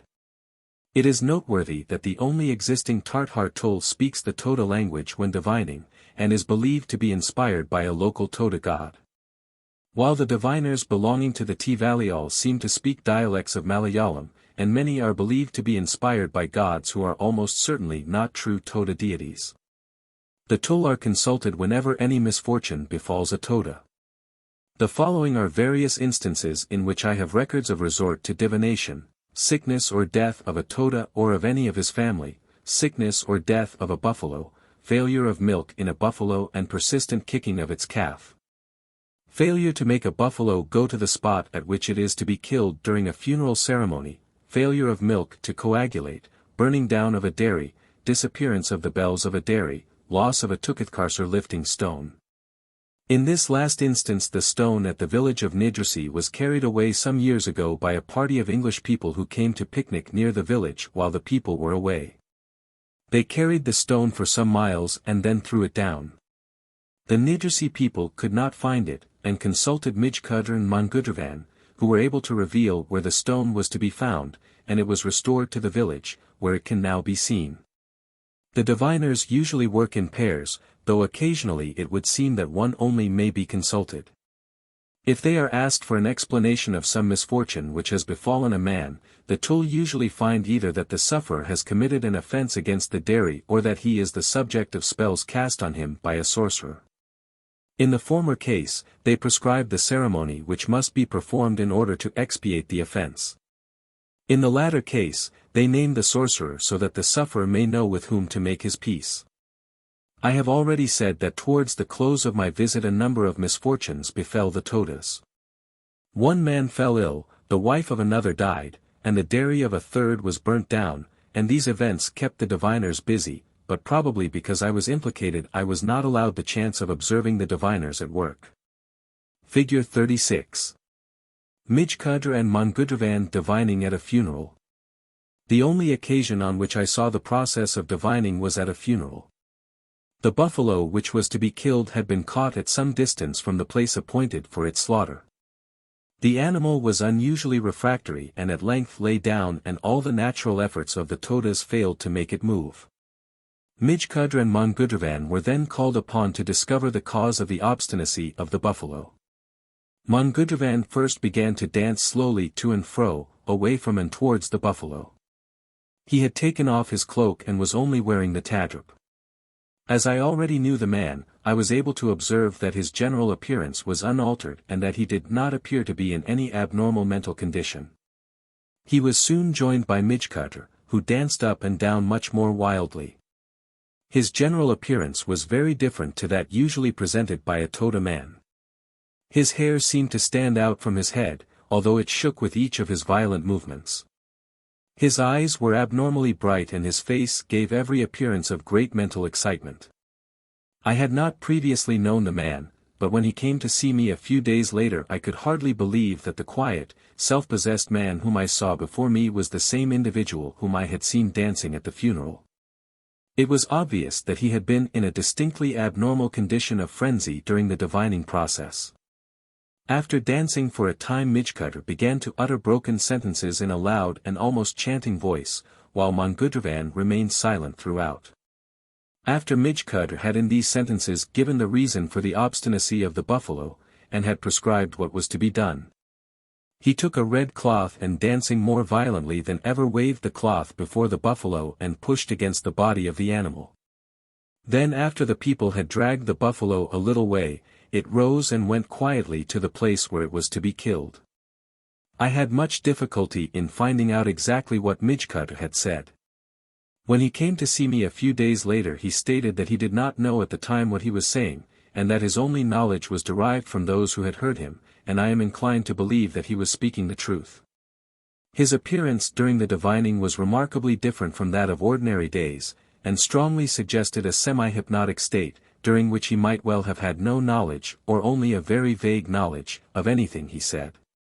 In his ordinary condition he professed to be ignorant of Malayalam, the language which he was said to use in his frenzied condition. My ignorance of Malayalam, and the obvious difficulties of the investigation, make me hesitate before expressing any decided opinion as to the real nature of Midgcutter's condition when divining. But I have a very strong leaning towards the idea that the man was in a genuinely abnormal condition, allied to the hypnotic state. And I am disposed to accept the statement of the Todas that he was speaking in a language of which he had only a very vague knowledge when in a normal condition. It is, of course, quite possible that the abnormal appearance of Midgcutter was merely due to the exercise of dancing and to mental excitement, and that he knew perfectly well what he was doing and saying. I can but record my impression that there was something more, and I only commit myself to this extent in regard to the special occasion on which I saw Midgcutter divining. Even if I saw a genuine hypnotic or semi-hypnotic phenomenon, it does not follow that all Midgcutter's performances are wholly, or even partly, of this nature, and still less does it follow that the performances of all the Tul are of this kind. Nothing struck me more than the contrast between the frenzied condition of Midgcutter and the calm, ordinary demeanor of Mangudrevan, his fellow diviner. In the case I have described, the necessity for the intervention of the diviner arose out of the funeral proceedings, but it appears to be not uncommon for divination to be practiced during funerals. Both Mr. Walhouse and Mr. Thurston have seen the process of divining going on at funerals. In Mr. Thurston's case he notes that the diviners talked in Malayalam, and offered an explanation of a gigantic figure which had suddenly appeared and as suddenly disappeared some time previously. Sorcery. I met with greater difficulties in discovering the methods of sorcery than in any other branch of my work. It was quite certain that there were men called Piliapal, sorcery-praying people, or Pilikaran, who had the reputation of possessing magical powers, comprised together under the title Piliappachi or Piliyudi. I was able to obtain the names of these people from several sources, but when I approached any one of them on the subject he professed total ignorance and usually suggested that I should apply to some other man, who, he said, was a real Piliapal. Occasionally someone would give me a fragment of information, but would impress on me carefully that he had heard it from somebody else and did not know whether it was true or false. One or two men, who were certainly not sorcerers, told me that they hoped that I should succeed in finding out the methods and would tell them. For they said that the Todas who had no magical powers were always trying to find out the methods of the sorcerers and were never successful. I was told by two men that they believed that a sorcerer, by merely thinking of the effect he wished to produce, could produce the effect, and that it was not necessary for him to use any magical formula or practice any special rites. It was not until my last week on the Nilgiris that I was told of some of the magical rites by Titnir, who had previously denied all knowledge, though he was said by others to be a sorcerer, and he knew that I was aware of his reputation. He was not a trustworthy informant, but his account was consistent in itself and was in agreement with fragments which I had picked up elsewhere, and I believe it is correct. though I cannot guarantee its accuracy with the same degree of confidence which I feel in regard to most of my information.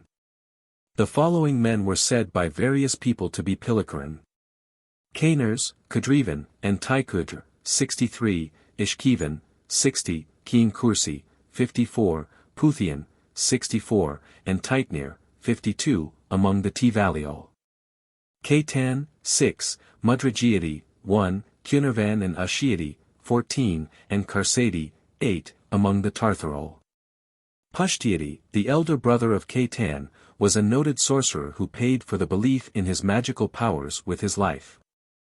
It will be noted that magical powers appear to be fairly evenly distributed between the two divisions and do not greatly predominate in one as in the case of divination. The power of sorcery was said to belong to certain families, and I was told that it was inherited. It seemed probable that a sorcerer only communicated his methods to his sons, and usually only to one of his sons, or if he communicated his knowledge to all, it was often one of them only who obtained the credit for magical powers. We have already seen that when a man sustains a misfortune of any kind, he consults the diviners, and they find whether the misfortune is due to a fault committed by the sufferer or whether it is the result of sorcery. In the latter case, they say by whose magic the misfortune has been produced, and the sorcerer is then propitiated and removes the spell. The nature and details of the process varying according to the method of sorcery used and the offense which had led the sorcerer to exert his powers. Thus when Persners, 9, fell ill, he consulted Mijkatr, who said that Kadrivan had bewitched him. Persners went to Kadrivan and gave him food, and asked him to remove the spell, and Persners became well soon after. There are two chief reasons which induce a sorcerer to work his magic on another. One is when a request by the sorcerer for assistance has been met by deception. If the sorcerer asks a rich man for a buffalo, or for money, and the rich man refuses point blank, it does not appear that the sorcerer proceeds farther.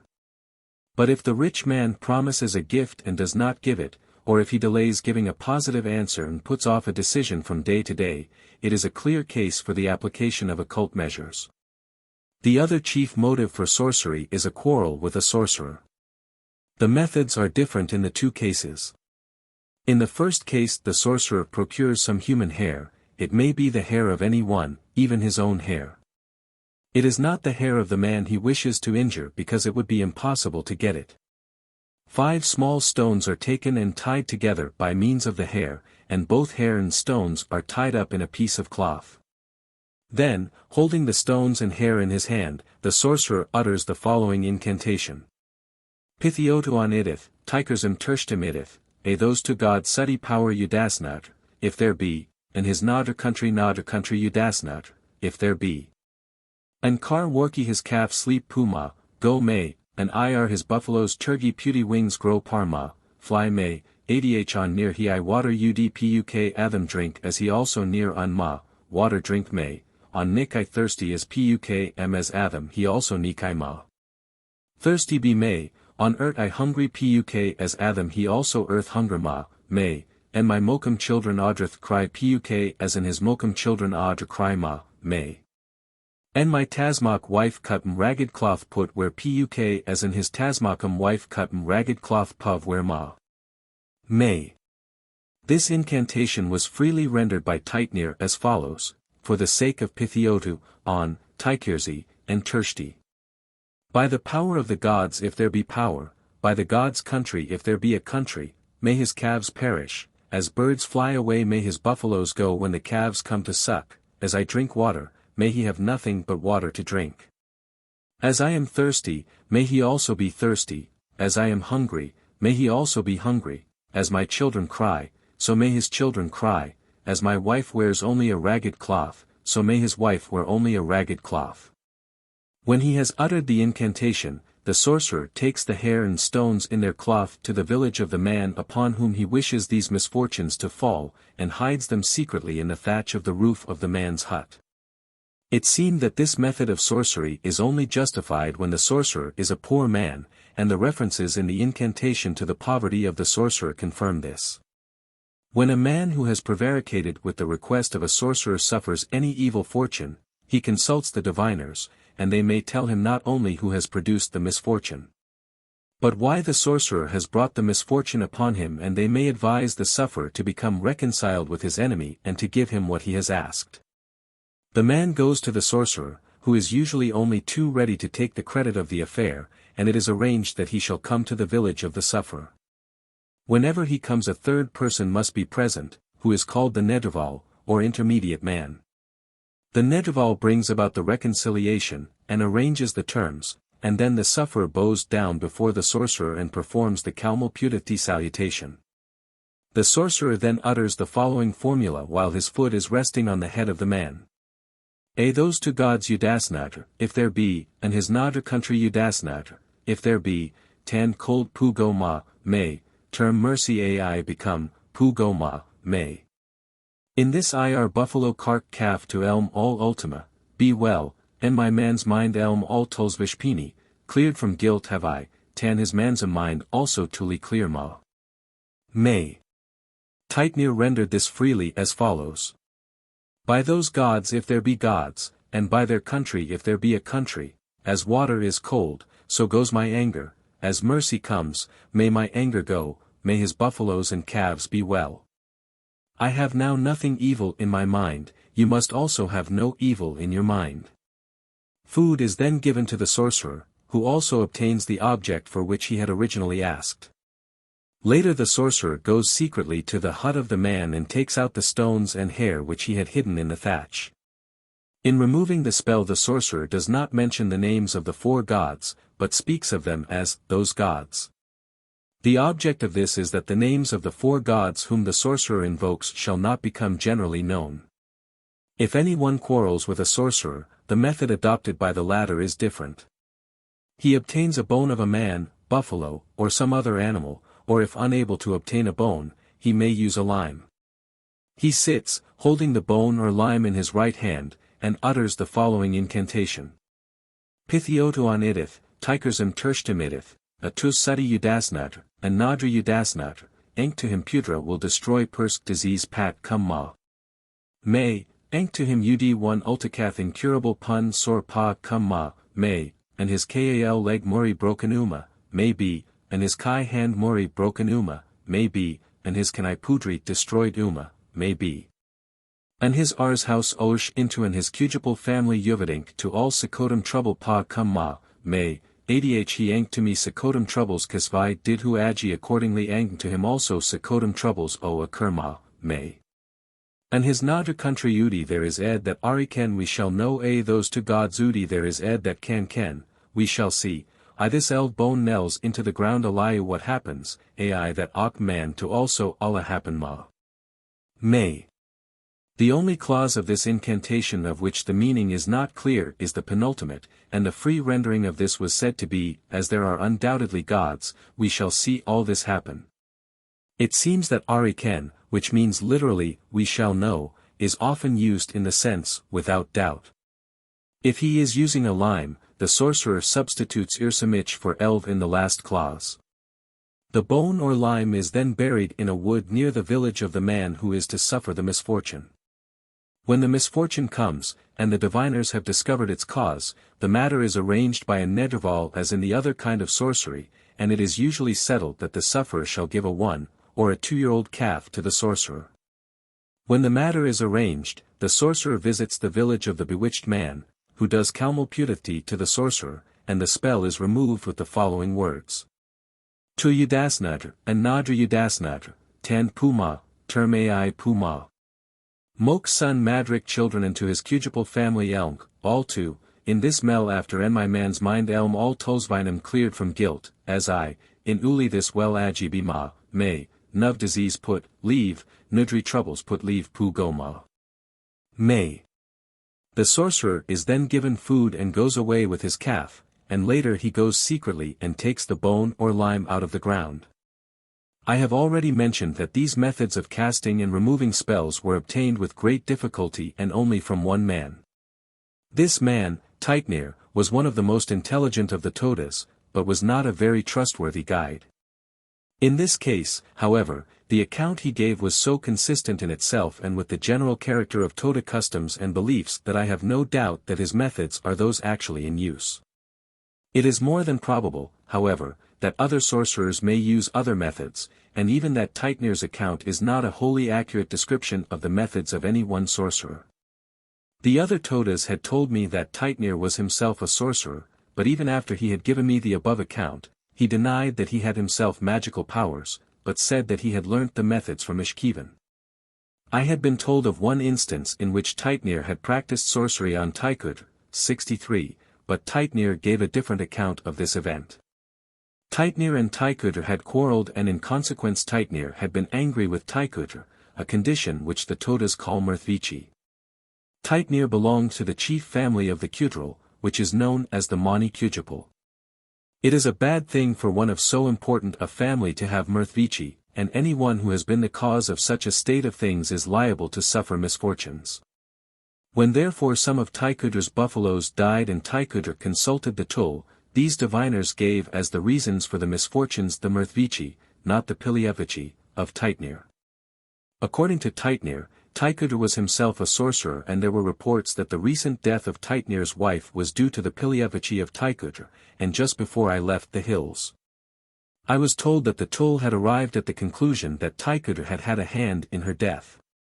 The Toda sorcerers are not only feared by their fellow Todas but also by the Bodagas, and it is probably largely owing to fear of Toda sorcery that the Bodagas continue to pay their tribute of grain. The Bodagas may also consult the Toda diviners. In one recent case a Badaga consulted Mangudravan, who found that the misfortune from which the man was seeking relief was due to the sorcery of Cainers. Cainers was, no doubt, propitiated by the Bodagas, and it is probable that the belief of the Bodagas in the magical powers of the Todas is turned to good account by the latter. In some cases Todas have been killed by the Bodagas owing to this belief. About 10 years ago Pushtiti of Nadras, VI, the elder brother of Kaitan, was a very notable sorcerer, much dreaded by both Todas and Bodagas. He visited the Badaga village of Nanjanad on the occasion of a feast, and soon after a Badaga child died, and its death was at once ascribed to the sorcery of Pushtiti.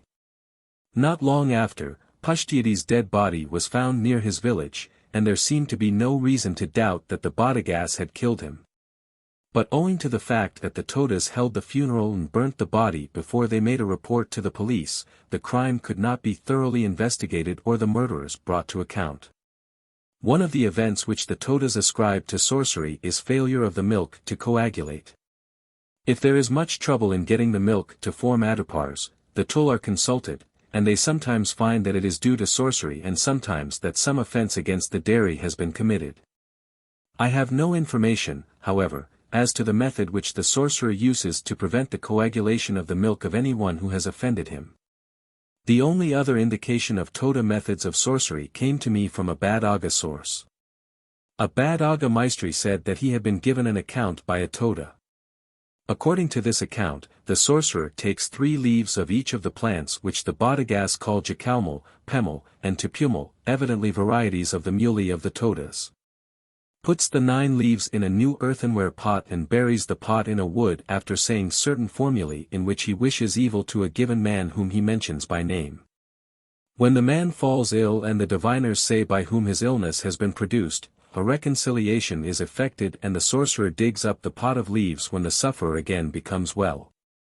This information came from a Badaga source and I could not obtain confirmation of it from the Todas, but it is possibly an approximation to the method employed in one form of Toda sorcery. The Todas dread the sorcery of the Kurumbas more than that of their own Pilakaran. The latter can be remedied, but the sorcery of the Kurumbas, called Kurubadrakiti, Kurub equals Kurumba, is much more dangerous and cannot be remedied. If it is found that a Kurumba has made a man ill, the only thing to be done is to kill the Kurumba, cp. When Kutadri became ill while he was with me in the Kundas, the first suggestion was that the Kurumbas were responsible. Soon after this I went to Kotagiri, and Kodranar, Kutadri's brother, who was to accompany me, said that as the Kurumbas were very numerous in that part he did not like to go alone with me and made a stipulation that while I was on that side of the hills I was to provide him with a companion. Mr. Thurston describes a similar experience in which his guide was afraid to walk from Oatakaman to Kotagiri lest he should come to grief at the hands of the Kurumbas. In this case it seemed that the man was using his fears as an excuse, and in my case the fear may have been used as a lever to provide occupation for a friend, but that there was a very real fear of Kurumba sorcery I have no doubt. It is easy to see how this belief in the magical powers of the Kurumbas may have arisen, or, more probably, how its existence may have been maintained.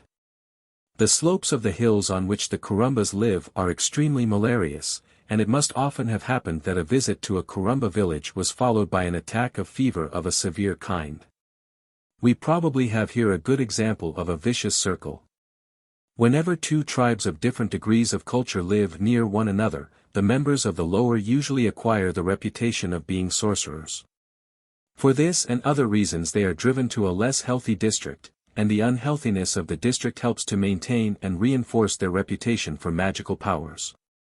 The evil eye. Various misfortunes may befall a man if any one says that he is looking very well or is very well dressed.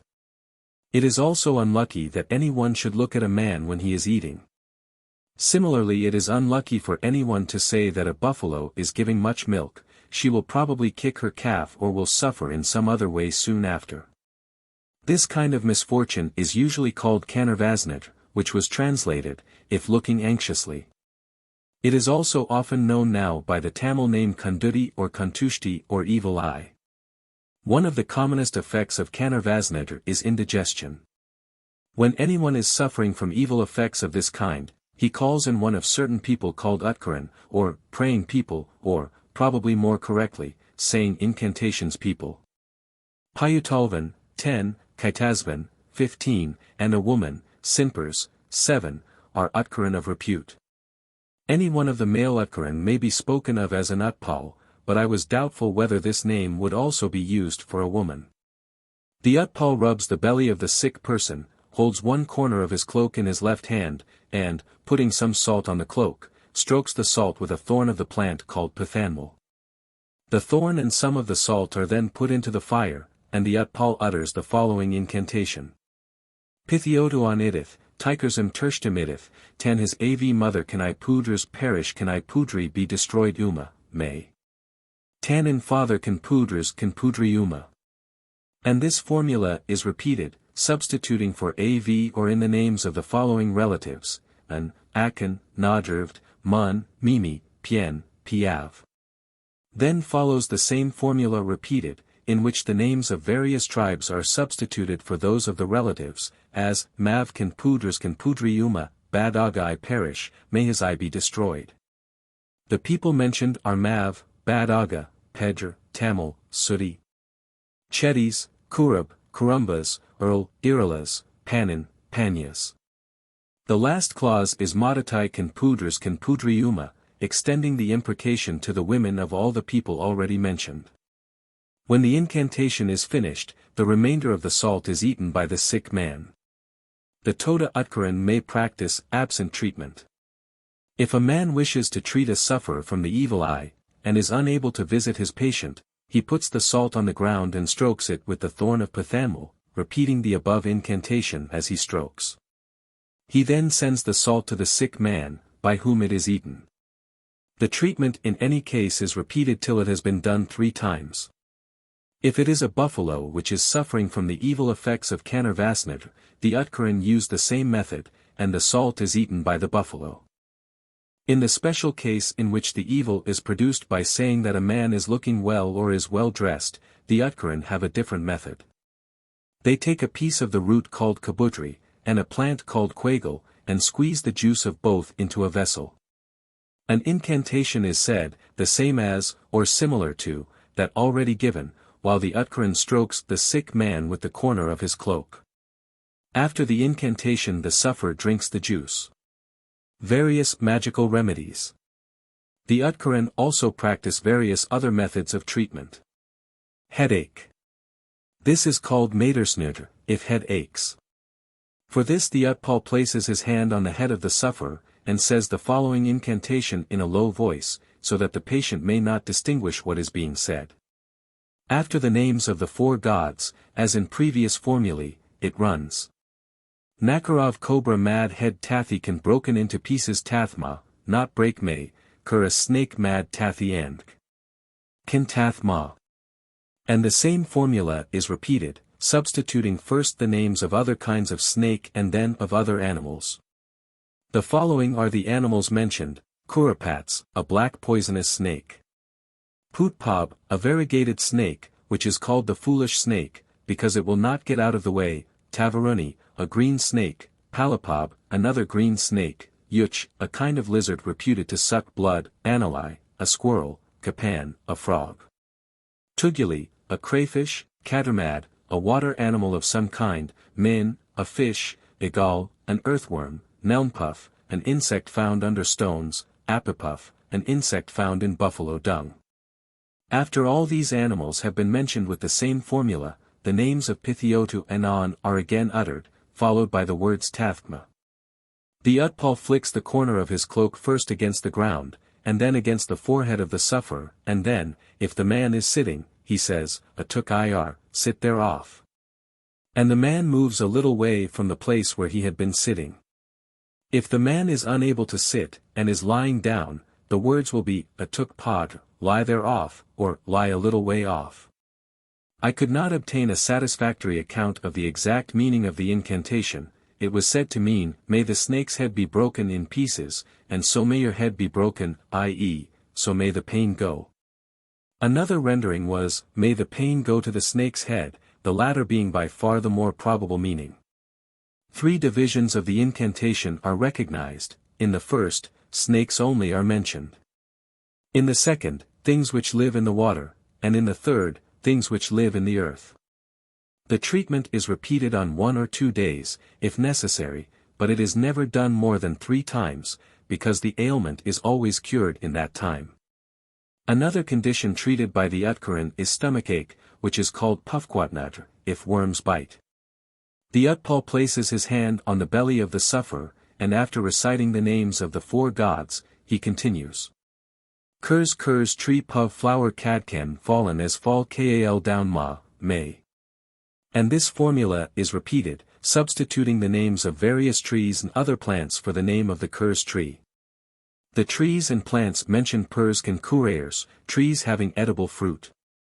Pool, kil, quadriki, kid, trees from which bees get honey. Cab, sugarcane. Teg, coconut. Patten, samai, nez, rice. Airy, ragi. Kitch, potato. Perigi, chilies. Milk, pepper. Quadameli, coriandrum sativum. Codric, mustard. And kiri or kursi, red amaranth. Thus the last clause would run, Kiri puv cadcan kal ma, and this would be followed by the names of Pithiotu and On. Then the Utpal flicks his cloak 3 times, first against the ground and then against the belly of the sufferer, and says, Atuk ir, or Atuk padr, according as the man is sitting or lying down, and the sufferer moves a little from his place. The names of flowers are used because the Todas believe that worms come from eating honey, and the honey has come from flowers. The flowers mentioned belong to 4 groups, I, those of trees which bear edible fruits. 2, those from which bees get honey. 3, those of trees or plants part of which are eaten. 4, those of trees which give pungent substances like chilies and pepper.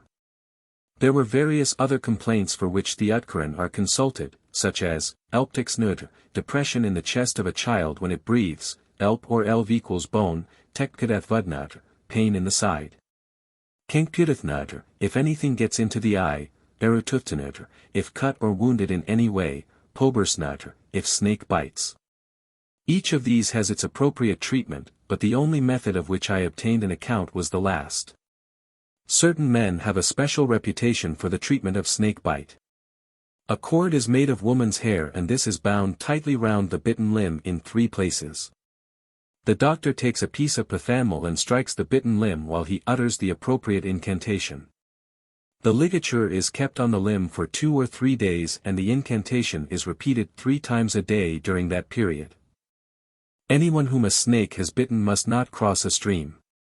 If it is absolutely necessary that he should cross, he must be carried over it. If wild animals attack the buffaloes, a procedure which closely resembles those already described is carried out by the Utkaran. The procedure is called Kadarkatinamadr, i.e., wild beast tie mouth if. It is also carried out if a buffalo is lost, and in this case the charm will keep the animal from injury by wild beasts.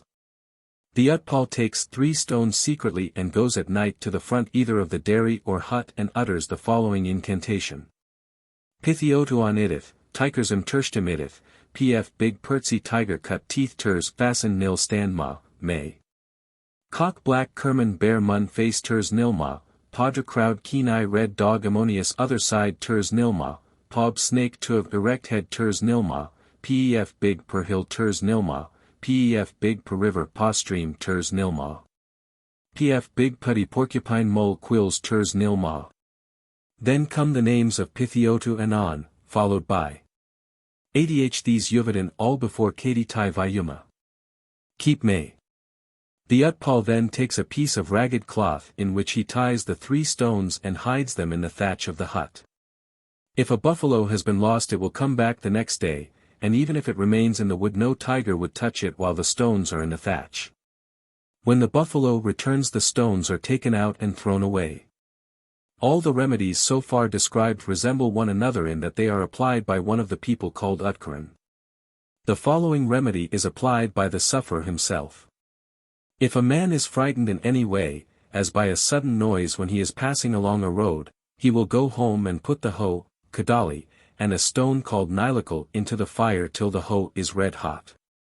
He puts the hoe and stones into a brass vessel called turg and pours on water.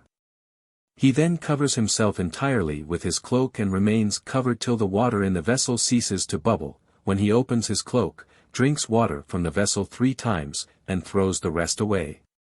There was some difference of opinion as to the use of the stone called nilakal at ordinary times.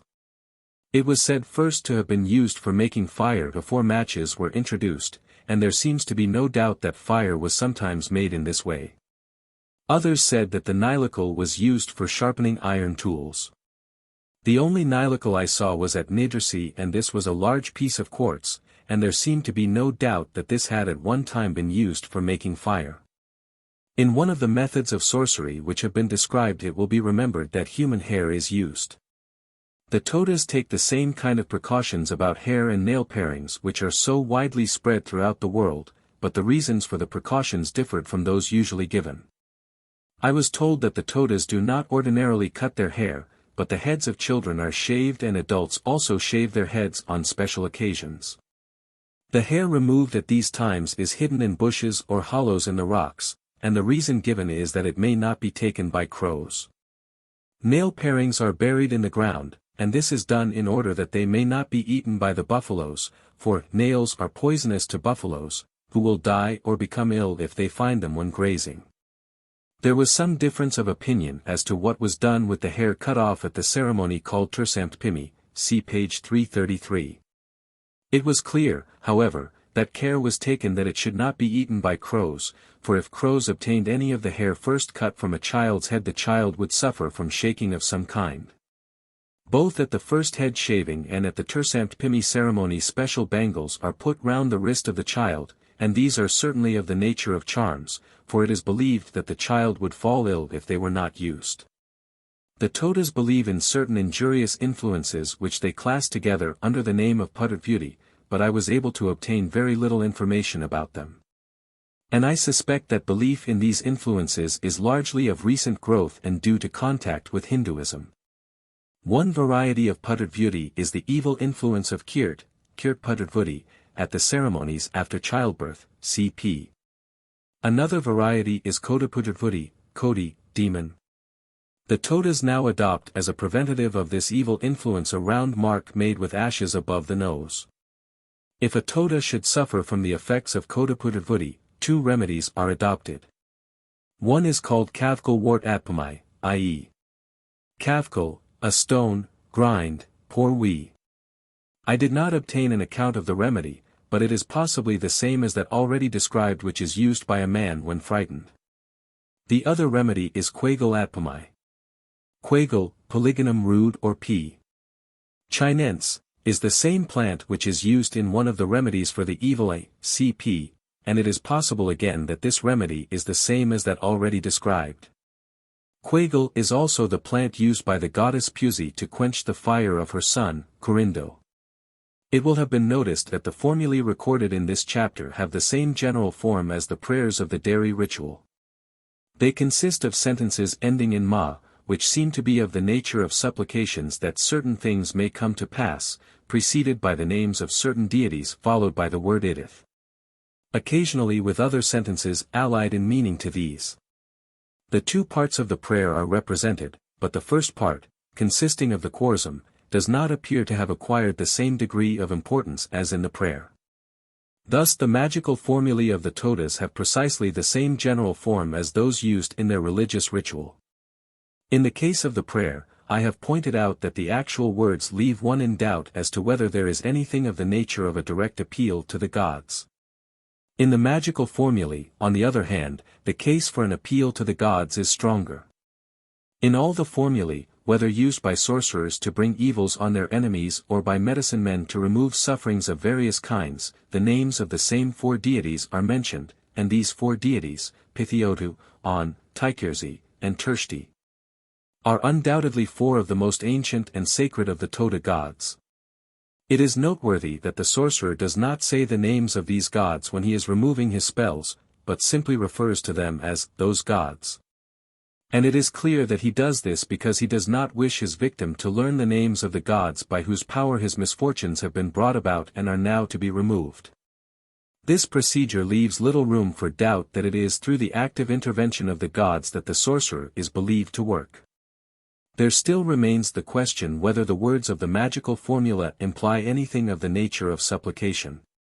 Or whether the sorcerer is not rather using forms of words which will compel the gods to exert their powers in the way the sorcerer wishes. I have no definite information as to the belief of the Toda sorcerer on the point, but the almost contemptuous tone of the two clauses which follow the names of the four gods might perhaps be held to point to the latter conclusion. And to indicate that the sorcerer can use the gods as his instruments of wrath, much as seems to have been the case with the magicians of our medieval times.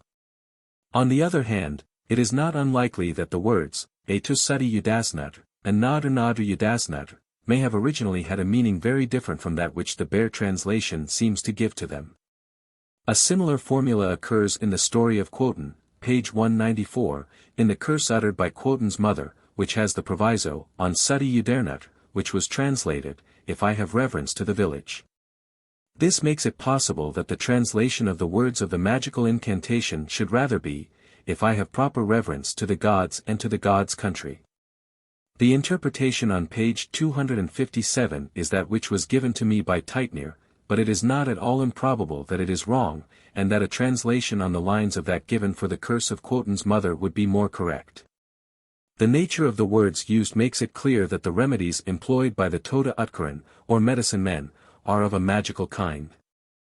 The words are essentially the same as those used by the Pilakaran, or sorcerers, to remove the evils they have brought about by their previous magical incantations. The same formulae are used to remove ills supposed to be due to natural causes as are used to remove those due to the workings of magic. It seems clear that the Todas have advanced beyond the stage of human culture in which all misfortunes are produced by magic. They recognize that some ills are not due to human intervention, but yet they employ the same kind of means to remove these ills as are employed to remove those brought about by human agency. The advance of the Todas is shown most clearly by the differentiation of function between Pilakaran and Utkaran, between sorcerers and medicine men, and we seem to have here a clear indication of the differentiation between magic and medicine. The two callings are followed by different men, who are entirely distinct from one another, but both use the same kind of formula to bring about the effect they desire to produce. It seems that the powers of the Utkaran are less definitely passed on from father to son than in the case of the Pilakaran. There is no doubt that these powers depend largely on a knowledge of the words to be used, and especially on a knowledge of the names of the four gods.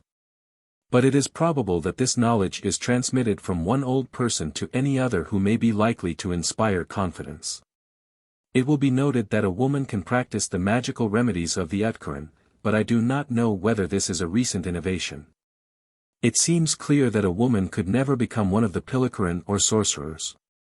When discussing the formulae of the dairy ritual, it was mentioned that one difficulty in the way of regarding these formulae as prayers is that the names of deities are not uttered in the vocative form. and that this might be held to negative the idea that they involve supplication to higher powers. In the magical formulae there seems to be a clearer case for the presence of a distinct address to deities, though it is doubtful whether this address is of a supplicative or compelling character.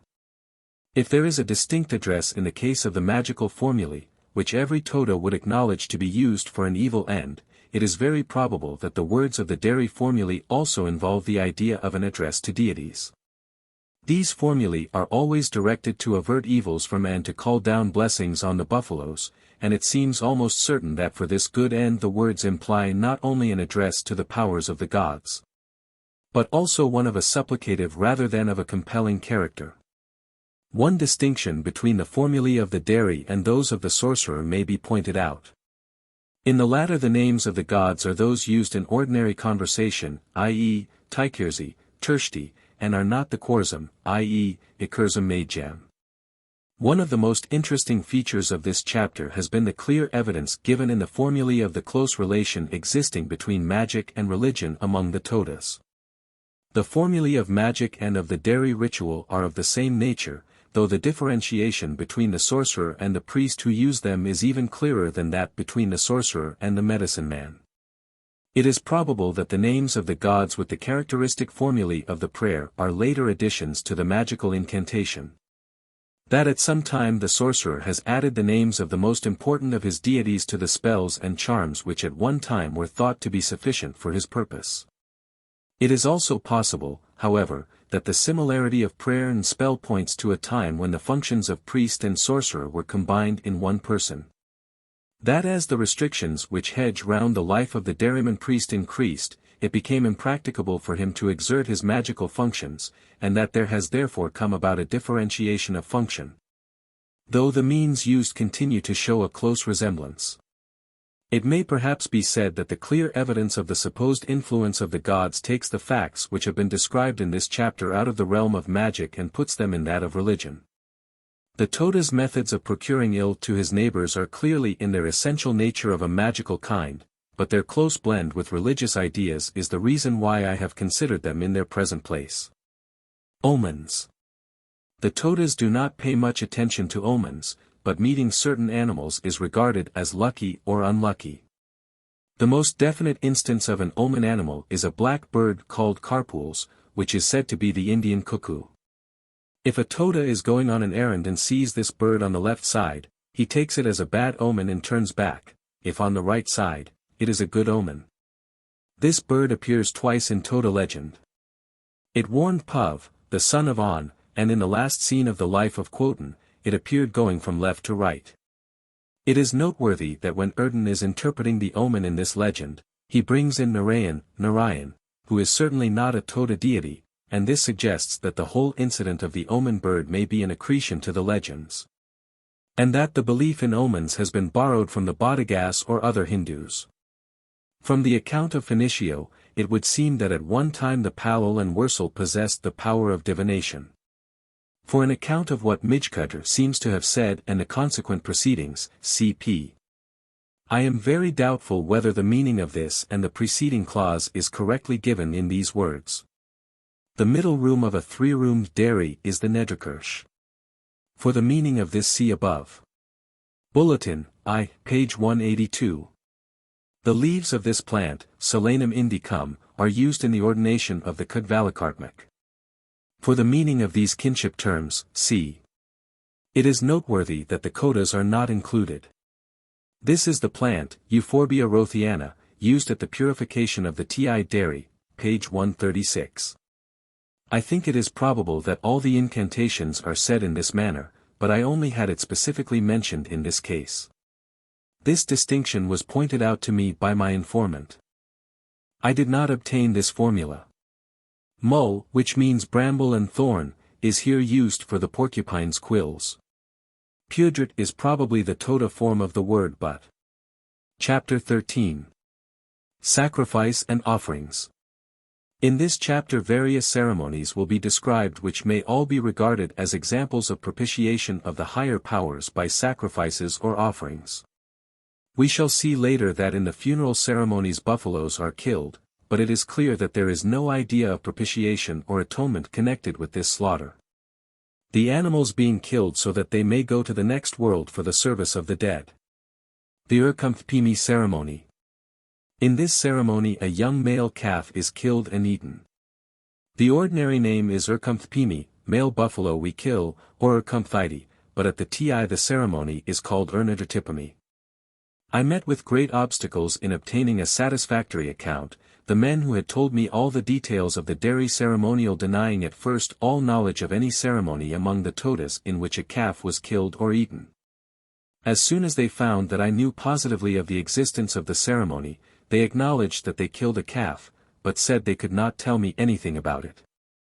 I succeeded at last in obtaining a record of the ceremony from XIII, and when I was endeavoring to identify the various parts into which the sacrificial animal is divided, we met with such difficulties that XIII agreed to allow me to see the ceremony on the condition that I would provide the cost of the calf. Owing to the general reluctance to talk about this ceremony, I was not able to obtain such independent accounts from other people as I should have liked. But the details of the sacrifice as given me by XIII agreed with those of the ceremony I witnessed, and I have no doubt as to its essential accuracy. I had hoped to have obtained independent evidence on some doubtful features at the end of my visit, but these hopes were entirely frustrated by the death of XIII's wife a few days after the ceremony which had been performed for my benefit. Her death being generally ascribed to the anger of the gods because the secrets of XIII had been revealed. After I had left the hills, however, Samuel succeeded in obtaining information on several doubtful points, and was given an independent account which entirely confirmed the accuracy of the proceedings which he had witnessed at the same time as myself. The ceremony is performed both at the ordinary village and at the TI dairy. At the TI there is no doubt that it is performed 3 times a year, but there was much discrepancy in the accounts of its frequency at the village. According to some, the sacrifice only takes place once a year at each village in October, soon after the ceremony of TODAS, to be described later in this chapter. According to others, the ceremony is performed whenever the people have a suitable male calf to sacrifice. During the 10 years that my interpreter, Samuel, had been living among the Todas, he had come to the conclusion that the ceremony is performed fairly often, his opinion being based on chance remarks made by the children. I think there is very little doubt that a calf is now killed in each village more often than once a year, and the ceremony at which I was present was almost certainly one of the occasional performances. Though the time of year at which it took place makes it possible that it was the chief annual occasion of that village. There was also some doubt whether there is an annual ceremony in every village for the people living in that village, or whether the annual ceremony is only performed in the Atudmad, or chief village of each clan, for all the people of the clan. The true state of affairs at the present time is probably that the ceremony is performed at the Nadras TI in October. 15 days later it is performed at the other TI Mad and at the chief village of each clan. In addition to these annual celebrations the sacrifice is performed on 2 other occasions at the TI, while at a village it may be performed whenever the people of the village have a suitable animal. The place at which the sacrifice is performed is called the Urnkar, and at Korea, where I witnessed the ceremony. The Urnkar is in a wood nearly half a mile from the village at a spot where it is very unlikely that the proceedings would be disturbed by chance visitors.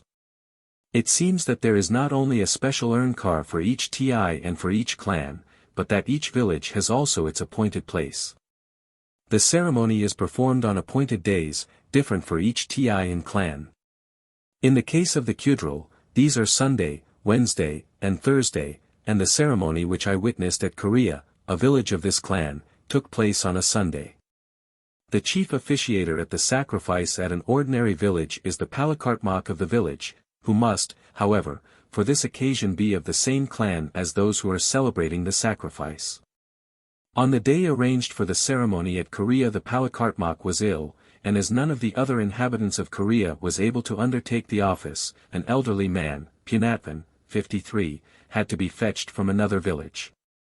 On his arrival he had first to go through the ordination ceremonies for the office of Palakartmak, a lucky chance which gave me the only opportunity one had during my visit of observing these proceedings. At the Urnkar wood for the fire is collected, and over small firewood the people place several logs about 3 feet in length, so that the fire is of an oblong form. The firewood must be of one or both of the kinds called main and kyul. While some of those present are making the fire, others will be fashioning sharply pointed stakes of wood on which the parts of the calf are to be impaled. These stakes are called ko, and must be made of one of the following 4 kinds of wood: avalashki, karkakoi, kwadiki, or pavat. It was said that exactly 50 of these ko must be provided. The first stage of the ceremonial is to make fire by friction, which should be done by the palakartmak. The only occasion on which I saw fire made by friction during an actual ceremony was when I witnessed the sacrifice at Korea, and on this occasion both Punatvan and his chief assistant, Pichivan, 69, of Keter, twirled the fire sticks alternately. But though they soon produced some smoke, they failed to light the rag used as tinder.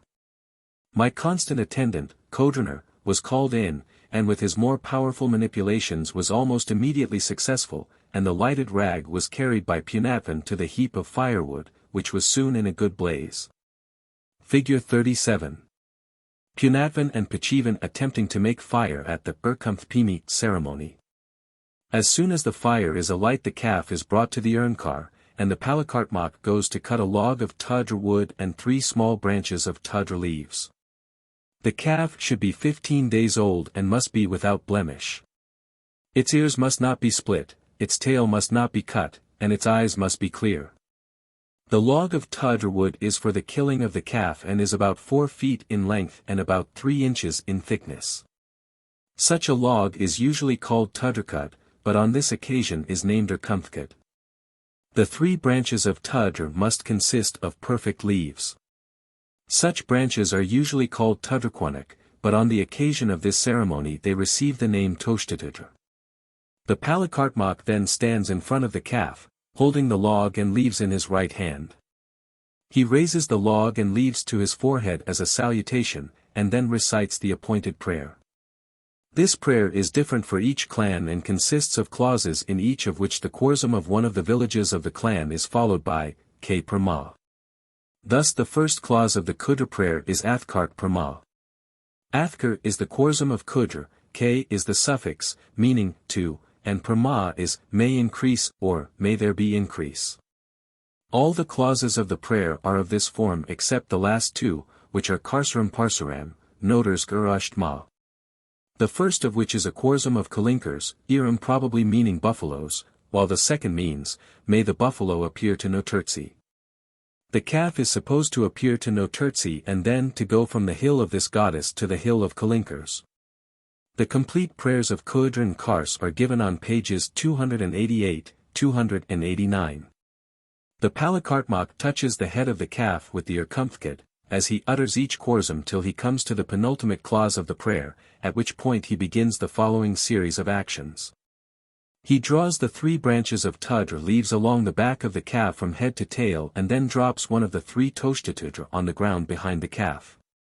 The 2 remaining branches are drawn along the back of the calf from tail to head in the reverse direction to the first, and on reaching the head one of the 2 branches is dropped on the ground at the head of the animal. The remaining branch is drawn from head to tail and dropped on the ground by the side of the first, c. The animal is then killed by striking it on the head with the urkumthkud. The palakartmak then takes up the 3 toshtatudra, and, taking them in his right hand with the log, passes them round the calf 3 times. In doing this, the body of the calf rests on its side, while the log and leaves are passed between the 2 forelegs, then between the 2 hind legs, round the hindquarters, and forward over the back and head. So that they make a complete circuit of the animal, and this circuit is twice repeated, so that the log and leaves are passed completely round the calf 3 times.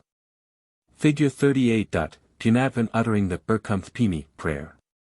He is holding the urkumthkud, and one of the tudr leaves in his hand can be distinctly seen. The palakartmak then proceeds to cut up the calf, beginning with a complete incision round the neck. The knife used is of the ordinary kind called turi, but on this occasion it is called ub, or arrow. On the occasion on which I saw the ceremony, the calf seemed to have only been stunned by the blow on the head and began to kick as soon as this incision was made. The animal was, in consequence, vigorously belabored over the testicles with the log of Toda wood, and this was repeated till the movements of the animal ceased. Figure 39. Stroking the back of the calf with the Toda. Punatvan is beginning the third movement, and one of the branches of leaves can be seen on the ground behind the calf. The next incision is down the midventral line. Incisions are made through the skin above each hoof, and the Palakartmak then removes the skin of the whole animal except the head and feet, beginning at the right forelimb. When the skin, tars, is removed, it is laid on the ground with its outer surface downwards a few yards from the spot at which the animal is being cut up, and the Palakartmak proceeds to cut the animal into the following parts. Quelfk. Hoof and attached skin and bones. Mogul, lower segment of forelimb, metacarpus. Kamal, or kamalth, upper segment of forelimb corresponding to forearm. Canodry, shoulder. Medraquelv, trachea and larynx. Todrathars, lower segment of hindlimb, metatarsus. Pavath, upper segment of hindlimb, leg. Uruf, liver. Puth, gallbladder.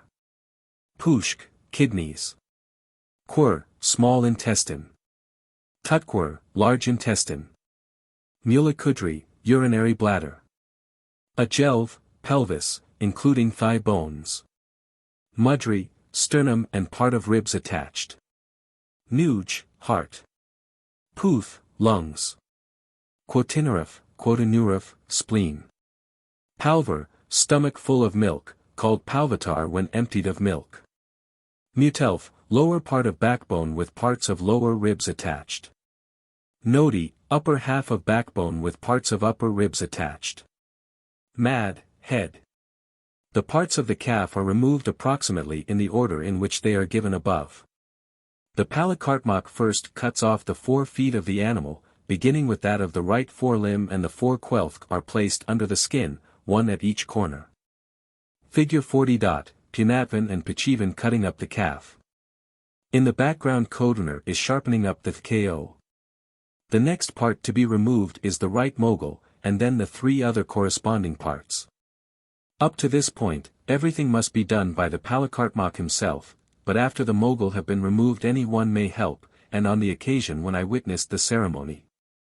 Several operations were going on simultaneously after this point of the proceedings, and it became difficult to ascertain exactly what was being done and the exact order in which the parts were being removed. The cutting up of the calf was performed chiefly by Pachivan, while the Palakartmak, Punatvan, occupied himself with other operations. After the removal of the mogul, the remaining parts of the 2 forelimbs are removed and placed on the skin. The larynx and windpipe are taken out together, and in doing this the large vessels of the neck are divided. The body of the animal is then taken up and held over the skin, so that the blood runs out over the parts placed on the skin, and these parts are then moved about, so that they become smeared with blood, and are then placed on the stakes, ko. And each ko with its part of the animal is stuck in the ground on one side of the skin. Some of the other parts when removed are rubbed in the blood on the skin. When the different parts have been impaled in this manner, the Palakartmak cuts from each part a small piece of flesh called mies and puts the pieces on a stake. From the ribs and sternum, he cuts a part called the tutmiais, much larger than the other fragments, and puts this on a stake. I could not ascertain exactly of what the tutmiais consisted, but it seemed to be the lower end of the sternum with some of the diaphragm attached to it. Figure 41. Roasting the pieces of the calf. After cutting off the mies, the Palakartmak begins to put the parts round the fire, beginning with the mogul, which are placed, one on each side, about the middle of the fire, but rather nearer that end at which the head is to be placed later. The mogul must be put in this position by the Palakartmak himself, but the other parts may be arranged in any order.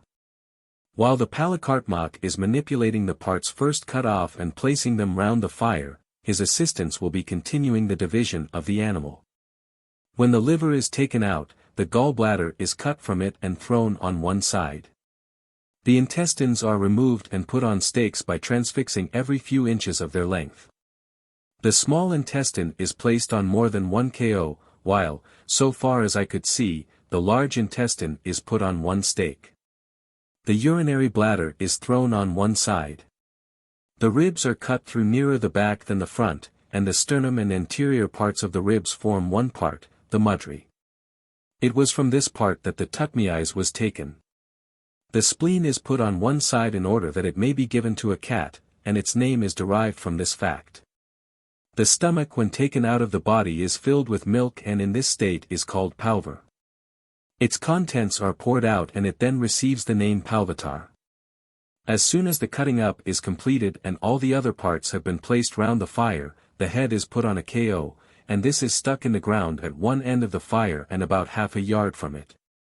And the 4 quelthk are placed on the ground round the head. Some of the parts placed round the fire may by this time have charred, and they are turned round so as to expose the opposite side to the flames. The next step is to take up the head on its ko and place it in the middle of the fire for about a minute, after which it is replaced. The object of this is to singe the ears, which the palakartmak then pulls off. He also takes certain fragments, mees, from some of the other parts and throws them, together with the ears, into the fire, standing at one end, the opposite end to that at which the head is placed. He then takes 3 charred pieces of wood from the fire, and throws them over the fire and over the head, so that they fall beyond the latter, saying as he throws each time, Nodersk prama, man. The last exclamation being the sound which is ordinarily uttered when calling a calf. When the flesh is sufficiently roasted the palakartmak eats the tutmiais, while the others present may eat any portion. When enough has been eaten, the remainder of the cooked flesh is carried to the village. The mogul, ajelv, mad, and quelthk are carried to the dairy by the palakartmak and kept there. The flesh of these parts is eaten by the dairyman or by other men, but may on no account be eaten by a woman. The other parts are taken to the hut and given into the keeping of the women, and the flesh of these parts can be eaten by any one, man, woman, or child. Butter is often put on the flesh before it is eaten. The sacrifice at the tea. The sacrifice at the ti is called Ernadutipami, and is performed at every ti 3 times in the year. The first occasion is about 15 days after the ceremony of Tutatustki in October. The second occasion is about January, when the buffaloes of the ti migrate to the kundas or elsewhere for the dry season. The third occasion is after the ceremony of giving salt, which is known as korap, cp. The ceremony may take place at any ti mad except Anto. The appointed days are Sunday and Wednesday. On the day before the ceremony wood is taken by the palol and kaltmak to the sacrificial spot, called urnkar as at the village.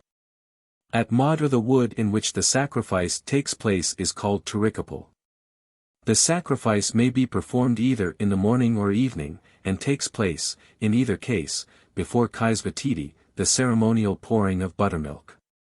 This means that the sacrifice takes place during and not after the dairy ceremonial, and thus forms part of the dairy ritual. Each palol wears the padrish tuni, while the kaltmak is naked throughout except for the kav. The kaltmak arranges the firewood and the chief palol, at the nadra's ti, the ti palol, lights the wood with fire brought from his dairy. The calf is then killed and cut up with exactly the same ritual as in the village ceremony. After the flesh has been placed round the fire both the palol return to their dairies, leaving the kaltmak at the urnkar to look after the roasting flesh. Each palol prays as usual and takes buttermilk without the aid of the kaltmak, and then returns to the urnkar, the chief palol taking butter with him. At the place of the sacrifice the palol eats the tutmiais only, first putting it, together with butter, on leaves of kakut, from which he eats. The kaltmak eats part of the liver at the urnkar, and is not allowed to touch any other part of the animal unless given to him by the palol. The mogul, ajelv, mad, and quelthk are then carried by the palol to the dairy where they are kept. They are eaten only by the palol and kaltmak. Some parts are carried by the kaltmak to the sleeping hut, and are eaten by the kaltmak and marol, other parts are taken to the outskirts of the ti mad and given to any todas who may visit the dairy. In connection with the Urkumthpimi ceremony, I was told of a device employed to induce the mother of the sacrificed calf to continue suckling after her offspring has been killed. Several days before the sacrifice, the calf to be sacrificed and a female calf of about the same age are shut up together in the kush, or small structure in which young calves are kept. On the floor of the kush are spread some of the grass called nark and some leaves of the kirs tree. When these have been broken up and mixed with earth by the trampling of the calves, a handful of the mixture, together with milk, is rubbed on the backs of both calves, and this is repeated for 3 or 4 days. The object is that the mother shall not know which is her own calf, and shall suckle both, and continue to suckle the female calf when her own has been taken away. During the days on which the calves are shut up together, the dairyman should keep pawn, i.e., he should not sell or give away any of the produce of the dairy. If this device is not employed or is unsuccessful, the skin of the sacrificed calf is placed on the back of a female calf, and in this way the mother may be induced to suckle the latter. When Taitnir performed the Urkumthpimi ceremony for my benefit, he did not succeed in getting the mother to suckle another calf and demanded 60 rupees as compensation for the loss of milk which he would suffer till the buffalo had another calf. When he found that I had no intention of paying this sum, he adopted the second device just described, and this expedient was successful. The Urkumthpimi ceremony was first mentioned by Harkness, page 139, who witnessed the sacrifice. The details of the ceremony which he gives agree in general with those observed by myself. He calls the sacrifice Yergamps. A still more complete account which agrees closely with my own was given by Muzzy in 1844. Breeks mentions the ceremony, as is usual with him, under its Badaga name of Kona Shastra, and his account contains several features which disagree with those of Harkness, Muzzy, and myself. I could obtain no satisfactory account of the origin of the sacrifice. Taitnir gave me a circumstantial story of the way in which Quodo or Mileters induced the gods to eat the flesh of a male calf. Taitnir stated that when Quodo was visiting the gods in the form of a kite, and before he had tied down the sun, cp. He killed a male calf with exactly the same ceremonial as that practiced since, and taking some of the flesh threw it into the midst of the gods, saying, I have brought the flesh, it is sacred flesh. I have partaken of it, and if your counsel is to be right, you must partake of it. At this the gods were very angry and blamed Quodo, whereupon he said, I am not blameworthy. If you blame a man who should not be blamed, why do you not eat flesh which should not be eaten? Quodo was then given the task of tying down the sun, and when he succeeded in doing this and had been acknowledged by the gods as their superior, the gods agreed to eat the flesh, and since that time the Todas have sacrificed a male calf. Just as Quodo did, and have eaten the flesh of the calf. The truth of this account, given by Taitnir, was denied by every other Toda whom I questioned, and I have not therefore included it in the story of Quodo given in, but I think it is possible that Taitnir was right. And that the denial of the other Todas was due to their reluctance that I should know the real belief about this ceremony. Even if not correct, Taitnir's account is valuable as a record of an ingenious example of Toda reasoning. At the ceremony I witnessed there was one feature of some interest.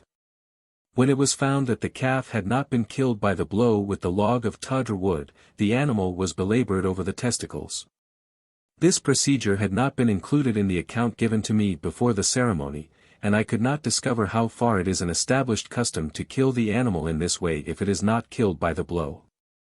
The interest arises from the fact that in the ancient Vedic sacrifices, the animal was killed by stopping its mouth and beating it severely 10 or 12 times on the testicles till it was suffocated.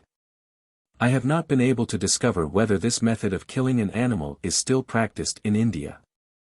If so, it has probably been borrowed by the Todas, but if not, this ancient Indian method may have been preserved by the Todas. I did not observe that the mouth of the calf was stopped at the sacrifice which I witnessed, but this was probably done. The Urkumthpimi prayer of Kudra. This consists of clauses of the form Athkart per ma in which the following Khorsam of villages are mentioned, Athkar and Wunners, Kudra, Kidners and Torsadri, Ars, Mosker and Manithi, Adra.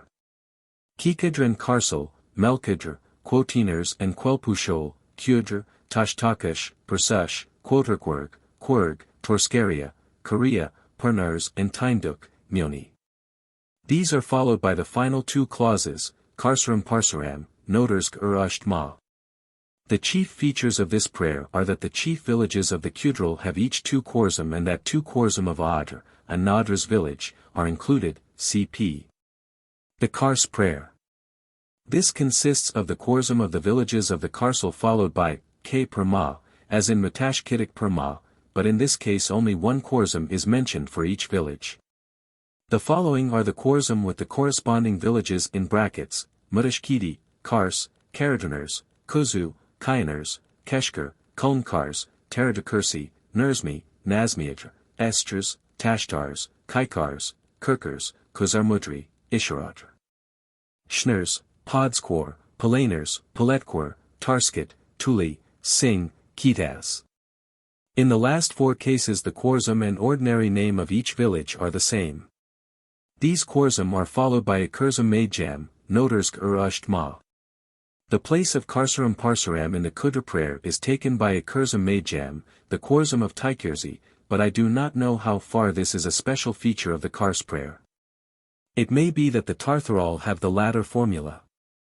It is remarkable that the Karsal should omit Carcerum Parceram, for it is the Khorzum of their Nodradki, Kalinkars.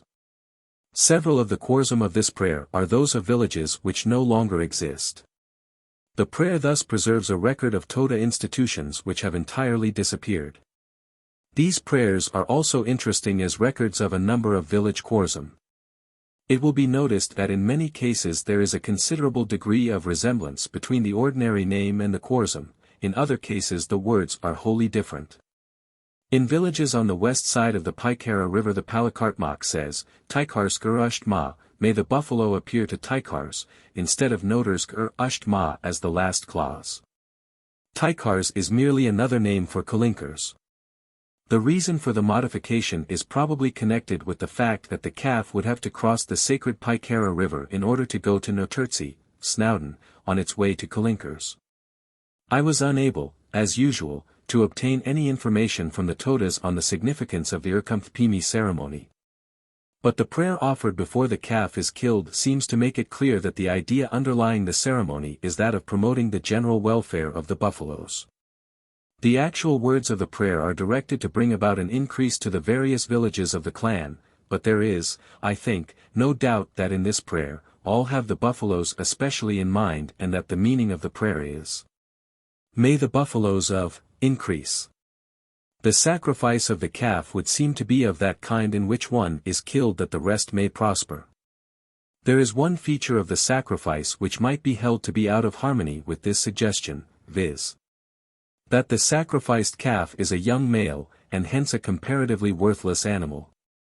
The name of the ceremony means strictly, we kill a male buffalo, and it is possible that at one time an adult male was sacrificed, but even then the sacrifice would be of an animal comparatively little valued by the Todas. As we shall see, the animals killed at funerals are always female, but there is an obvious reason for this, as the buffaloes are to be of use to the dead person in the other world. Formerly large numbers of buffaloes were killed at funerals, and it is possible that it was found impracticable to use female buffaloes also for the Urkumthpimi sacrifice. There is another possible reason for the use of male buffaloes. The flesh of the sacrificed animal is eaten, and it is possible that the Todas may have preferred to use for this purpose the less sacred male buffaloes. And not to risk any possible evil effects which might follow the consumption of the flesh of the females. It is probable that utilitarian motives have played the chief part in the choice of a male, but other more religious motives may have had some influence. The Tutatustki ceremony. This is an annual ceremony in which a fire is lighted at the foot of a hill by the Palal and Kaltmak. The name Tutatustki or Tutatustiti means, God fire he lights. It is performed in the month which the Todas call Tai, beginning with the new moon in October. The 2 Palal and the Kaltmak of the Nadras Ti perform the ceremony on the first or second Sunday after the new moon, and make the fire in alternate years at the hills called Kodi and Puthi. The 2 Palal of the Kars and Pan Ti set fire together at the hill Kanto on the following Tuesday. This ceremony is not performed by the Palal of either the Quadradoni or the Nidrasi Ti. In 1902 the Nadras Palal went to the hill Kodi on the second Sunday after the new moon, October 12. The hills of Kodi, Puthi, and Kanto are said to be chosen because they are very high, and have the highest two, who are spoken of as elder brothers. The Palal and Kalpmak set out when they have taken buttermilk after the morning work, abstaining from other food till the ceremony is over. They take with them the nursi or fire sticks, some leaves of kakad, a piece of tuni, and some dried grass from the thatch of the dairy. Each Palal wears both the Padrish tuni and the Kuban tuni. When they reach the foot of the hill they make a heap of firewood. They then spread the kakad leaves on a stone and powder the thatch of the dairy on the leaves, and each Palal makes fire with the fire sticks and lights the powdered thatch. Then the Kalpmak says, to Tudastkina, "Shall I light the god, or sacred, fire?" And both Palal answer, Tutatust. Then the Kalpmak takes the lighted thatch and applies it to the heap of firewood. As soon as the fire burns well, each Palal takes off his kubantuni and, standing some little distance from the fire, the two dairymen pray, using the usual prayer of the Ti with the following additions. Kor young grass puv flower ma, may. Tine honey puv flourish ma, may, palm fruit purs ripen ma. May. After the prayer the dairymen and their attendant return to their dairies so as to be in time for the afternoon work. The object of the ceremony is to make the grass and honey plentiful, as the additions to the prayer indicate. The Todas told me that in ancient times they lived largely on wild fruits, nuts, and honey, and that then the ceremony was of great importance. At the present time the Todas in general seem to take but little interest in the occasion, but its former importance is still shown by the fact that the Sunday and Tuesday on which the ceremony is performed are among the chief Toda feast days. When the people of every village eat the special kind of food which they call ashkarpimi. Offerings. The ceremonies which have been described are sacrifices or offerings which occur at regulated intervals. Tutatustki is certainly an annual ceremony, and it is probable that Urkumthpimi was also originally an annual ceremony, though now it may be performed several times in the year. Even now, however, there seems to be little doubt that on one occasion in the year this ceremony is regarded as of special importance. The ceremonies which remain to be described are of a different nature. They are mostly occasions on which offerings are made to avert or remove misfortune. Some are distinctly of the nature of sin offerings, but are only made when an offense which has been committed has brought some misfortune on the offender. In these cases the object of the offering seems to be propitiatory and to bring about the removal of the misfortune. In other cases the offering may be made with the object of removing a misfortune which is not due to any fault on the part of the sufferer. The simplest kind of offering is usually spoken of as quadrathpimi, i.e., we give quadra. The word quadra probably means gift, but seems now to be often used in the sense of fine. The quadra takes the form of a buffalo. When a man gives a buffalo in this way it means that he undertakes not to give or sell the buffalo to anyone and not to kill it at a funeral. The buffalo is to be allowed to die a natural death, but so long as it is alive the owner has the full use of the milk given by the animal. The idea of this offering is that the buffalo is given to the gods, according to some, or to the Amatal or people of Amnat, according to others.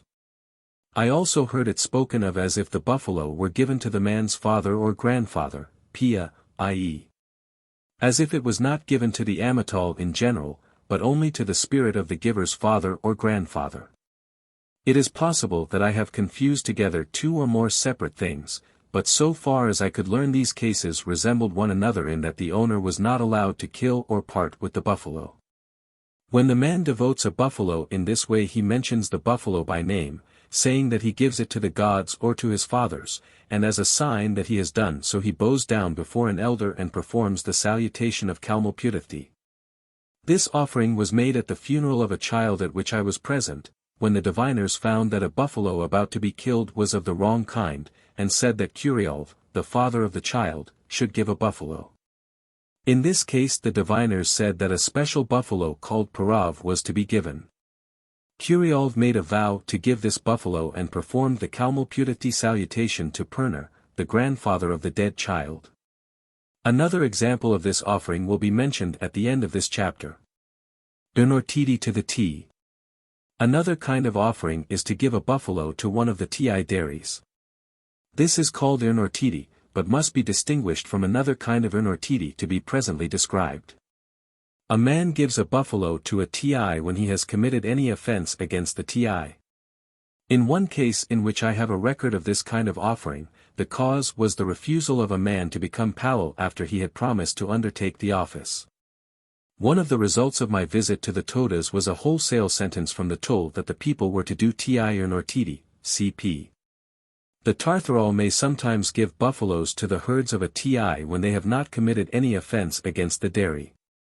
This is done when the buffaloes of the TI have become very few in number, and this offering is also known as ethnology, and is given with the same ceremonial as when an offense has been committed.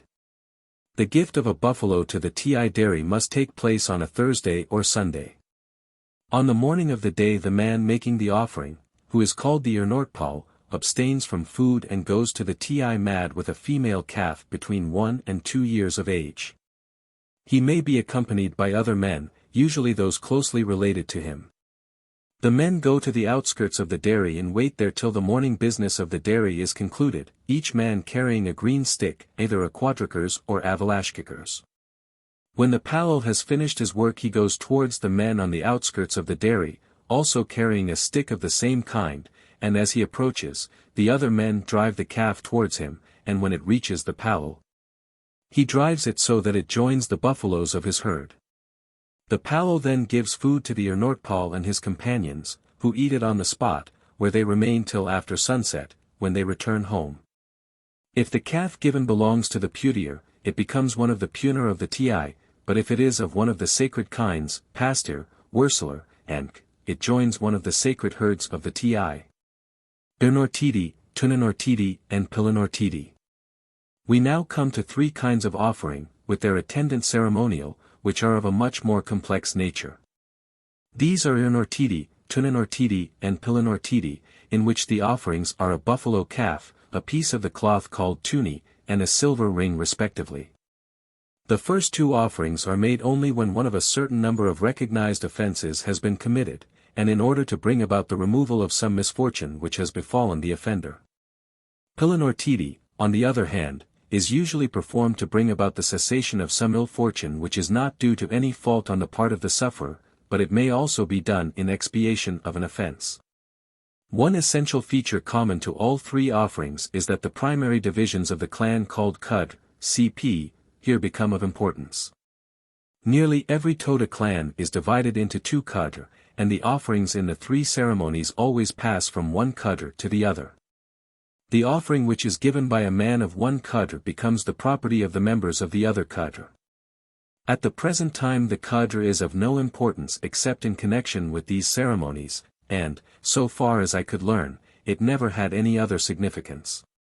There are a few clans of recent origin which have no Qadr, and members of these clans cannot make the offerings. In other clans, one Qadr has become extinct, and so long as no occasion for these ceremonies should arise, nothing is done to supply the deficiency. As a general rule, it is only when some trouble arises which may require one or other of these ceremonies that a redistribution of the members of the clan is made. And it is decided that one or more of the palm or smaller subdivisions of the clan shall be constituted a new Qadr.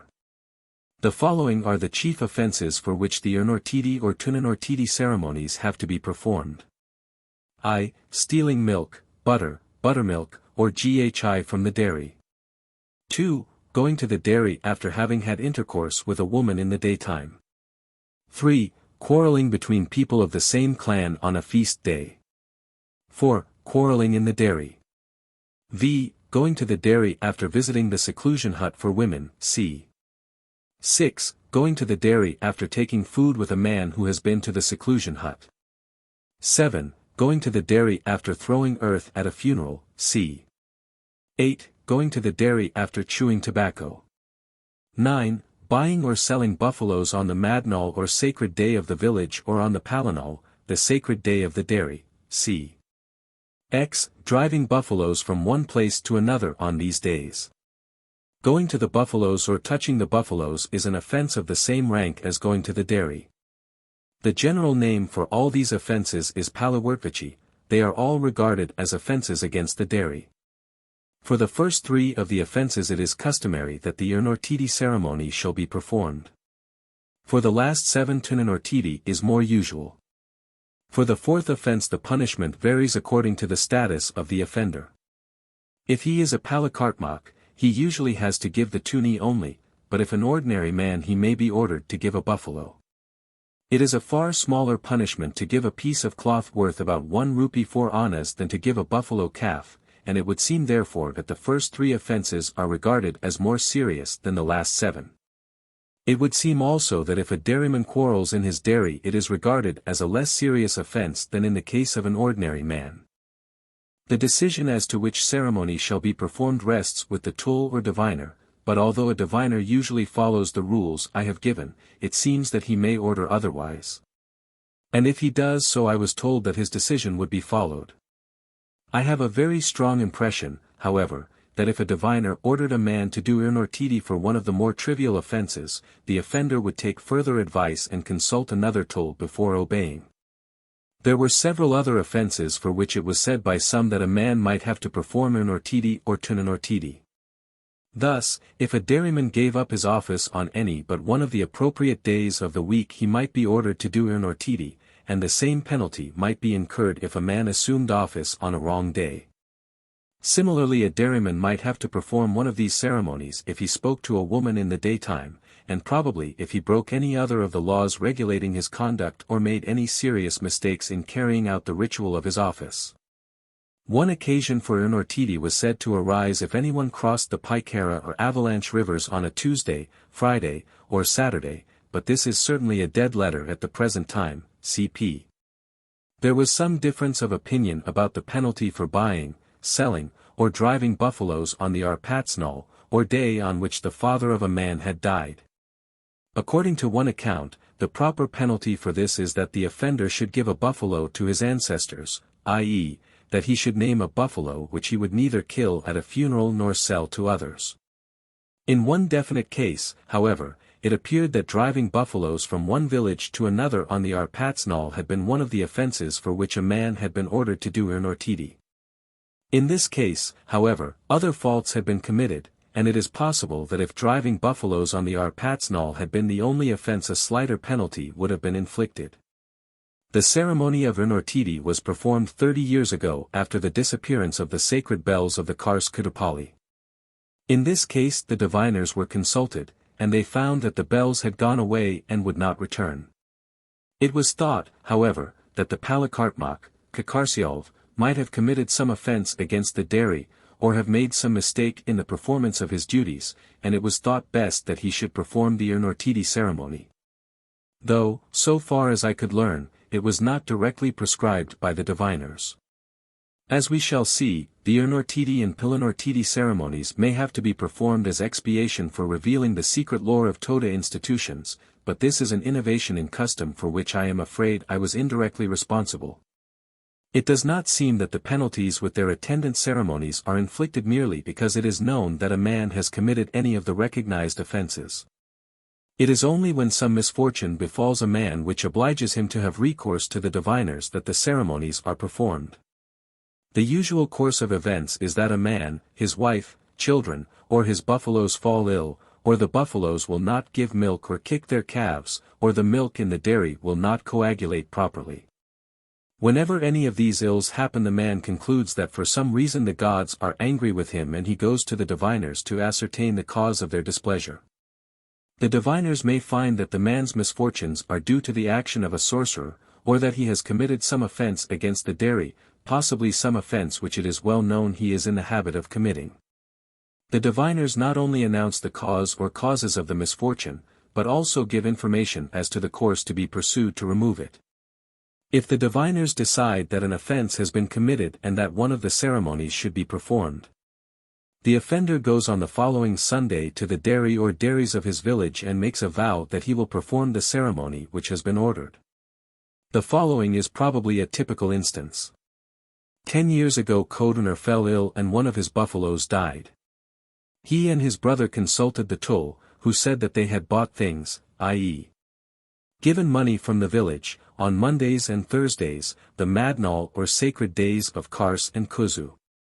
They had also driven their buffaloes from Kars to Ishiradra on their Arpatsnol. There had been sickness among the buffaloes and they had driven them to Ishiradra without thinking that it was the Arpatsnol. The Tul said they must do Inortidi, and on the following Sunday Kodunur went first to the Kudapali of Kars, Tarzialv, and then to the Wursali, Karzialv, and made the following vow at each. Ir Kar Buffalo Calf Ultima, may it be well. Persk illness from Ultaken, be well I, Nortkan Buffalo will I give. Or, may the buffaloes and calves become well, may I recover from my illness, I will give a buffalo. Figure 42. The Nortkars at Kars. In the background is the Wursali. From this account it seems clear that the ceremony of Inortidi is not a mere punishment for offenses committed. If a man commits any of the recognized offenses habitually and with the knowledge of the whole community, it does not appear that anything is done. Only when some severe misfortune befalls the offender does he appeal to the diviners to learn how he has offended and how he can atone for his fault. He gives the buffalo with the definite idea of recovering from the illness or removing any other ills which his offenses have brought upon him. Giving the buffalo is clearly of the nature of a sin offering, but the offering is only made when the sin has already had evil consequences and it is made in order to remove these consequences. Its object is atonement for an offense committed. It seemed that a man only had resort to the advice of the diviners in the case of exceptionally severe misfortunes. The act of giving the buffalo is attended by ceremonial which involves considerable expense to himself and great inconvenience to all the members of his clan. The expenses and inconvenience are so great that the ceremonies of Inortidi and Tunanortidi are rarely performed, and in some clans it is many years since they have occurred. There is one case in which the Inortidi ceremony may be performed for a reason quite different from any of those given above. Owing to a quarrel which took place many generations ago, the people of Pedikars, and probably also those of Kulam, may not hold the office of Palal. They may become eligible, however, if they perform the Inortidi ceremony at Kudra or Kyudra. It would seem as if they can only hold the office by expiating the offense committed in the remote past by their ancestors. The Inortidi ceremony. This ceremony takes place at certain prescribed villages, usually at the chief village of the clan, though when a clan has several important dairies the ceremony may be performed at any of them. Thus, members of the Kudral may give the buffalo at Kudra, Kyudra or Muni. At nearly every village there is an appointed spot, usually marked by a stone or a group of stones, called Nortkars, at which the ceremony is to be performed. At Kars there is a row of stones, shown in. At Nadras the appointed spot is a pool of water, by the side of a gap in the long wall of that village. Figure 43. Gap in the wall at Nadras through which the calf is driven at the Inortidi ceremony. On the day before the new moon following the vow to give the buffalo, all the women leave the village at which the ceremony is to take place. And all the men of the same cadre as the man who is giving the buffalo must also leave the village if they should be living there. Their place is taken by men of the cadre which is to receive the buffalo. If men of both cadre are living at the village, those of the giving cadre go and those of the receiving cadre remain. Thus, when Kodruner, who lives at Kars, made his offering, he and his brother left and went to live at another village of the clan, while Parkers and his brothers, who belonged to the other cadre, remained behind. If there is a Wursali at the village, the Wursal remains at his post. If the Palakartmak is of the same cadre as the offender, he leaves and a new dairyman from the other cadre is appointed. All the men who remain at the village sleep in the outer room of the dairy, at Kars, in the outer room of the Kudapali. The Palakartmak does his dairy work in the inner room as usual and sleeps in the outer room with the rest. The people live thus at the village for a month, no women, no men of the offending cadre and no people of other clans being allowed to visit them. The actual ceremony takes place at the end of this month, on the Sunday following the new moon. On the Saturday the man, called the Ernortpal, who is to make the offering brings a female calf between 1 and 2 years of age to a wood near the village and makes a rough temporary calf enclosure, cadre, tying the calf to a tree. If the calf is troublesome, the man and his companions may sleep in the wood by the side of the calf, but generally they leave it in the wood and go to sleep in the village where they have been living. The calf must have no blemish, its eyes must be clear, and no part of its ears or tail may be cut. On the following morning a boy between 10 and 15 years of age is chosen, who is called Pankert Vemak, the boy who observes the festival. It is his duty to drive the calf. All those who are to be present take in their hands green sticks of the kind called quadrikers. All have their right arms outside their cloaks, kevenarat, and must have bathed in the morning and abstained from food. When the time for the ceremony comes, the Pankert Vemak, who is followed by the Ernortpal and other men of his division, drives the calf towards the village. The people in the village then call out Ernort. It vas. Give the buffalo. Come here. And they go to the appointed place and stand on the dairy side of the Ernortkars, or other spot appointed for the ceremony, while the calf is driven up towards the stones or other mark from the side away from the dairy. The Palakartmak, naked except for the cov, and the wursel, with the tuni round his loins, stand with the people of the receiving cadre. When the Pankert Vemak has driven the calf up to the place, he asks 3 times, Irnortkina. Shall I give the buffalo? And the Palakartmak replies each time, Ernort. The boy then drives the calf across the stones or other mark to the place where the buffaloes of the receiving cadre are standing. According to one account, the calf is driven direct into the two, but it seems almost certain that this is wrong, though it may be that it is the practice of some clans. The calf then becomes the property of the cadre whose representatives have been living at the village. At Nadrs the calf is driven through the gap in the wall and across the pool of water in the direction of the conical dairy. All those present, both the man who has given the calf and his companions and those who have received the calf, bow down to the ground, resting their foreheads on the ends of their cloaks, as in, and utter a formula different for each clan. At Kars it runs. Swami, Taikirzi, Tarzialv, Karzialv, Karzu Ultima, Ir Kark Ultima, Irnort Vuspami, Ultima. Then all present go to the dairy or dairies and bow down at the threshold. At Kars they go to Tarzialv, the Kudapali, to Karzialv, the Wursali, and to Karzu, the buffalo pen, and bow down at the threshold of each, and then all partake of a feast. The food has been prepared by the dairyman, and includes the special kind called ashkarpimi, which is eaten outside the dairy. Only the men of the clan who have taken part in the ceremony may be present at this feast. Figure 44. The Tnersatidi salutation. After the feast all the men belonging to the cadre of the Ernortpal must again leave the village, but the only one of their number who is subject to any special restrictions is the boy who has acted as Pankert Vemak, who must avoid women and must sleep in the dairy of some village until the end of the whole business. He is spoken of as being in the condition called pawn and derives his name from this. The wursel and the palakartmak of the village at which the ceremony has taken place must stay there for another month, but the men of the cadre which has received the calf may stay there or not as they please. No women and no people other than men of the same cadre may visit the village during this time. At the end of the month the people who have been occupying the village rub the dairy or dairies thoroughly with buffalo dung, palakaratidi, dairy he purifies. All the people of the village then return and another feast takes place, in which the food is rice boiled in milk. Then the usual inhabitants of the village return to their houses, and if any men of the receiving cadre have come from another village, they return and life resumes its normal course. The ceremony of Ernortidi may thus involve the removal of the usual inhabitants from a village for about 2 months, and the giving of 2 feasts, while the man who has offended also loses a calf.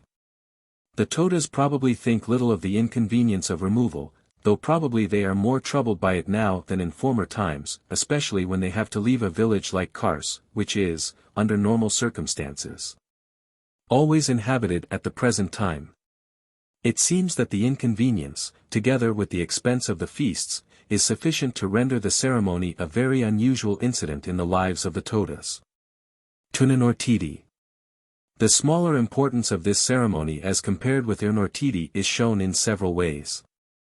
The ceremony may be performed at any village at which there is a dairy, and it is not necessary for the people of the receiving cadre to stay at the village for a month before the ceremony is performed. The prescribed day is Sunday, and on the previous day all the people of the same cadre as the giver of the tuni leave the village, and the men of the other division come and sleep in the dairy as before the Unortidi ceremony. The man who gives the tuni is called the Tunanortpal, and he procures the garment from a bad aga, paying for it about 1 rupee 4 annas. On the Sunday morning the Tunanortpal comes with some companions, all having abstained from food.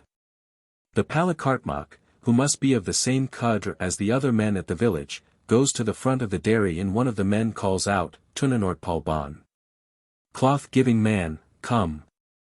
The Tunanortpal, who is standing at an appointed spot not far off, goes to the dairy, lays the tuni at its threshold, and bows down, touching the cloth with his forehead. While he is doing this the Palakartmak prays in the inner room of the dairy and the men staying at the village pray in the outer room.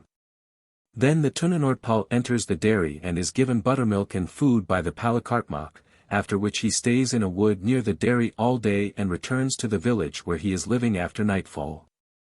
The people of the receiving cadre stay at the village for a month, at the end of which they have a feast and then all return to their own villages. Pilanortidi. In this ceremony a man gives a silver ring. The offering is differentiated from those already described in that it may be given to bring about the removal of misfortunes which are not due to any offense committed by the man. In some cases, however, the ceremony may be undertaken as an atonement for an offense. Kodriner, my guide, had to give a ring to the dairy at Kudra in the general distribution of penalties which followed my visit. The custom of Pilanortidi is limited to certain villages or clans. According to some accounts it is only followed at the villages of Kudran Canaders, noted for the special sanctity of their dairies. According to others the ceremony is performed by the Karsal at the dairy of Kuzu, and at Nidrasi I was shown a small stone, almost completely buried in the ground, which was called the Pilanorkers. And this indicates that the ceremony was also at one time performed at this village. The ceremony is certainly of a special importance at Kudra, and the following description is of the procedure at this place. If a man has no children, or if he becomes ill, or if his buffaloes give no milk, he may make a vow to do Pilanortidi. If he is a member of the Kudral, the people of the Kadr to which he does not belong go to the dairy. The offerer of the ring sleeps the night before in the dairy of his village and goes in the morning with one companion to Kudra, taking care that no one sees him by the way. Both must go without food. On reaching Kudra the two men go to the stream called Kikudra which flows between the dairy and the dwelling huts, and after washing hands and face in the stream they wait there. The people of the other Kadr who are in the dairy light a lamp and place it between the two rooms, and then one goes to the door of the dairy and calls out 3 times, Pilanortpal Ban. The men at the stream are not within sight, but they hear the summons and come to the front of the dairy. The men in the dairy lay the tuni of the dairyman at the threshold and the Pilanortpal places the ring on the cloth and bows down, touching the cloth with his forehead, and prays as follows. Tanenma, may it be well, Tarmama, may it be well. Ach little kar kaf ta give ma, may, ach little mok sun ta give ma, may, kar kaf kalaf, not refuse milk, kar kaf kaliti take milk ta give ma, may, kar kaf nesif, not kick away, nasiati stand ta give ma, may. Opath once utm meal athai it is puner 12 core years arki vow mati, will, nu may there be ark ma, no disease, nudri may there be ark ma, no trouble, kazan may there be ark ma, no kazan, per may there be ark ma. No Tamil. The free rendering of this prayer was said to be as follows. May it be well, may my buffaloes have calves, may I have children, may my calves have milk, and may they not be kicked away by their mothers. As surely as I am shortly to take food, do I make my vow for ever and ever, may I and my buffaloes be free from disease, may no evil befall me, may there be no kazan, cp. To kill me, may no Tamil or other outsiders come to disturb me. The last clause was said by Samuel to be interpreted, let me not get into trouble with the government, but it is probably much older than this interpretation would indicate. And refers to the former dislike of the Todas to any intercourse with people other than the Bodagas and Kodas. 12 years is a common expression for an indefinitely long time, and may be translated, forever. The practice of combining positive and negative sentences as in this prayer is one which seems to be not uncommon in the Toda language. It will be noticed that several of the clauses are identical with those of the prayer ordinarily used in the Dari. When the Pilanortpal has finished his prayer he rises, and the Palakartmak takes up the tuni and the ring and puts them in the Dari. Then the Pilanortpal and his companions go into the outer room of the Dari and take food prepared by the dairyman, after which they go to a wood near Kyudra and stay there till after nightfall, when they make their way home, taking care not to be seen by anyone. If the ring is given by one of the Kyudral it becomes the property of the men of the other Kadr, but as its value is very small, only from 4 annas to 2 rupees, it is not divided, but is usually taken by the man of the Kadr who takes the chief part in the ceremony. The ceremony as described above resembles those of Inortidi and Tunanortidi, in that the offering is given by a man of one division of the clan to the members of the other division. Pilanortidi may also be undertaken by a man as an atonement for wrongdoing, and in the only case of the kind of which I know, the wrongdoer, although he belonged to the Kars clan of the Tartharol, had to make the offering to Kyudra. In this case there was no question of the ring passing from one Kadr to another, and it probably became the property of the man connected with Kyudra who took the chief part in conducting the ceremony. Various unfortunate events which occurred during my visit to the Todas illustrate very well the working of the regulations which have been described in this chapter. One of these misfortunes befell Katadri, who went with me to visit the Kundas, the headquarters of the Pan clan. Mr. Mackenzie, with whom I was staying, had shot a sambar, and Katadri joined others in making a hearty meal on the flesh of the animal. The next day he felt far from well, and searching in his mind for the cause of his sufferings, his suspicions did not fall on the sambar, but wavered between sorcery of the Kurumbas and the anger of the gods of the locality. Because he had shown me certain sacred features of the land, he was unable to continue to act as my guide, rendering my visit to the Kundas largely fruitless, and on his return home he frightened himself into serious illness. Taitnir, who had told me many things, but, above all, had dared to show me the Urkumthpimi sacrifice, lost his wife a few days after this ceremony. She had given birth to a dead child, and in spite of obviously serious fever, she had gone through a trying ceremony connected with removal to the seclusion hut, and had walked a long way to this hut. 2 days later she died.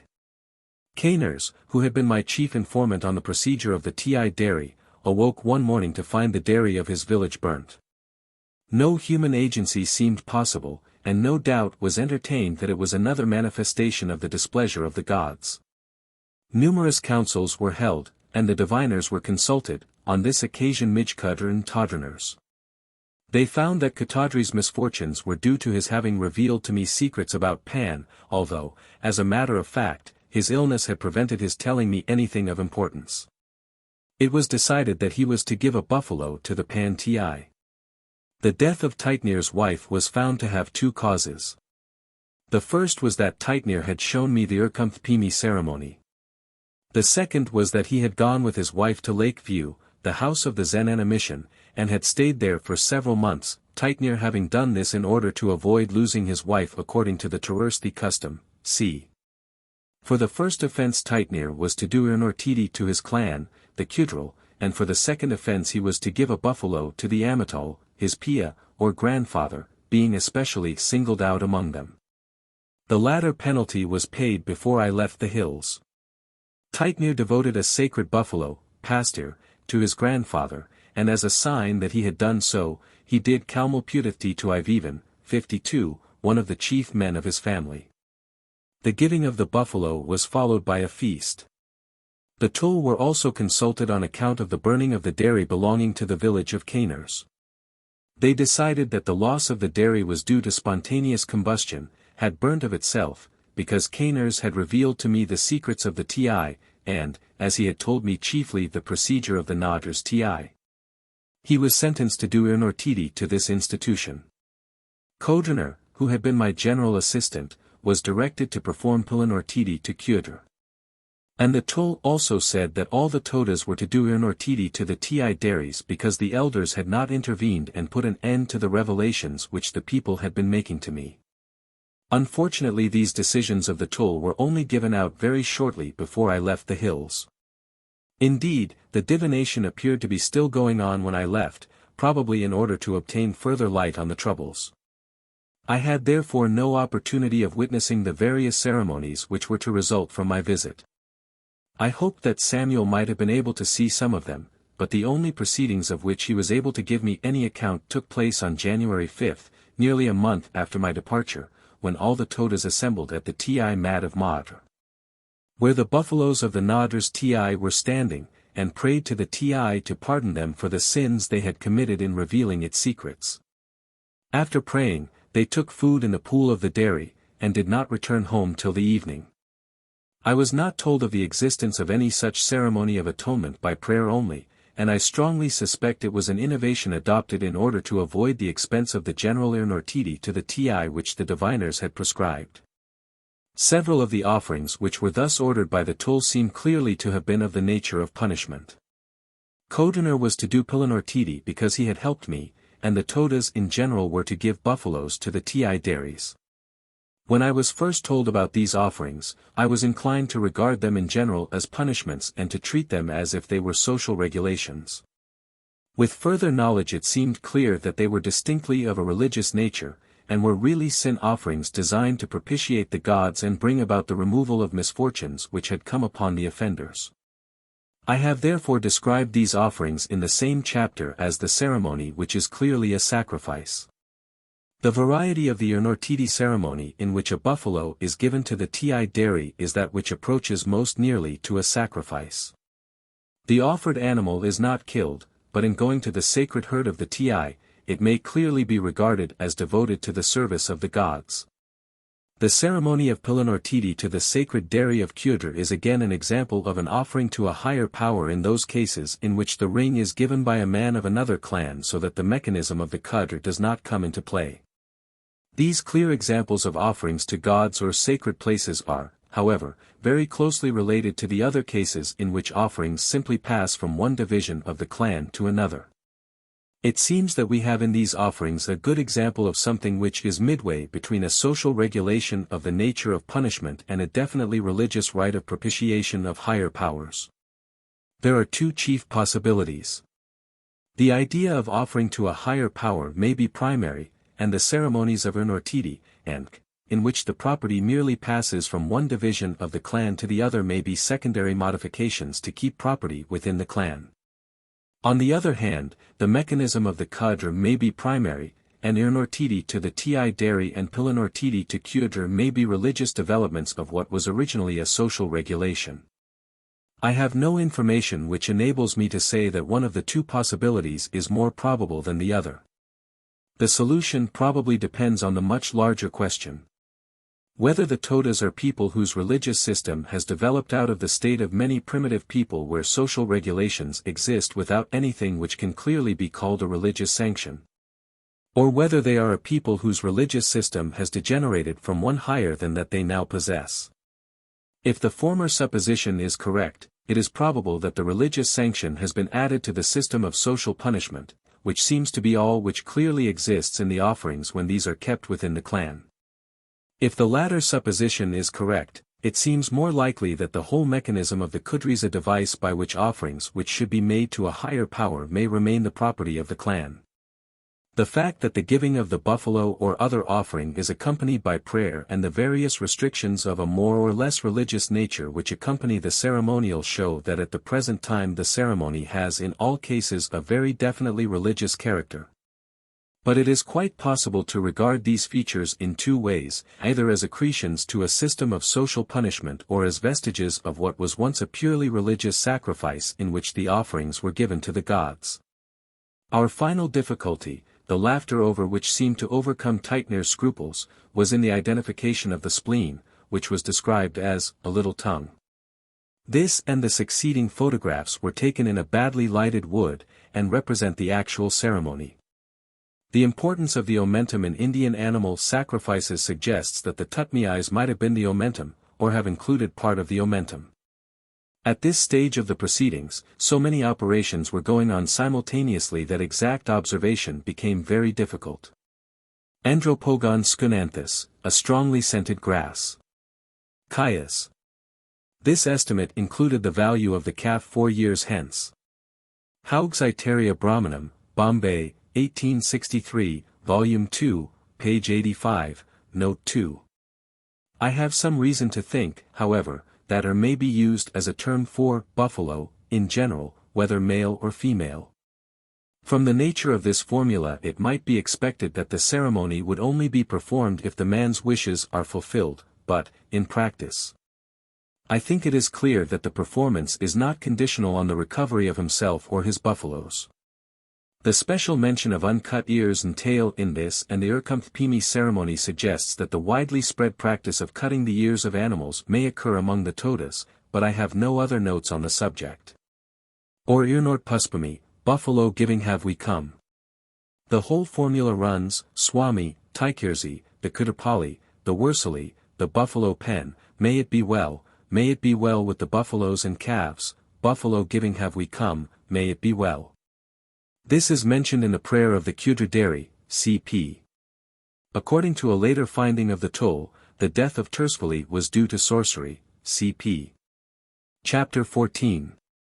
Birth and Childhood Ceremonies. The ceremonies connected with childbirth begin before the birth of the child. These ceremonies are only performed for the first child or when the woman obtains a new husband, so that they may, from one point of view, be regarded as marriage ceremonies. Nevertheless, I prefer to consider them here, and to leave the ceremonies more strictly connected with marriage till a later chapter. These latter ceremonies are far less elaborate than those to be described in this chapter, and may be more fitly considered in connection with the social regulation of marriage. At or about the 5th month of pregnancy, a ceremony is performed which is called Ur Padath Kadatithpami, village left, hand we burnt, or more shortly, Urvatpami, village we leave, or Kadatithpami. The ceremony is named from its two essential features: the woman leaves the village and lives secluded in a hut and her wrists are burnt. When it is known that the ceremony is to take place, a special hut, called puzars, is built in a prescribed place at some little distance from the village, or if this building already exists, it is put into good order. The word puzars means mud house or earth house, which would seem to point to a time when a temporary hut of mud was used, but at the present time it is built of wood. Though it is of much simpler and rougher construction than the ordinary house. The distance of the puzars from the huts in which the people live depends on the degree of sacredness of the village. According to Breeks, the distance is greatest in those villages which have a dairy of the conical kind, but it seems that there is no real difference between these villages and any other at Tudmad. In some cases when the dairy has a high degree of sanctity, the puzars may be at an adjacent village. Thus, a pregnant woman of Kyudra goes into seclusion at Molkush, about a quarter of a mile away, and at this village the seclusion hut is about 100 yards from the house in which the people live. Figure 45. The puzars at Molkush. I may mention here that the objection to the presence of a pregnant woman in one of the more sacred villages may extend to a time when she is not in the seclusion hut. When I visited Kyudra for the purpose of testing the people of the village for colorblindness, Sintagars, who was pregnant and was living at Molkush, was not allowed to come to the hut to be tested like the rest, but sat on the mound shown in the foreground of, about 30 yards away. The features of the hand-burning ceremony as performed by the Tartharal differ considerably from those for a Taivali woman, and I will begin with a description of the former. On the day of the new moon, the woman goes to the puzars. The husband, or in his absence his brother or other near male relative, cuts 6 sticks of the kind called quadricers and sets them up so as to represent a dairy with 2 rooms, which is called popoli. He then cuts 4 bamboo reeds called wadr, about 18 inches long, which represent dairy vessels. 2 of them are called padatpun, and the other 2 are tatpun. He fills these with water taken neither from the Pali Nipa nor from the Ars Nipa, for if he touched the water of either of the streams, they would be defiled and their water could not be used. He therefore fetches the water from a stream at some distance from the village. The husband brings the reeds half filled with water and places those called patatpun in the inner room of the popoli. He takes the other two, the ertatpun, to a 2-year-old female calf, pole, and pours out the water from one reed on the left side of the middle of the back, uv, of the calf, and catches the water in the other. He then gives 2 leaves, kakuters, to the woman, who makes a leaf vessel, into which he pours 3 times from the ertatpun the water which has flowed from the back of the calf. The woman raises the leaf vessel to her forehead and then drinks, and the man puts the 2 ertatpun into the outer room of the popoli. The woman then bows down with her forehead to the threshold of the popoli, and the man takes up the sticks forming the imitation dairy and the 4 reeds and throws all away. The woman has brought with her a new earthenware pot called matkudrik, into which she puts food, rice or grain, and water, and places it on a small oven made on the spot with stones. When the food is cooked, the woman takes 2 leaves called pelkitsthmuliers, i.e., leaves used in the ordination of the palakartmak, and portions out the food on the leaves. She then brings 2 pieces of wood called parskudi, Elignus latifolia, puts them in the ground and covers them with a blanket. The 2 leaf plates with the food are now placed on the 2 pieces of wood, one on each, and the woman asks Pern Podia, Pyri Podia. Podia equals have you come? My informants could tell me nothing about Pern or Pyri, except that the former was supposed to be male and the latter female. The woman throws the parskudi into the bushes, this procedure being called tapi kurs vutpami, bushes stick throw we, and then makes a little roll of threads which is called pushti. Puts it in the fire and burns herself with the roll in 4 places, 2 on each hand, once on the prominence formed by the carpometacarpal joint of the thumb, and once on the prominence formed by the styloid process of the radius. The burning is sometimes done for her by the woman who is to stay in the puzars with her during her period of seclusion. When the ceremony is over, the woman goes into the hut with her companion and stays there for nearly a month, till 3 or 4 days before the next new moon. While in the seclusion hut, the woman is visited by relatives and friends, who do not, however, come near the hut, but stand some way off and say Ketidipasha. Have you had hand burning? They leave a present of rice for the woman and go to the people of the village, by whom they are entertained. When the woman comes out of the puzars at the end of the month, there is a ceremony called Marth Maj Atpamai, to the village buttermilk we pour. Early in the morning of the appointed day a man of the Melgars clan comes to the village and milks one of the ordinary buffaloes, Pudir, into the vessel called Kabanachok. The buffalo must not have been milked by anyone else since the time it last calved. The Melgars man places the milk in front of the hut where the woman usually lives, and then goes away, and the milk is taken by the people of the village. In the evening, after the day's work is over and the buffaloes are shut up for the night, a woman is chosen who has had no contact with the secluded woman, and she takes the milk drawn by the Melgars man to the puzars. Together with the leaves of the kind called parsers. She pours out the milk 3 times into these leaves and gives to the pregnant woman to drink. The latter has previously bathed and put on a new mantle, and after drinking she returns to the ordinary hut and may resume her household work. The milking is done by a Melgars man for all the Tartar clans except that of Quadridoni, where the buffalo is milked by a man of that clan. I do not know why this clan forms an exception to the general rule, but Quadridoni is one of the most remote Toda villages. And it is possible that the difficulty of getting a Melgars man to come to them has led the people to do this part of the ceremony themselves. For 15 days after leaving the seclusion hut, the woman must drink buttermilk procured from a Melgars dairy, and must take food called parator, viz., grain or rice which has been cooked in Melgars buttermilk.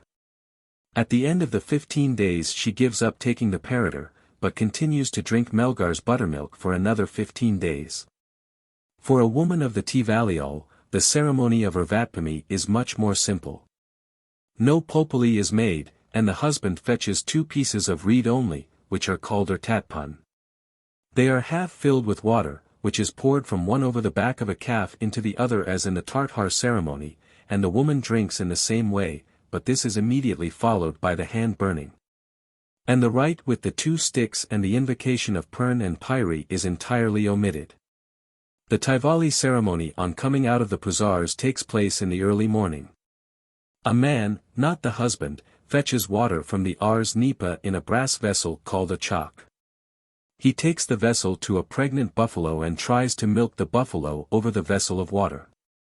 Although no milk comes, the attempt is supposed to convert the water in the vessel into milk.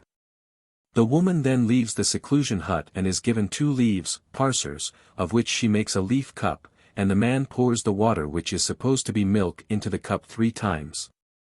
And the woman drinks each time after raising the cup to her forehead. The woman and her companion then go to another special hut, called aliars, and stay there for a week, or if there is in the village a house of the kind called merkelers, cp.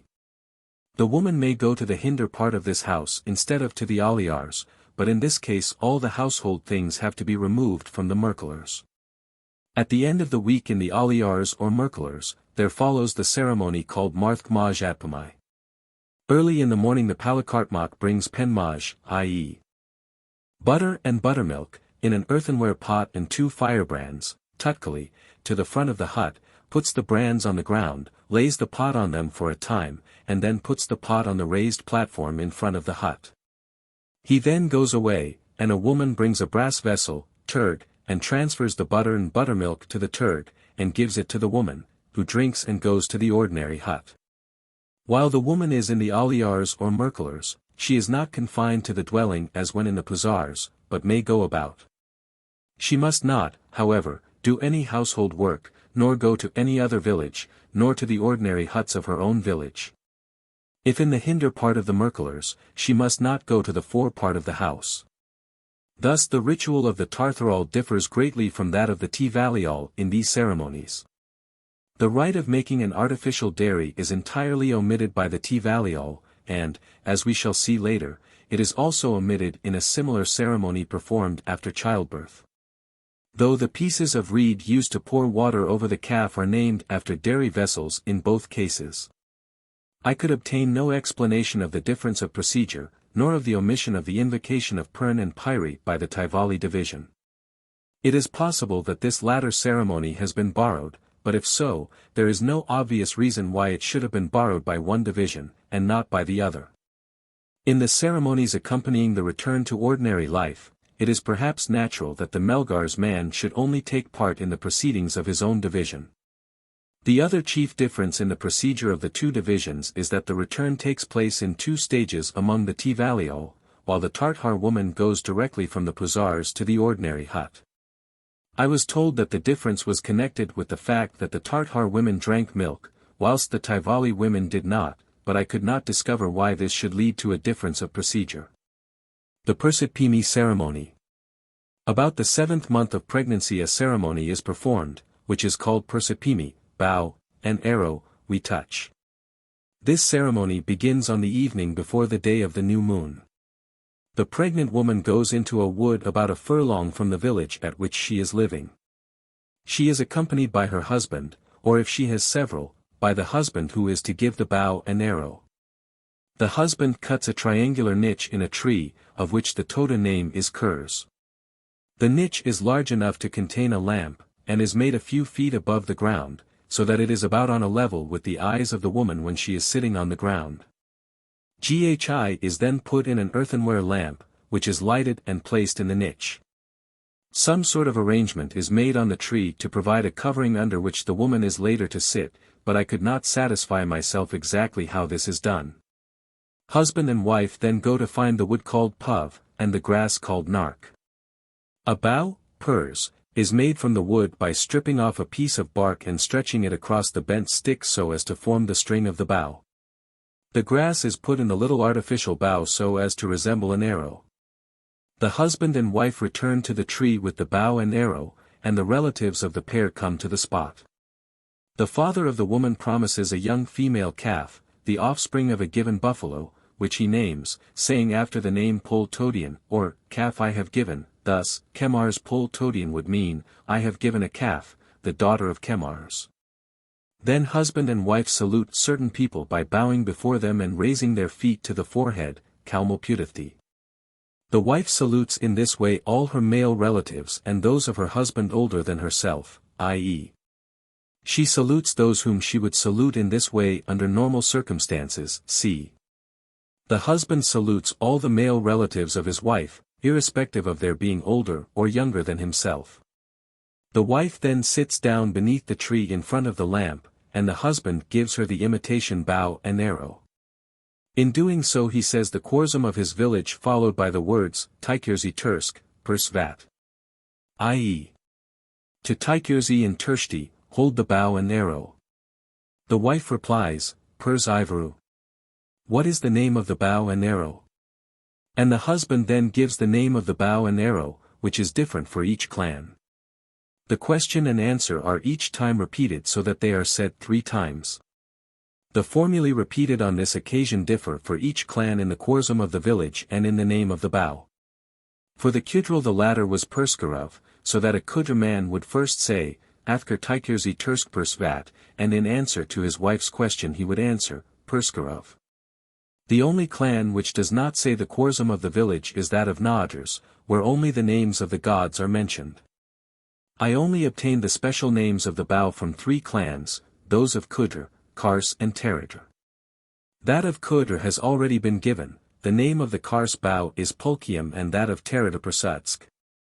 When the husband gives the bow and arrow to his wife, she raises it to her forehead and then, holding it in her right hand, turns to gaze at lamp in the tree. She looks for an hour or until the lamp goes out, and then all present go to the village for food, except the husband and wife. The man makes a fireplace, lights a fire and cooks jaggery and rice in a new pot, using only ghi, and not butter, to mix the rice, and while he is doing this his wife ties up certain kinds of food in a cloth and puts the bundle under the tree. This food includes rice, ragi, barley, wheat, the grain, called kursi, cp, some jaggery and salt. Some pieces of honeycomb are also placed on leaves, which are then thrown away. When the food cooked by the man is ready both husband and wife eat together. Later the relatives return from the village and all pass the night in the wood, the relatives keeping at some distance from the married pair. At daybreak on the following day, the day of the new moon, all return to the village and feast, food being given to all visitors. Several of those who have described this ceremony have included in the description an account of tying the tali. So far as I could ascertain nothing of the kind is done. I inquired into the point many times and all agreed that it formed no part of the Toda ceremony and that its equivalent was the giving of the bow and arrow. More than one man spoke of the Persipimi ceremony as tying the tali, but the latter expression is merely the equivalent of marriage ceremony. And the very man who used this expression denied vehemently that tying the tali or anything else round the neck of the woman formed any part of the Toda ceremony. It seemed, however, that after Persipimi the woman is allowed to resume her ornaments, which she has been prohibited from wearing up to this time, and it is possible that this resumption of her ornaments may have been mistaken for tying the tali. It seemed clear, however, that the ornaments were not put on by the husband, nor did the resumption of the ornaments partake in any way of a ceremonial character. As I hoped to have a chance of witnessing this ceremony during my visit, I did not thresh out the details of Persipimi as thoroughly as those of most other ceremonies and my account is not as complete as I could wish. The ceremony of Persipimi is of the greatest importance from the social point of view and, as we shall see later, the fatherhood of the child depends entirely upon it. The man who gives the bow and arrow is the father of the child for all social purposes, and is regarded as such even if he has had nothing to do with the woman before the ceremony. The ceremony must always be performed during the first pregnancy of a woman and it takes place in any succeeding pregnancy only when it is desired for any reason to alter the fatherhood of the children. One of the most serious scandals in Toda society is the birth of a child when the mother has not been through this ceremony. Both the pregnancy ceremonies are performed at the first funeral of an unmarried or barren woman. In the case of an unmarried girl the bow and arrow are given at the Persipimi ceremony by a machuni of the deceased, i.e., by a relative whom the deceased girl might herself have married. The hand-burning of the Irvatpami ceremony is usually performed by a woman of the same clan as the deceased. Since the ceremonies are only performed at the first pregnancy, or when it is desired to change the fatherhood of a child, it seems clear that they closely resemble marriage ceremonies. They would seem to be either marriage ceremonies which have been postponed till shortly before the birth of the first child, or, what is more probable, pregnancy ceremonies resembling those customary in India, which have acquired social significance and have come to resemble marriage ceremonies. But the numerous ceremonies which are performed during pregnancy by the Hindus take place during every pregnancy and are, therefore, sharply differentiated from the Toda rites. Childbirth. When the woman returns from the seclusion hut after the Irvatpami ceremony, she lives in her usual home with the rest of the family and does her usual work, and she is delivered there. It seemed that anyone might be present, and that there was no special ceremony connected with delivery. During delivery, the woman kneels with her head resting on the breast of a man, usually her husband, who clasps his hands behind her neck. She is tended by a woman, usually by one noted for skill in these matters. If there is much delay, all men and women present lay their hands on the head of the woman and say, Swami Mas Verma, Swami Putikan Terma. If this is not efficacious, a man brings water in a vessel and prays, stirring the water with a piece of grass of the kind called kakar. When the prayer is finished, the man sprinkles the water over the woman. The cord, piku, is cut with a knife, being held down with a stick while it is being cut. The afterbirth is called naj or pekukudri. If there is delay in its delivery, a medicine called najmad is given, which is procured from the Bodagas. The afterbirth is buried on the day on which the woman goes to the seclusion hut, a few days after delivery. If the child is stillborn, its body is buried at the same time. A call is named quadri, umbrella, but no importance is attached to it, nor is it kept. Seclusion after childbirth. 2 or 3 days after childbirth, the mother and child go to the seclusion hut, or puzars, the same structure being used as after the hand-burning ceremony. Various rites are performed, both when going to and leaving the seclusion hut, and these have many points in common with those which take place before and after the hand-burning. As in that case, the procedure for the Tartharal differs considerably from that of the Tivaliol. The general name for the ceremony of going to the puzars is Pokpotha Nira Paimi, to the calf back, or hind quarters, water we pour, from one of the chief features of the proceedings. The ceremony takes place either in the early morning or in the evening. Figure 46. Tersvali sitting at the door of the puzars, at Korea, with her face turned from the sun. The woman who is to be secluded, whether she be Tarthar or Tivali, rubs ashes on her head and face, Puthya Dipami, ashes we rub, and comes out of the ordinary hut in which she has been living since the delivery. She holds over her head a branch of the Nilgirai holly, which has spreading leaves so that it resembles an umbrella. This leafy umbrella is called Toraquadra, and the act is called Toraquadra Padapimi, we hold the umbrella. The head is also covered with the putkali. From the moment she leaves the hut, the woman is very careful to keep her face turned away from the sun, not on account of its noxious influence, but in order to avoid the star or other body called kirt, which is supposed to be near the sun. The child is carried in front of the mother by another woman, who also holds a toraquadra to shelter the infant from the evil influence of kirt. Among the Tartharal, a small artificial dairy is made, exactly as in the Irvatpami ceremony, and 4 reeds are cut to represent dairy vessels. As the woman walks towards the place where the popoli has been erected, another woman lays on the ground before her a leaf of kakud on which she puts some threads taken from a madtuni, i.e., the garment worn by the wursal. These threads are called tunikar, and they are taken up by the mother and put in the string round her waist on the right side. Water is then poured by the husband from the imitation padatpun over the hind quarters, potha, of a calf, so that it falls into the irtatpun just as in the Irvatpami ceremony. Before the woman drinks this water, 3 drops of it are put into the mouth of the child and a 4 anna piece, pan, into its hand. The mother then drinks 3 times and bows down at the threshold of the imitation dairy, after which she goes into the seclusion hut.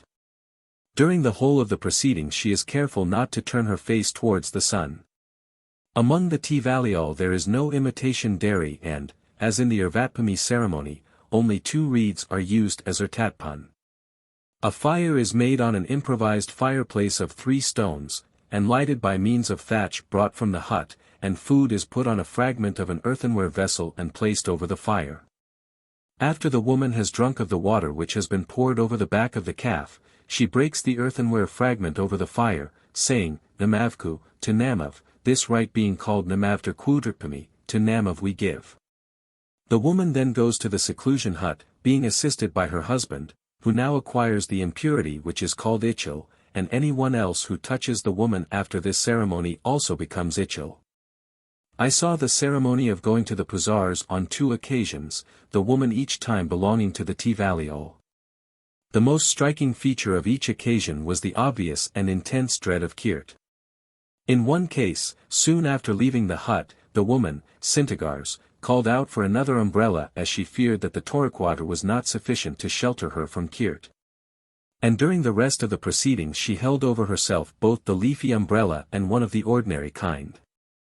I was told that all the chief incidents of the ceremony, the rubbing on of ashes, the holding of the leaf umbrella, the pouring of water over the calf and the giving to Namav, were all designed to avert the evil influence of Kirt, which they call Kirtputravudi, cp.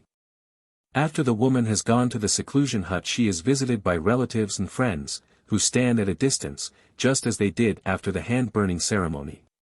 They bring rice with them as a present and call out, Marsvat confined Sivn life Mik remaining Mok son, or Kuk, or daughter, Udpasha. Have you had a son, or daughter, and are yet alive? The visitors then go to the huts of the village and are entertained. The woman and child stay in the seclusion hut, accompanied by the husband and by a woman who is usually the assistant at the birth.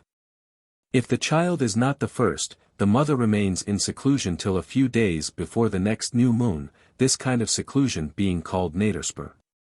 If the child is the firstborn, the stay in the seclusion hut is longer and is called Kadarthurspur. In this case the woman stays in the hut till a month has elapsed after the new moon following the birth. Thus Sintagars went into seclusion on Sunday, October 19, and came out on Thursday, November 27, 1902, exactly 4 weeks after the new moon of October 31. The proceedings on leaving the seclusion hut are like those which take place after the seclusion following the Irvatpami ceremony, but with a few additional rites. Among the Tartharal there is only one ceremony, called Marthmajatpamai, in which a buffalo is milked on the morning of the day by a Melgar's man. Before the woman drinks the milk in the evening, another woman lays threads of tuni on leaves of kakad, and puts them on the ground before the mother, who puts them in the right side of her waist string as when going to the seclusion hut. After returning to the hut the woman drinks Melgar's buttermilk and eats food cooked in Melgar's buttermilk in exactly the same way as after the hand-burning ceremony. Among the Tvaliol the return to ordinary life takes place in 2 stages, as after the hand-burning ceremony. The woman first goes to the Aliars, or to the hinder part of the Merkulars, after drinking water, which has been supposed to be turned into milk by pretended milking from a pregnant buffalo. I saw this ceremony on one occasion, when the pretended milking was done by a small boy, Pangar, 52, and the supposed milk was poured into the leaves and given to the mother by a woman who had not been present in the seclusion hut with her. The person who pretends to milk the pregnant buffalo becomes Ichil by doing so, and the reason why a young boy was chosen for this office was that the adult members of the family might escape the disabilities attendant on this condition. On this occasion a special care was taken that the mother should sit facing the sun during the ceremony. She at first sat down with her face turned away from the sun, and she was made to turn round, so that she directly faced it. This was the exact opposite of the procedure followed when going to the seclusion hut. Figure 47. Sintagars drinking at the Marthmajatpamai ceremony. The boy, Pangutter, is sitting behind her. After being in the Aliars or Merkulars for a week there follows the ceremony of Marthmajatpamai, which is the same as that after the Irvatpami ceremony, with the addition that a representation of a hut is made with 5 or 6 sticks of the kind called quadricurs. A boy goes within the imitation hut with a brass vessel, a chalk, and coming out gives this to the woman, who bows down, Nurse Atiti, with her child at the threshold of the imitation hut. She then takes butter and buttermilk which have been placed by the Palakartmak on fire brands, cp. After taking the mixture, the woman goes to the dwelling hut and resumes her ordinary duties. It is the custom for everyone present on this occasion to give the child a 4 anna piece, pan, and near relatives may often give more. A small loincloth, tadrip, provided with a pocket called terrix is put round the child, and into this pocket the money is put, this action receiving the name of terrix katpami, or we tie the terrix. I did not hear of this pocket in any other ceremonies, and, so far as I know, it is only made in the tadrip used on this occasion, or if a constant feature of the tadrip, it has no other ceremonial use.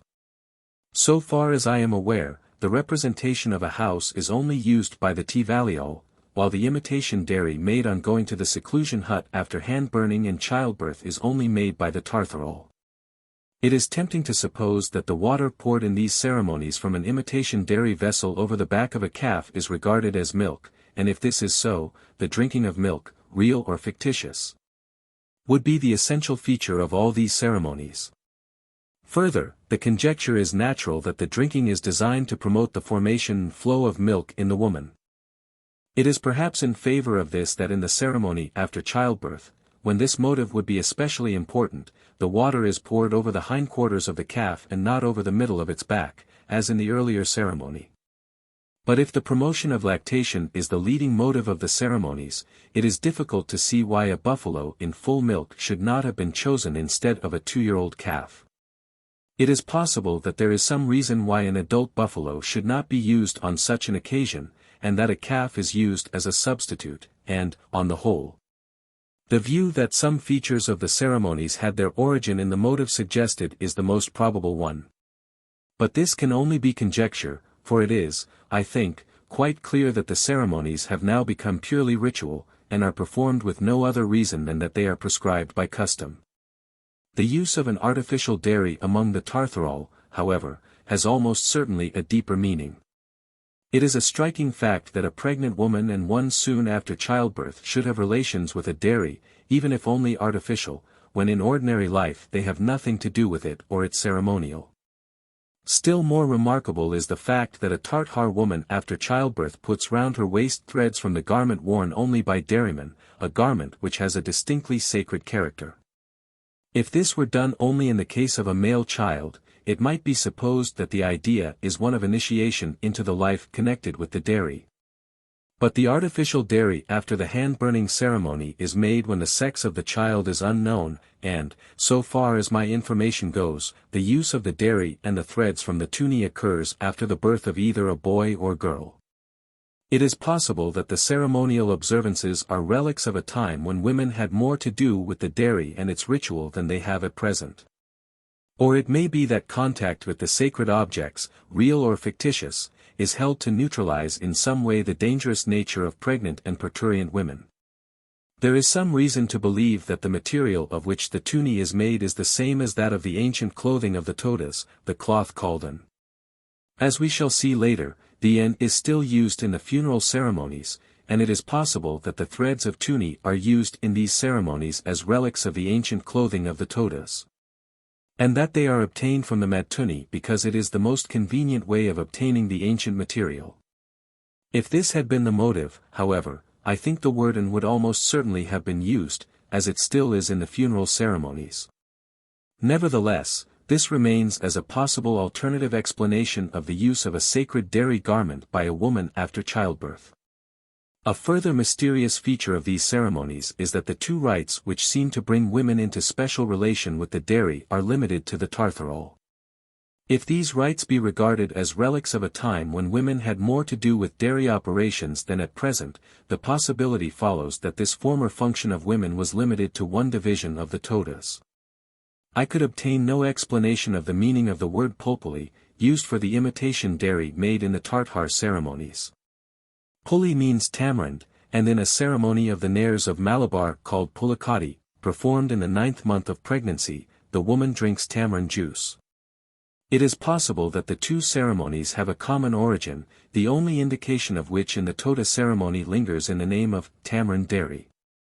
It is, however, possible that the dairy is so called because it is made on the outskirts of the village, though I do not know definitely that the word pool would be used for outskirts in this special sense. Uncovering the child's face.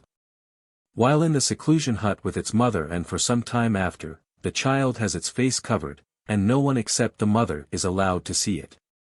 At the end of the 3rd month the face of the child is uncovered, and this ceremony is called Mok Mutter Tarifti, child outside he opens, or, more shortly, Mutter Turthpimi. If the child is a boy, he is taken by his father early in the morning to the front of the dairy, and both father and child bow down at the threshold of the dairy, Pavnar Satiti. The child being put down by his father so that his forehead touches the threshold. The child is then taken to the place where the buffaloes are standing, and there the face is uncovered, the child being held so that he looks towards the sun when the covering is removed. If the child is a girl, she is taken by her mother to the Majvat Vadran, the place where the women go to receive buttermilk from the dairyman, and there the mother uncovers the child's face. I was not told that the covering of the face is designed to protect the child from the influence of the evil eye, but this is the probable motive.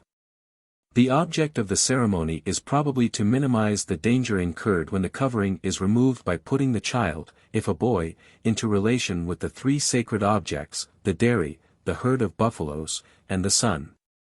If a girl, the child is taken to the spot nearest to the dairy where women are allowed to go. Naming the child. The child is named after its face has been uncovered. The ceremony is called Pravast Pimi, name we give, and it may take place immediately after the ceremony of uncovering the face, or a few days later. In the former case, the child, if a boy, is taken by his father from the place where the buffaloes are standing to the front of the house, and there the father shaves the middle part of the head of the child. Then the boy's maternal uncle, Mun, gives the name, and promises a calf, saying, Pol ud Todian, calf 1 I have given, followed by the name of the child, and raises each foot to the head of the boy and touches his forehead. The salutation on this occasion being called Kalkartiti. 3 grains of barley are put into the mouth of the boy and 3 into his back hair, and then the grains are thrown away. There was some doubt as to the relative by whom a girl is named. It seemed clear that the name is given by a woman, and I was told definitely by some that it is given by the father's sister, Mummy, of the child. The wife of the Mun would also be the Mummy of the child, and it is possible that this relative may give the name. No calf is given to a girl, this being only done when boys are named. After the naming, the parents of the child may give a feast if they are rich, but this seems to be now exceptional. After receiving its name, the child is given food for the first time, having been suckled up to this day, but my notes do not make it clear whether the child is weaned at this time or continues to be suckled. When the child is shaved, a bone of a bird called matpool and a stone procured from the bazaar called kansadamani are put round its wrist. The bone is cut into small pieces and strung alternately with pieces of the stone so as to form a kind of bangle. It was said that the child would become ill if this charm were not used, and the name of the stone, Kan equals I, shows that it is intended to avert the evil eye. The Tersamt Pimi ceremony. This is a ceremony closely connected with the naming of a child, but only performed after the second funeral, Marvanoktra, of a Tartar man. It seemed probable that at one time the name was actually given during the Tersamt Pimi ceremony, but as the Marvanoktra of Tartharal now occur only at considerable intervals, it has become the custom to bestow the name in connection with the ceremony of uncovering the face. The ceremony of Tersamt Pimi is performed on the day after the funeral, this day being called Karvnal, and as in the ceremony of naming, the chief part is taken by the child's maternal uncle. The uncle comes to the village where the child is living, bringing a stake of wood of the wild rose called Kadakman. He splits the piece of wood into 2 pieces, each of which is called Ketkark, and putting the hair of the child between the 2 Ketkark, he cuts off a lock. If the child is of the Tartar division, the hair is cut with a piece of sharpened iron called Kanab, while the hair of a Tivali child is cut with an ordinary knife, Turi. But both Kanab and Turi on this occasion receive the special name of Tersamki. After cutting the lock of hair, the uncle puts it on one side together with the Ketkark and the Tersamki, and if the boy has not already been named, the name is now given by the uncle and a calf promised. Before this ceremony, the bangle of bone and stone, put round the wrist of the child when it was shaved, is taken off and replaced by a piece of creeper called payval. After the ceremony the payval is removed. There was some doubt as to what was done with the lock of hair. Mr. Natisa Sastry states that the hair is carefully preserved, but my informants did not confirm this, and it seemed as if they did not even adopt the precaution of hiding the hair, which is generally practiced. CP. The ear-piercing ceremony. The ceremony of piercing the ears is called kevi kutiti, and may be done at any time from infancy up to even 20 years of age. The ceremony is often delayed until it can be performed for several members of a family at the same time in order to avoid the considerable expense connected with it. The ceremony must be done on a Sunday or Wednesday, and there must be no kedra in the clan, i.e., it must not be performed if the funeral ceremonies of a member of the clan are still unfinished. On the day appointed for the ceremony many guests assemble at the village, and the boys whose ears are to be pierced are dressed in their best clothing. The piercing is performed by 2 men, one for each ear. One is the mother's brother, man, of the boy, while the other is a man of the division to which the boy does not belong, a Tivali man if the boy is one of the Tartharal and vice versa. The piercing is done with a piece of a small ring, so fine that it is like a needle. The ring used in this way may be of silver or gold, the latter only being used by the richer members of the community. Each boy then salutes, Kalmopudafti, all those present older than himself, both male and female. Each man as he raises his foot to the head of the boy says, Tanenma, may it be well, Tarmama, may it be well, Pathkma, may he prosper, Petama, may he prosper, Ir buffaloes Anar 100 Olma, may he rule, Ar Mokpai Ma. 6 sons may he have. Each man also gives 4 annas to the boy and each chief Toda may give 1 rupee. The salutation of their elders seems to be conditional on this gift of money. One of the most recent cases in which the ceremony has been performed was when the ears of 6 of the sons of XIII of Kudra and his brothers, 56, were pierced. On this occasion XIII refused to take any money from those present, and the boys only saluted those men who had celebrated the occasion by giving buffaloes to their father. As the Kalmopudafti salutation was omitted, the words given above as usually said by each person were on this occasion said collectively by all present while the 6 boys bowed down their heads to the ground. The ears of these boys were pierced by Taikudr, 63, the first cousin of Solner, the mother of the boys, but regarded according to the Toda system as elder brother of the mother.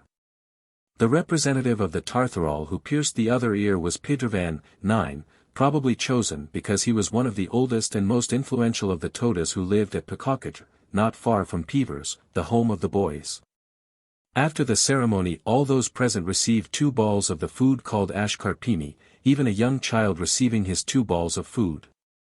Each person then makes a hole in his food, into which ghi is poured, and all eat, washing their hands afterwards in water brought from the Ars Nipa. Only the ears of boys are pierced, and a boy may not enter upon the more sacred offices of the dairy till this ceremony has been performed. Among the Tivalial, he cannot become Palal, Wursal, or Kaltmak, but he may be Palakartmak. Among the Tartharal, a boy cannot become Palakartmak at any kind of dairy till the ear-piercing ceremony has taken place. In the case of the ceremony for the sons of XIII I inquired into the actual expenses of the day. These were as follows. Grain. 17 rupees. Jaggery. 10 rupees. Rice. 7 rupees. 10.5 kudi of ghi. 21 rupees. Tobacco and salt. 2 rupees. Amounting to 57 rupees. On the other hand, 6 buffaloes were given to XIII. 2 by the Badaga Munger of Tunari, 1 each from Purna and Tebner, 68, whose daughter Sinmak had married Piliagar, one of the boys. The other 2 buffaloes were given by Taikudr, the uncle of the boys who had taken part in the ear-piercing. Several of these buffaloes were either given in return for buffaloes which XIII had previously given, or XIII would be expected to give buffaloes in return when any suitable occasion arose in the families of the donors. It will be noticed that the patitpun are placed in the inner room and the ertatpun in the outer room. In the ordinary dairy both would be placed in the inner room, though in different places. The procedure of this ceremony seems, therefore, to resemble that of the TI rather than of the ordinary dairy. It suggests that we have here a relic of a time when every dairy had at least 2 rooms, one for the things of the patitmar and another for the things of the ertatmar. I was told at first that it might be done by her husband, but this appeared to be a mistake. The fact that the people of Melgars and Quadradoni are not allowed to intermarry suggests, however, that there is some relation between these clans which is the cause of the exception. This may possibly be a corruption of Perithter. Eugenia Arnaudiana. Sephora glauca. Andropogon scunanthus. See the bow in the hand of the boy in. This bow is the same as that used in the Persipimi ceremony. The buffalo given in this way is called polquadra, or bow and arrow gift. My notes do not make it absolutely clear as to whether he may not also salute the female relatives of his wife, but I do not think that he does so. According to a recent account given to me by Mr. Thurston, the people leave the spot about 6 o'clock in the evening. The time is determined by the opening of the flowers of Enothra tetraptera, which is called by the Todas ar mani pav, or 6 o'clock flower. This flower is a garden escape, so that this special practice must be recent, but it suggests that the general practice of telling the time of day by means of flowers may be an old Toda custom. Mr. Natisa Sastry, Madras Mail, August 28, 1894, states that the bow and arrow are tied round the neck of the woman, so that they definitely take the place of the tali. This seems to have occurred in a similar ceremony practiced by the Bodegas, among whom it is said that a woman is not fully considered a wife till about the 7th month of the first pregnancy. When a cord is put round her neck by the husband and the legal marriage becomes complete. See Thurston, Bull. 4, page 167. Called by the Todas Torai or Toramal, Berberis nepalensis, its leaves are used in the ordination of the Kudvalakartmak. Possibly this means, calf of tuni. It will be noticed that the woman puts the fragments of tuni in her waist string on the right side, while the various dairymen who were pet uni put it on the left side. I am doubtful whether this is essential. Fawcett, Bull. Madras Museum, Volume 3, page 242. According to one account the ceremony takes place on the 40th day after birth. For the nature of the name see Rosa Lescanalciana. Lit. Iero. Probably here pay equals demon, cp. Locke, cit. Chapter 15. Funeral ceremonies. The funeral ceremonies of a Toda may be prolonged over many months.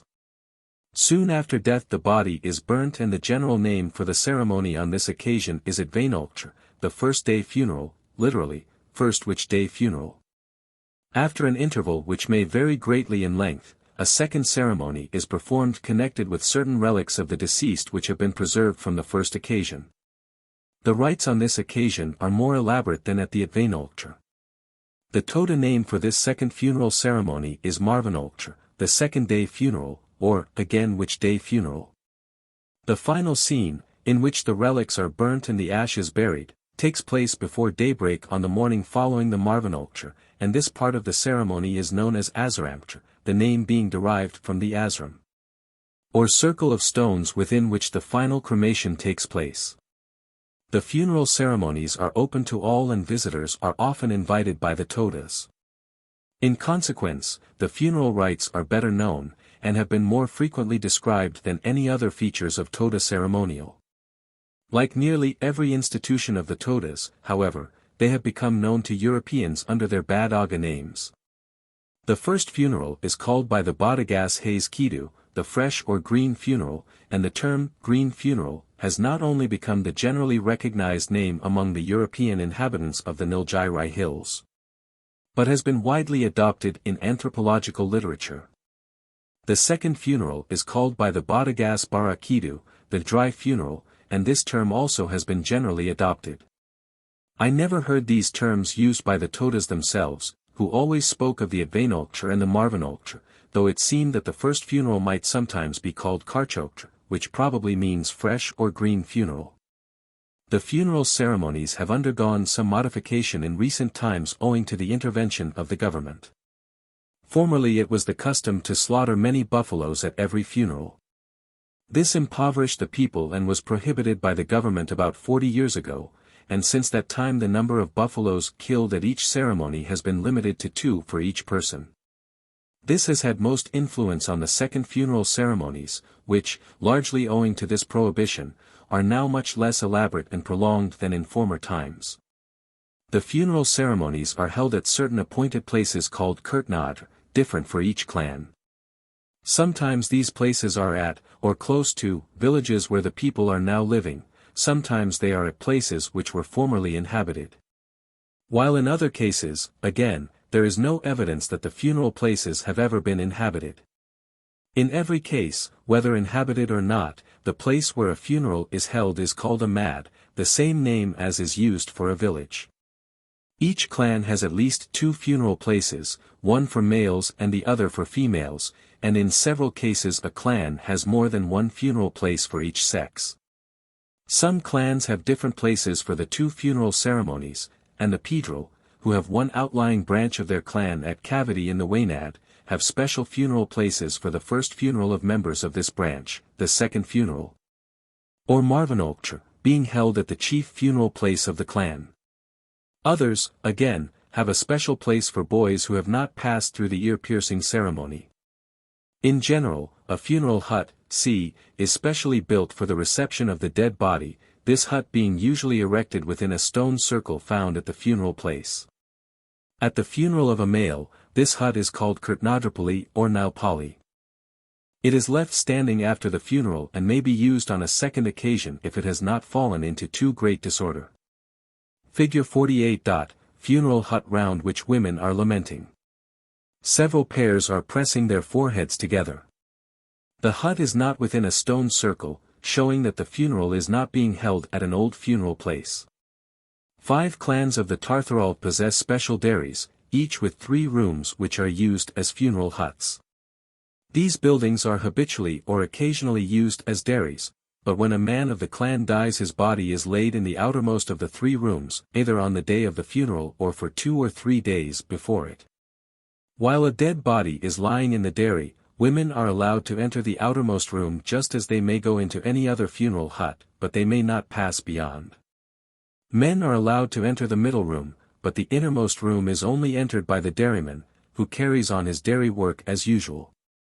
The 5 villages at which these 3-roomed dairies now exist are Nadras, Teradurkursi, Kars, Karadr, Tim, Pan, and Akirsakodri, Nadrasi.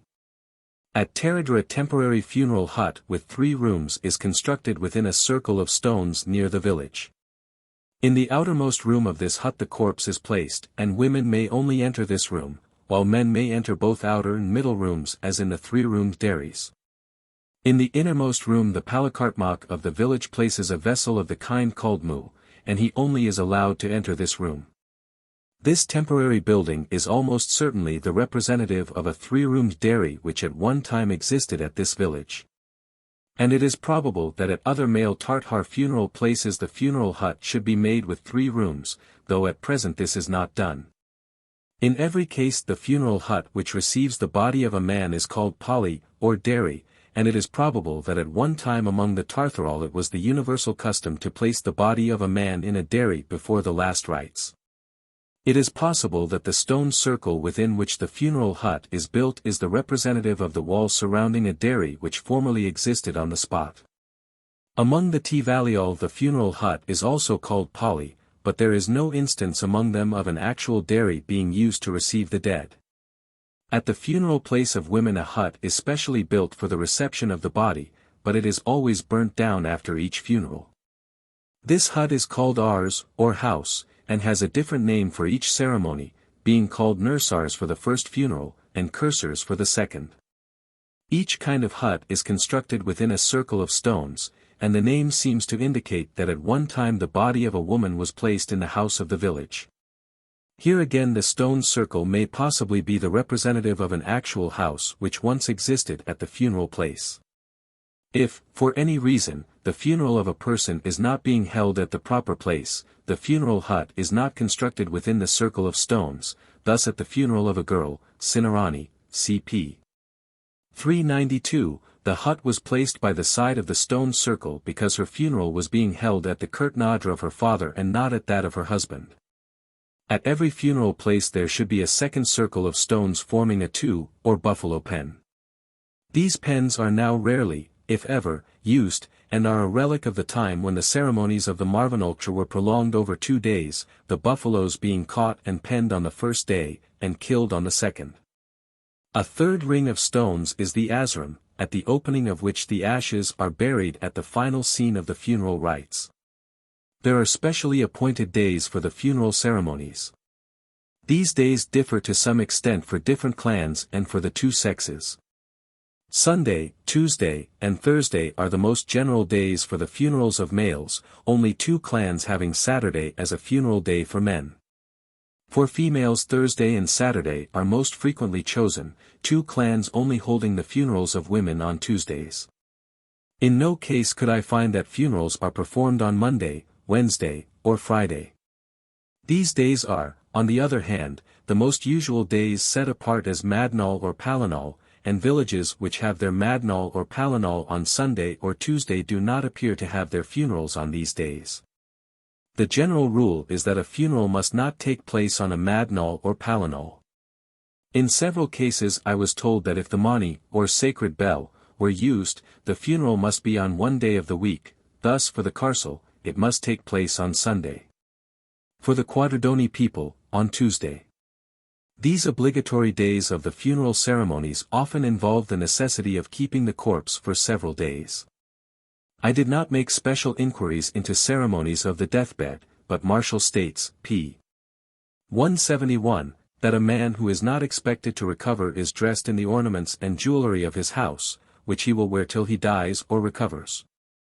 And Marshall mentions an instance of a man who had revived from what was thought to be his deathbed who paraded about, wearing the finery with which he had been bedecked. In this case, it was said that he would be permitted to carry the ornaments till his death. Marshall also states that the relatives give the dying man milk to drink when on the point of death.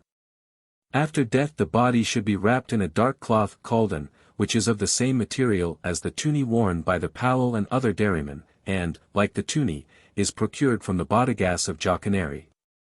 It is doubtful, however, whether this custom of enwrapping the body in the inn is now kept up with any regularity. Outside the inn should be an ornamented mantle, pukur putkuli, and then a mantle of the ordinary kind. The body of a woman is kept in the hut in which she has died till the day of the funeral, and, with special exceptions, this is also done with the bodies of men. When a man dies at the village of Nadrs, his body is taken into the 3-room tarvali and placed on the right-hand bed, Meituan, of the outermost room. While the body is lying here, the building is still used as a dairy, but women are allowed to enter the outermost room except when the Palakartmak is actually engaged in the business of the dairy. It is only when it is being used as a funeral hut that women are ever allowed to enter a dairy, and then they may only sit on the left-hand bed, the kitten. On the day appointed for the Elvenoltre, the body is carried to the funeral place. In some cases certain ceremonies are performed at the village at which the death has taken place. Thus, at Kars, the body of a man is first laid in front of the Kudapali and then on one of the 2 eminences called Amudrakars, which stand near the dairy, and from this it is taken to the other Amudrakars. And after lying here for a while it is borne to the special funeral village of Teradakursi. At Kuzu, another village of the Karsal, the body is taken from the hut and laid by the side of the stone called Menkars. Then it is taken to a stone called Amudrakars in front of the Kudapali, and laid with the head at the stone and the feet towards the dairy. A buffalo of the ordinary kind, Putier, is then milked. The milk is put into a vessel and from this poured into a leaf cup of kakad leaves, and from this cup milk is poured 3 times into the mouth of the dead man. In other villages at which there is no Amudrakars, the body is laid in front of the dairy and fed with milk in the same way. The body is borne from the village to the funeral place on a wooden bier, called manputakar, wood bier. It is taken by a specially appointed route, and in some cases certain ceremonies are performed by the way. Thus, when the body of a man is taken from Kars to Toda, earth is thrown at two places. We shall see shortly that one of the most important features of the funeral of a man is that earth is dug at the entrance of a buffalo pen at the funeral place and thrown on the corpse and into the pen. On the way to Toda this is also done at two places, which are probably the situations of the old buffalo pens of villages which have now disappeared. I did not hear of any similar practices for any other clan, but Kars is probably not exceptional in this respect. Before the body arrives at the funeral place the people will have begun to assemble, and when the funeral procession reaches its destination all those present go one by one to the corpse, bow down by the side of the bier, and touch the body with their foreheads. Those older than the deceased and those related in certain ways, bow down at the head of the corpse. Those younger and those related in certain other ways bow down at the foot. When all those present have saluted, the body is placed in the funeral hut, or in the dairy if the funeral is being held at one of the places where funeral dairies still exist, and latecomers enter the hut or dairy to perform their salutations. As soon as the body is placed in the hut or dairy, the female relatives and friends of the dead person collect round the hut and lament together in the characteristic Toda manner, arranging themselves in pairs and pressing their foreheads together while they wail and weep. While this is going on the men are busied in making preparations for the cremation. A place is cleared in a wood near the funeral place, the methkudi, and here a pyre is built of wood, some of which has been brought by the funeral party, while the rest is found near the burning ground. The wood used on this occasion must be of the kind called kurs and the pyre is built of an oblong shape, rising about 3 feet above the ground. The first of the funeral ceremonies is different for the two sexes. At the funeral of a male the ceremony of Puzhutpami, earth we throw, or Keterpuzhutpami, funeral earth we throw, is performed, while the corresponding ceremony for a woman is to place certain leaves in the armlet on the right arm of the corpse. The Puzhutpami ceremony. In the Puzhutpami ceremony a man digs up a little earth in front of the entrance to the buffalo pen. The digger must belong to the Tartharal, if the dead man is one of the Tivalial, and vice versa. Thus, at the funeral of Persvan, 53, of Kudr, the earth was dug by Kejari, 6, of Najars. In this case the Tartharal were told to send someone to dig, and they selected Kejari. At the funeral of a Tartar man the earth is first thrown by the Wursal, who must be, on this occasion, one of the Tivalial. A Melgar's Wursal may not perform this office. After the Wursal has thrown earth, it is thrown by certain relatives of the deceased who are present. At a Tivali funeral only the relatives perform this ceremony, no one corresponding to the Wursal taking part.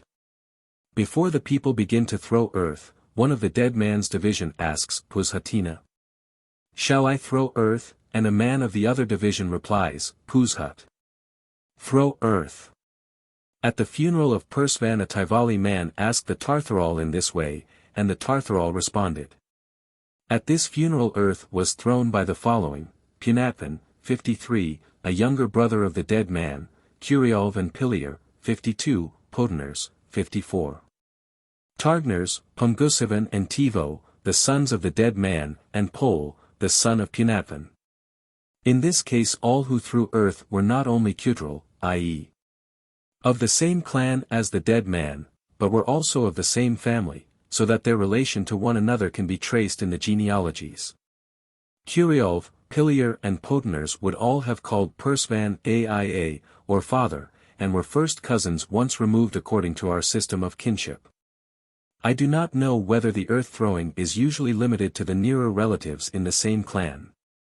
The family to which Persvan belonged was unusually numerous, and it is probable that in most cases other families of the clan are called upon to take a part. At a funeral scene by Mr.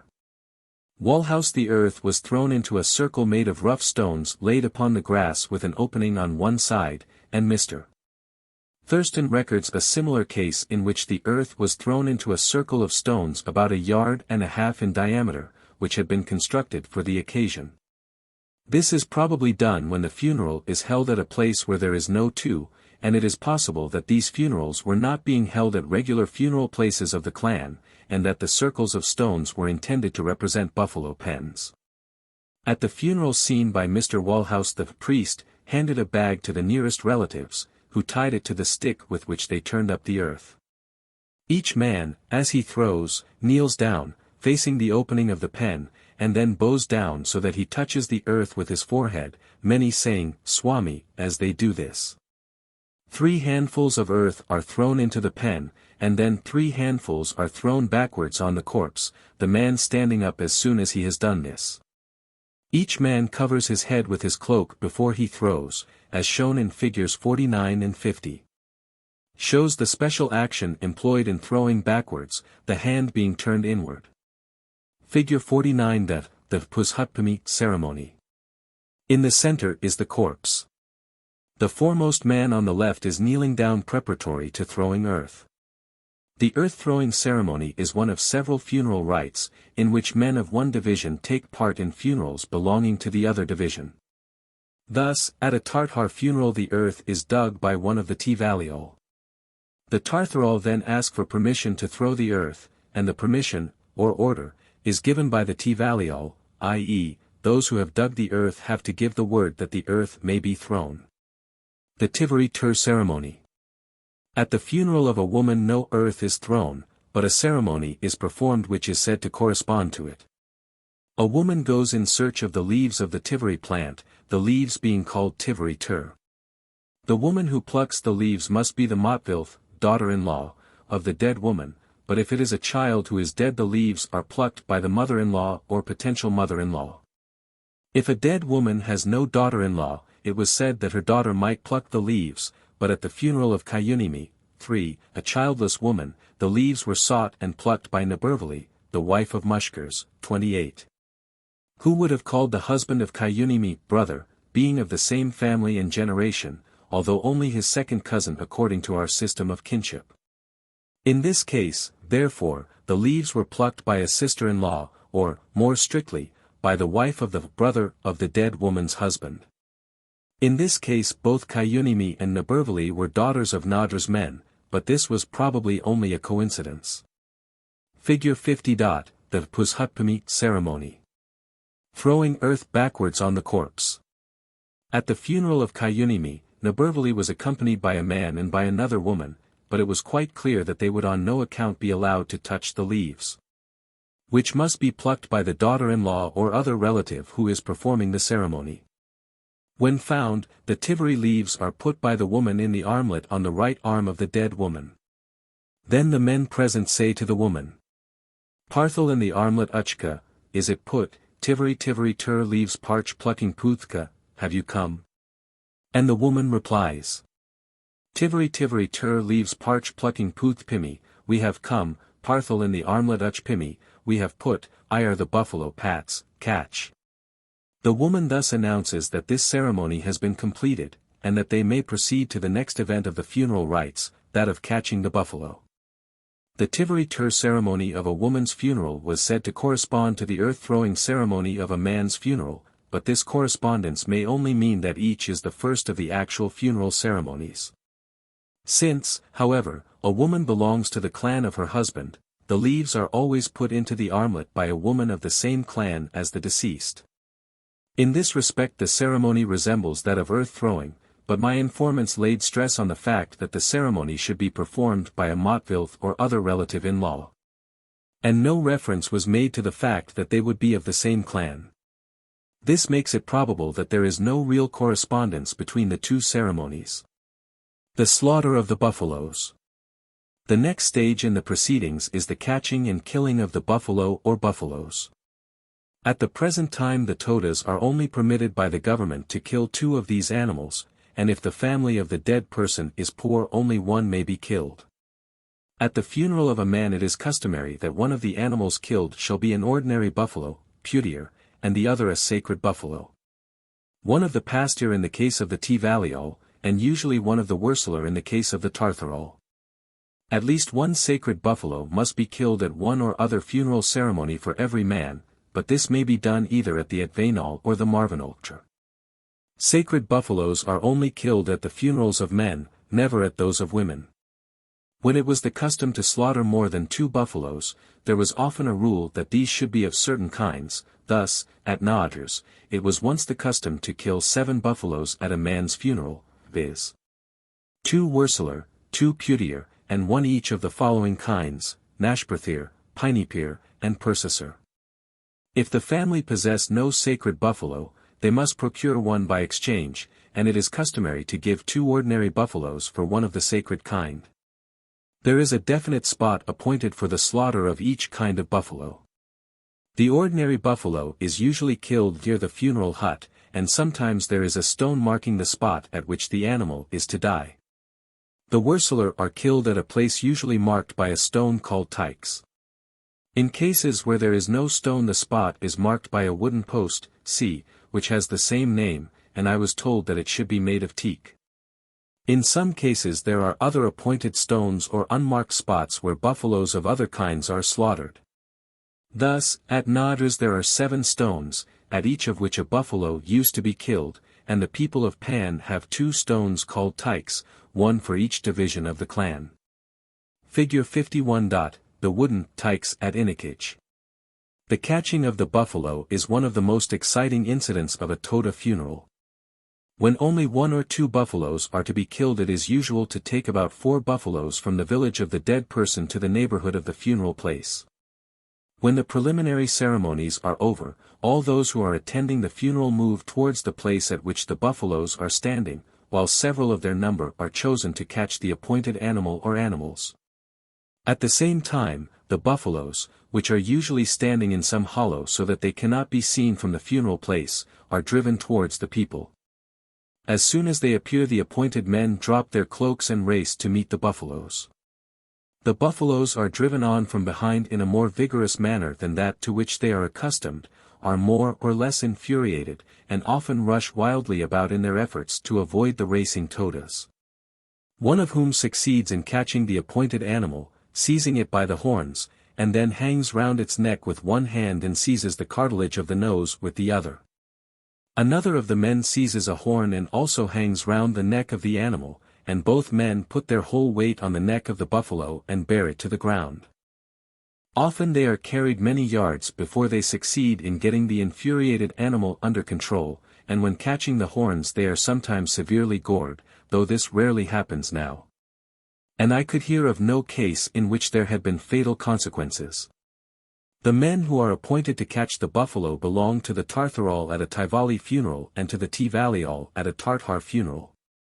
They are usually chosen from among the younger and more agile of the community, but at an important funeral the older and more experienced men may undertake the duty. The catching of the buffalo is critically watched, and some men have acquired great reputations for the adroitness with which they perform the feat. I have some reason to think that it is the custom to catch the buffaloes at different places at the funerals of males and females, cp., but my information on this point is not satisfactory.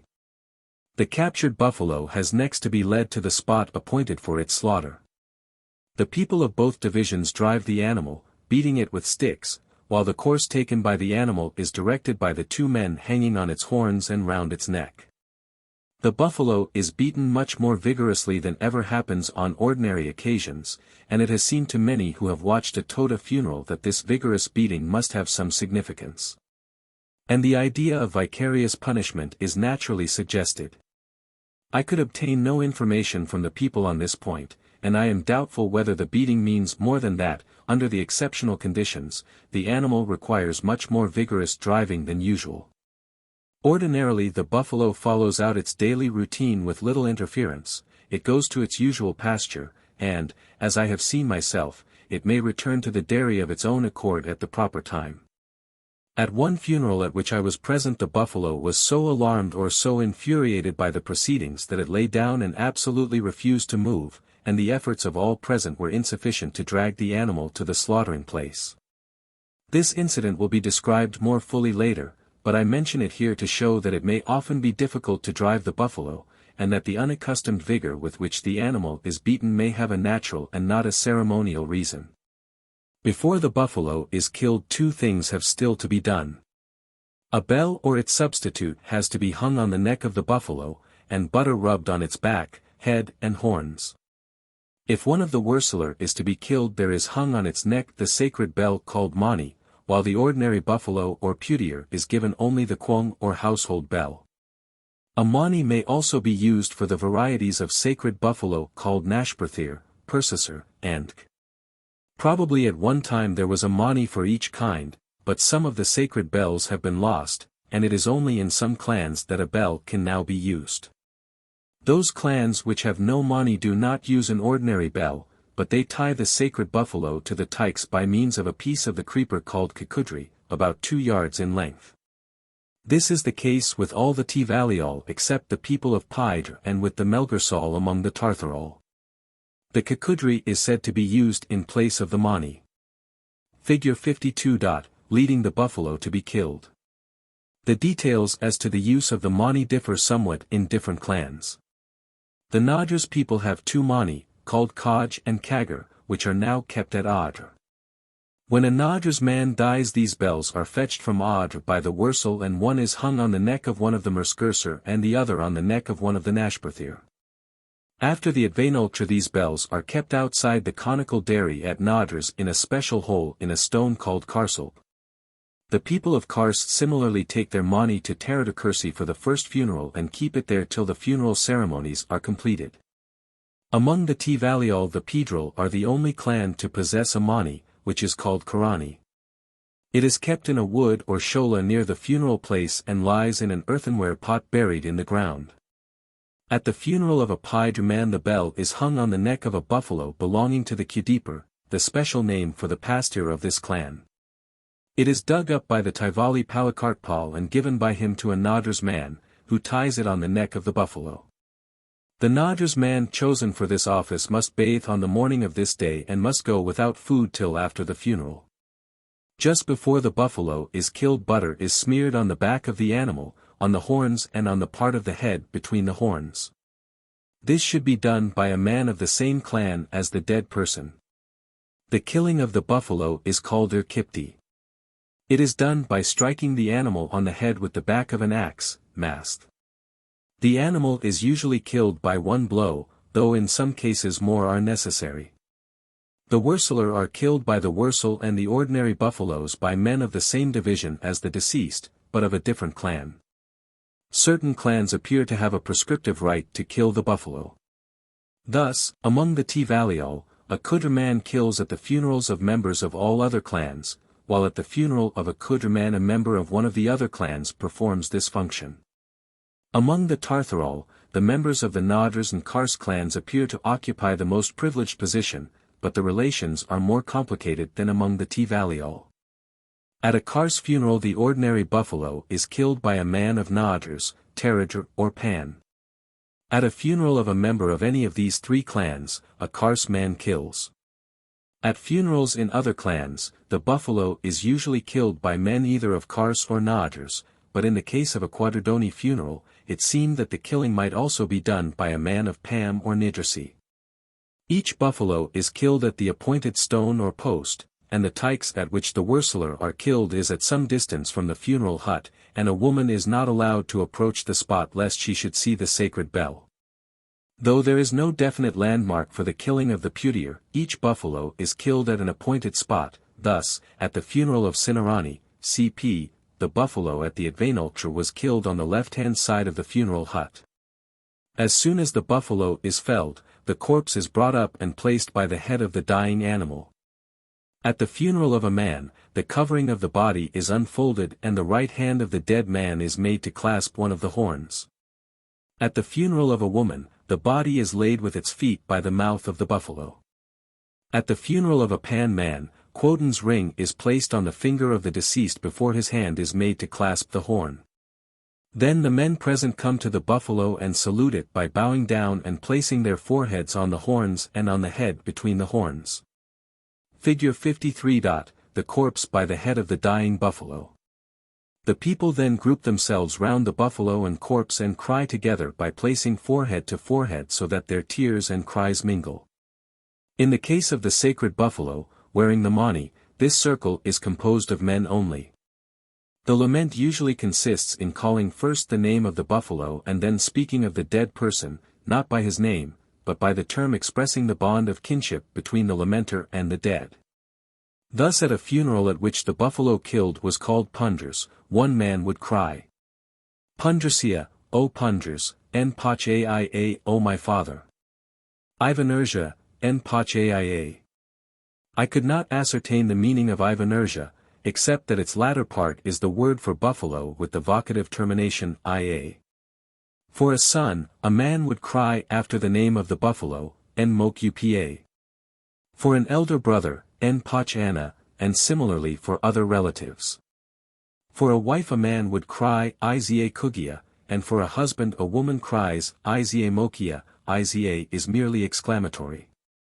It might appear from the form of lamentation that the buffalo itself was regarded as the father, son, and of the lamenter, and I could not satisfy myself as to what the people really had in their minds when they were lamenting in this way. It has been supposed that the lamentation is for the slaughtered buffalo, and I am unable positively to say that this is not the case. It is probable that the people grieve for the departure of one of their much-loved buffaloes, but I do not think that there is any decisive evidence that they are lamenting for the buffalo rather than for the dead person. Figure 54. Saluting the dead buffalo. Within the group of mourners there is much going hither and thither. After two people have mourned together for a while they separate, and each seeks a new partner with whom to lament. When separating, the salutation of Kalmalpudifti often takes place, and, as in general, it is the younger of each pair who bows down his head and raises each foot of the other so that it touches his forehead. It seemed to be the duty of everyone to salute certain of the older men in this way, and round these men there would be a continual coming and going, each person saluting by placing his head beneath the feet of the elder. At times the band of mourners would form a confused mass of struggling people, some crying forehead to forehead, others saluting head to foot, while others would be struggling through the mass to seek partners with whom to mourn. The cloth-giving ceremony. During or after the lamentation a ceremony is performed which is known as kachufti, catch, cloth, ufti or udity, he puts. The essential feature of this ceremony is that a cloth is given by a near relative of the dead person to those who have married into his family, and the cloth is placed on the dead body by the wives of those to whom it is given. This ceremony takes place at the funerals of both sexes and for members of all clans. It is an inconspicuous ceremony, and with one exception has escaped the observation of all those who have previously witnessed and recorded the procedure of Toda funerals. It takes place in the middle of a crowd, who gather round the corpse possibly while the lamentation is still going on or while other ceremonies are in progress. In the first funeral I witnessed the ceremony took place while dancing was going on, and I missed it entirely, though I was told afterwards that it had taken place as usual, and was able to obtain the names of the chief actors. Fig. 55. The mourners round the body. In the ceremony of kachufti, a man belonging to the clan of the deceased gives a cloth to one of his payal, or brothers-in-law. The latter gives the cloth to his wife or wife's sister, or to some woman whom he would be allowed to marry, and the woman places the cloth on the corpse. The man who originally gave the cloth then takes it from the body and gives it to another payal, and the ceremony is repeated till the cloth has been given to all the payal present. The man who gives the cloth should belong to the same clan as the dead person. At the funeral of a male, the proper person is the father of the deceased, if he is alive, or some other elder of the clan. At the funeral of a woman, a man of the clan of the woman's husband is chosen. Thus, at the funeral of Kayunimi, 3 and 28, a widow of Canaders, the cloth was given by Naratkuttan, 28, who was of the same family as the husbands of the dead woman and the eldest representative of their generation. At the funeral of Sinarani, 52, the cloth was given by Tebkut, 68, who was the younger brother of the father of Kainba, the husband of the dead child. The men called Payal, to whom the cloth is given, seem to include all those who have married women of the same clan as the giver of the cloth. Thus, at the funeral of Kayunimi the cloth was given to Pepab, 44, of Melgars, and to Nelkash and Tivo, 3, of Naatars, who had all married women of Canatars. At the funeral of Sinarani, the cloth was given to Curiolv, 52, who was the father of the dead child, not, however, for this reason, but because he was the husband of Sintharap, Tebkutter's sister. At this funeral the only other man to whom the cloth was given was Pileag, 52, who received it in the place of his brother, Pilir, 52, who was not present. The latter, like Curiolv, was the brother-in-law of Tebkutter, 68. If there is no payal present, the cloth may be given to a machuni, and this may also happen even when payal are present. Thus at one funeral at which I was present, the Marvanolktra of Pers Van, 53, the cloth was given by Pilir, 52, to Tykud, 63, his machuni. Pilir was the son of Mutvan and Tykudur was the son of Kavani, the sister of Mutvan. If neither payal nor machuni be present, it was said that the cloth might be given to a brother, i.e., a man of the same clan, but this probably never happens and the statement is possibly in error. The man who receives the cloth hands it to his wife, if she is present. If she is not present, he may put it on the corpse himself, and I saw this done more than once. On one occasion a man gave it to a woman who was not his wife, but in this case he was acting as a substitute for the husband of the woman. This ceremony is one in which a man of the same clan as the deceased person gives a cloth to a man who has married into his family. The latter hands on the cloth to his wife, who was, before her marriage, of the same clan as the giver of the cloth, and it is this woman who places the cloth on the dead body. The father of each woman who places the cloth on the body receives a fee of 1 rupee called kachkars, or cloth rupee, but the sum is not paid till the woman has attended 20 funerals. An account is kept and 20 rupees are paid when the number is completed.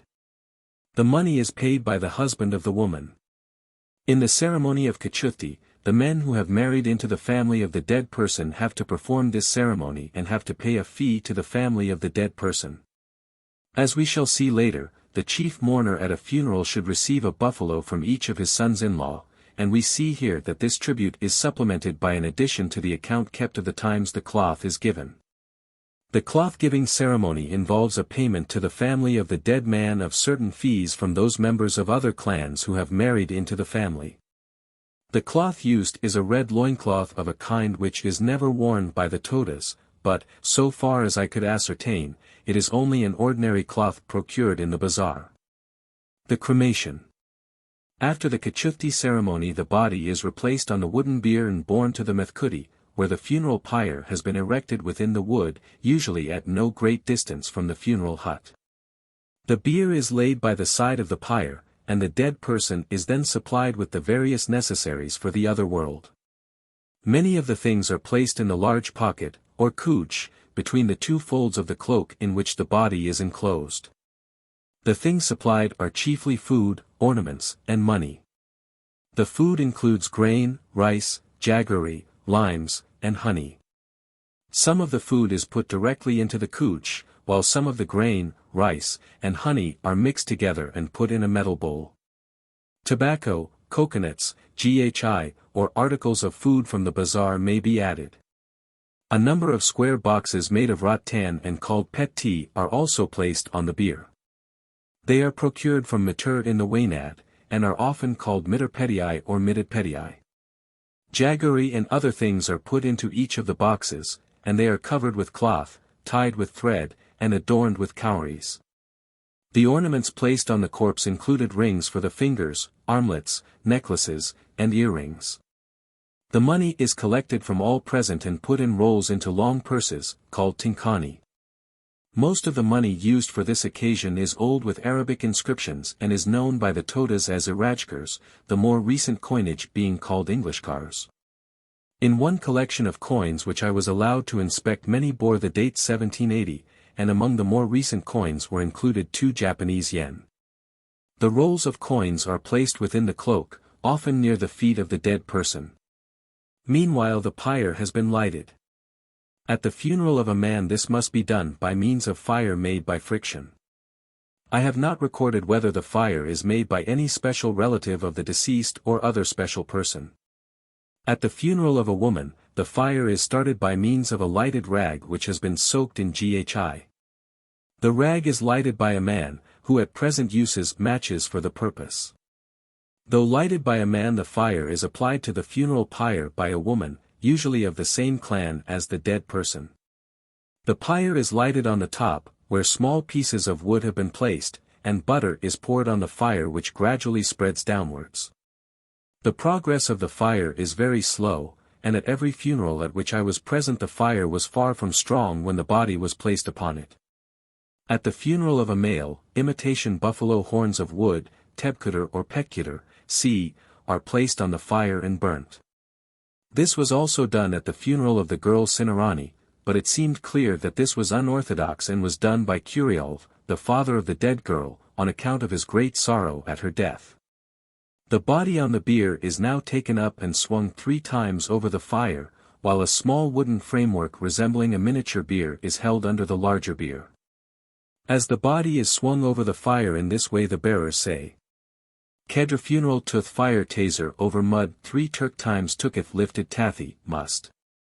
These words seem to be connected with the small wooden framework held under the body, for this is called tuth taser tooketh kurs, or fire over lifted, or lifting, stick. The bier is then replaced on the ground and nearly all the objects of value are removed from the bier or from the pocket of the cloak. In one case I observed that the bangles were taken from the arms, all the rings except one were taken from the fingers, and the coins were removed and redistributed to those who had given them. The people told me that when the body was swung over the fire, the dead person went to Amnadr with all the ornaments and objects then on the bier.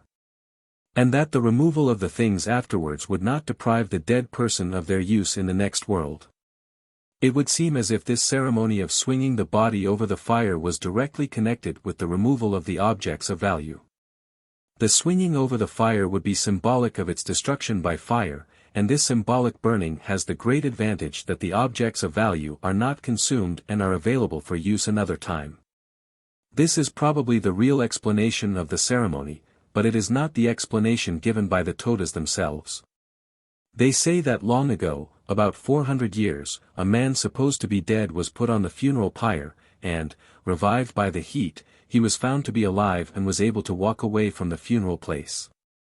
In consequence of this, the rule was made that the body shall always be swung 3 times over the fire before it is finally placed thereon. I could not discover the significance of the small wooden framework held under the body.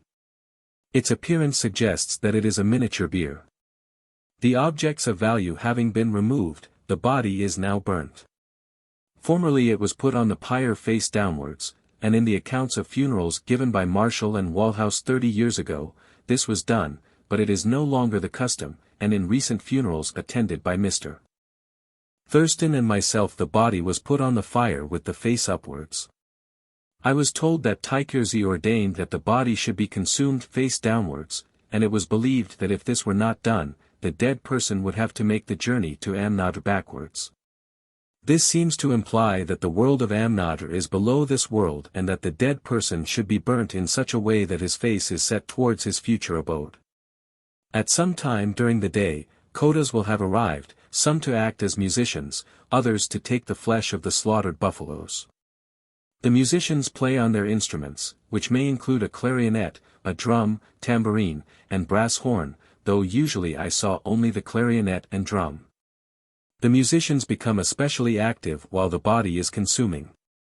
The other Kodas, who carry sharp sticks on which to carry away the flesh, begin to cut up the buffaloes as soon as the people have left the neighborhood of the funeral hut. On more than one occasion I noticed Tamil women sitting not far from the funeral scene, and was told that they had come to buy some of the flesh from the Kodas. And I believe that it is not unknown for the flesh to find its way to the bazaar at Oatakamund.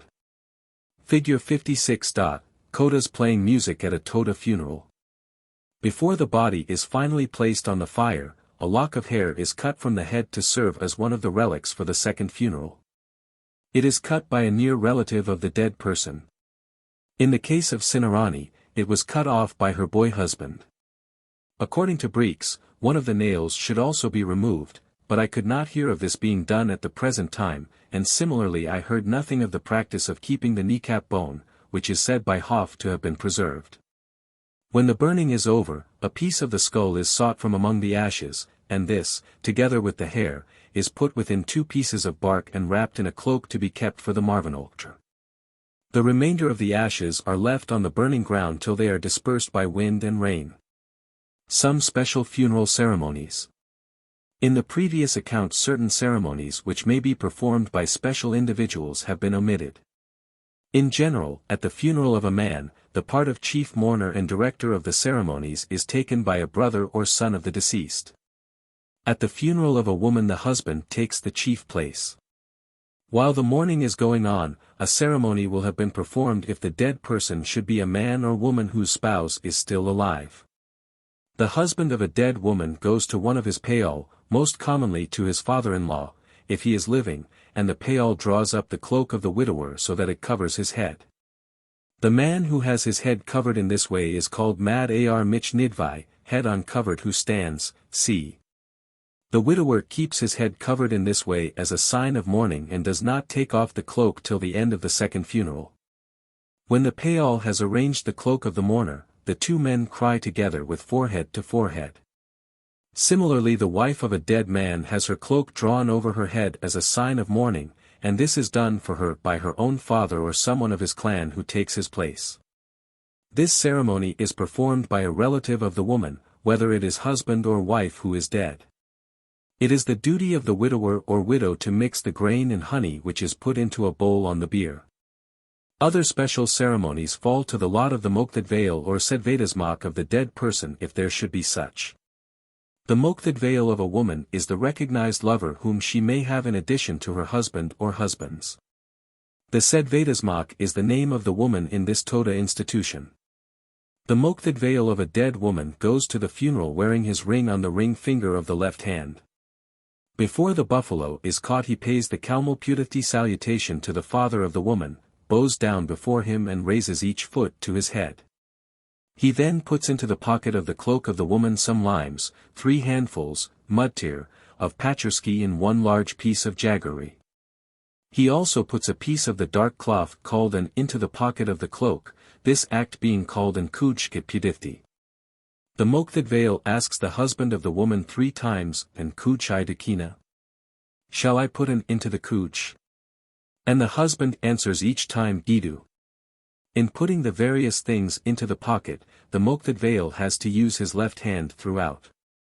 When a man dies his sedvedasmak, if there be one, goes to the funeral ceremony wearing a ring on the ring finger of her left hand, and similarly puts limes, grain, jaggery, and a piece of an into the pocket of the dead man's mantle. Before doing this the brothers of the dead man do kalmulpudati to the father of the woman, and this was said to be done in order to obtain permission from him for his daughter to put things into the cloak. At the funeral of a girl, or of a childless woman, there are performed the ceremonies of Irvatpami and Persipimi which are usually performed during pregnancy. In life the Irvatpami, or hand-burning ceremony, is performed before that of Persipimi, but after death the order may be reversed. These ceremonies are most frequently performed at the funerals of children, and a full description may be reserved till a later section, cp. In the case of an adult the ceremony is only performed if it has not been performed in life. If a woman dies in the later months of pregnancy after these ceremonies have taken place, they would not be performed at the funeral.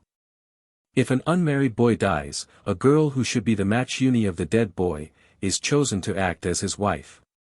It seemed that the girl might be of any age, but she must be unmarried, and therefore must nearly always be young.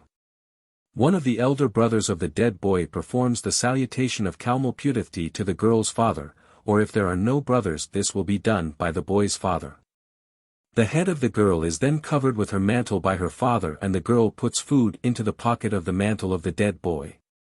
Thus, there is no persipimi ceremony in the case of an unmarried boy, but a girl is chosen to act as his widow would have done if he had been married. At the funeral of a Tivali or Melgar's male who has not held any dairy office, a piece of tudra bark is placed in the right hand of the deceased by a man of the Tartharol. Every male of the Tvaliol or Melgarsol who has been a dairyman of any grade will have been purified with Todra bark during the ordination ceremonies, and the piece of bark is only given after death to those who have not been so purified. The interval between the two funerals. As soon as the body is consumed at the Advainoltre, the people go home, the near relatives taking with them the relics of the deceased. These relics are enclosed in two pieces of bark called patudri, taken from the tree called mutman. I was once told that Todra bark was used, but this is unlikely. The relics and bark are covered with plain cloth, and the whole is enclosed in a mantle of the kind ordinarily worn. The relics, which are known as the Kedra, are not taken to the chief village, Itudmad, of the clan, but to other villages, usually to a definitely appointed village for each clan. If the clan should only have one village, or if the appointed village should be inconveniently distant, a small hut may be especially built in which to keep the relics till the second funeral. The near relatives of the dead person may not go to the chief village in the interval between the first and second funerals. If they are living at the chief village at the time of the death, they must leave it and live elsewhere till the second funeral is over. The term Kedra is not only applied to the relics of the dead person, but also to the period between the two funerals, or rather the people say, there is Kedra in his family, or so and so, or such and such a clan, has Kedra. So that the same word is used for the funeral, for the body of a dead person, for the relics, and for the condition of persons or clans while funeral ceremonies are uncompleted. All those who go near the corpse at a Tivali funeral become Ichkaloivici, usually abbreviated to Ichil, and the same is true of anyone who goes to a Tivali village where the relics are being kept. The whole family in which the death has occurred is spoken of as being Ichil. If anyone wishes to attend a funeral and yet avoid becoming Ichil, he must sit at some distance and take no part in the funeral proceedings. At several funerals I have seen people sitting apart from the rest in order that they might not incur the disabilities associated with the condition of Ichil, the chief of which is that it is forbidden to approach or salute a Powell. A person who has incurred Ichil remains so till the next new moon. Those in the family of the dead person remain Ichil till the new moon after the Marvanoltre, owing to the fact that between the two funerals they probably either live at or visit the village where the relics are kept. The condition of Ichil arising from attendance at a funeral is regarded as of the same nature as that incurred by a visit to the seclusion hut after childbirth. Both Tvaliol and Tartharol may become Ichil at a funeral of one of the Tvaliol, but there is no Ichil due to attendance at a Tartar funeral. All those who throw earth at a Tartar funeral, however, are called Puzhut, and incur the same disability as those who are Ichil, i.e., they may not approach or salute a Powell. Melgar's people incur the same disabilities as other Tartharol, and it is probably for them that the restrictions are of most importance, for they lose their special privileges as Marol while they are in the condition of Ichil or Puzhut. During the condition called Kedr, all the men of the clan in which the death has occurred must tie their hair in a knot in front, as is shown in the case of the second man in. This method of wearing the hair is called Mad Tutvai, or head, or hair, who rolls. When the people of a clan are in this condition they must not hold any of the feasts in which the food called Ashkarthpimi is used, but they may attend as guests at feasts held in the villages of other clans. A person who is keeping the funeral ceremonies should not traverse the path by which the Ti buffaloes go from one grazing ground to another. The ostensible reason why the buffaloes of the Nadras Ti did not journey to Anto at their usual time in 1902, CP. was that Taitnir, whose wife had died, had passed over the road. The Ti buffaloes, also, may not pass a place where the relics of a dead person are being kept between the two funerals. In 1902 the relics of the dead wife of Taitnir were removed from the village of Korea in order that they should not be in the way of the buffaloes. On this occasion the relics were followed by a procession of people and Taitnir gave a feast. This was said to be very unorthodox, and on cross-examination it was found that the procession and the feast were not connected with one another, the latter being part of another ceremony which was being performed on the same day. There are special regulations for widowers and widows, i.e., for those who have their heads covered at the Advainoltre. While they wear the mantle over the head they must never put out their hand or arm from above the mantle, but always from below. When they salute by raising the hand to the forehead, kaimukti, they must do so by putting out their hand below the cloak, and in eating and all other acts they must do the same.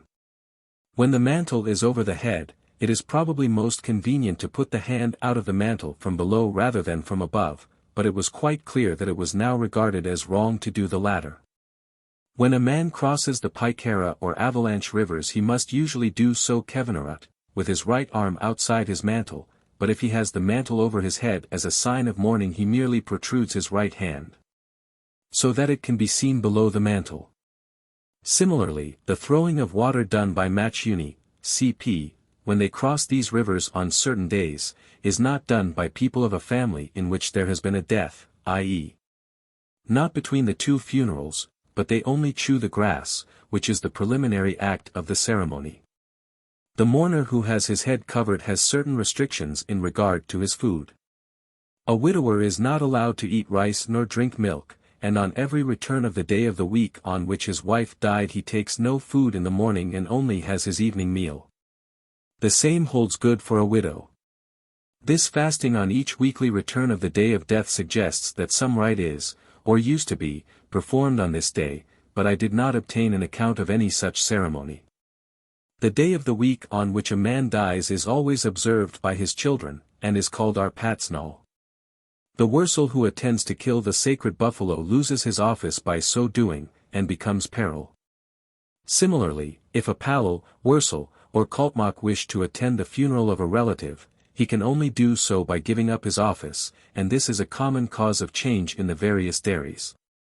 The dairyman who has thus given up his office often resumes it when the funeral ceremonies are completed, and if he expresses his intention of returning, the temporary occupant is often said to be doing the work for the other. Between the two funerals it is the duty of every Toda who was not present at the Advainoltra to salute the remains. When anyone visits the village where the remains are kept for this purpose the cloth containing the relics is brought out and the visitor bows down and touches the cloth with his forehead, just as is done with the body at the funeral. When I visited the village at which the Kedra of Aladzimi was being kept my Toda guide took the opportunity of performing his duty to the remains, and I was able to witness the reverent way in which the duty is performed. While I was on the hills, Tursvali, the wife of Taitnir, died while Sintagars was in the seclusion hut after the birth of her first child, and on the morning on which Sintagars went from the Puzars to the Aliyars, CP. She visited Korea to salute the Kedra of Tursvali. Her first act after her period of seclusion was to show her respect to the remains of her dead relative. If anyone is too ill or feeble to visit the village the remains may be taken to them for salutation. The Madnal and the Palanal are sacred days on which certain activities are prohibited, see Eugenia Arnadiana. This is the tree in which the hole is cut at the Persipimi ceremony. This was a Marvanoltra, but the rules for the earth-throwing are the same at the first funeral. IND Antique, 1874, Volume 3, page 274. Bull, 1901, 4, page 12.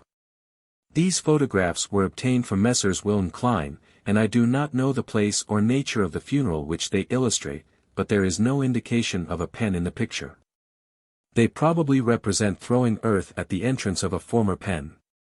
There is such a place at Taradacursi, the male funeral place of the Kars clan. Here earth is thrown by the side of a wood where the forest has grown over the site of an old tu. Atalosia Kendalii. If the word tykes is the same as that of teakwood it would make it probable that the buffalo was formerly killed by the side of a wooden post and that the use of a stone is secondary. Owing to the fact that the Nadras people do not kill both of these kinds of buffalo at one funeral at the present time, they now only bring one of the two bells from Adra. Some observers have stated that the feet of the corpse are placed within the mouth of the buffalo, but I could not confirm this. More elaborate laments are given on pages 385-8. This ceremony is also called Kachpuchpami. Natisa Sastry, Madras Mail, August 28, 1894. The machuni of a person is the child of his mother's brother, or of his father's sister, c. At the Azaramchur, cp. These boxes are only burnt at a woman's funeral, their place at a man's funeral being taken by bamboo vessels called wak. This is probably also true of the XIII. Locke, Cit., page 176. Ind Antique, 1874, 3. 274. p. 21. Letters on the Neilgherries, 1829, page 81. This experience gave me a very striking object lesson, showing how easy it is to make mistakes in anthropological investigation. The first account given to me seemed to make it absolutely clear that the removal of the relics was made the occasion of a feast. Chapter 16. Funeral Ceremonies, continued. The Marvanolkture. The second funeral may be held little more than a month after the XIII, or there may be an interval of a year or more.